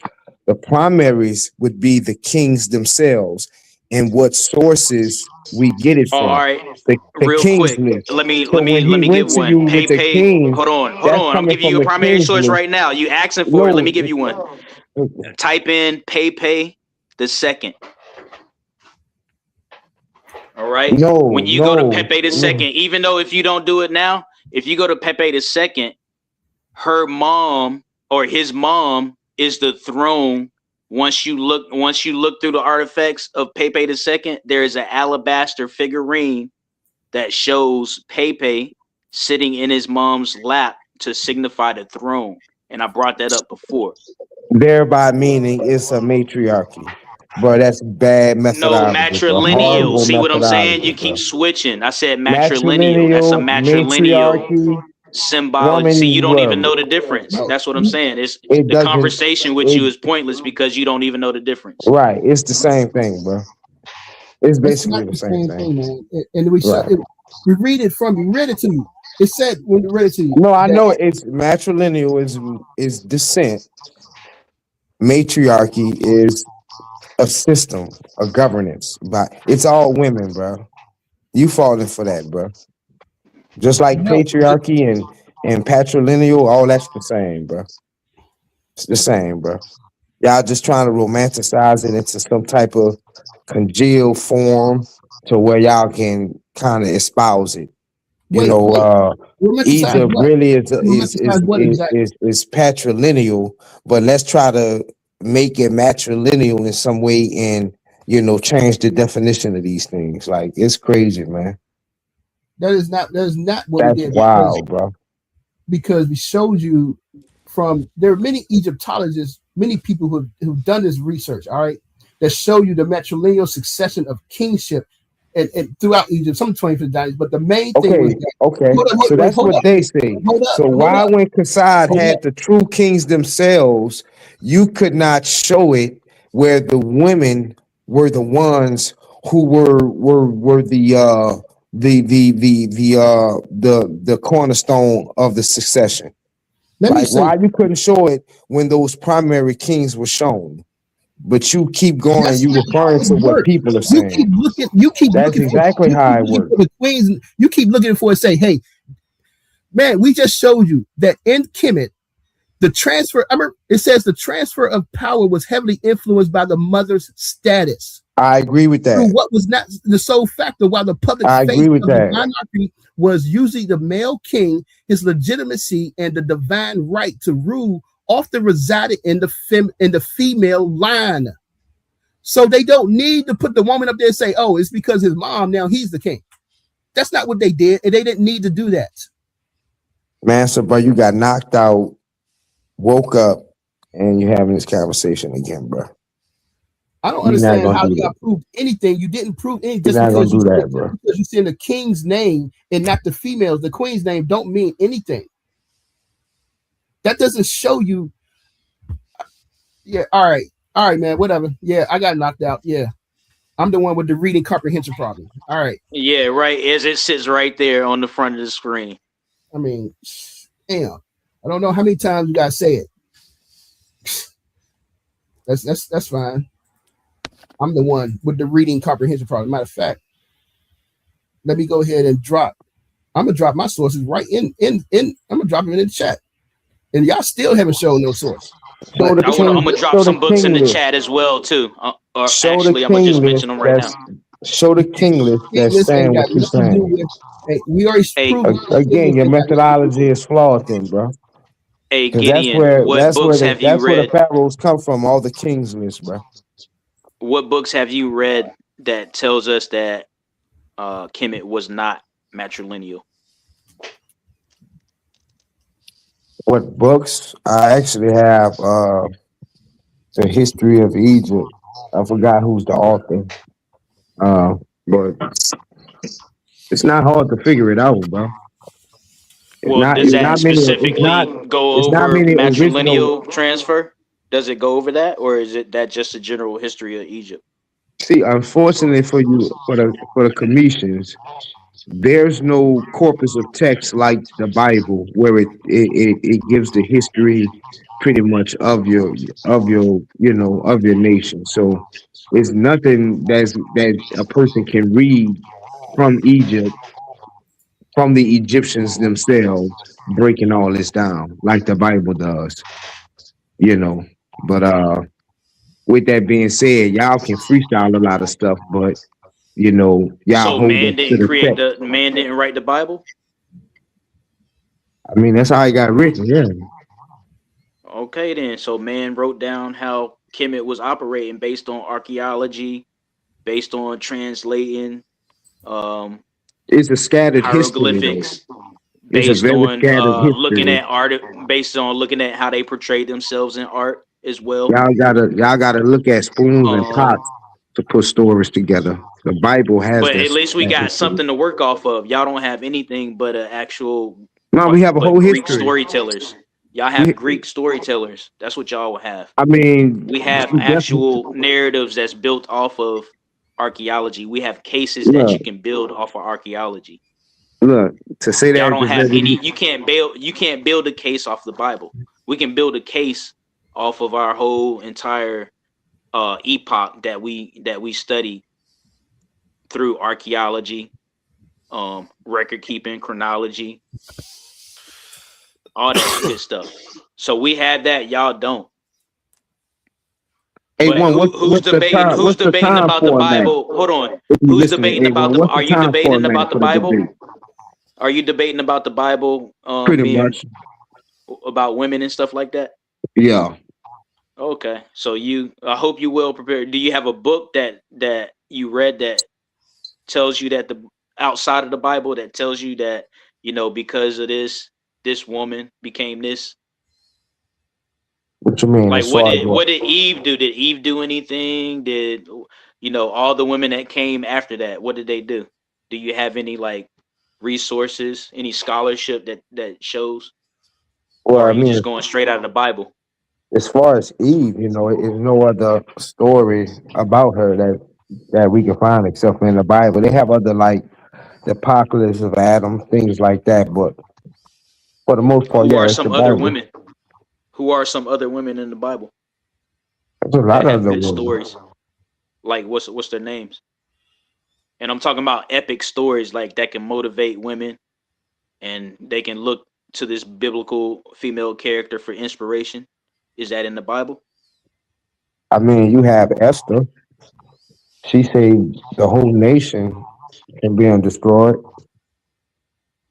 But was that based on like her free will, or was that based on a man showing improving for a man?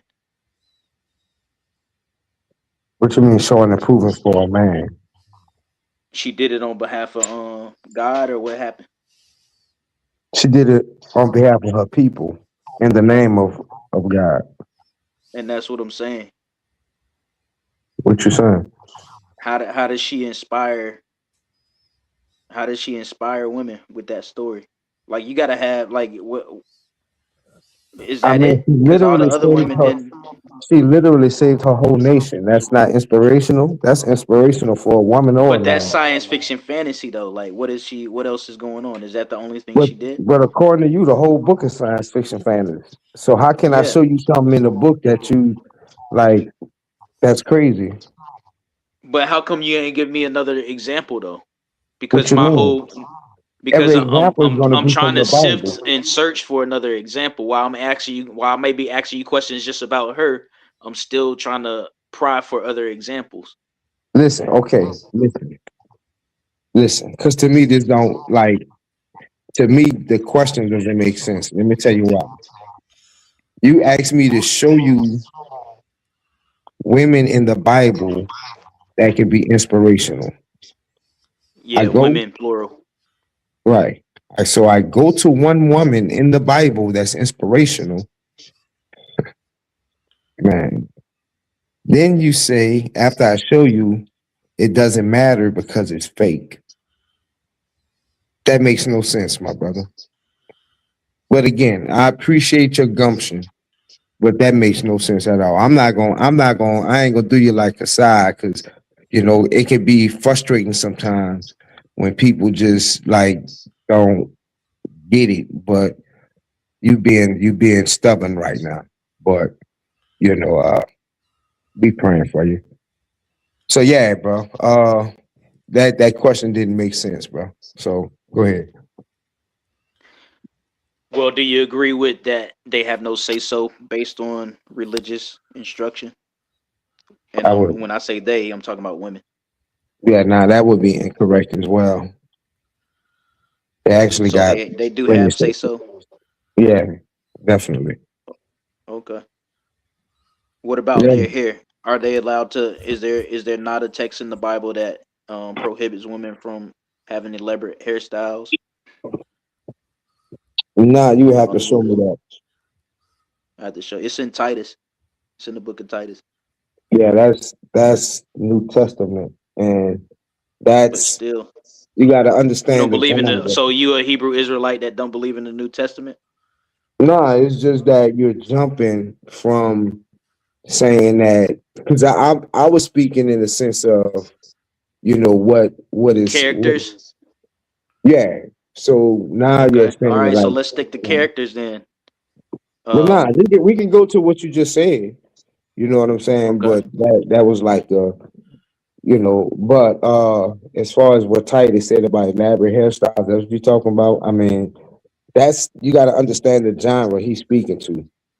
You know, he's speaking in the sense of he's trying to make these people modest because in those areas, and not even in those areas, but just pagan practices, period, is very open, sexually, as far as, you see in some texts where people were sleeping with their father's wives. And so, it's almost like you had to deconstruct the whole person, not only spiritually, but like physically. They had to, abandon their pagan ways or their heathen ways or those practices that wasn't pleasing to the Most High. So that's the process that Titus, was instructed to get to these people at that point, at that journey, in their walk, you know. So that's what we're reading. Now, can we apply that to us today? Definitely, but to say that that's a law, that would be incorrect. You're not understanding the text, but it doesn't Well, matter. the way you broke it down, still like it still how do I want to say diminishes beauty and the elaborate hairstyles that were common in Africa, specifically, you know, in advanced nations, to where you have evidence that they was taking care of their hair, Right. stuff like that. So no matter how you break it down, whether you say, oh well, it was against the Most High, it was pagan, it's still a problem because now you're telling people that they can't have elaborate hairstyles. Like your No, hair is like one of the most sacred things on your body. That's why you wash it, you oil it, you take care of it. right. So even in that context, that makes no sense. Right. Now So he it's was just it's just just layered with nonsense, to be honest with you. right. And that's why I stepped away. That's why a lot of people stepped away from the Bible because they want for one, they had the thirst for knowledge. They were willing to seek outside of the Bible and they had that thirst for knowledge. What books validate the Bible? If not, what books tell us how the Bible actually came about? Is there a history book that teaches us how religion actually came about? If Well, there's not a Bible. history book, is there a series of related primary sources that show us that there was a council that took place to invent all these things? Is there Right. a parallel between Zeus and Jesus? Zeus and Yahweh, are there parallels between Eve and Pandora coming from Greece? No, sir. Is there a pair? You know what I'm saying? You have to think about those things, and that's No, why I I don't say have the to. Hebrews No, do not no, exist. no. There is no parallel. I don't have to think about it. Yeah. So a lot of the things that you're saying, man, it's like I understand how you can say that, but yeah, nah, bro, you totally off on the majority of what you said by far, by far. So Oh, Gideon, are you saying that wisdom or Sophia and Asherah are not two representatives of the same being from Canaan? I would say Sophia, which is more of a Greco-Roman invention, plays off the understanding of Asherah, which is a corrupted consort to Yahweh or El, and it's corrupted because Yahweh, or rather El, I keep saying Yahweh. I'm gonna keep it strictly as according to the historical record. The corruption came when El was given a wife, when El is the wife, if that makes sense. As we are told in the scriptures, hear yo Israel, Yahweh Elohim is one. So once you start giving God a wife, you corrupted her. You corrupted it. So we let them have El, and we were given Yahweh because it was Moses who knew him by Yahweh. I am that I And am. that's probably why it was so hard for y'all to accept the fact that Kemet was matrilineal. Bro, you That's still probably saying why. that, bro? Are you still saying that, bro? I Come on, mean, Toledo, bro. hey, all right, It my just comes to apologies, a but it point, just bro. comes out. Right, and It you just gotta, comes out. right, that erratic romanticism, bro. You gotta stop that, bro.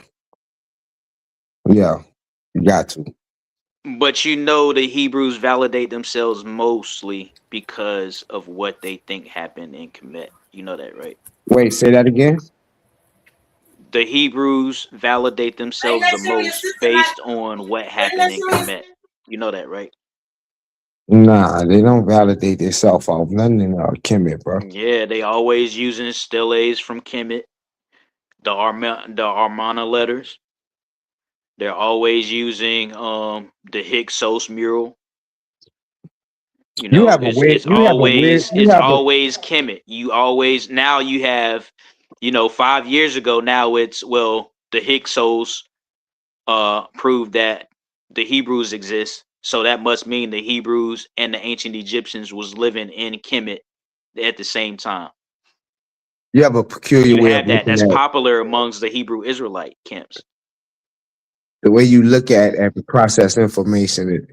Like I said, it's interesting, man, and it's we respect everybody's opinion because they respect my opinion. So I ain't gonna never. But yeah, bro, you tripping. So you don't. So hold on. You don't think that it's Israelites running around right now trying to prove that the Hebrews existed based on Kemetic sources? I wouldn't deny that. Nah. Okay, then. It's a So lot. that was my point. It's a You lot of can't. Egyptian sources that validate, Israelites. Right. So at the same time, while you say I'm romanticizing Kemet, Hebrew Israelites are romanticizing Kemet because y'all over dependent on Kemet to prove y'all existence. Over dependent on Kemet. Nah, that To that prove wouldn't. y'all's existence, to try to prove y'all existence, because all that is misrepresenting references and sources. Nah. Do you think? Let me ask you this question: do you think the cuneiform word for Hebrew is Habaru? Do I think the what's that again? Do you think the cuneiform word for Hebrew is Habaru? Yes. All right, you should do your research on that. You should just look up the type of scholars who agree with that and who preach that. One of them is a Zionist. You know what a Zionist is, right? Yeah. All the stuff that's going on with Israel is because of Zionism. I'm Okay. sorry, Issa Queen. We didn't drop that link. I Is that thought a censored term? I got it. I probably shouldn't say that. I mean, hey man, I tread light. I mean, I try to, kind of be aware of like this ain't my stuff, so I kind of, you know, lay it off, lay off on it. But so you believe in a creator or evolution, like? So I acknowledge evolution. When it comes to creator and creationism, you have creation within evolution. So that's why in Kemet you have deifications of certain levels of creationism through Ptah, through Khnum, and there's other deifications. But the main ones are Ptah, Khnum, Noon. So you Noon is a said there's creationist. so you said there's creation inside of evolution. Is it like, do you mean there's evolution inside of creation, or does that not matter, the order? It really doesn't matter, but in a nutshell, you have humans and beings creating the continuation that's the driving force of evolution, because you can't have evolution without reproduction. So that's what I'm saying in that sense. But you have creativity. The only way you have creationism after evolution is just what I said. You have beings that are creating things and organisms that are creating things, not just beings, but organisms and stuff and that such. Hey man, you a better man than me, but that's why I stick to just like the written record and things that we can see and touch and all that, because I can't do all that stuff. That's above me. I ain't much gonna lie to you. Go ahead, bro. Get your abstract on. If anything, what you believe would be abstract, not the organisms and things like that that we know exist. Like we have proof of organisms and atoms and electrons and all of that stuff. That's not abstract thought. That's just science. Nah, y'all believe that fish was doing push-ups and turned into people, right? No, that's your misunderstanding of what evolution is. That has nothing to do with me. Nah, I speak to what they call y'all now, science. No, I'm sorry. I They call people science communicators. I speak to Ankh. I'm not sure if you. He say, I know who Ankh is. What I'm saying yeah, is that that's my man. you have a misunderstanding of what evolution is. No matter how close y'all two are as friends, the I the don't say we close, but the we cool. I respect well, his it mouth. doesn't. It really doesn't matter how cool y'all are. You're misunderstanding whatever it is that he's saying, or he's saying it wrong. Nah, he Because the, specifically said fish was doing push-ups out the water and turned into human. But right, go ahead. so he said that wrong. He's wrong. If he told Oh, you that fish were doing push-ups, and I think in your cognitive mind that right, no, that no. wasn't real, right? But I just feel like it's very interesting that whatever evolutionists like to say creation, well, not even creation, how life came on Earth is way more grounded than a woman coming from a rib that you have never seen. Wow. Hey, can I say something?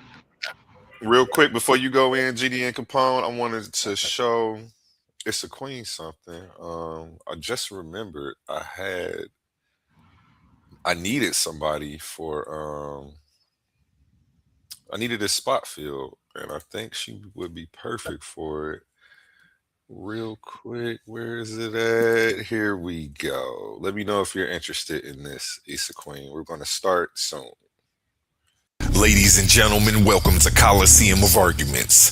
8 women step into the arena, not to play games, but to wage intellectual combat. This isn't trash talk. This is logic versus logic, sources versus sources, scholarship under the lights. Win a round, win $50 cash. Keep winning and walk out with $500 in the crown. Each competitor represents a brand, an ideology, a team they're ready to go to war on the hill for. Every claim challenged, every source checked, every moment judged. So we ask you, are you not entertained? Enter the Coliseum of Arguments. Only the strongest minds survive. This is Titans Debate League.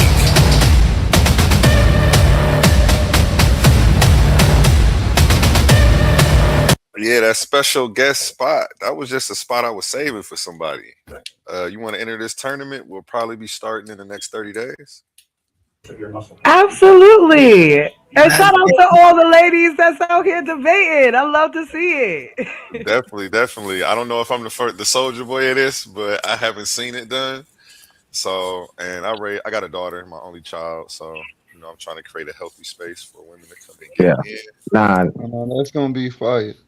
nah, that's dope. But that is misogynistic though. I just wanted to be known. It is a tad It's bit very sexist. exclusatory. It is. It is. I only have one female in the regular tournament. I don't even call it a men's tournament, but I did just want to do something special for the females. So I know it's hard for them to get debates Yeah, sometimes, nah, that's dope. Yeah. and then you know, they can let loose and go at each other like they do. And I'm about to hype this up different since there aren't 16 men in this tournament. I'll be able to focus more on building brands around each of the debaters, getting more graphics out, interviews, etc., stuff like that, just to like hype up the event. But yeah, so we'll add you to this flyer and get you on the promotions, and I'll add you. Are you on Facebook? It's gonna be debate mad. Yes, I am, but it's a very old page. I haven't been on there in forever, but I will go on there if there's stuff on there for this. Yes, we do most of the stuff in the Facebook back chats. That's where a lot of the conversations start before we hit over here. I know you're on a few different platforms, but yeah, maybe if you just want to download Messenger, you don't necessarily have to get Facebook back. That would work. And yeah, just drop that in my inbox and I'll make sure to add you and get you on here. That's gonna be fire. I'm excited. Some new competition in there for the ladies. This is the validated age. Say that one more time. Something about an I said, let's get it. Let's get it. I can't wait to see it, man. Yeah, that's about to be Go, fire. Sister Issa Queen. Yeah, I'm familiar with a couple of those sisters, and they be coming with it. So yeah, that's gonna be dope. The names on there, and Issa definitely belongs in that grouping. They about to have to bring their A game. Thank you. I appreciate that. I'm excited to meet these ladies. Like, I'm really excited. I want y'all to bring y'all Kali energy, y'all Sakret energy. I want y'all to bring all of that. Oshun, Oya, like, and, Yahweh for the Bible ladies. Whoever you need to bring them. That's gonna be. Sister Issa Queen. They're gonna bring wisdom. Hey, Sister Issa Queen, I was just talking to a sister named Shekmak earlier. I was bringing her, I brought her over to Beagle earlier.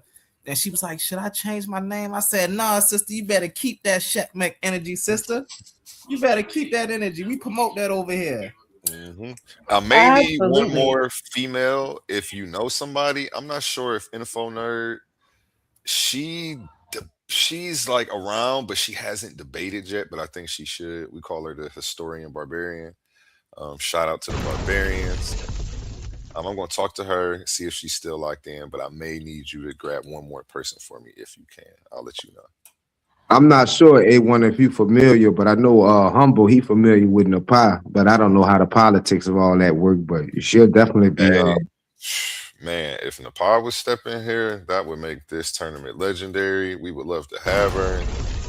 Clip this and send it to her. Yeah, that would be an honor to have her over here doing this with us. So yeah, shout out to them over there as well.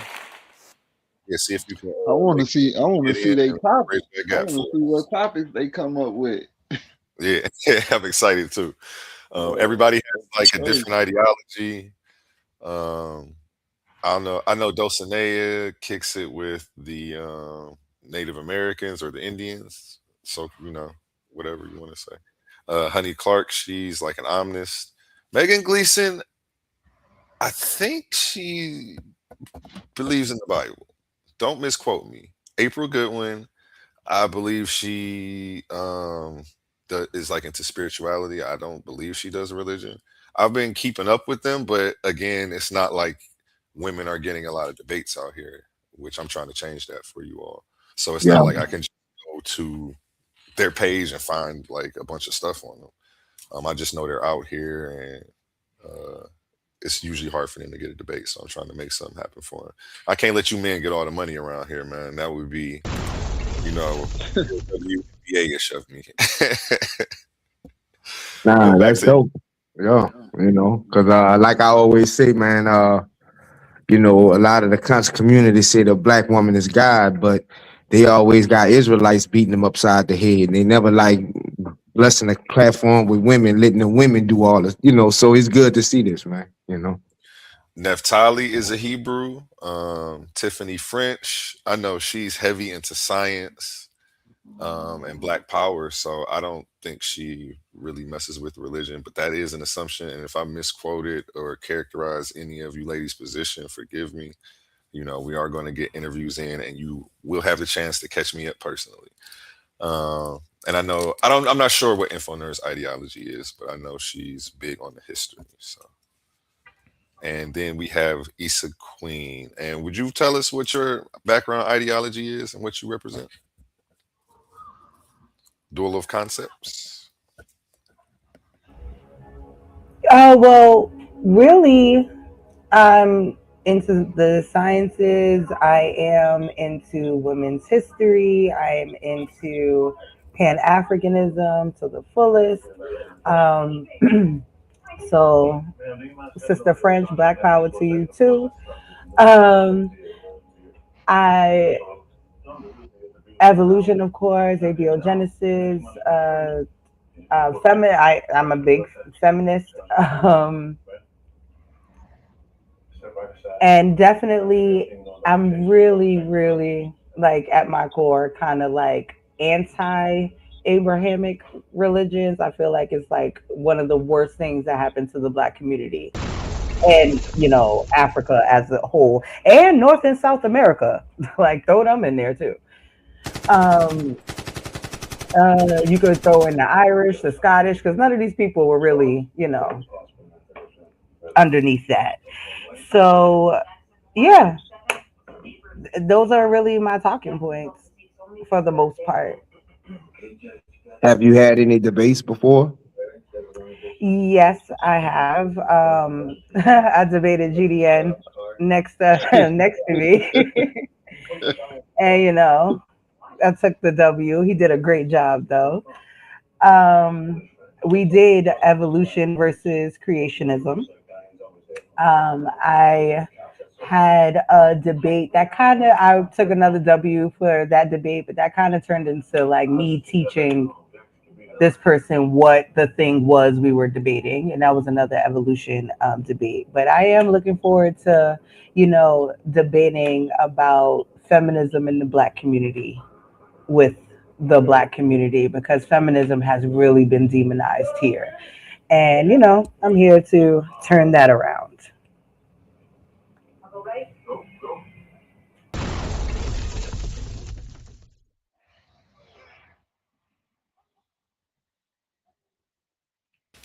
Dun, dun, dun. I know I can trigger every single piece of the black community with all of my talking points. I get it.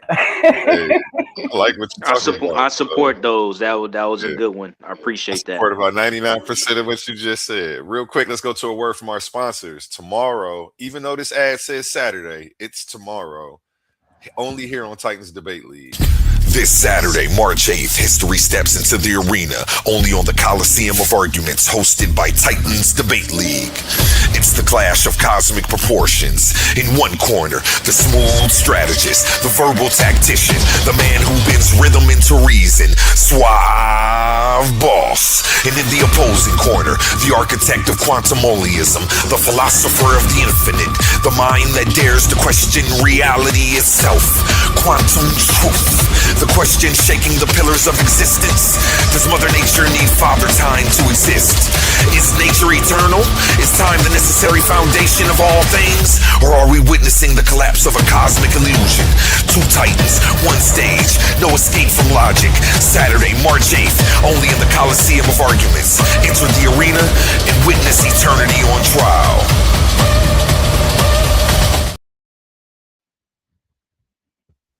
Dope. I just noticed that the graph is always tight, but I just noticed your boy Quantum Truth, he have Mother Nature half time. That was tight. Yeah, yeah. I still see mistakes in some of my work, but y'all probably won't. A lot of people tell me, bro, if you didn't tell me that. This Saturday, March 8th, history steps into the arena. Only play it without the music. But yeah. Appreciate you though. You already know I do new graphics generally for every show. This one was a rush job. This background I got back here, I didn't animate it. I was on some lazy stuff. But yeah, look for this one to be animated because this topic really brings them out. So we're gonna keep this going here at Titans Debate League. Yeah, it's a queen. You got to get me a photo so that way I can get some graphics started for you. GD Capone, I got you today. Yesterday, I got yours. Tahuti, I don't have anything for you as well. If you could send me a photo, I know somewhere down the line you'll be either hopping in a debate or doing a presentation. So I'll already be prepared if you get that over to me. Do you remember what I wanted to debate about? What I'd rather debate about? One of the topics? I don't, but I remember that you were specific about the topic, which I wasn't upset about because it was just what you want to debate about.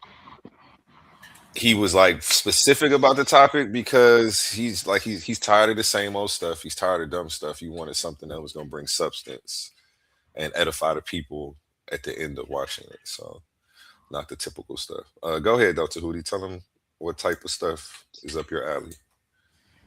You need an argument. Repatriation versus reparations. Yeah. And solution based, man.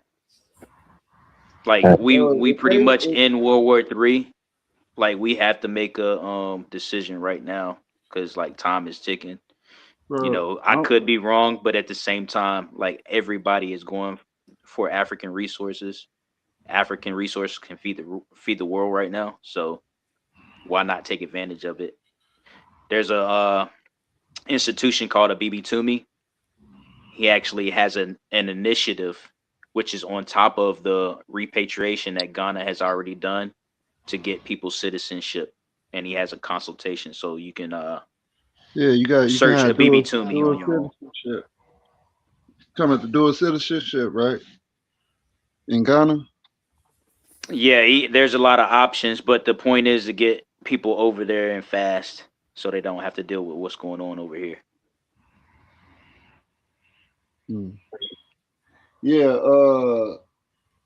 I'm for reparations, but bro, you just gotta realize it. If we was gonna get reparations, they would have gave it to us already. So that's to each his own. If you want to keep thinking, you want to keep the hope alive, man. Go ahead. Yeah, we would have had it already. It's already been 400 years. Other people ain't have to fight this long for no reparations. They dropped the bomb. And another thing too, the next couple of years, they got reparations. The Jews had the Holocaust 10 years later, they got their reparations. Forgot what happened with the Chinese, even they got reparations. So, you know what I'm saying? We the bottom of the barrel, bro. And they gonna keep it, they keeping it that way, even though we the salt of the earth. And it's a spiritual reason. This is what the creationism, this is what the biblical text, the Egyptian text, this is what all this stuff is about. It's about for you to know who you are and know who the people that's against you are and stop going to them for assistance, for help. Go to your God, right? That's the point. Go to your, well, I ain't gonna say God, go to your power, right? In Isaiah, say the trust in Pharaoh, right, will be your confusion, right? The Pharaoh is the person that is ruling, right? So you're supposed to trust in the creator. The creator set the Pharaoh up, not the Pharaoh, the creator of. Remember in Egyptian, Khnum made them on his potter wheel, right? So you got to understand who your maker is, bro. You go to your maker and not the person that, and not the face of the I forgot what they call them when they just put them up there, the face authority or whatever. You go to your maker. So that's the problem, bro. Yeah. Nah, I mean I agree with you with what you're saying, but if I had the choice, reparation or repatriation, I'm taking reparations all day because where I'm going and what I'm getting. I mean, the people in Africa, they gonna first have to get it from the colonizer. So you saying they're gonna take it from the colonizer and then give it to me? Nah, just give me what my people work for. You know, I got the hours already tallied up. Give me that, and I'm just do me. I look at it like it was in Exodus. Before we left Egypt, they broke us off. They gave us all their gold. So you know, give me what you owe. That's how I look at it. That's how it's gonna be here. We gonna have to spoil America. Hey man. I got my eye on a few things I might want. But yeah, man.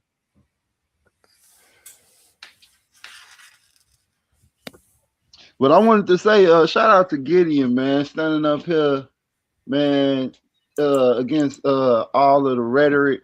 We went through almost three different conversations, three different topics. They moved the goalposts from matriarchy to patriarchy to the Hebrews, the women in the Bible. Like you shout out to you, bro. For real. You No doubt. and Kasai came in and stood strong too. No So doubt. but these brothers is in trouble, man. And that's what I was trying to tell Humble, man. You need to help Tahuti out. I know you ain't gonna let this fight. Yeah, Oh, humble. man, I know you saw what was on the screen. It said that the daughters doesn't automatically inherit the power. So what type of system is that? If they don't automatically inherit, meaning it got to be a stipulation for the daughter to even receive the power. And what's the stipulation? Either the son is too young, or what? He didn't have a son. Yeah.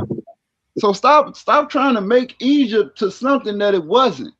Yeah. I need y'all to calm down because we agreed that it That's was what I'm a saying. patriarchy, and a lot of what Egypt was equal with the equality between men and women, as in men and women both owned land. They both can say they were going for a divorce. They both can have businesses and do and have high places in society and have influence in society. That's what Egypt was doing that Israel isn't doing. And that's the part that y'all keep on skipping over. Yeah, Israel Capone, not gonna do it.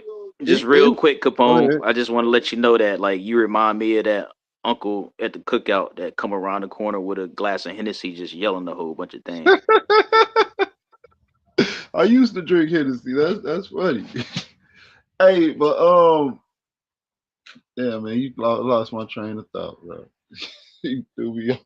No, she was saying Got me Egypt thinking women about could what own damn thing. land, do this, do that in Egypt. In the Bible, the women couldn't do that. That's what she was saying. Oh, No, bet. I didn't say the Bible. I Well, said no, in I'm just saying Israel. more or less. More or less. In Bet, Israel. appreciate But it. yes, in I the Bible appreciate as it. well. Because I Yeah, know you're so going to bring up some anomaly of one woman that is able to do, the things that y'all are talking about and try to make that the standard of what women were able to do. And that's another thing that y'all like to do in these women kind of was conversations. able to do a lot of things. See, it's a lot of stuff that's in the Torah, in the Old Testament, the Tanakh, in the Bible, right, in the scriptures that's not translated into English. So it's a gang of stuff that we missing out on. But not only that, to answer your question, Israel is not going to be doing it because Israel is not in the land. Israel is scattered right now. So understand the people that's over there, they acquired that land in 1948. So they not the true inhabitants, the true descendants of Jacob, right? So and we know this. So Facts. Israel is striving, Israel is working, Israel is waking up, Israel is doing all they can. But Israel have to understand that we have to unite on the one front, and that is that our power exists. And that's the whole thing, and that's the whole point. When he spoke to Moses, that's what he told him. I exist. So no one can never say that he doesn't. And we have to show that by our resilience. And that's the problem. Israel not. That's the only thing we're not doing. We're not showing that resilience. I have to agree. I'm not sure what that has to do with the conversation, but shout out to y'all. Keep showing y'all resilience.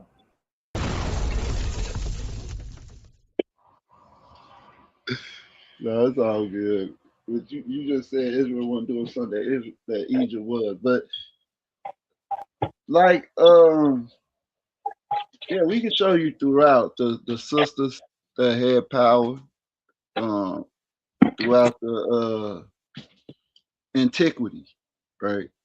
Um, but one thing that I was pointing out with Egypt with this matrilineal thing is that the sisters was used for other men to gain power, outsiders, because Egypt went through different intermediate periods where actual Egyptians wasn't ruling. So these sisters was married to these other kings that wasn't Egyptians. So that's how those sisters still hold some of the Egyptian bloodline. So now we see what the woman was actually used for. It was to regain that last of that blood, what remained of that bloodline. Because obviously they would kill the man or enslave him or do whatever. So they wouldn't procreate with the men. So the women would be empowered to these intermediate kings, meaning they not Egyptian. And to restore their kingdom back to the Egyptians, you will utilize the woman as a deposit to bring your seed forth through her to preserve that Egyptian seed. If you want to call that matrilineal, I don't see it that way, but I guess I just see it. That's how people procreate. So the same thing that y'all be following the Bible for us, how we talk to our women or tell our women or try to make it like women is just used to nurture and birth children. That's the same way the Egyptians utilize women. So You disrespectful. Just keep that with your people. That's the same. But look, that's the same way. That's the Now, same I way. mean, he already admitted that his people do that. Don't Now, put that on the Capone, exclamation. so number one, Capone, you know that is utterly not true. Bro, you already know when we study Kemet, our highest principles are women. My aunt is a woman. Oh, wait, hold on. So you can't sit here and say, I don't know where the Hold on. My matrilineal aunt is. is a principal. No, Kemet don't. My You know aunt is a principal. My aunt aunt is is not a a woman. A woman is flesh. hold You know on that, one right? second. Good point, Hold on. Capone. But she's represented as a woman with the ostrich feather. So is she represented as a woman? Is she a real woman? You know she Capone, stop it. You know you just got Capone terrible, bro. No. Because listen, you can't put just because she's personified as a woman, right? Now you can't put that on all women. So is wisdom a real All woman, or women is don't wisdom have balance, bro. personified as a woman? All women don't have order. Right, but But let me you ask you supposed this. to. Cosmic order. Is wisdom a real, according to the Bible, right? When it say wisdom was there in the beginning with the Most High, is wisdom a real woman, or in that passage was wisdom just personified as a woman? Wisdom is the spirit of God. That's in Genesis 1. Ruach HaKodesh. You know what I'm talking about, Capone. You know exactly what passage I'm talking about. I know. You talking about Proverbs 8. Right. So in that passage, is wisdom personified as a woman, or is wisdom actually a woman? Wisdom is the personification of every living.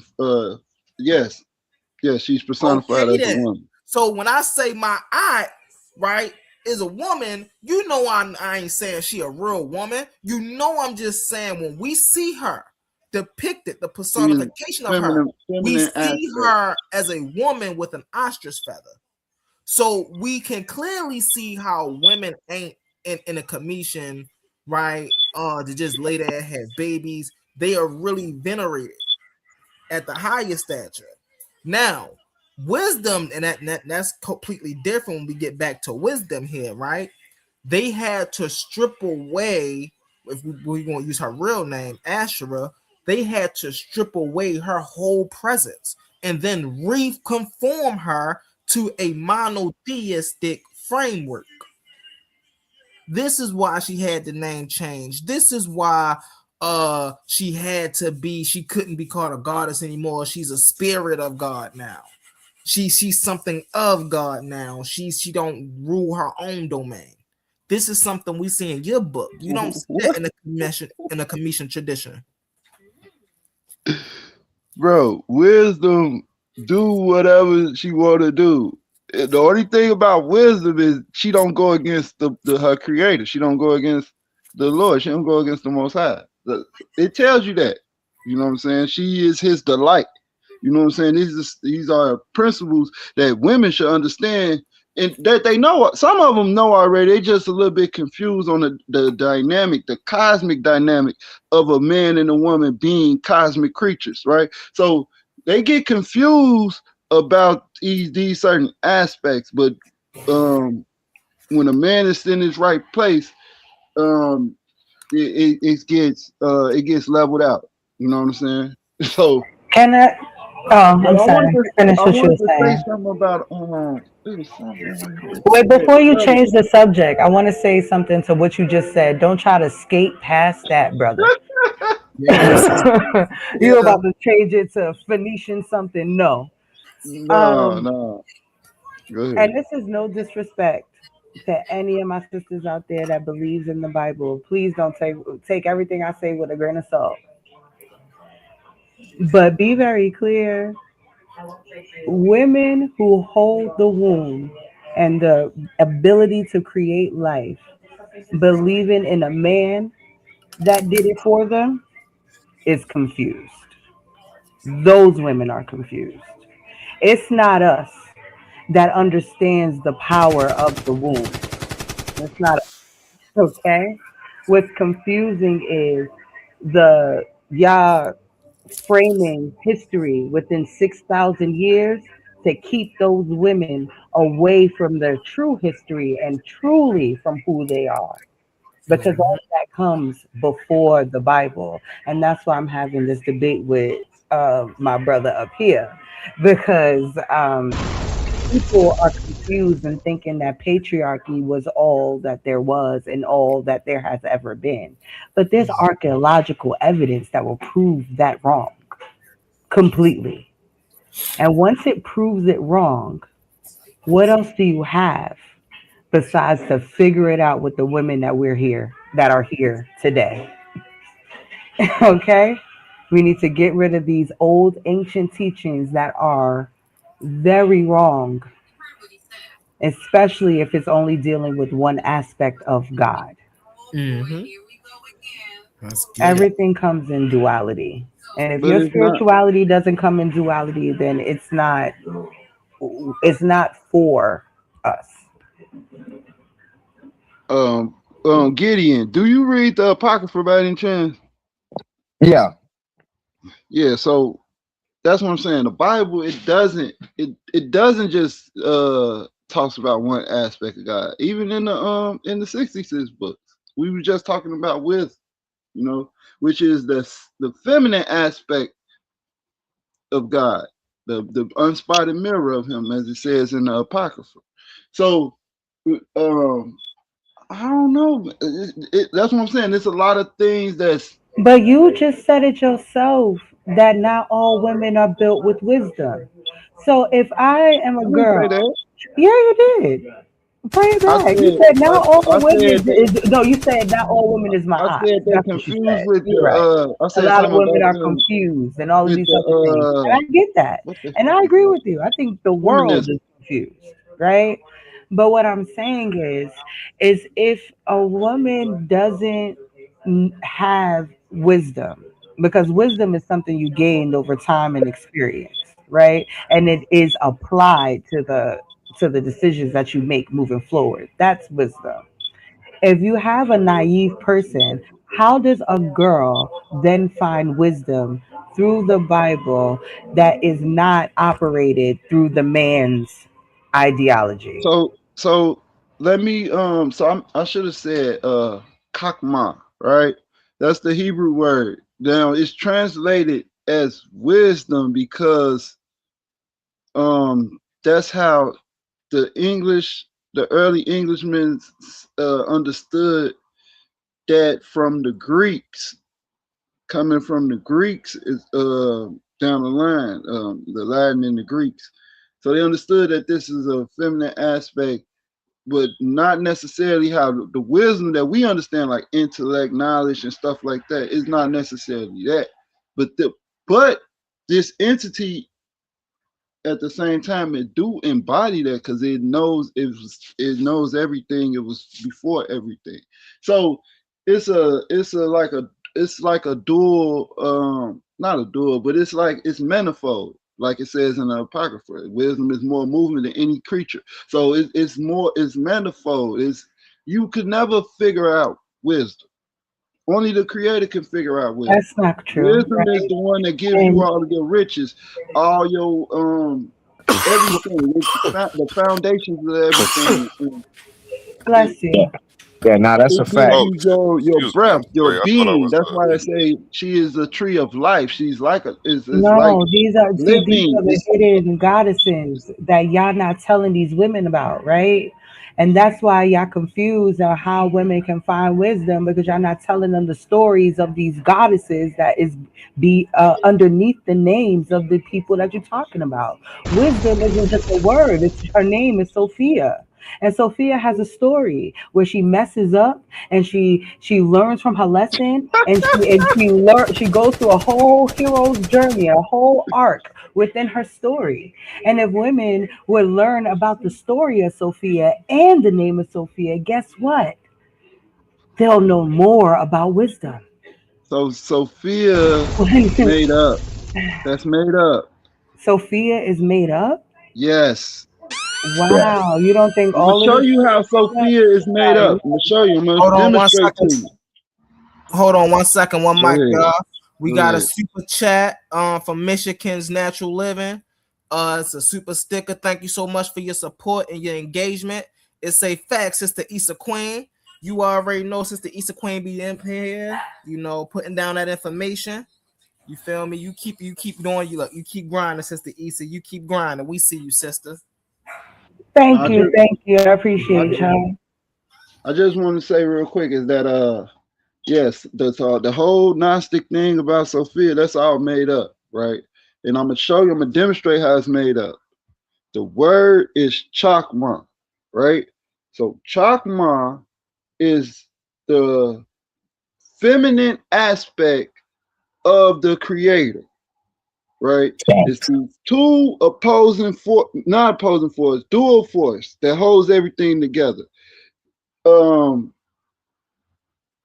that's what Chakma is. But Chakma is spread it throughout the whole entirety of existence as well. So you got to understand these dynamics. So when the Greeks came up with their language, which is only the Phoenician Hebrew turned 90 degrees, um, they said they can't do the ch sound. So or well, I ain't gonna say the ch sound. Some of the words they can't pronounce. So they say it's Sophia. So that's the Greek word for wisdom or the feminine aspect of something. It wasn't a goddess at first. It was a this is a it comes from the Hebrew. It's just their way of saying it, right? It's in their language. Yeah, I That definitely knew it was that a Greek. word that word then it was the personification. So it got personified to other women and deities. You have Yeah, Sophia Helen. Agria. It Yeah, Sophia whatever. They'll put it on any other idol or a statue of a representation of their deity. Okay, now let's get to the Gnostic text, because the Gnostic text comes later on after the Greeks. The Gnostic text comes during the Rome.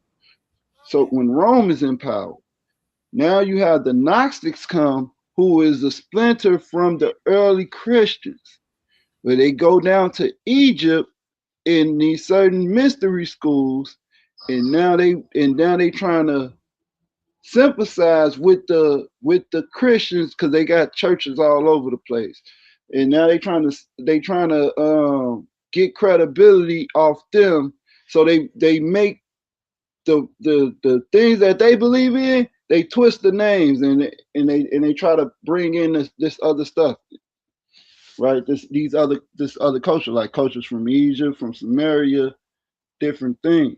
So now this is the point. So in the story of Sophia, right? They say it's a dual nature. Why? Because in the Epistle of James, he talk about heavenly wisdom and earthly wisdom, right? But he was showing how people are carnal in spirit. That's it. But anyway, in the Gnostic gospel, they say the name is Akama, right? So you got to understand the dynamics. Anything A meaning against, right? So it's saying it's Akama, it's against You gonna? wisdom. I Hold on, was I'm waiting almost for done. him. Okay. I'm almost done. It's against. It's saying Akama, right? So it's like Kakama with an A in front of it, and then you have Sophia, where they say Sophia created Akma. So they try to show that Sophia is the lower part of the wisdom that created this other being, Akama or whatever. But they trying to say this is the dual nature of wisdom. You have one that's higher and one that's lower. But it's really just a misinterpretation of the Hebrew word Kakma. That's all I was saying. And they use the New Testament writings. They had the epistles and everything around this time, because those gospels don't appear until like the 3rd century. So then you have you like I said, you got James epistle, you got all these writings going around, and they would use certain names to gain credibility. So that's the whole thing about the Sophia and the Akamai and stuff like that. Yeah, you was on point with that. I just never knew like the linguistic shifts that you talked about, but that make a lot of sense. Right. I'm gonna look into it more about the Greek word for it, because I know that's the Greek word for Are wisdom. you landing your plane at any Sophia. point? Yeah, I'm done. I'm done. I'm done. I'm done. I'm just Okay, so here's the thing. Sophia is just one of the many goddesses that are hidden. I just brought her out there because we was talking about wisdom, right? And I agree with you that Gnosticism, comes out of the early Jewish, traditions, and splintered off and added, their little thing to it. I'll give you that. But at the same time, when the Council of Nicaea was being done and all of those other councils, was they not like bringing in all the textual information from all of these different places and deciding on what was and was not going to be in there? And Sophia being hidden under wisdom was one of those things. They took in Gnosticism and their ideologies into what we know as the Bible to make sure that all the people that are underneath Rome's like territory had something to identify in with this new religion that they're about to push to continue their reign. So I mm, agree that with everything that you said about Sophia, but I'm also gonna say that people really did believe in this, and that belief system found its way into yours. mm. You Listen, know what? You know what? I agree with you on one point that you made when you said that um the Romans the Gnostics had an alliance with the Romans, because we know that through the Valentinians and the Basilians and stuff like that. So I agree right there, but those books was already rejected before that. So at the Council of Nicaea, they didn't reject any books. The books was rejected, I think, 25 years before the Council of Nicaea. No, what I said the Council of Nicaea and other councils because I didn't Oh, want okay. to read down all the list of all the councils. But and I'm not sure on which exact council that you're talking about when they was talking about Sophia, but I know that they were. And still, even then, they didn't reject the entire thing because she still found in the gospel that we read about when they're talking about wisdom and making it a gender bound because when they're talking about God and they're saying he, they never make that mistake and say she when they're talking about the most high. Okay. So and yeah. and Sophia is not even like one of the first ones. You if you really want to talk about goddesses in there, we already had this conversation about Asherah and how she was in the beginning in Genesis. No, that's not Ashura. So like, But and that's in your text in that's the not beginning. Ashura. Yes, The it is. Bible, it tells you about Man, Ashura. It tells you about Ashura when it says the Israelites and Judges, they worship Baal and Ashura. So we not running from that. okay, but who is she? Yes, But y'all are running for her because you no, keep on referring to nobody is her as running just from the Ashura. all in Asherah, but y'all don't like to say Yahweh in Asherah when that is No, historically because accurate it as say well. because it says Baal, right? But it also has inscriptions that says Well, Yahweh in his that has Asherah. everything to do with the name of these deities. Uh I, huh. I'm not finna have that I discussion right now know. because I know. I want to have this. I want to flesh out this thing that you brought up about the Greeks. I mean about the god Sophia. Sophia is attached to every goddess in Rome. They got Sophia Syllabi, I think it's Syllabi, right? Sybil Sophia. You have Helen Sophia. They got statues. So they just saying that this is wisdom, whatever this representation is. So the word becomes if the word becomes common. I keep telling y'all these words evolve. Words they become common, right? We know these But Greek. the fact that Sophia is an actual goddess with a storyline underneath the Gnostic teachings doesn't tell you that it's more than just a word, No, because it's Greek. It's a especially Greek since. word. Do you Where have do a you Greek think the goddess named Roman Sophia? got their? Where do you think the Rome got their culture from? I Where do know you think Greece got their they got it culture from the from? Greeks. Rome is big It's a splinter copycat of the Greek, too. Greco-Roman.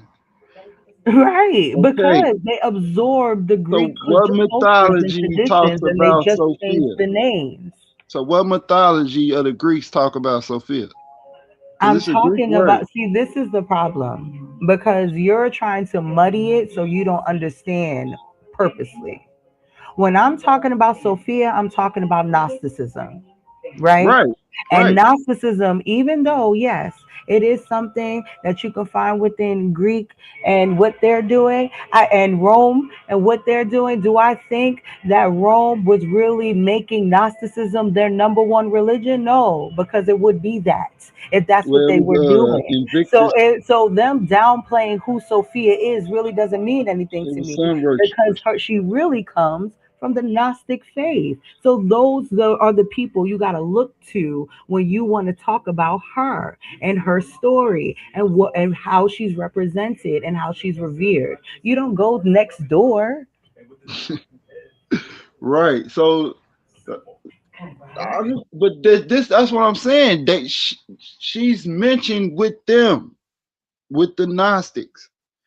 But it's a Greek word that embodies the wisdom, right? And it's an early view of wisdom when it's not talking about nothing about intellect. It's talking about um Are we talking spirit. about Genesis now? It's talking about a spirit. Are So we if talking about Genesis now? What are we talking about now? Sophia still, you and even in the Gnostic gospels, you have in a hierarchy, you have Binah, right? Binah, then you have I said Sophia, Akama, or Akama and Sophia. I forget how they got it. I know it's higher and lower. So you had these different aspects, but we only talk about Sophia because Sophia is the word that's used in the Bible, and you attach that to the deity. When the Greek, it's a Greek word, and it doesn't go back to a Greek deity. You Right, know because the it Greek goes back deity. to the Gnostics. Like It's, I don't know. I'm just, Like I that's what get I'm it. saying. I That's get how they it. knew Like that. That's how they knew that it was false. That's how they knew that they was making it up. okay, we could agree to disagree. All right, can I share the screen real quick?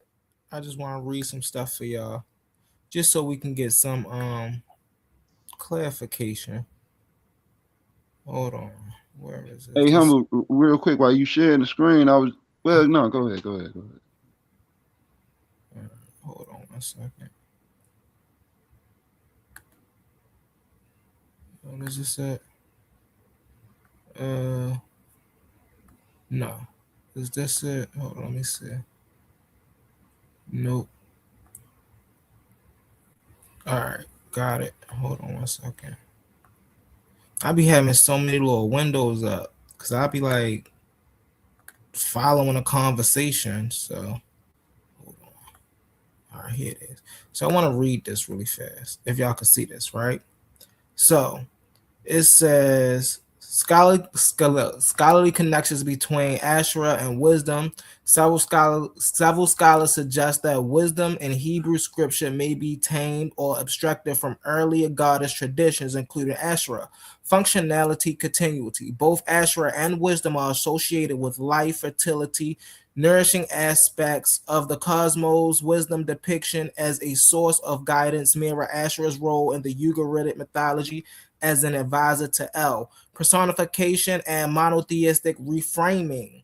As Israelites' religion moved towards monotheism, God's attributes were sometimes reinterpreted in abstract and moralized terms, depersonalizing them into concepts like wisdom. Oh my gosh. Like wisdom to preserve beneficial functions while eliminating competing deities. This is what you're talking about, Brother Capone, right? So when we see wisdom in Proverbs, we're seeing a reframing of Asherah in a monotheistic framework. This is why it's okay for the Bible in Genesis to say, oh, well, they tore down all of the poles of Asherah because they had to reframe her to make her fit. They can't have a competing deity. So what they did was they made her wisdom and they made her a part of God. This is You what the just made Masoretic that up. people do, right? It's a textual indication. Some passages in Proverbs and other wisdom literatures emphasize a feminine voice offering instructions and orders, uh analog analogous to Asherah's early mediations between God and humanity. Scholars such as Peter Ekinoid and Asphadolong posits that these texts reframe advantages of Asherah's worship through the symbolic figure of wisdom, right? So, also, I wanted to ask you, bro, wisdom is considered what in Proverbs? Isn't she considered the tree? She considered a tree, She right? is the tree of life to She those the that tree. behold And what her. else is the tree of life? Who else? Where they Asherah, get the where they Asherah is also the tree of show life. show that He Astra is the says, tree of show life. it. What source you want it from? Let's go to Show it. theological study Go to journal. the source that show that. I want to see the word It says tree in God, life, and man, one female, I the want to Oldest see Testament. Hold the on one actual second. I word. got you. It says God, male and female in the Old Testament, Yahweh and his Asherah. In recent issues of the journal, E. Johnson discusses, I guess this is who the journal is by, discusses the evidence for female language for the deity in both scripture and the tradition. Her discussions omit some recently discoveries inscriptions which have caused a major shift in the scholarly understanding of the femaleness of the divine in ancient Israel, and as a result, the history of Yahwistic faith. See, y'all gotta study this Yahwistic stuff. Every time I talk about the Yahwist and the Elohist, y'all, who is that? What is that? This is No, a no, no, Yahwistic humble. faith. Hold on one That ain't second. what I asked you for. The purpose of this essay is to present these inscriptions as well as their theological and historical implications for the understanding of the divine in the Old Testament. In 1975 to 76, Michel excavated in a 9th and 8th century BCE site in the eastern Sinai called Kutali Ajur. Oh, this is the Kutali Ajur thing I was dealing with. The sanctuary discovered at Kutali Ajur yielded several inscriptions that the two following quotations simplify the inscriptions containing the element of Shirah, right? Mr. X, Mr. Y. So basically, this is telling you that before we had wisdom, right? Where's the theological? Before we had wisdom, we had Asherah. Here, go right here, right? It's a say, and father of the pantheon, Asherah was a nurturing mother goddess, the religious symbol of a goddess. The Asherah was in Israel was a wooden pole or perhaps a what? A tree, representing Right. the what? That Tree was of burnt. life. Tree of, you said show you where she was the tree of life. Right here, it lets you know. The fact that he made you show him with the tree of life, but he was just screaming about the grove that they burnt down, like you already knew she was a That the tree. grove wasn't the tree of life. That's a tree. Anything. I know I'm what not I said. talking. Hold on, hold on, hold on. Listen to, wait, hold on. Hold on. Before you go off the Go deep end, ahead. Go listen to ahead. what I said Go again, ahead. right? Go ahead. I find it weird that you made him look for where it says Asherah is the tree of life when you know that when they burnt down the grove, they was burning down the actual like trees and the Asherah poles symbolizing trees of her. So you already knew that she was the But those tree. are not trees And of life. Every tree is not a I tree of life. know The that tree of you're life not is listening the to tree the of life is. Hold symbology on, of hold what on. I'm saying. You're But just but hold stuck on, on hold tree on. of But life. do You the already tree of knew life? she was the No, no, tree. no, no, no. Because that's the point. So, do you know what a tree of life is? Of course, I know what the tree of life is. It's my womb. The hell? So your womb is immortal. Yes. If we're talking spirituality, absolutely. How is your womb immortal when you die? Because my mitochondria lives on. And Don't it's don't been let her here. get down to It's kick. been here since How the Abiogenesis, Hold my on, brother. hell? Whoa, look, look, What look, are we I ain't trying talking to get about? into your anatomy and all that. What I'm saying is the tree of life represent immortality. That's what the tree of life is. no, So when it says whoa. that wisdom is the tree of life because she is the gift of you understanding things that you can't understand regularly. Like This is why they want to mix it. This is it's why the they want to humbling muddy of up. nature of your natural abilities. Right, but It's this is why they want to humbling muddy experience. like Sophia worship and Asherah worship because Asherah is here from the beginning. This Exactly. is your Old Testament stuff. Sophia's New Testament. That's how she snuck in there. Mm-hmm. But when it I just comes to told you that's that Asherah, language. she is the tree of life. That's why her symbol is a tree. And it wasn't just any old tree, it was a tree with animals around it eating But from it. trees are not Because she, immortal. hush, child, and learn something for a second.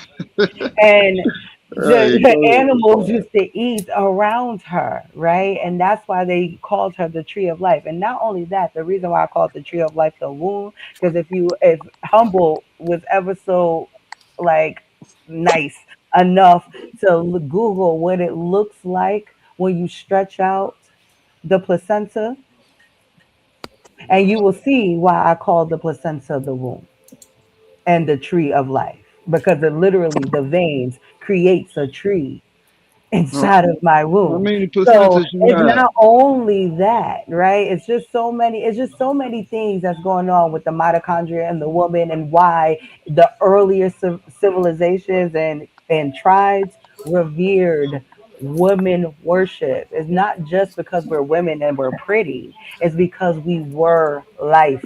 We were creation. Can I please get in here, please? Go ahead, cause Yeah, man. I thought I was gonna be able to sit back and watch the rest of the night, but I keep hearing this foolishness, man. So they keep on talking about Sophia and all this. Look, what they want you to do, they keep wanting to insert all this extra nonsense into the Israelite culture, and then they trying to rework history and act as if the Israelites were this polytheistic, and they reworked the Bible and made it monotheistic. So first I want to play some audio because notice there was no source on the Elohist and the Yahwist. Just ask them for the primary. That's all you got to do, because there is no primary. I can pull it. I can pull the scholars. They'll tell you that there is no evidence for this. So just to let y'all know that the belt over here is real. Listen to this audio with me and Humble real quick. Elohist and Yahwist. You need a primary for the Elohist and Yahwist. I need a primary. When the people went into when the Babylonians. I need a primary. Hold on. Let me ask you a question, brother. You just didn't want me to interrupt you, but now you interrupted me.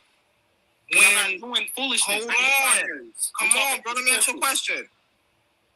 When the Babylonians went into Israel and took over, and they came back, what were those people called? Has nothing to do with what I asked you about. What were those people called? Talking about? Show me because that's people. Hold on. So listen to this though. He says in the Elohist. Show me primary source. He said, I got you. I told him pull up a biblical text where there's only a L or a Yah, right? Listen to this. It only has Yahweh or only has El. Thank you. So he said he got me. Y'all want to know how that video turned out? How that conversation ended? Y'all want to know how you looking confused? Listen to this. Pull it up, man. You know what? I'm not here. Talk too damn much. I'm out of here. So Sonator jumped in a little bit, but listen. Yeah, you better get up out of here. Hey, let me. Can I finish real quick? Oh, get his head cracked. I jumped in. Can I finish real quick? I'm gonna finish what I was showing, then I'm gonna let y'all have the floor. I want to talk to you real quick for a little bit, Rakufu, but I'm gonna finish out real quick. So I want y'all to know this. Dude jumped out of here. He said I was looking confused. That boy got up out of there and ran. You was looking confused. That boy got up out of there. Play the rest of the video. Hey. Primaries and stuff. Bro got up out of here. He got up out of there. That man ran. Video. That man ran. Listen. There is no. All this is what we call reconstruction history. That El and Yahwist, because guess what? I pulled in this video. I pulled the scholar that literally said there is no El, there is no Yahweh. This is all interpreting on the text, how we want to read the text. There is none of that. So my first question is, what in the biblical text, what role is Asherah supposed to play? Show me a primary that Asherah is supposed to be this heavenly deity or something in the biblical text. Because what you keep trying to do is revisionist history. He had the Kuntal of the Drug and is talking about Yahweh and his Asherah. I got more audio. Don't make me embarrass you, Humble, over here. He didn't even know what the scholars bring it. You know this is what we live for. He didn't even know what the scholars said about it. I said, you don't know what the scholars actually say about the inscription? You don't know what the truth about it is? He said, what scholars say that? Huh? Tell me. What scholars say this? And then he said Denver discovered it. I dare you to say that now. I dare you to. Bro, hey, hold on. I dare you to. Hey, brother A1. Hey, bro, let me take this down real quick. Let me put my face on the screen. I love this. This is what I love right here. Hey, brother A1. When I first had my argument alley over here, we played my call out video, right? A1. Oh yeah, we definitely played your call out video. Call out video, and in the call out video, I most definitely called out brother Kazad, and I most definitely in that call out video showed that he didn't know what he was talking about, and I most definitely showed that I had the primary sources to show what I was talking about. Most definitely. So we could do that. Listen, this is what I love. This is my realm right here. Cause I've been trying to get a debate all day, man. Hold on. We can do this right now. Hey. So who discovered the Kuntalite drug? Don't look it up. Don't look it up. I don't have to look it up. I don't have to look it up. William Denver. Okay, now let's show the first lie. William G. Denver was a part of the excavation. No, you said William G. Denver discovered. Who discovered the Kuntalite drug? His name is actually Zaeve Michelle. Now I actually have the article. Zaeve Michelle, William G. Denver. No, ain't no, not William G. Denver. Nothing. William G. I'm finna let me bust it down. Go ahead. Kuntalite drug. Hold on, let me pull up my.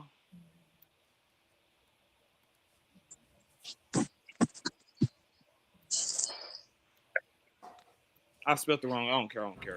While y'all pulling up what y'all needed to pull up, I just want to say really quickly, like, this conversation is built in a couple of facets of mythology, theology studies, right? We're talking about the history of religions, we're talking about comparative mythology, we're talking about historical, biblical history, anthropology, religious studies, all of these things in one little conversation. So please don't confuse the fact that, the type of evidence that you want, you might not find, because there's other ways to prove the points that we're making. I just want to put that out there. Yeah. Hey, real quick, I'm gonna let y'all brothers go. I'm gonna let y'all get back at it. I just wanted to say with that placenta and the tree of life, we don't know that the tree of life actually looked like that, for one thing. And that's also how your brain look. That's also how the lungs look. So that cuts what's this called? Abiogenesis. How does that cut Because hold on, because if that image is true, what you just showed, that show a design. It definitely shows a design, and if it's a design, then it was a creator. So that's you making an assumption. No, that's you making an assumption. That's you making an assumption. And that shows secondly, the design and purpose. I can show that design in other things. Okay, I heard you. A human anatomy. Because you can find all types of designs in the world. Like, that's not new, right? What you were talking about was the tree of life, specifically the life-giving tree. And what I said was that life-giving tree is on my placenta, the life-giving organ that's in my stomach that creates life.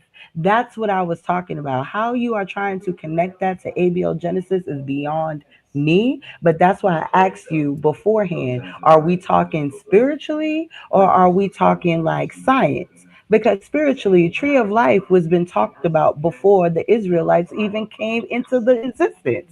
Like, you're not the first one that came up with the tree of life. We're not saying that we the first. Exactly. We're not saying that we the first ones. We know it's a cultural continuity. About it, but go ahead. He found his information. Can I get in here, please? Thank you. Yeah, go ahead.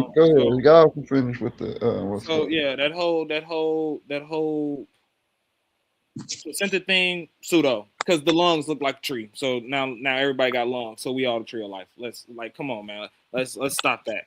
That's pseudo, and I got up here to actually bring the scholarship and correct the foolishness that was being talked about up here. So my brother, Humble Mystic, he said William Denver found the Kuntalite drug. That is completely incorrect. William Denver came after the inscription. I mean, the artifact was found, and he uses the inscription to try to push his doctrine on the Yahwistic or pre-religion Yahwistic belief stuff. So that's his role in it. That's his role, not the discovery of none of that. William G. Denver is a prominent archaeologist who uses findings from the Kuntalite drug and Caribbean L. Cone to argue that the 8th century Israelite folk religion was polytheistic, preaching the worship of Yahweh alongside a goddess consort Asherah. Right? That's William Denver role. He's not so he don't even know what he's talking about already off the bat. William Denver did not discover the Kuntalita drug. Who found the Kuntalita drug? As I said, Yves Michel found it. And I also have the person who actually found it. The person who actually found it, I actually have his article and what he published on it. You know, all the translation he give to the Kuntalita drug, none of them point to actually the goddess Ashura. Do you really want to get into his work? And then I know you didn't read it because guess what? When I challenged you on it the first time, you asked me what scholar said this. Why would you ask me what scholar said this if you already read the works on it? So then I gave him one. I believe it was E.A. Emerton, I believe his name is. I might be pronouncing it wrong. I might be, but Emerton. Yahweh and his Asher, and he tells you specifically for one, the word on it, and it's the Hebrew phrasing. For you to imply that it's talking about a actual now, like an individual, and it's saying that this is his wife, is incorrect. That is not attested in any kind of Hebrew idiom or phrasing ever.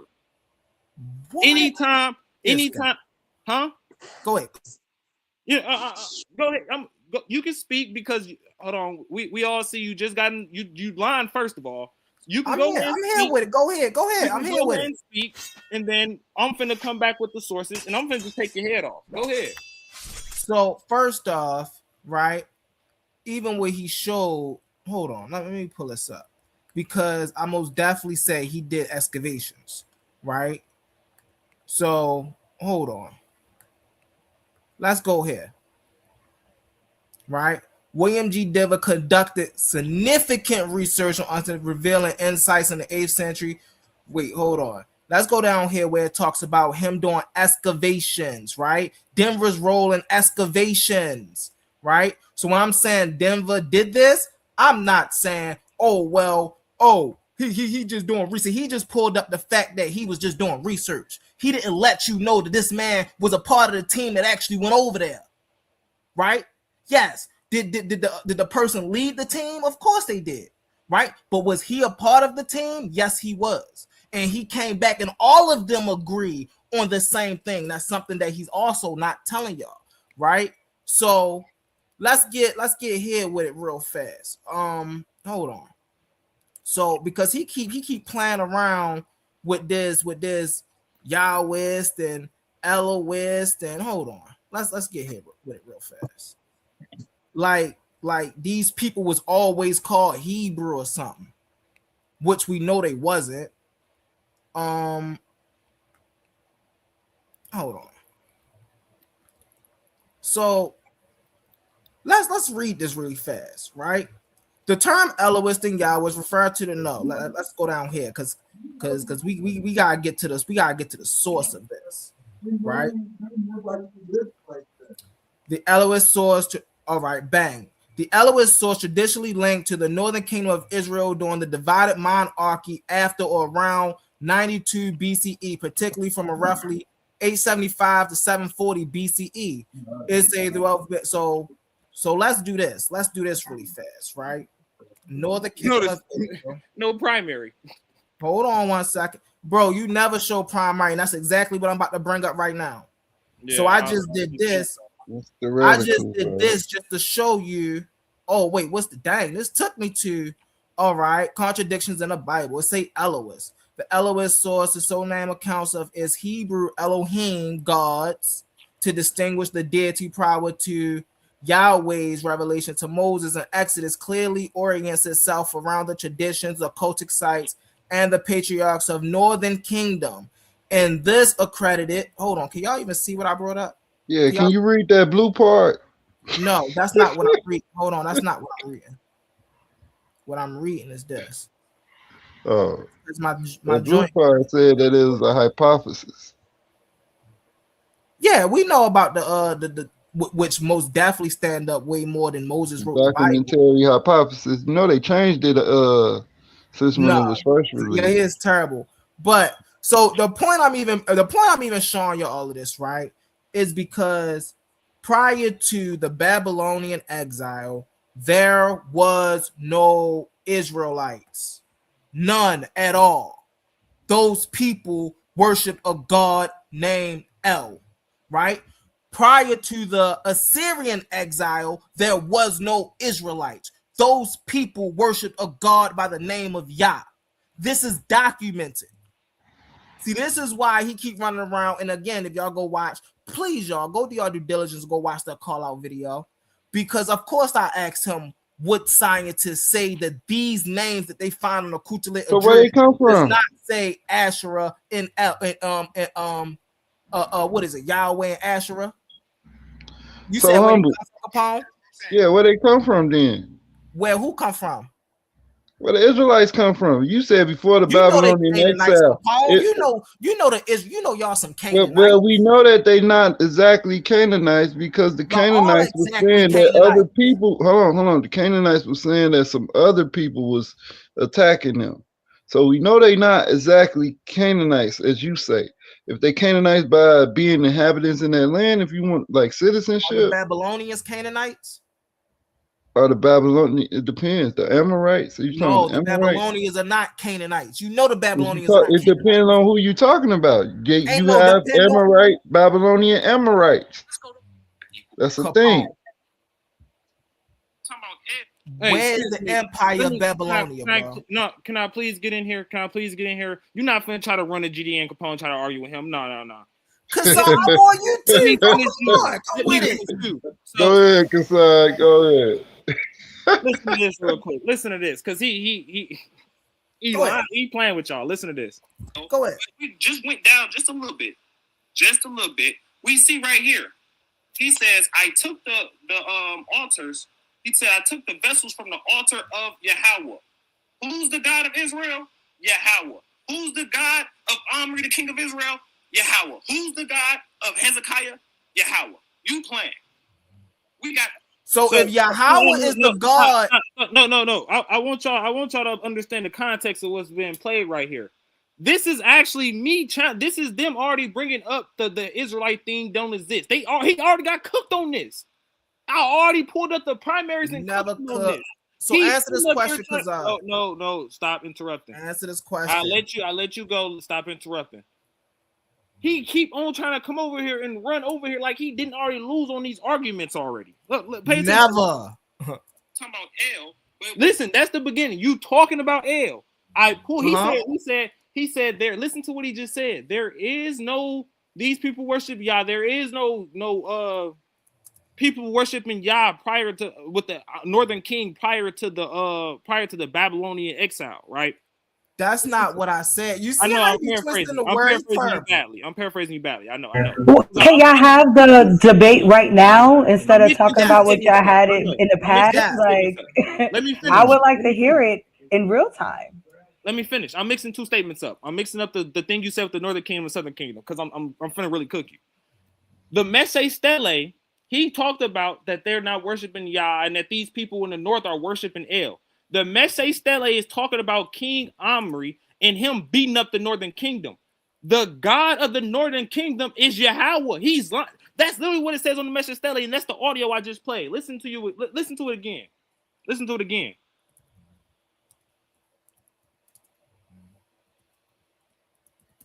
Talking about L, but we just went down just a little bit. Just a little bit.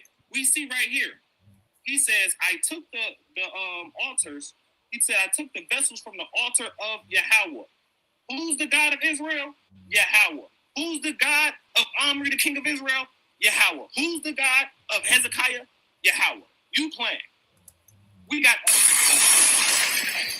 This was his show. The host of his show is dropping the bomb for me because he getting cooked on his show. Stop playing with me. You're bringing up arguments that you got beat up on other channels over here to lose again. I'm not going to entertain you with that. Pull up the primary that I asked you for about the L and the Yahweh. That's all I asked you for because all I'm going to do is show the documents that ain't no Yahweh and there is no Yahweh, Elohist, Deuteronomy. There is none of that, bro. That's some make up stuff. So let's get into this Yahweh and Asherah thing. Let's get into No. We're not doing that. We're not doing that. Hold on. Yeah, we is.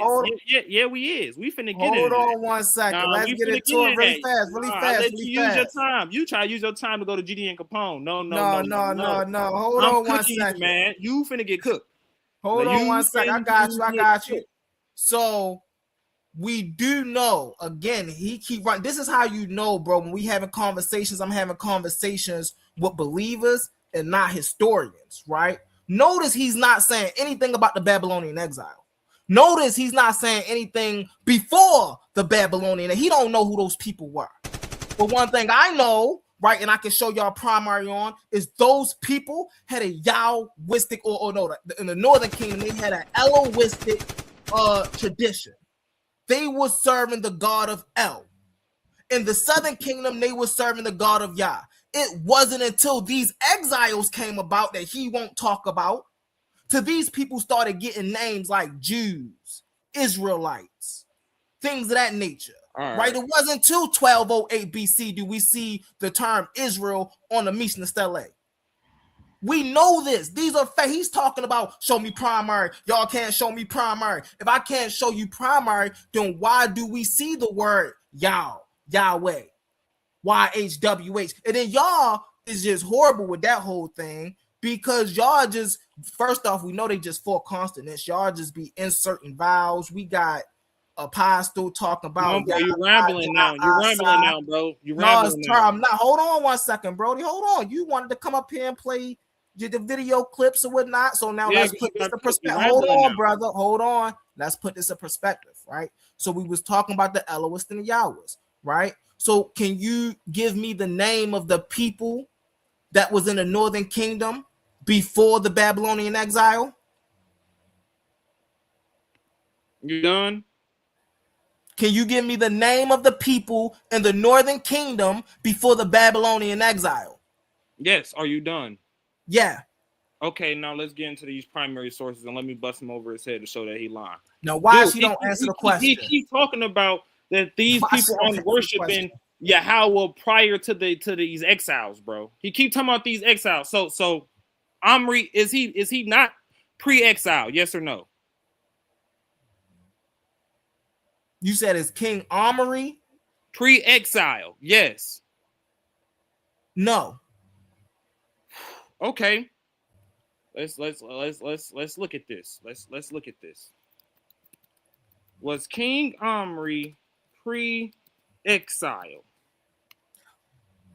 Right? Now I'm gonna just show you, like, bro, this is ridiculous, bro. And this just shows you how much they don't know about Israelite history, but they love to talk about it. So can you share my screen, please, A1? Let's get into it. This is like, why am I even doing this with this brother? Share my screen, please, A1. Was King Omri pre-exile? Yes.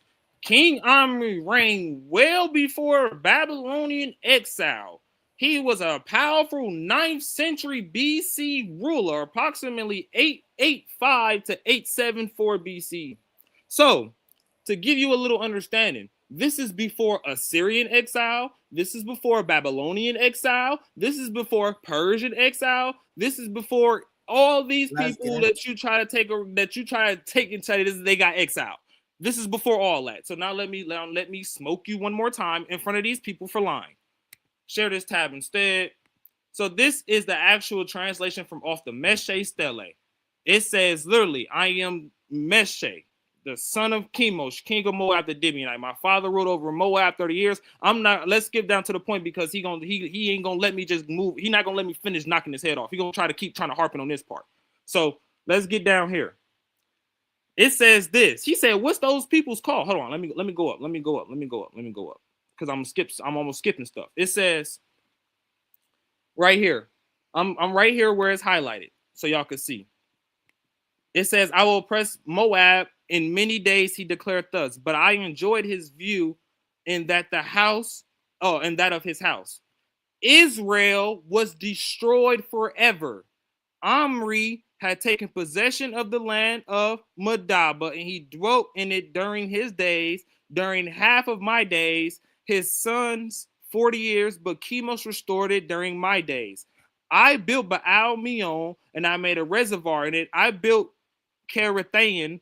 The men of Gad dwelt in the land of Atrah from ancient times, and the king of Israel have built Atrah. So now he asked me a question. What were these people called before the Babylonian exile?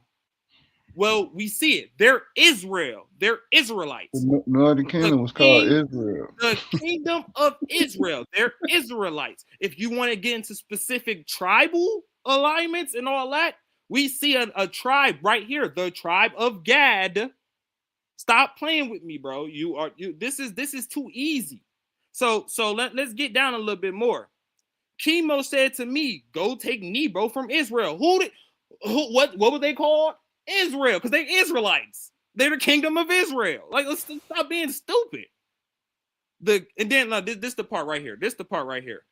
I took from there the hearth, which is supposed to be like the vessels of the altar. That's all it means. The vessels of the altar of what is this? Who is this supposed to be? YHWH. Who is this? We see it says, yeah, we know it's the Tetragrammaton. That's their God. The God of the Israelites, the God of Omri, the God of his people, Yahweh. You keep talking about El, and it says Yahweh. And then this is the killer part. This is at the same, this is what you call contemporary with the Kuntalita drug. They keep trying to give you a remixed version of history. Where is Asherah added in this? Where is the other deities associated with Israel in this? No, you're taking literally an idolatrous artifact and saying that this was the original and this is what started off first. No. The Bible tells you that they went off and did idolatry. Put it in its right context. Because we see that here that the God of Israel is Yahweh. And it says the king of Israel have built Yahaz and he lived there while fighting against me, but Chemos drove him out before me. So what are you talking about? The ancient people themselves are telling you Yahweh is their God. The people that Israel is fighting against are telling you Yahweh is Israel's God. What are you talking about? Step your scholarship up, bro. This is ridiculous.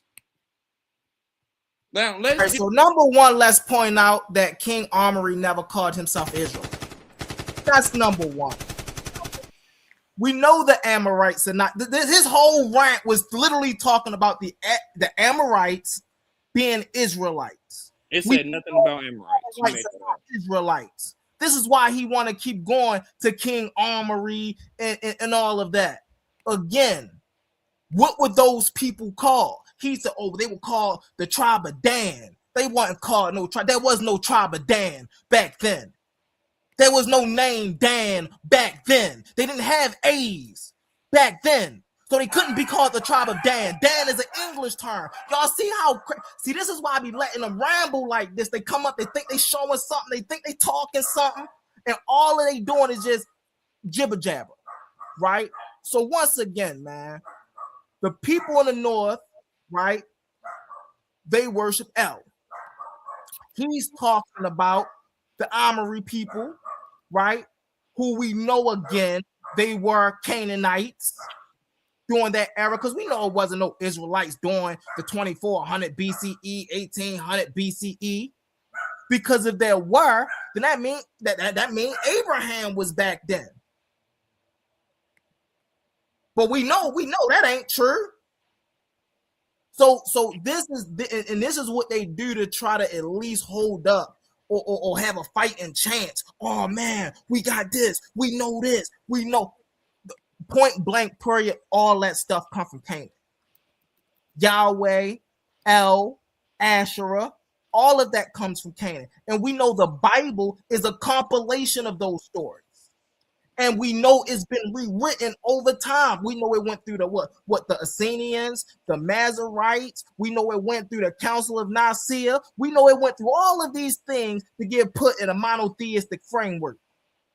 But we know the names we get in this book alone are Elohim, Yahweh, Wisdom, Asherah. We know we know all of these are polytheistic deities in the land of Canaan.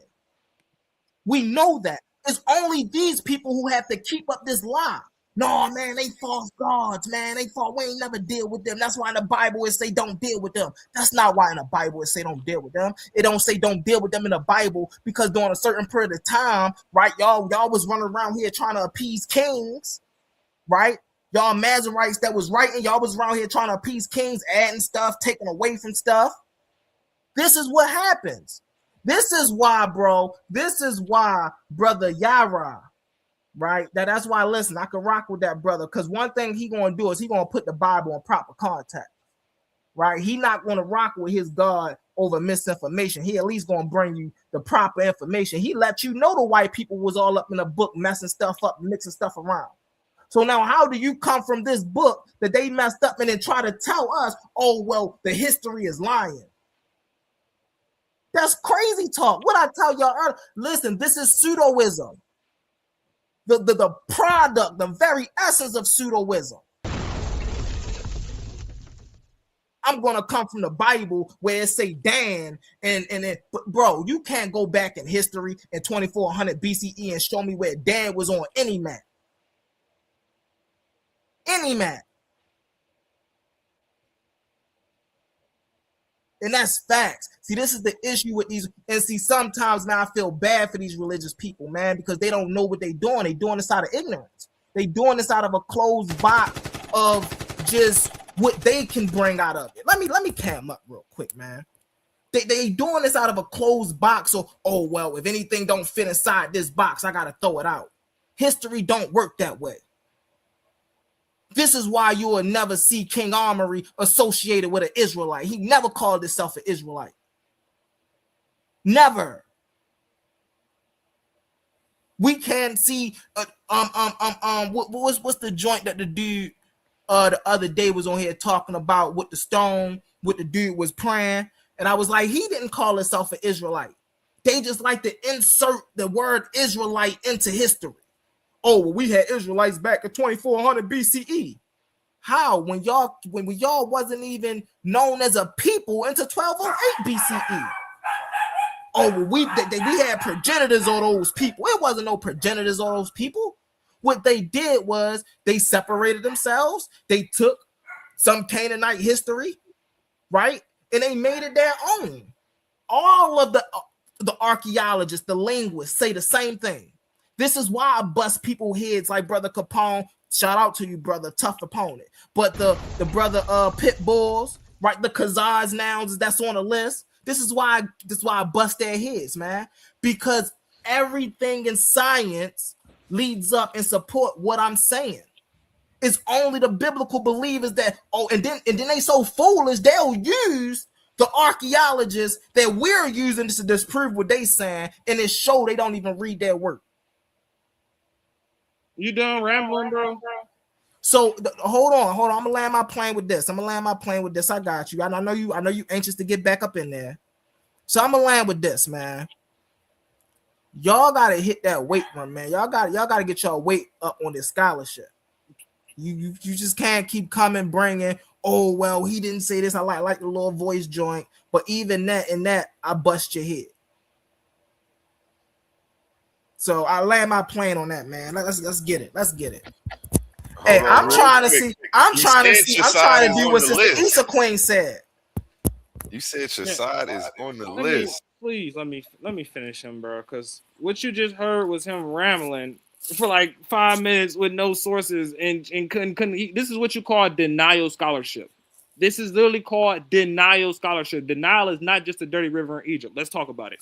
So we literally had an artifact from 800 something BCE that told you the tribe of Dan occupied this land since ancient times, and you just gonna listen to humble mystics somewhere here and say it wasn't no tribe of Dan. Are we serious? Who needs to step their scholarship up? Can you show us? Then I just showed it on the screen, bro. What are you talking about? From the Bible, can you show us a history? Bro, we don't want to see no Bible ain't a credit. That's not a validated source. We don't get a Bible no credit over here. Humble. That's how I know you slow. That was from the Meshe stuff. That was from an archaeological artifact. That was from an artifact, bro. That was not on no artifact. Okay. That was not on no artifact. Okay. Let me show you how dumb this is, bro. Let me show you how dumb this is, my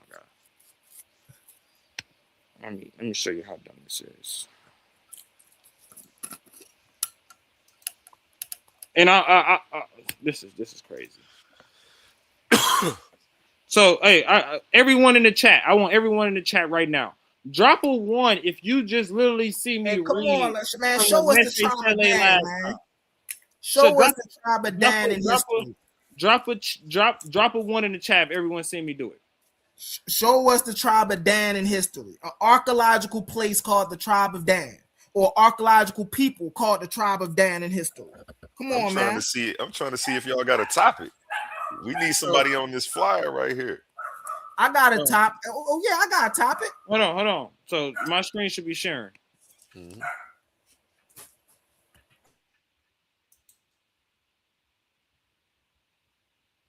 My screen should be sharing. My bad. I gotta pull this down first. Then let me make it bigger. Take these comments off. Go ahead. Yeah. So let me do this too real quick.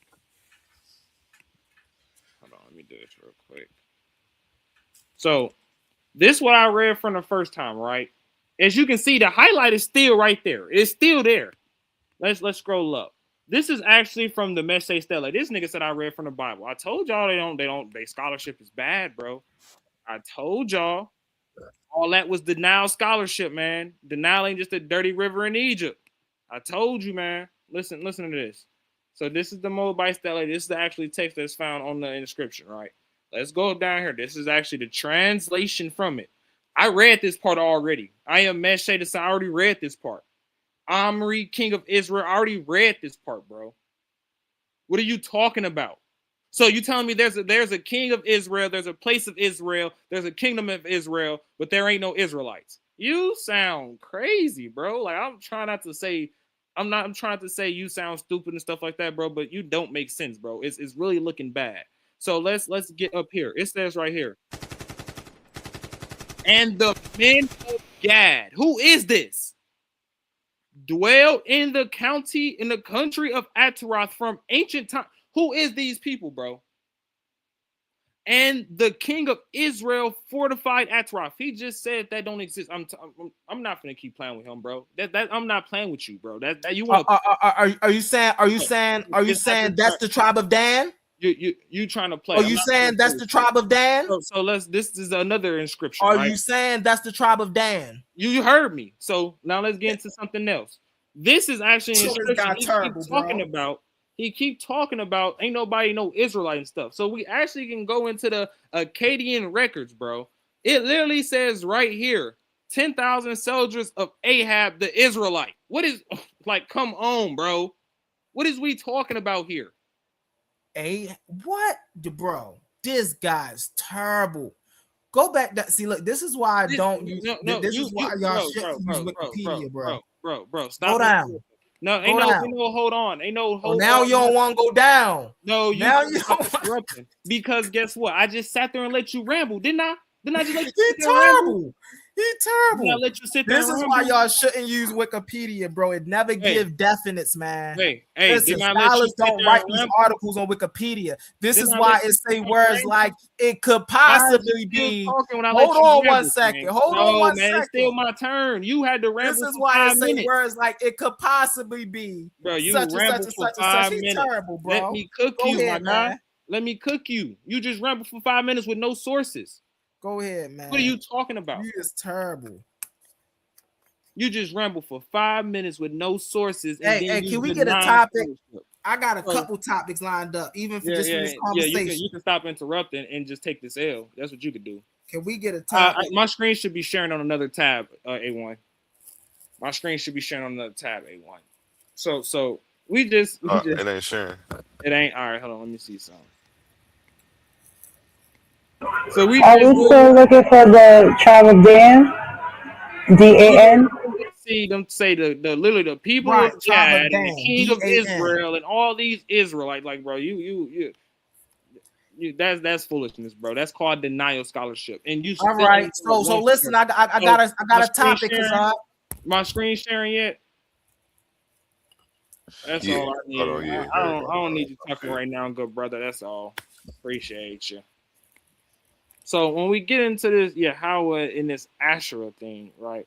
The first thing they try to go to is that the image shows that this is supposed to be Yahweh and his wife Asherah. So let's actually get into this, right? They try to argue that the drawing is related to is in the inscription are related immediately below. It says this: the picture shows two standing figures resembling the minor Egyptian god Bes in a seated figure, thought by some to be a female, but Hadley on page 196 to 201 to be probably a male playing the lyre. Gilia suggests that the picture illustrates the inscription and that two of the figures are Yahweh and the goddess Asherah. But Gilia has followed opinions have differed about the identifications, right? So if you really actually get into the scholarship, he keep talking about William Denver. Why he don't actually pull up the different scholars that actually He just go into agreed with me. No, He's terrible, no. bro. Hey, you, bro, stop interrupting. For one, stop interrupting. He didn't even let me make the point yet. He wanna try to argue about William Denver and his interpretation. If you actually pull up these scholars, bro, they don't even know which figure is supposed to be who. They'll say, "Oh, this figure is supposed to be Howard." Oh no, that one over there is supposed to be Howard. They don't know. And you really want to get the drawing itself has nothing to do with the interpretation. But let's actually get down to the phraseology about the inscription and everything, right? Let's actually get down there. All right. Let's skip all the talking about the pictures and stuff. Let's get down to the fact of it all. It says further, if the writer of the inscription had intended to refer to Yahweh in his Asherah in the sense of Yahweh in his consort Asherah, it would have been possible to do so in a way that corresponds with the Hebrew idiom as attested in the Old Testament. The writer could have attached a pronominal suffix to a noun denoting a relationship, as I pointed out. He could have simply written Yahweh and his wife Asherah, thus as an examples in Genesis, right? When we see Abraham and his wife Sarah, right? And it says it is also possible to cite other examples of the phrase containing a name with a pronoun. A phrase containing a name or a pronoun followed by the name of someone connected with the person, the first name, and then followed denoting the relationship with the pronominal suffix is attached. Meaning every time we get into the Hebrew, it always explicitly states the relationship between the two individuals. Why is that missing in the inscription? He don't know because he don't follow the scholarship behind it. Right? That's the problem. He wants to try to act like he's dealing with scholarship when really he's dealing with confirmation biases. That's what he's really dealing with. Right? Let's get down a little bit more. I'm gonna get down to the conclusion because I know I ain't gonna have time to read all this. You don't actually deal with scholarship. I know you ain't gonna let me read all this. Let's just get down to the conclusion of the matter. Right? Get me down. This is what real, you know what I'm saying, reading look like. It ain't something that you can just simply just pull up, you know what I'm saying? Okay, here we go right here. Where we at? Let me see.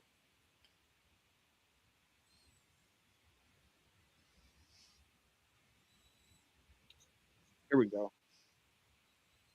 It says right here. However, in Second Chronicles, right, that says that the people of Judah served Asherim and the idols, right? And if the people could serve the idols, it was possible that they could say the service. They said to serve the symbol of a goddess. It is thus clear that the plural Asherim could be used as a symbol of Asherah, and that is the normal usage in the Old Testament. The plural does not necessarily imply that there was believed to be more than one Asherah. It's literally telling you the name Asherah in the Bible, bro, is literally is referencing to the figure. It's not talking about a deity, bro. It's not talking about a person. It's not talking about the actual deity. You actually got to get into the scholarship and actually read what it's talking about, right? It says this. I want to get to the right point, though. I want to get to the right point.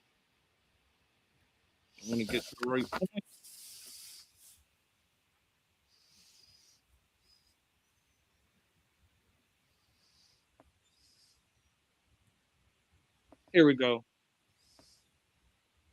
It says, so as far as I presented as a case that the term Asherah is to be translated as his Asherah, the literally the wooden object, rather than his Asherah, the deity, right?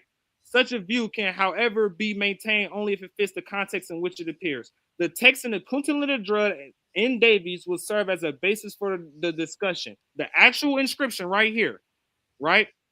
The first three words of the translated, I bless thee by Yahweh T-man. The preposition introduces the name of the deity whose name someone is blessed, as in Davies, right? And probably in Telerad and also in Kubrile El Khan.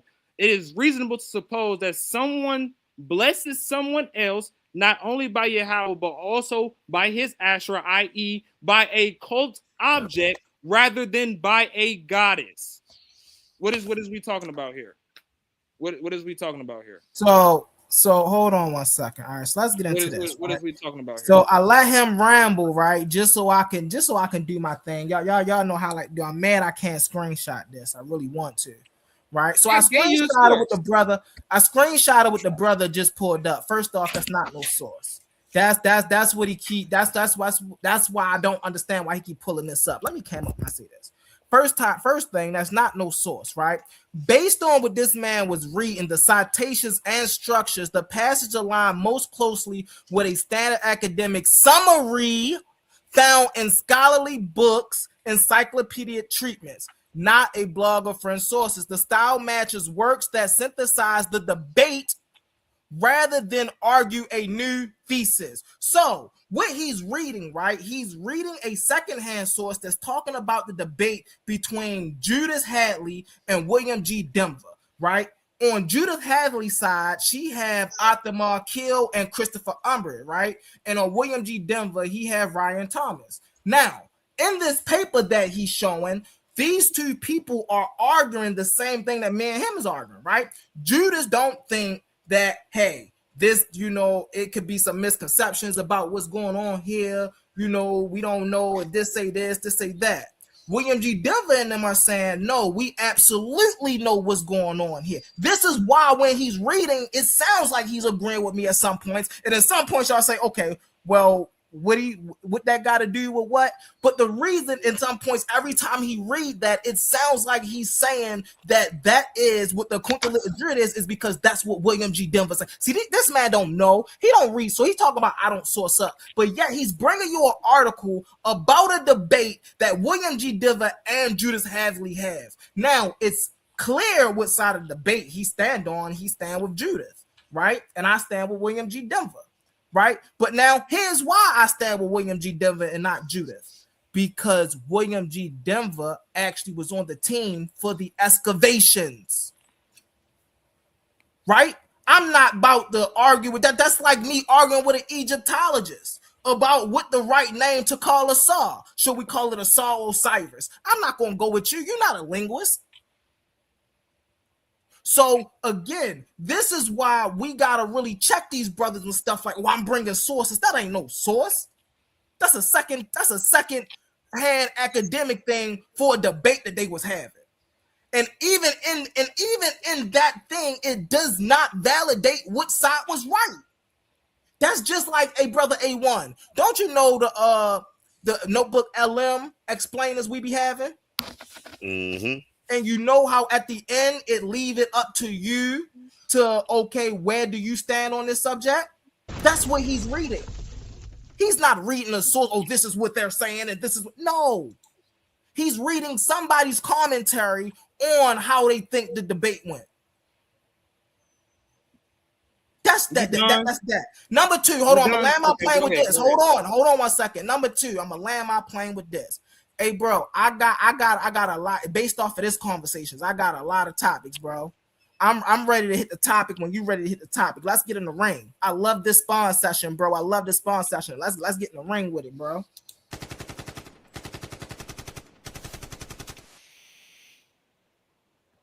You done, brother? You done? I think he's done. You got the floor. All right. So I land my plane. So I'm going to read the abstract for you of the article that I just read. It says the article discusses whether Asherah in the phrase Yahweh in his Asherah in the inscription Kuntalit Dra and Carabit El Comb refers to the goddess Asherah and her wooden symbol, her here rendered Asherah. First, it is argued that the drawing on Pithos A does not illustrate the inscription. So that's what I mentioned because I'm summarizing because I'm not trying to read every single thing, right?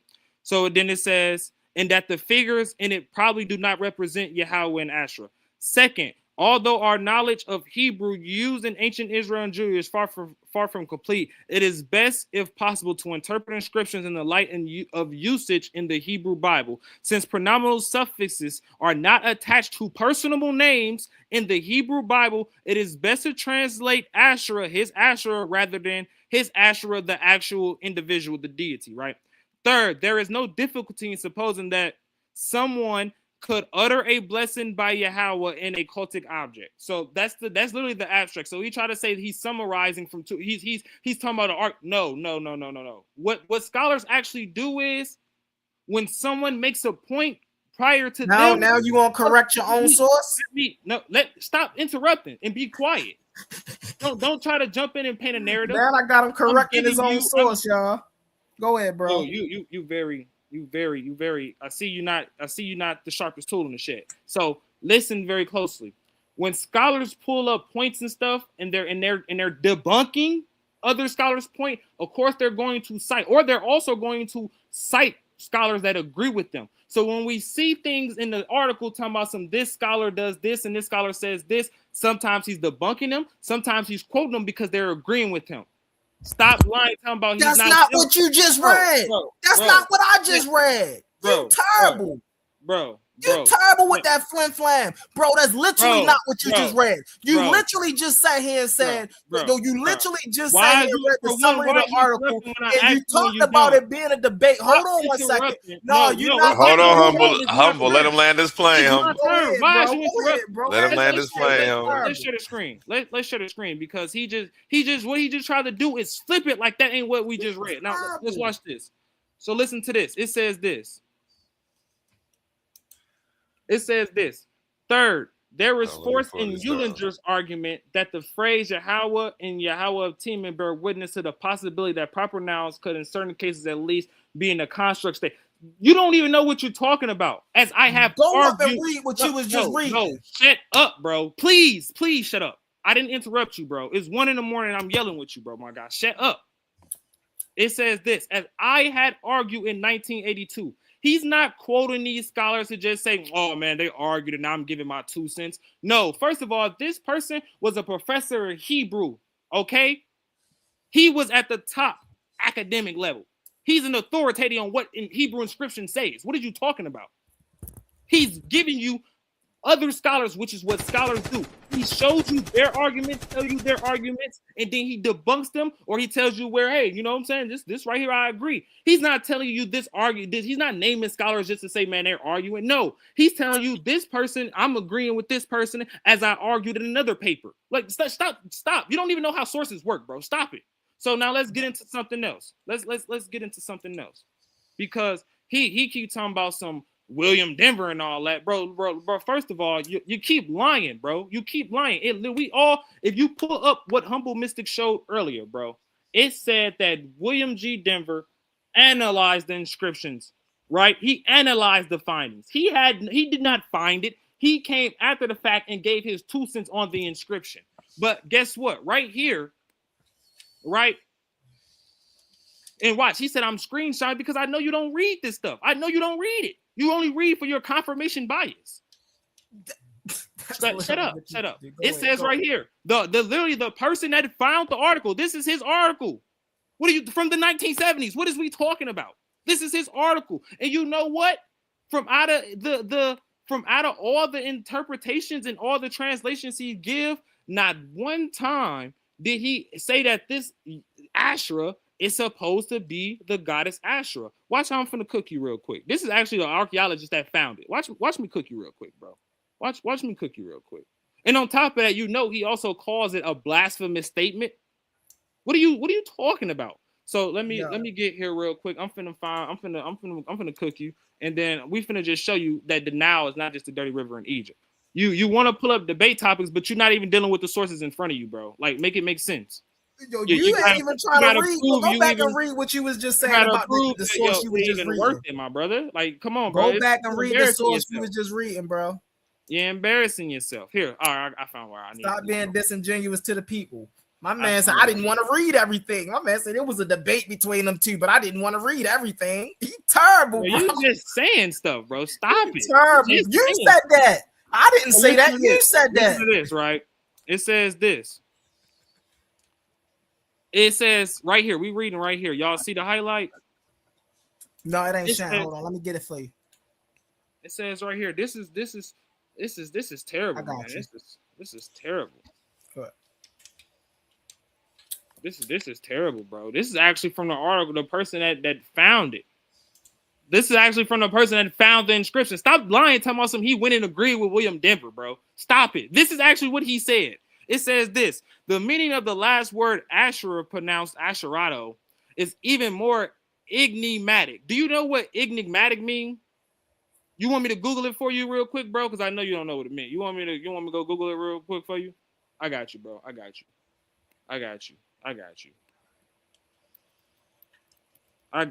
Because I see people come across these words and they don't even know what this is talking about. So it says this: enigmatic, right? Difficult to interpret or understand, mysterious, strange. It's weird, right? Let's go back to this inscription, right? It says this: Asherah is a pagan female deity mentioned frequently as the consort of Baal, but the two ended in a possessive form, and this form is not used in Hebrew in connection with a proper name. However, if Asherah had the generic meaning of a female deity who was Yahweh's consort, then the possessive form could have been used. Asherah or Asherat also has two other meanings. One is an object, usually a tree, which symbolizes a deity. Then the second, Sela or holy or holies, the shrine. With either of these two meanings, the possessive ending O will be grammatically correct. Thus, it will be proper to say his Yahweh's holy of holies, or his Yahweh's tree symbol, or his Yahweh's consort, with it being a generic word, not it being a proper noun. Right? It says here. I want to get down a little bit more. I heard consort though. I heard that. Issa, come bust it, man. Listen, did you hear it in its proper context? Hey, I thought Kazan was a solid one, bro. We got him switching up over here. Listen to this. Switching up over here. However, it's right here. If, however, Asherah had the generic meaning of a female deity who was Yahweh's consort. Do you not know what a generic meaning mean? Do you not know that means it's not talking about actually Asherah? Like, stop listening to what you want to hear. Wait, what do you think? Wait, hold on. What do you think that sentence means? Bro, let's read it back from the beginning, okay? Because I see you're kind of you're not understanding. It says, but the two ending in a possessive form, and this form is not used in Hebrew in connection with a proper name. Do you not know the difference between a proper name and a generic word? Do you not know the difference? This guy's terrible. This guy's terrible. Thank you. Keep reading. Can you keep going? Says if Asherah had the generic meaning, a generic meaning. Do you not know what the difference between a proper name and a generic meaning mean? Oh, okay. I thank you. And it says this. Let's keep reading. Because it got real silent when you had to actually deal with. I actually wanted you to finish reading the sentence, but you can keep on going. Real silent. What's the difference between a generic meaning and a proper name? I'll wait.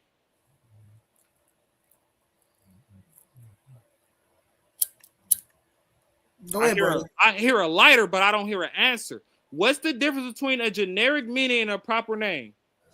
A generic meaning is something you can ascribe to anything. A proper noun is something that's placed solely to a specific thing. Go ahead. Oh, so it's telling you that if it had the proper name, it doesn't make sense. It doesn't. If it's talking about the actual name of Asherah, the deity, it doesn't make sense. But just the generic meaning that's not what that is. It makes sense. Go ahead. All right, that's not what I got from that sentence. That's why I wanted to hear what you were saying. If I could get in here real quick, hold on one second. If I can get in here real quick, right? Once again, I had to do the screenshot. You have a problem with actually understanding outside of what you want to understand. All right, hold on one second. So right here, let's get to the last part. right? Let's get to the last part. Let's get to the last part. It says, thus the interpretation by Yahweh and his Asherah, right? By Yahweh and his Asherah, and keeping it with attested usage, whereas by Yahweh and his Asherah, the actual deity, lacks any clear analogy in Hebrew. Y'all see the screen, right? You see the screen, right? Oh, okay. Okay, put the lighter down, put the drugs down, and stop trying to read what you want to read. They're literally telling you that. Can you finish the sentence? I want to. Asherah being called, but it's literally telling you. Hold on. It Pull the being screen called back up. Pull the Asherah. screen back up, Josiah. I got you. I He's trying to flim flam, bro, and he's not getting out of this one. He's trying to flim flam. I don't know what's going on. I'm over here messaging somebody. First off, he admitted to reading certain parts of the article. It says this. It says, thus the interpretation of the word. Wait, can you share it? I'm I sharing. got you. I'm sharing. I'm sharing. You see it? Now I do. We're reading right where it highlights that. It says right here. Thus, the interpretation of the words Yahweh in his Asherah as by Yahweh, and notice this is meaning that is not a proper name. This is not a proper name. His Asherah is in keeping with attested Hebrew usage, whereas by Yahweh in his Asherah, this being a proper name, lacks any clear analogy in Hebrew. This is what it keep telling you. For you to Wait, can you move up a little bit? Can you move up a little bit? Oh my goodness. Yeah, just a little bit. Oh my goodness. It literally keeps telling you that for you to try to interpret the inscription that Yahweh and his Asherah is talking about the name of the deity, it's actually talking about the deity, does not make any sense in Hebrew. It's unattested. It's not what it's saying. Like I don't understand how what's wrong with y'all. But I would love for you to move it up just a little bit. Could I not You read to it? comprehend what that just said. I'm trying to, with all of the information that I could get out of it. So can you move it up a little bit? Like, why are you being so testy?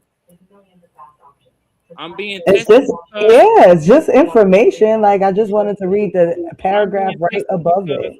If you want me to sit here and actually read the entire article and go, I didn't ask you to read anything to me. I just asked you to move up a little bit. You are the one I'll give refusing you to the move article. up. How about that? I'll give you the article and you can read everything on your own. How about that? It's called. I just saw something that I wanted to read. Is it that hard for you to I'll just give you the article so continue you to can read share it it on for your a own. second?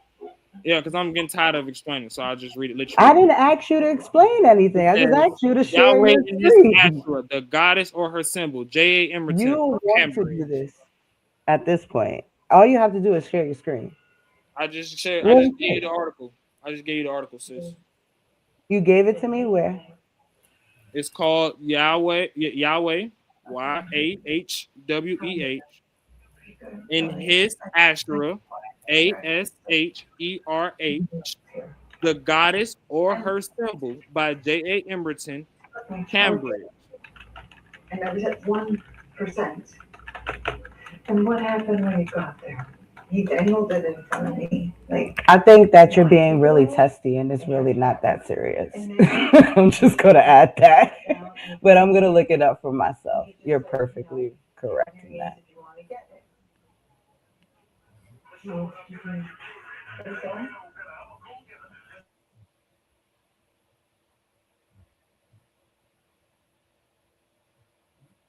Yeah, so that's how you shut down Humble real quick, man. This guy, I'm waiting on some scholarship. Hey, that's a horrible. Hey, if that's what you call shutting down Humble, that's horrible with it, All right, Brody. show me that primary for the Yahweh and Elohist. I'll wait on that. Show me That's that there was no Yahweh before exile. I'll wait on that. Like you just got cooked in everything. Who said there was no Yahweh? You said Yahweh? I could show you there was no Yahweh before what? You just got cooked in everything you said. What you say before what? Before the exile. Okay. I could show you Yah. No. I could show you. We can agree there was Yah, but there was no Yahweh or no Yahweh It wasn't none of that back then. You got cooked, hey. You got cooked.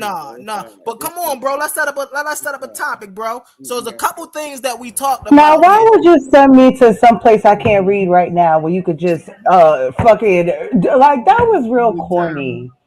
But like so we talked about a couple things. Weirdo. I wanna number one, there's a topic. I would debate you on the fact that anywhere in the times of 2000 BCE to 1800 BCE that there was no Israelites. I would also debate you on the fact that on this subject that we having about the Kuntalita Druid. I would debate you on that. I would debate you on the fact that Yahweh and Elohim or Yah and El are the same deity. I would debate you on the premises that the Habiru, and the matter of fact, I already did that with Brother Capone. Man, listen, we got topics set up over here, bro. Just pick whatever, or you come up with a topic, bro. We can listen. I'm smoking you on any one of them, bro. Any one of them. I hope you really do. Smoke. I'm still waiting on one about information. Come on, man. I'm waiting. Let's get into it. Well, what topic you want? I'm waiting for any source. Humble said he's saving his sources for the $50. What topic do you want? I'm waiting for at least one source for the Yahweh and Elohim. I'm waiting for one source, bro. You see how he going to dance around the bush, A1? He don't want that smoke for real, man. So you just got challenged live. You just got challenged live. What are you talking about? You don't want the smoke. I'm the one. So I'm asking you. Let's set up the debate. The source is already out there, nigga. Let's set up the debate. Y'all see how he? Y'all see how he flipping this? He trying to dance, bro. You can't dance out of this, bro. You can't dance out of this. We here with it. Let's set it up. You pick a topic. I could pick a topic. It is what it is. So you ain't got no sources, bro. Listen, you stuck on us. Let's get to the topic. You tell me you ain't got no sources? Let's get to the topic. Let's get it. So you don't got no sources? Hey, I'm willing to y'all got to pick a topic and save y'all. I'm willing to debate that the Kuntalita Druid, right, actually talks about Yahweh and his consort Asherah. What's up with it? Yeah, don't give it all away for free, side. Save a little bit for the 50. Well, come on now. If you feel like you got a topic that's better than that, let's get it.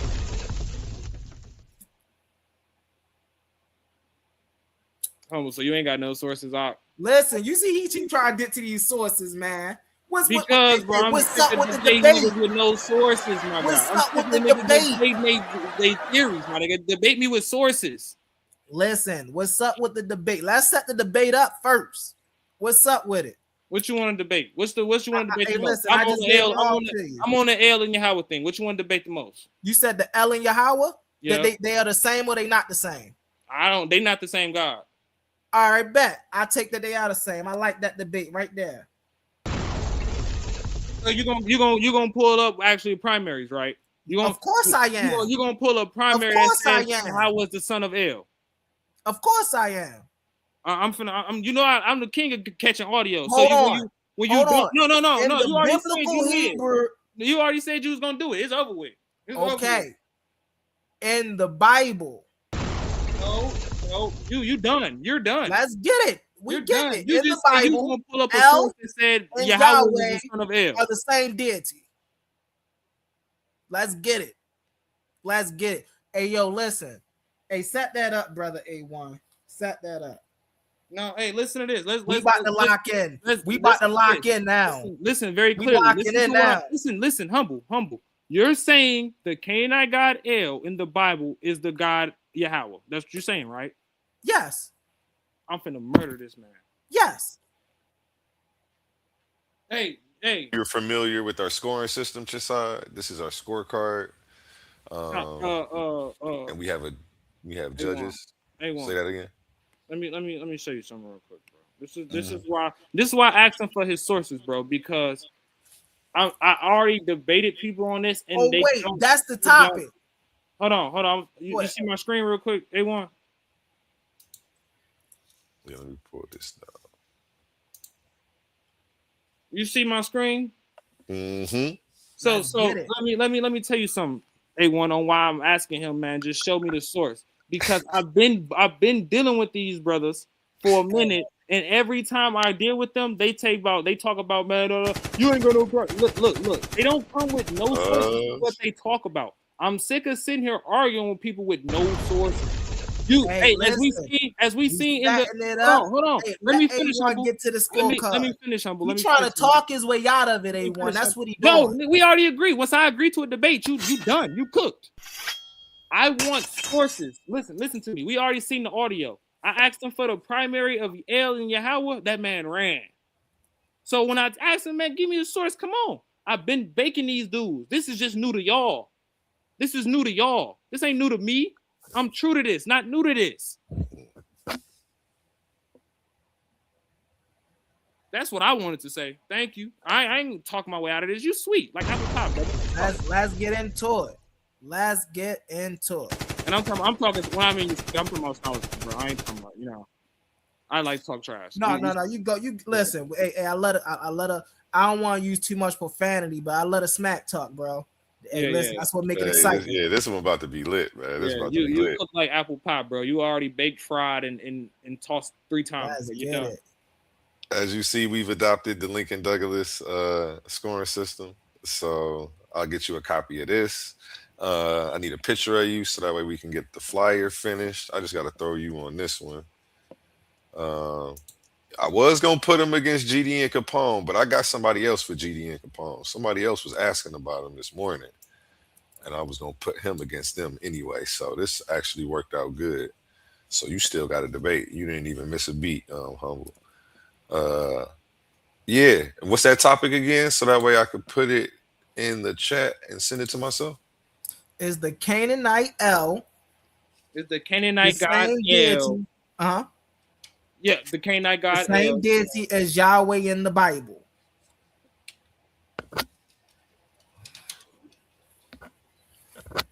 Keys, the same deity as what? As who? Is the Canaanite El the same deity as Yahweh in the Bible?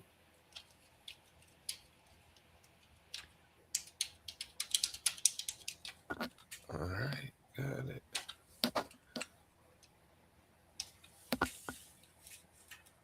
Hey, you know what we say around here, gentlemen? Tighten up. We got a debate. It's going. And real quick, let's go to a word from our sponsors. Tomorrow, even though this ad says Saturday, today it's already Sunday. So yeah, today, Sunday, 8 p.m. Eastern, only here on Titans Debate League. Can you catch this one? This Saturday, March 8th, history steps into the arena, only on the Coliseum of Arguments, hosted by Titans Debate League. It's the clash of cosmic proportions. In one corner, the smooth strategist, the verbal tactician, the man who bends rhythm into reason, Suave Boss. And in the opposing corner, the architect of quantumoliism, the philosopher of the infinite, the mind that dares to question reality itself, Quantum Truth. The question shaking the pillars of existence: does Mother Nature need Father Time to exist? Is nature eternal? Is time the necessary foundation of all things? Or are we witnessing the collapse of a cosmic illusion? 2 titans, 1 stage, no escape from logic. Saturday, March 8th, only in the Coliseum of Arguments. Enter the arena and witness eternity on trial.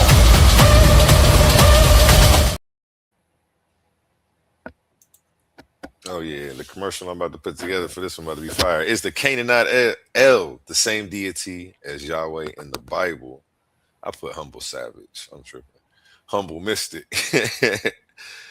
Definitely a Humble Savage though. Humble Mystic versus Chasad coming soon. Only here on Titans Debate League. Better believe it. Tighten up, gentlemen. It's going down. Protect yourself at all times, man. Here at Titans Debate League. Back to you, gentlemen and ladies. Peace and blessings, y'all. I'm actually about to hop off. I was just about to say the same. Oh, go ahead, Sister Issa Queen, and then I can go after you. Yeah, I'm about to log off. I'm definitely going to hit you up later, A1, about, the dates for the presentation and the debate, I guess. But it's really just those 2 days that I already told you. Great conversation, y'all. Kasad, you gotta learn how to share, brother. That wasn't cool. And I want everybody to have a good night. That's about it. Have a good night, sis. See you soon. See you soon. Appreciate you pulling up and dropping that knowledge on us. Decide you want to close out. Give your closing remarks. Yeah. Can you hear me? Yes, sir. Yeah, I want to share something with Humble real quick, because the brother be talking about some the primaries and stuff. So I want y'all to understand something. William Denver is not the primary. Mark Smith is not a primary, right? He gonna keep on talking about some primaries, and watch, those the same type of he gonna keep on pulling up scholars and not the primary, right? You're not gonna see him not one time actually pull up from the Dead Sea Scrolls. You know dang well he can't read the Dead Sea Scrolls. So I want to share some with Humble real quick. Why he like to talk about primaries and stuff? Because I already called your brother say out on some, and I want you to hear some. I'm actually at work. I want you to hear something real quick, brother, because it ain't. I'm not, like I said, I'm not new to this. I'm true to this, brother. I've been cooking your brothers too. Listen to this. I'll get up here and fight with y'all. I'm actually at work. I was listening to the conversation. I was kind of confused on where y'all disconnect was, so I jumped on so I can get clarification and understanding of what y'all are arguing when it comes to these sources and stuff. Because honestly, it didn't seem like nobody ever had a problem with sources or pulling up sources in this primary and all that until I started cooking y'all. So I really just want to understand the argument. I'm trying to understand what's really been said. Hey, you know what, because it's a little bit of relevance to that. That's not how I say. Can you hear? That's what I said. Okay, yeah. Your own brothers admit that y'all been doing that source and stuff because I've been cooking y'all, bro. Y'all been getting cooked. Can you share my screen, A1? Yep. Yeah. So you, I'm telling you, bro. You better go. Remember I pulled this up on y'all and I had y'all in denial. You remember that? You remember this? This? The autobiography of Amos, son of Abner, records jubilantly that during the campaign in Nubia, slaughter was made among them during their dependence was carried off as living captives. That wretched Nubian. Remember, I brought this out and y'all had y'all all hectic and in denial, like the dirty river Egypt, right? Yeah. Then all y'all kept telling us, "Oh, that's not source. That's not source." So I had to switch the screen, right, to show y'all, right, that these brothers love denial scholarship, the dirty river in Egypt. So what they will tell you is that's not sources, that's not. But as we can see, what do we see right here on the screen? It says Amos, the son of Abner, autobiography, right? And then what do we see down here? We see your meta nature, we see the transliteration, we see the translation, right? And if I want to, I can go to the exact part that they're quoting from and show it in the article. So when he get up here and lie and talk about these ain't sources, I'm telling you, you're gonna die in that debate, bro. You better really come with it, bro. I'm telling you right now. I'm telling you this as a warning. I'm trying to let you know that if you get up here and think you're not gonna be able, and think you're not gonna pull up the primary text that says what you say, and I'm not gonna call you out on it, you're sadly mistaken, brother. Listen. So let's get it. I cannot wait. You sent that picture over, Shasad? The brother Kazad will definitely sound like a formidable opponent. Send that picture over before you go to sleep, man, so I can have that done by tomorrow. The energy he bringing, but make no mistake, when we do debate, it will be BTA. Right? all this flan, he talking. And I gotta give him, I do gotta give him credit because the brother Ashe did come back over the Beagle, was like, yeah, my man, cause I do something for me I wasn't ready for, you know. But that's something as genuine scholars we do to one another, right? We do give credit when credit is due. You know what I'm saying? And we always, you know, and I do want to say we adopted Unc's frame of thinking when we say source up or shut up, right? We adopted that over on Bigo. And when we speak and when we get into these, that is what we demand from one another. We do demand the sources. You know, we do argue the scholarship. We get it in with it. You see what I'm saying? Now, with all that said and done, right? Let's get into this debate because I'm ready for this. I'm most definitely ready for this. I'm letting y'all know. So y'all been seeing me on a hosting tip lately, right? But what El Doctor say, humble, what do you say, humble aggressive? Listen, that's how I lock in. Y'all ready for it? You feel me? I want to appreciate brother A1 as always, Sister Issa Queen from coming through, brother Kazai for coming up here, you know, brother Capone. Hey, listen, as always, I appreciate everybody for just the support, the engagement. Listen, there's no us without y'all, man. And with that, I land my plane, humble out. I appreciate you, brother. Peace. Closing remarks, Josiah? Oh, Con, that was my closing, man. I appreciate y'all always letting me on the platform. I sent you an email, bro, with my number in there, so you just gotta just text me. Got it. I got it. Yeah. And Bet. appreciate y'all letting me on, man. And peace and blessings to everyone, man. I hope y'all have a good tomorrow. I mean, it is tomorrow, so I hope y'all have a good Sunday. Shalom.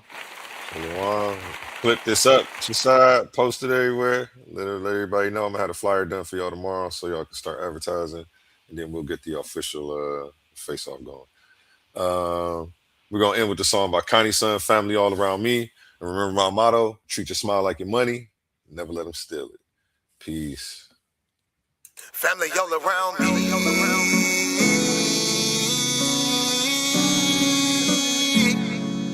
Family all around me. He my family, she my family. He my family, she my family. He my family, she my family. We are family. We might have the same last name, but that don't make you my family. I got some people with the same blood, and I know that they can't stand me. I got some people I call that ain't kin that's gonna pull up and handle it. They take care of that business like family. We come from them trenches like family. They talking, you listen, that's family. They don't tell your business, that's family. They calling your phone, coming looking for you. They say that you missing, that's family. They don't need permission, that's family. When you hurt, they can feel it, that's family. Let them come while you're cheering, that's family. Let them come when you living, that's family. Family all around me.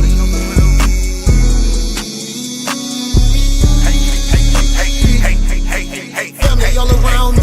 He my family, she my family. He my family, she my family. He my family, she my family. We are family all around me.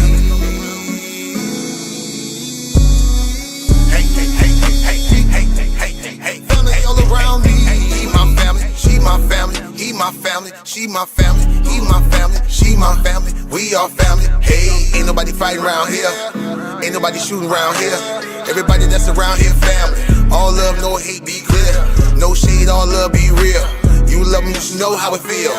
Tired of all these badass kids. Tired of paying all these bills. Family going through the same thing, so they know exactly how you feel. They supply a shoulder I can cry. I provide a place where they can heal. Leave my money out, they don't steal. Let them have it if it's for a bill. Soldier for me when they in the field. Only way I live. Family all around me.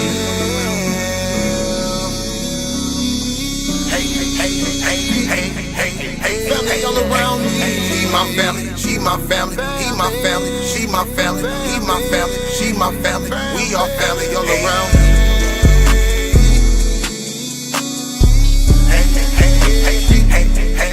Family all around me. He my family, she my family. He my family, she my family. He my family, she my family. We are family. We might have the same last name, but that don't make you my family. I got some people with the same blood, and I know that they can't stand me. I got some people I call that ain't kin that's gonna pull up and handle it. They take care of that business like family. We come from them trenches like family. Family all around me.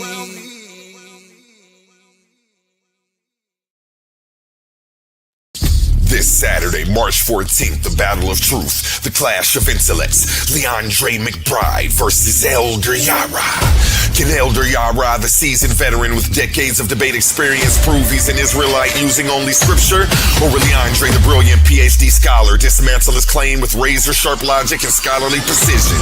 It's a high-stakes debate where faith meets knowledge and history is on the line. Two giants, one question. Can Elder Yara prove his Israelite identity through the word? This is a battle you don't want to miss. Tune in to Titans Debate League and witness the ultimate war of words. Who's got the facts? Who will leave the other in the dust? The countdown to the debate begins now.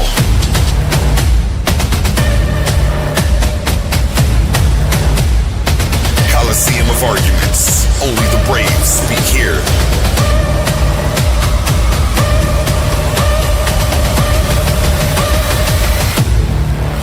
Are you not entertained?